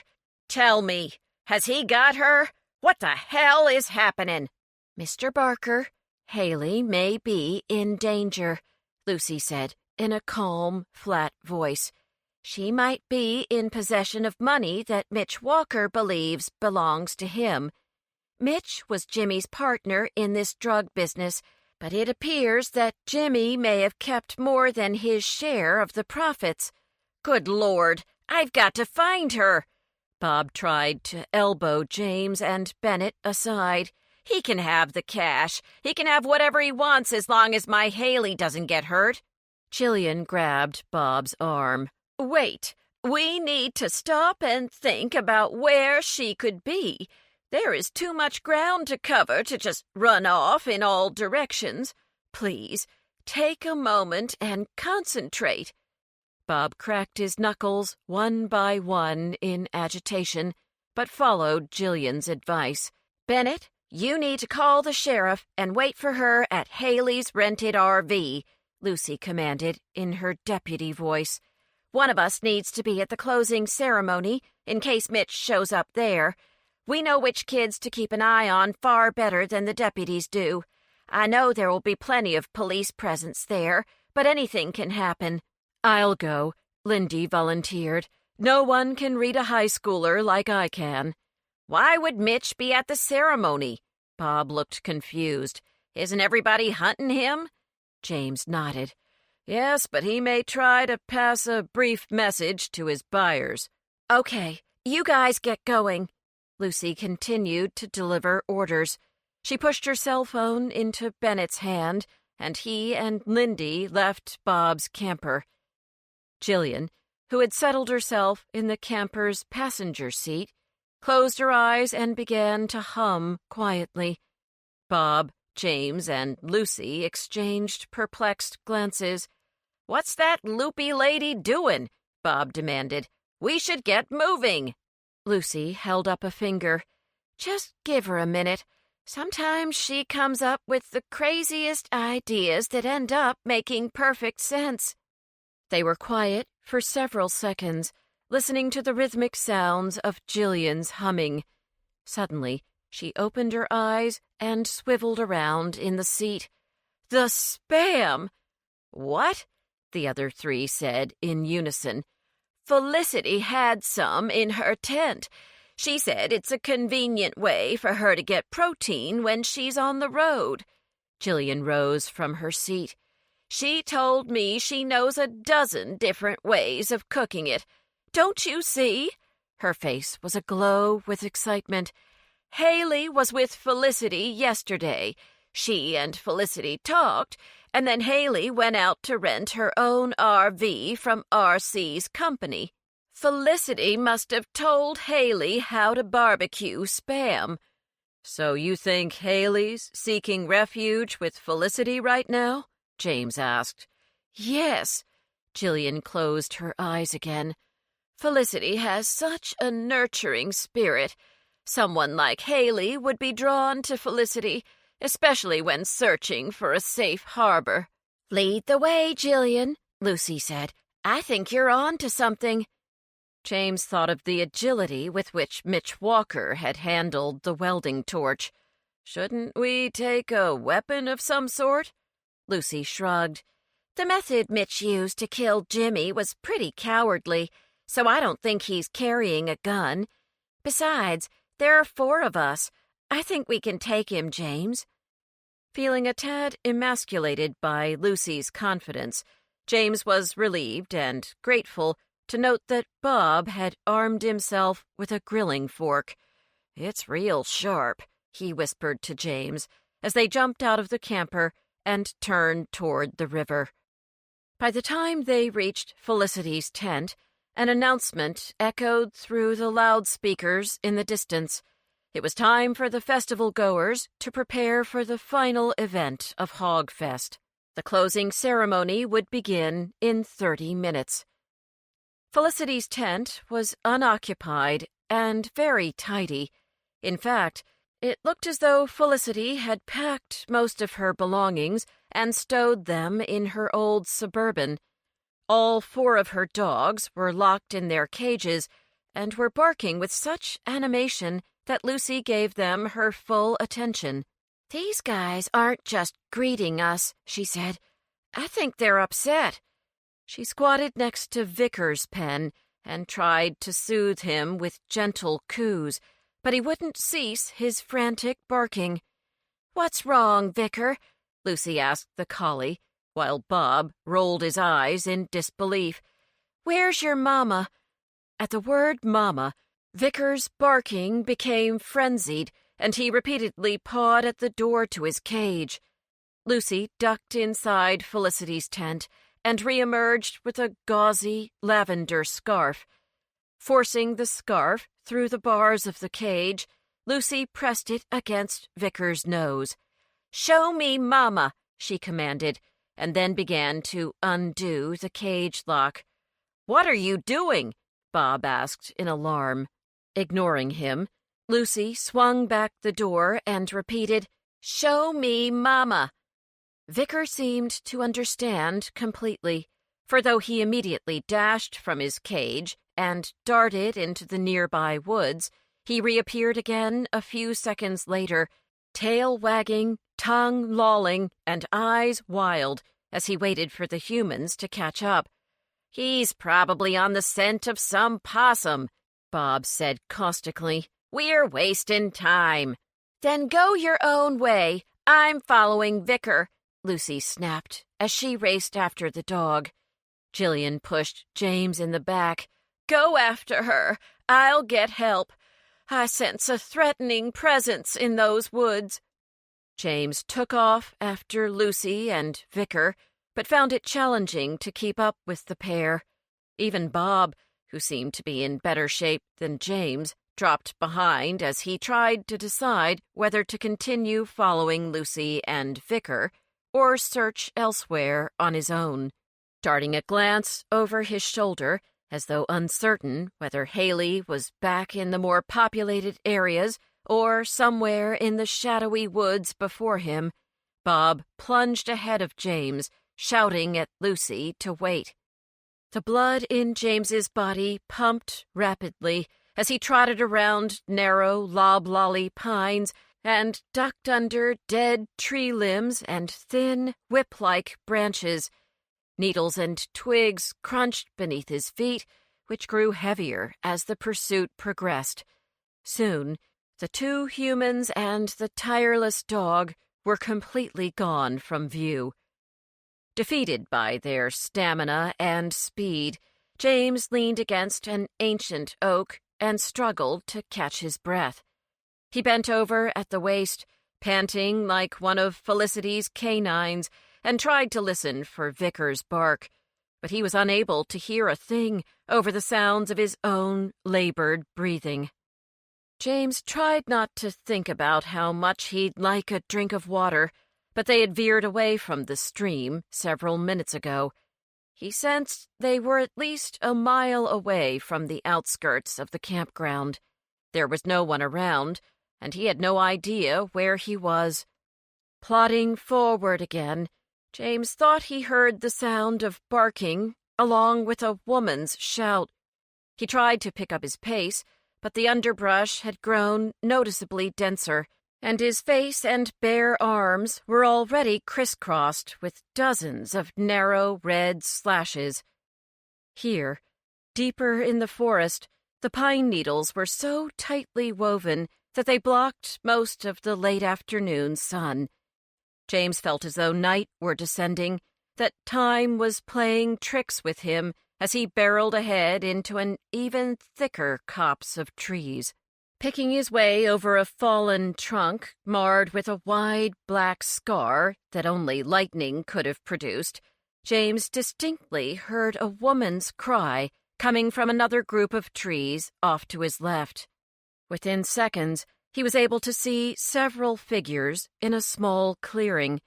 He slowed, deciding that stealth might be more effective than charging into the midst of a potentially volatile situation.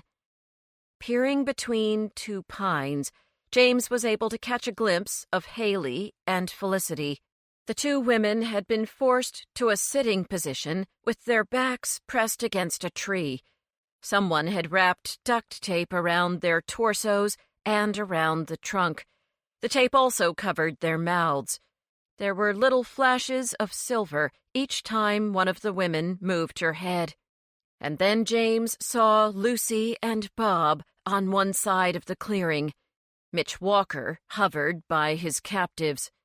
"Is that the same tape you used to cover up Jimmy's vents?"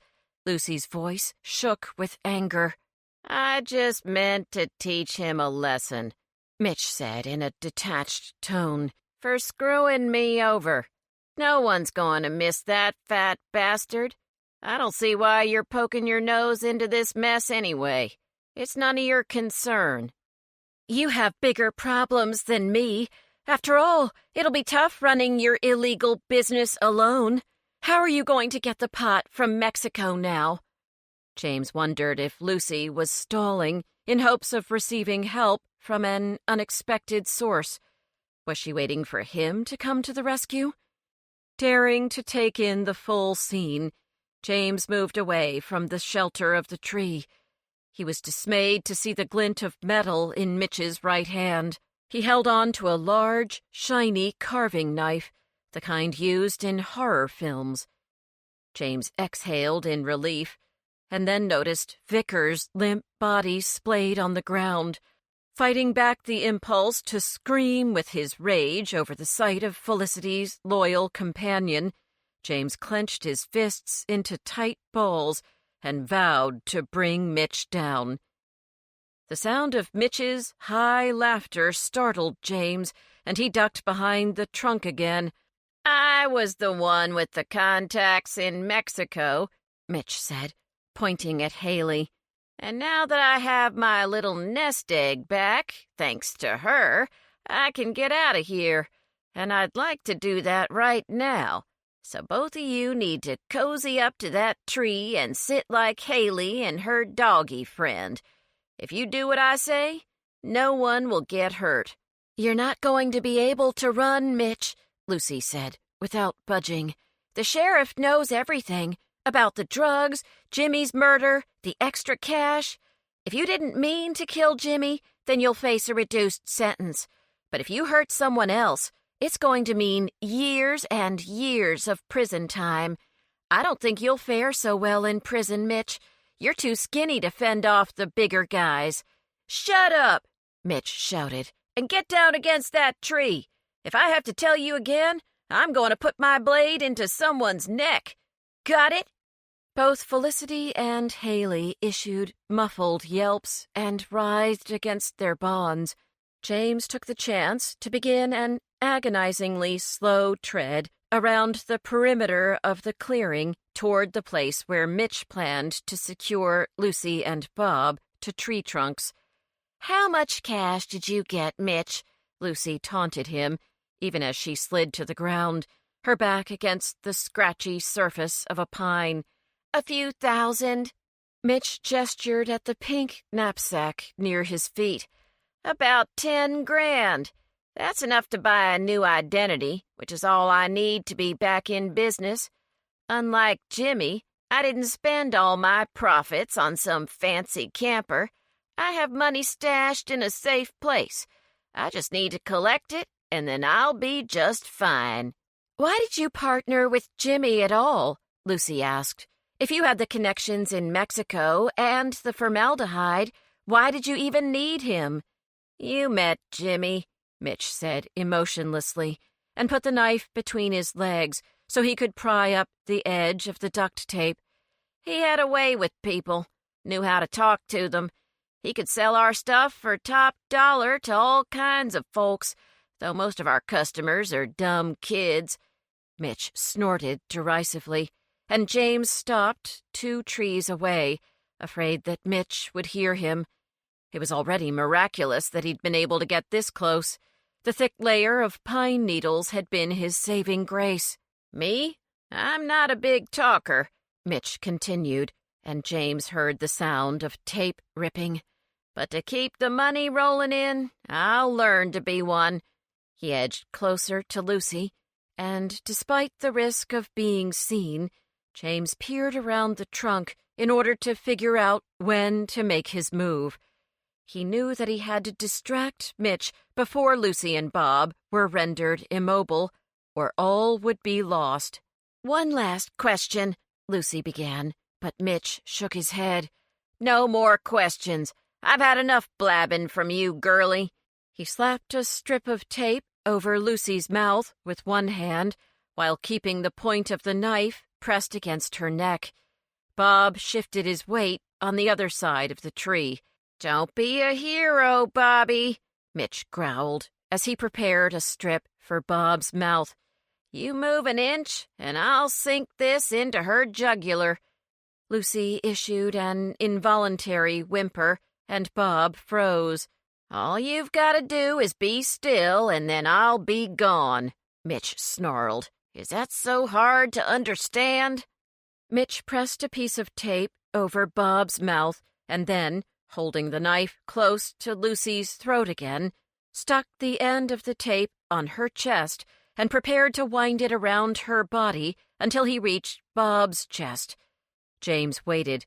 He could feel the pulse at his neck thumping in a fear-induced frenzy as every one of his muscles tensed in preparation to leap forward. He had to time his move perfectly, or Lucy could get hurt. It was necessary for Mitch to remove the knife blade from Lucy's neck and move it to Bob's as he wound the tape across Bob's torso. James allowed Mitch to complete his half-circle around Bob's body, but as he passed behind the tree and the knife was momentarily suspended in the air, James burst into action. He shot from behind his cover and took 2 giant strides, leaves and sticks crackling under his feet. Mitch began to turn toward the sound. His eyes met James's, and he raised the knife. Ignoring the blade, James leapt forward, his arms outstretched. It was his plan to barrel into Mitch's left side, thus avoiding the knife and pushing the other man off balance. But Mitch was too quick.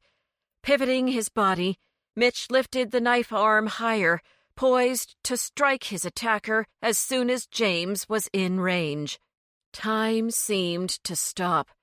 The small handful of seconds it took for the two men to react to each other was just enough of a window for Bob to reach behind his right hip and grasp the handle of the meat fork. Tucked into his shorts, the weapon had been hidden from view. With an upward thrust of his muscular arm, Bob plunged the twin tines into Mitch's right side. Mitch's shoulder instantly crumpled. He dropped the carving knife at the same moment James collided with his left side. Both men grunted and fell. James rolled on his hip and quickly got to his feet, bracing for retaliation, but Mitch was still struggling to get to his knees. Doubled over, he held the wooden handle of the fork embedded in the flesh between two ribs and stared at the bruised and bloodied tissue surrounding the area where the fork tines had disappeared into his side. "Don't pull it out," James said urgently. "You'll bleed even more." Mitch didn't respond, but his hands slid down his stomach and flopped like dead weights onto the ground. He leaned toward his left side and began to cough. He seemed surprised that his spittle was red. Mitch stared fixedly at the spattered leaves and pine needles as a thin line of blood trickled down his chin and stained the collar of his shirt. As Mitch fought for breath, Bob ripped the tape from his mouth, grabbed the carving knife, and raced to free Haley and Felicity. At the same time, Lucy rushed to James's side. "Are you hurt?" She put her hands on his cheeks, her eyes wild. "No," James assured her. "Are you okay?" "Yes," she whispered, darting a glance at Mitch. "We have to get help." Nodding, James pulled off his shirt, wadded it into a loose circle, and pressed it around the fork in Mitch's side. "He's having trouble breathing. I'll stay with him. You guys go."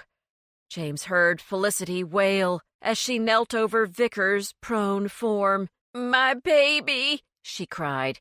"He's going to be all right," Lucy told her. "Mitch knocked him out, but he's going to be fine. I promise." She stood.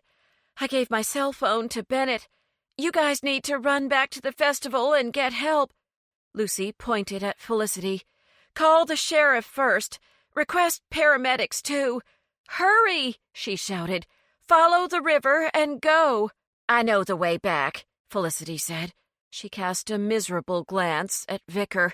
"I'll send help." "You aren't coming?" Bob asked as he stooped to retrieve Haley's pink knapsack. Haley held on to his free arm and buried her face in his shoulder, weeping silently. "No! Hurry!" Lucy turned away from the two women as they briskly jogged away. Bob and Haley followed at a slower pace. Bob spoke gently to Haley, urging her forward and promising her that all her troubles were over. "I could have handled this alone," James scolded Lucy as he listened to Mitch's raspy breathing. Lucy smiled. "I have no doubt about that. The way you shot out from behind that tree," she inclined her head toward the pine. "You looked so fierce. I knew, no matter what happened, that you were out there. I knew you wouldn't let anything bad happen to these innocent people." "Or to you," James whispered softly, but Lucy heard him. They sat in silence, alternating between watching Mitch and casting shy glances at each other. A dozen thoughts competed in James's head, and he longed to sort out what he wanted to say, but he didn't know where to begin. Lucy touched his hand. "I miss you, James," she said. "I miss us." "That's exactly what I feel," James thought, But before he could explain how betrayed he felt by Murphy's book, or confess how skittish he felt about trusting his heart again, Deputy Harding appeared in the clearing. Without speaking to James or Lucy, he turned back to Jillian and grinned. "Thank you, Ms. O'Malley. Your instincts are as sharp as a spear. Now, it's best you walk back to that fallen trunk. There's no need for you to view this scene, ma'am." As soon as Jillian moved off, Harding turned back to Mitch. The deputy's grin evaporated like morning mist, and he didn't bother with courtesies. Harding knelt beside Mitch and said, "If you'd step away, Mr. Henry and Miss Hanover, we'll take over now." Lucy began to splutter in indignation, and James feared he'd have to replace her duct tape before she said anything she'd regret. However, Harding was too busy barking codes into his radio to pay her any mind. "Is he dead?" Jillian asked from her seat on the stump. "No," Lucy said. "Sounds like he has a busted lung. It's up to the medical folks now." Handing each of her friends a glass bottle of green tea from her hemp purse, Jillian sighed. "I'm glad he has a chance to live. There's been enough death at this festival." James and Lucy joined her on the fallen tree and drank deeply from their tea bottles. "I am very proud to be your friend," Jillian said after a brief silence. Her eyes shone with tears. "You saved the day." "It was mostly Bob's doing," James said, and then listened as Harding received a burst of information over his radio. "Without thinking things through, we worked together to help one another." Jillian sighed in contentment. "That's exactly how we should live every moment of our lives. Perhaps I was meant to come to this event in order to remember that lesson." She smiled as Harding came toward her, and she wiped the tears from her cheeks and unconsciously began to fluff her hair. "And to learn some new ones." Chapter 19. High-protein smoothie. On Monday morning, James once again found himself seated at a table across from Deputy Harding. It was 9:05, and the rest of the supper club members had just finished signing what they hoped would be their last statements for the Hudsonville County Sheriff's Department. However, Sheriff Jones reminded them several times that some of them would likely be called to testify in court, especially if Mitch Walker failed to confess. "How's he doing?" James asked the deputy, after adding his signature to the typewritten statement. Harding shrugged. "He'll be fit enough to answer a mess of questions in a day or two." Sheriff Jones waited for James and Harding in the hallway. "I know you're anxious to return to Quincy's Gap, but after speaking with Ms. Hanover about her dietary goals, Deputy Neely was inspired to make protein smoothies for everyone. Your friends are already enjoying their refreshments, so I hope you'll join us." The conference room in the sheriff's department was packed. Not only were Lindy, Bennett, Lucy, and Jillian gathered around the table, but Bob Barker, Haley, and Felicity were there as well. Men and women from the department mingled with the civilians, sipping smoothies or bringing refills from the kitchen. As soon as James entered the crowded room, Lucy put a cup in his hands. "It's a berry smoothie," she explained. "Deputy Neely is interested in trying the protein diet I've been following," she frowned. "Not that I stuck to it over the last few days, but I'm going back on, starting today." James took a hesitant sip of thick pink liquid. It tasted like creamy sherbet. "This is too tasty to be healthy. What's in it?" "Fresh blueberries, bananas, strawberries, raspberry-flavored frozen yogurt, whey protein, and natural fruit juice," Lucy said. Even though Eleanor let us stay an extra night at Fox Hall, I knew we were going to have an early start today, so I thought it would be wise to consume a good source of energy. James dropped into a seat next to Jillian, who was sliding a raffle ticket across the table to Felicity. "This is for you, my dear." Felicity looked surprised. "What is it?" Lindy swooped over from where she was arranging a tray of smoothies and grabbed the ticket. "Jillian, you have the winning ticket?" She waved the stub in her right hand. "This is for a brand new RV from RC's company. That's so cool." Jillian shook her head. "It's my partner's new camper." She gazed fondly at Felicity. "You're going to need this when you take the yuppie puppy obedience classes on the road. I've already been in touch with 2 other grooming facilities, and they'd like you to run training classes for their clients as well. I can't have one of my employees sleeping out of a tent. How would that make me look?" She fluffed her hair and shot a flirtatious look at Harding. "Not that I don't adore nights spent beneath the moon, with the open air breathing across my naked skin, but you need to regain your professional footing. This is a start on that journey." Felicity stared at the raffle ticket, which Lindy had placed reverently in the dog trainer's hand. "Jillian, this is much too generous." "You and I were meant to meet this weekend," Jillian told Felicity, her voice trembling with emotion. "Because of your kindness, you sheltered 2 lost and frightened women. Your destiny came full circle when you aided the girlfriend of the man who tried to ruin you. You are worthy of great success and happiness." She dabbed at her moist eyes with a tissue. "Besides, I can't wait to see the Yuppie Puppies logo painted on that camper. There's nothing more thrilling than a new entrepreneurial venture. And don't worry about RC. I've already told him that you possess the winning ticket." "Thank you, Jillian," Felicity whispered gratefully. "I'm eager to move to Quincy's Gap. From what you've told me, it must be a charming town." "You got that right," Bennett declared. "And we have the best diner in the valley," he added. "Dolly's. We're talking real homemade cooking.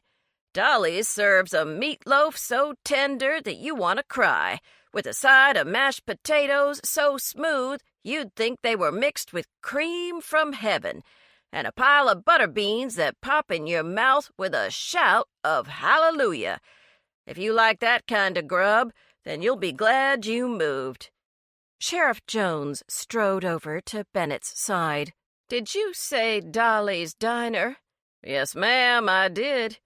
I ate there a few years ago when I was passing through Quincy's Gap, and I can still remember the homemade pecan pie I had for dessert." The lovely law woman rolled her eyes at the memory. "What I wouldn't give to have Dolly's coffee and pie.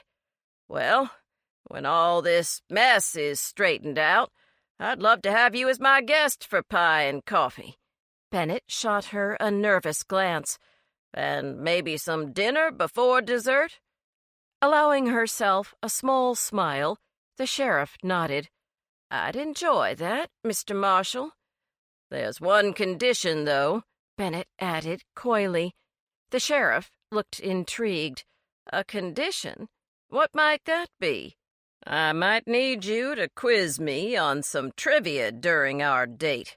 See, I'm taking the test to be a contestant on Jeopardy, and I only have 2 weeks left to prepare. Every waking moment must be filled with facts and statistics." He cleared his throat. "Is that a complete turn-off, Ms. Jones?" Her smile grew larger. "Oh, quite the opposite, Mr. Marshall. Quite the opposite." Trailing a finger seductively across his chest, the sheriff left the room. Bennett sank into the nearest chair. I do believe that woman just set me on fire." Giggling, Lindy handed him another smoothie. "That's exactly how I feel every time I see Luis." She checked her watch. "I can't wait to get back home and tell him about our adventures." At that moment, two gentlemen dressed in light gray suits entered the room. They shook hands with the deputies and made their way toward Haley, who was leaning against one of the back walls, as Bob shared his barbecued salmon grilling techniques with Harding. Instinctively, James and his friends grew silent, with the exception of Jillian, who hadn't been on Foxhall's back porch the day the rest of them had met Jimmy Lang. The supper club members all recognized the businessmen as the representatives for Heartland Foods. Even though they'd been wearing polo shirts and khakis during lunch that day, the small heart pins attached to their suits identified them. They'd worn those same pins on their shirt collars while dining at Foxhall. "Ms. Lang?" the first man asked as he approached Haley. "My name's Haley Mellon. Jimmy and I never got hitched."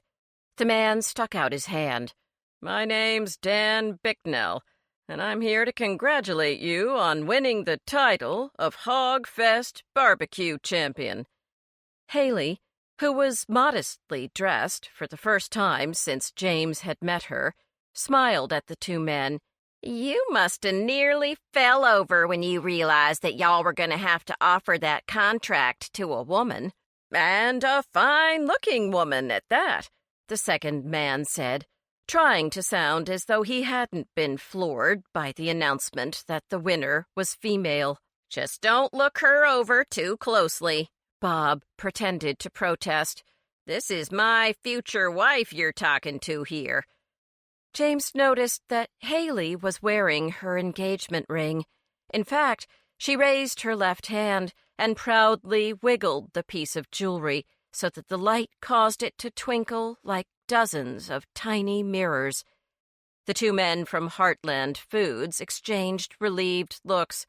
"Ms. Mellon, this might seem like an unusual question, but will you be taking your husband's name when you get married?" Haley shrugged. "Hadn't thought about it, but since I've never had a man offer his name to me before, I think I will become Mrs. Bob Barker." She smiled adoringly at Bob. "I've never had a man do all the things you've done for me, darling." Mr. Bicknell grinned at the pair. "Seeing as you two are going to be starting a new life together, how do you feel about being the joint faces of Heartland Foods' barbecue line? Kind of like the first couple of barbecue," the second added quickly, his eyes shining with excitement. "I can almost see the labels on our sauces and rubs, both of you wearing denim overalls and standing in front of a cooker with a slab of glistening ribs grilling over a low flame." Haley grabbed Bob's hand. "I'd love it. We're going to do everything as a team from now on, and I'm not going back to Texas, not ever, so you can reach me using Bob's number from now on." "Don't you have things there you want?" Bob seemed surprised by Haley's proclamation. "Nope. The apartment lease runs out this month, and all I care about is my Grand's quilt and my photo albums. The landlady will send them to me if I let her sell all our junk. She's a good soul." Bob shrugged and then licked his lips greedily. "What about Jimmy's new RV?" Haley waved him off. "I already got rid of that. Now, I know you liked that big fancy camper, Bob, but it gives me the creeps. Jimmy died in there, remember?" She stroked her fiancé's shoulder. "We got a world of riches, baby. We got the cash prize from the contest, this here contract, and each other. We've got everything I've ever dreamed of." Confused by the exchange between Haley and Bob, Mr. Bicknell turned to Harding. "We have a flight to catch, Deputy. Do you think we could speak to these folks in private before we go? We'd like to review the contracts in person. The wording can be mighty complicated, he added. Do you have a room we could use? Sure thing. Follow me, everyone. As Haley passed by James, she hugged him briefly and whispered an emotional thank you in his ear. Bob couldn't have saved me without your help. You're the hero backing up my hero. She pressed something into James's hand. A sweet orange-haired birdie told me you might spread some good with this. I sure hope so. Bless you, James Henry. Haley then proceeded to hug, kiss, and bless the rest of the supper club members. In a much more reserved fashion, Bob shook everyone's hands, promised that they'd all be invited to their wedding next spring, and then followed Mr. Bicknell and his partner from the room. James finished the last slurp of his smoothie and dropped his cup in the trash. He unfolded the thin, pink piece of paper crumpled in his left hand. It was the title to Jimmy's trailer, which had been registered in both Jimmy and Haley's name. Using a round, bubbly script, Haley had signed it over to the Shenandoah County Public Library. On the line identifying the sale price, Haley had carefully penned, "Charitable donation." Speechless, James gaped at Jillian. "How did you—" Jillian smiled indulgently. Haley didn't want anything to do with Jimmy's camper. She was looking for a quick and easy solution to get rid of it, and the idea to donate it to the library just blossomed in my mind. If you were able to get hold of someone who does custom work on recreational vehicles, such as Richter's RV sales and rentals, then you could transform the camper into something much more beneficial.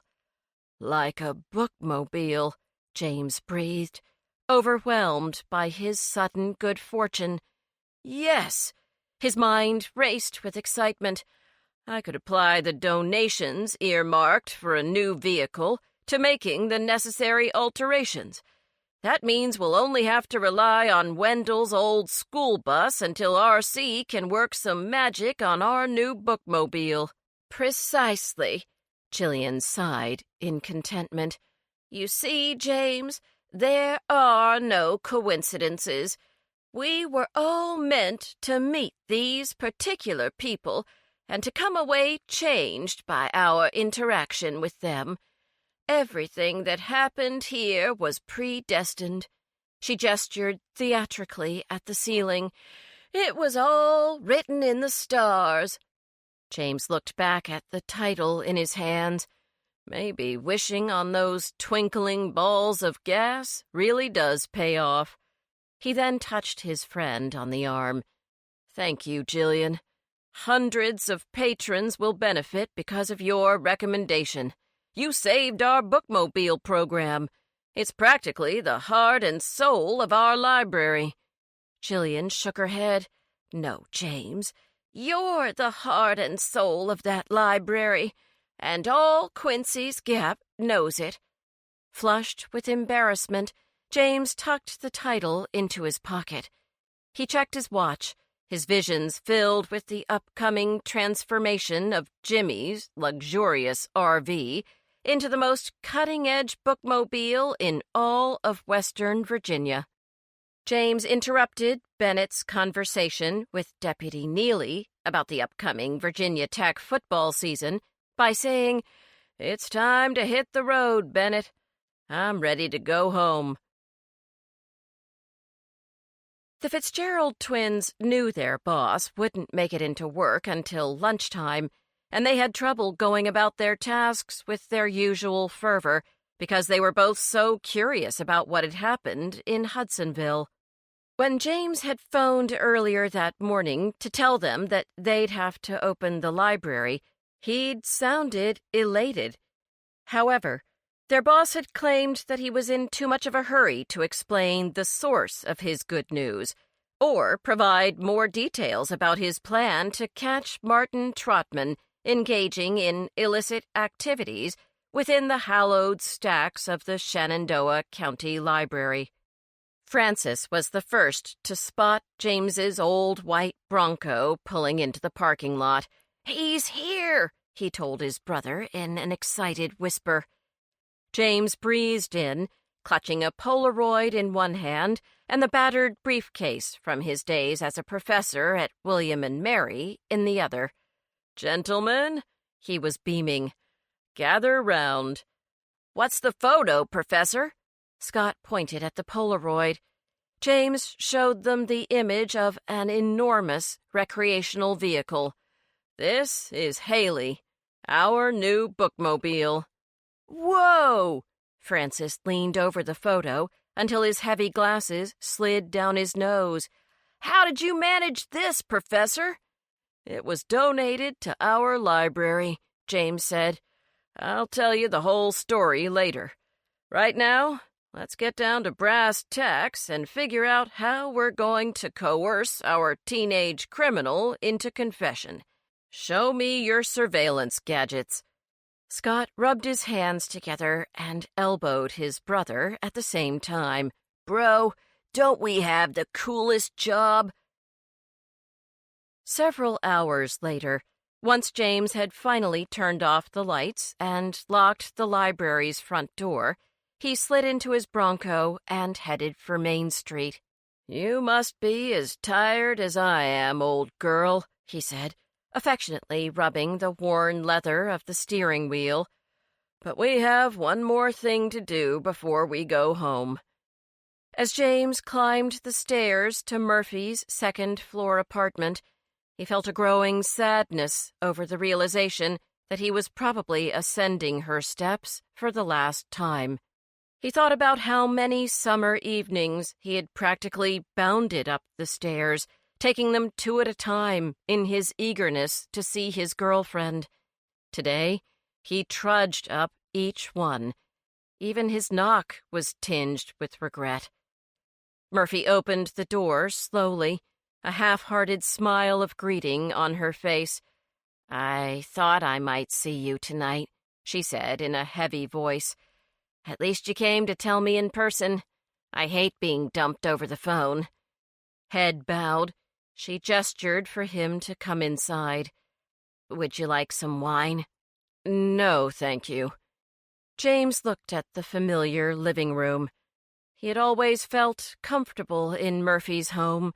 He liked her sense of orderliness and how she had decorated each room in neutral tones. Her beiges and creamy coffee colors were highlighted with bright splashes of the primary hues in the pillows, table runner, and the still life paintings she bought from local artists. Glancing around her place, James suddenly became aware that he didn't want to go back to living in his boyhood bedroom. He'd like a place of his own, where he could listen to music without hearing his father's blistering commentary on every song, where he could choose what show to watch on television, and where he could entertain his friends without clearing it with Jackson first. Murphy had disappeared during James's musing. She now returned from the doorway of her spare bedroom, which also served as a home office, with a shopping bag in one hand and a rectangular box in the other. She dropped the bag by her feet and held the box out to him, as though it was a valuable offering. "This is the book. The first one, that is," she added sheepishly. "You can read it if you like." James kept his hands down at his sides. "It's too late for that, Murphy." Murphy placed the box on a table, tears pooling in her eyes. "I'm sorry. I guess I wanted it all. The paper, the book, and you. But it didn't work out like that." "It could have." James felt anger stirring, but fought to quell it. This was not the time to assign blame. They'd moved beyond that point. "You should have trusted me, Murphy. We never stood a chance once you told me about the book. You should have explained what you were doing before you signed a contract." "I should have?" Murphy was doubtful. Are you telling me that you would have supported my work, knowing that I was writing about you and your friends? James shrugged. I don't know. Maybe I would have read some of it and protested about certain things. Maybe I would have begged you not to submit the manuscript for publication. I don't know what I would have done, but we'll never know, because you didn't trust me. Without trust, there's no point in us being together. Murphy reluctantly nodded. I know. She picked up the shopping bag and handed it to him. This is some stuff you kept around here. I almost stole your best country duets CD, she teased morosely. But I can get my own copy. Digging the CD out of the bag, James placed it on the coffee table. It's yours.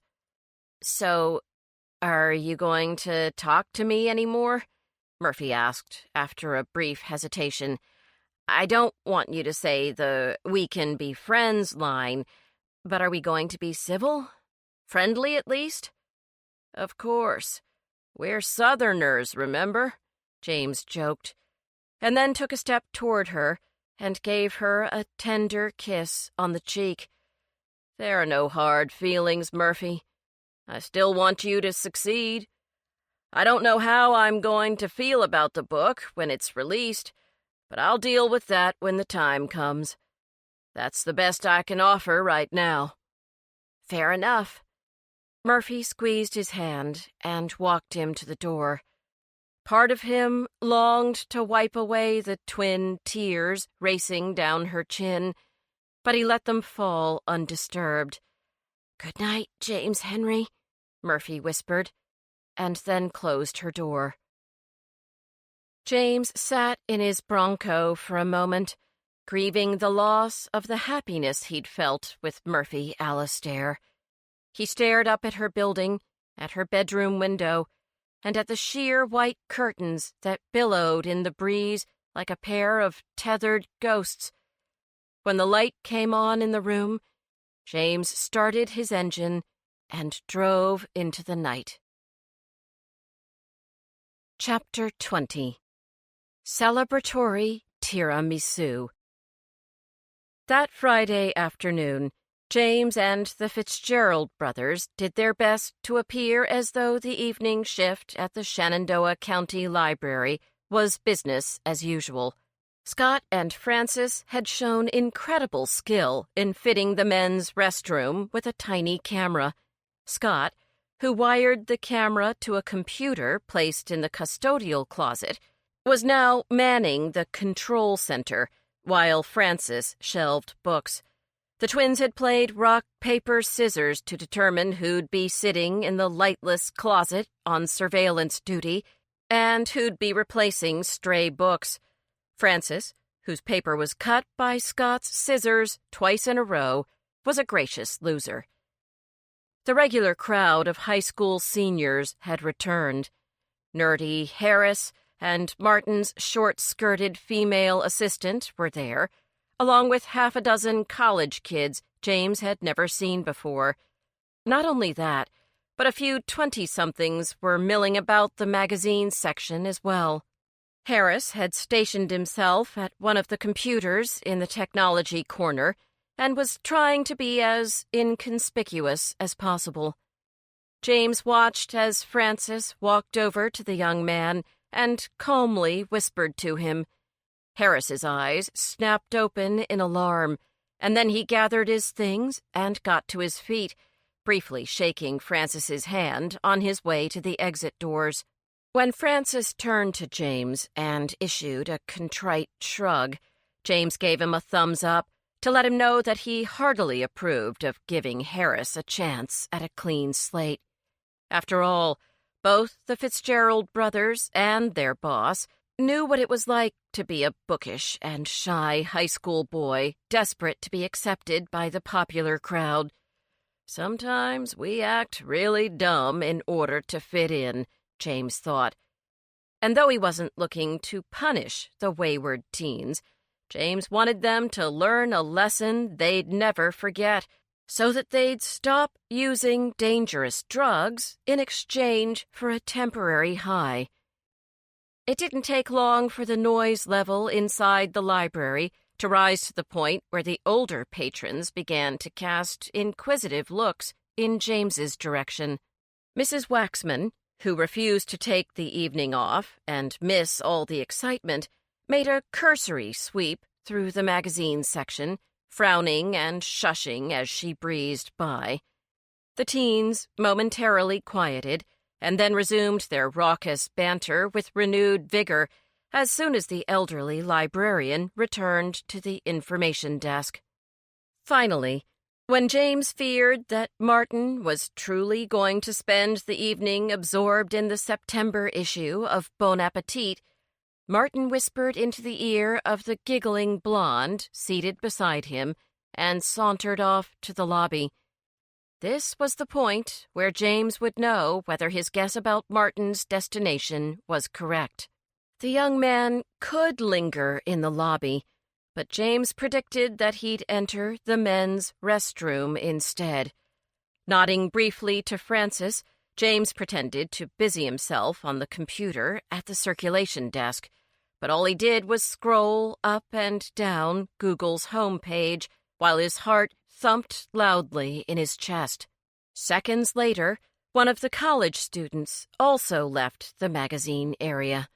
Waiting impatiently, James looked up the weekend's forecast and saw that some much-needed rain was on its way. At last, Scott emerged from the janitor's closet and slipped behind the circulation desk. "I saw the deal, Professor. Martin handed another kid a snack-sized plastic bag, and the kid paid him. Martin pocketed the money and then made a mark on a piece of paper. Looks like he has several people waiting to buy from him tonight. Could you tell what was in the bag?" James whispered. Scott shook his head. "Not exactly. The film quality's too grainy. I couldn't even see how much money Martin took in. My beloved library is being ill-used," James scowled. "And that young man could become very sick if those drugs are laced like the stuff Donnie Trotman hoped to buy from Jimmy Lang. Alert Francis and Mrs. Waxman."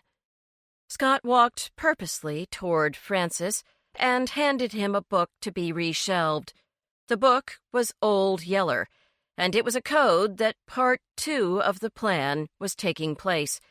Francis then handed Mrs. Waxman a copy of Spot Goes to School to be returned to the children's section.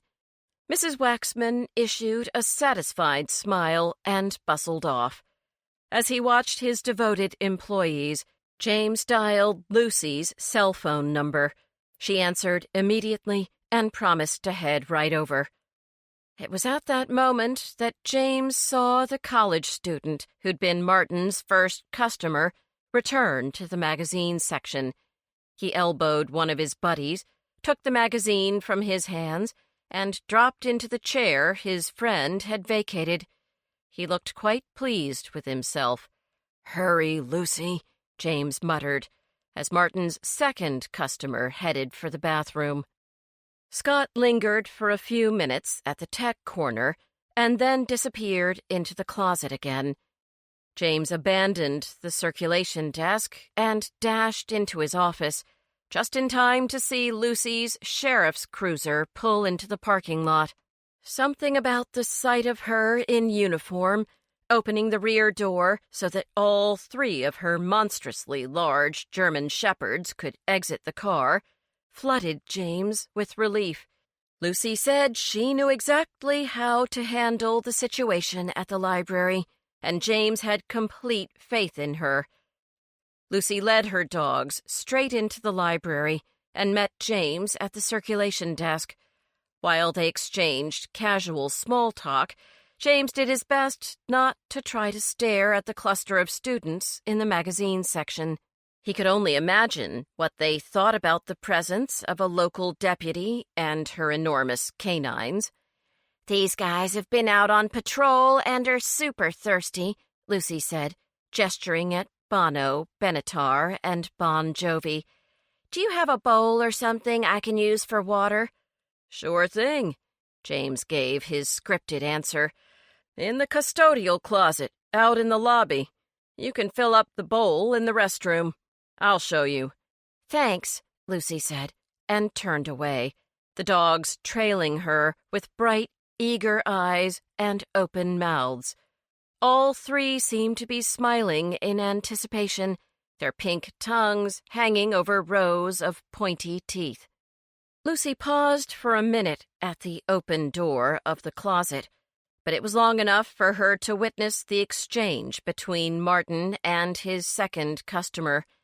Unfortunately, one of the dogs saw something exciting out the front door and issued a single resounding bark.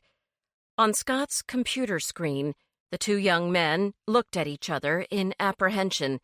The customer hastened to exit the restroom, while Martin retreated into a stall. His friend gestured for him to hurry. They both left the bathroom, coming to an abrupt halt before the black muzzles of 3 snarling hounds. "Hello, gentlemen." Lucy allowed her dogs a few additional inches of leash. The college student looked terrified, but Martin did his best to maintain an expression of disinterest. "Do you smell something?" Lucy asked her dogs, and then narrowed her eyes at the two boys standing before her. "You wouldn't be carrying anything my canine officers would be interested in, would you?" The college student paled, but remained silent. "Like a bone?" Martin scoffed. Lucy gave the dogs leashes even more slack. The college student inched backward. "No, no, no," he whimpered, his eyes never leaving the 3 sets of flashing white teeth aimed directly at his crotch. "A bone, eh? Let's see if that's true." Lucy released one of the dogs completely from its tether. "Seek, Bono, seek." The shepherd with the blackest coat made a beeline for the college student. The dog had barely sniffed up and down the legs of his pants when the young man shrieked like a little girl assaulted by a spider. He then plunged his hands into the front pocket of his hooded sweatshirt and tossed the plastic bag he'd purchased from Martin onto the floor. "Here! Get him away from me! Get him away!" Lucy took a step forward and grabbed Bono by the collar. She made no move to scoop up the bag. "You," she ordered the college student, "go sit with your friends. Tell them no one is free to leave without my say-so." As the frightened young man scuttled back into the library, Martin shoved his hands into the pockets of his leather jacket. "You can search me, lady. I'm clean." Ignoring him, Lucy opened the restroom door and gestured for Martin to follow her inside. She then held her finger out to James, indicating that he should remain in the lobby. James immediately jerked open the door to the janitor's closet so that he could watch Lucy, but was surprised to see that Scott's computer screen was filled with snow. "What happened?" he asked anxiously. "Miss Hanover told Martin to pull the camera out of the ceiling," Scott replied, his voice soft with surprise. "What's she doing in there?" "I can't begin to imagine," James answered, and began to pace around the lobby. He didn't have long to wait, for Lucy reemerged from the bathroom a few minutes later, just as Deputy Glenn strode into the library. "The goods are under the ceiling tile above the second toilet," she told him. "Martin's inside. He'll show you." Donning his sternest expression, Glenn brushed by Lucy and stormed into the bathroom. Soon after, he led Martin out. James noticed that the teen had been handcuffed and was on the brink of tears. His head was bowed, and his tread was so reluctant that Glenn practically had to drag him through the lobby to the front door. "What did you say to Martin in there?" James asked Lucy, once Glenn and his captive were outside. "First, I told him to rip down the camera," Lucy smirked. "Then I pointed out that there were no witnesses and that my dogs were very, very hungry. That did the trick. Martin was quick to confess that he's been selling pot and fake IDs all summer, and that his cousin Donnie was his supplier. He also claimed that there isn't much real pot left in those bags because Donnie was unable to provide him with a fresh supply. Apparently, Martin's mixed the leftover marijuana with tea leaves, cigarette tobacco, and his own Ritalin. She shook her head. What an idiot. Good thing we got the stuff before anyone actually smoked it. They could have gotten really sick. Indeed, James murmured in agreement. Lucy stroked the heads of her dogs.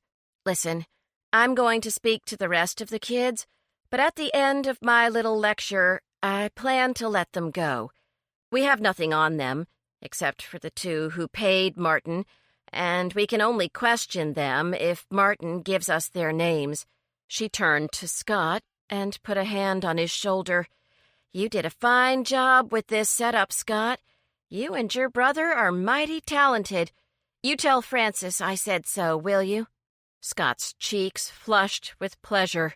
As he watched Lucy enter the main room of the library, he cast a sideways glance at his boss. She's so cool, Professor. James watched Lucy march toward the magazine section. I've always thought so.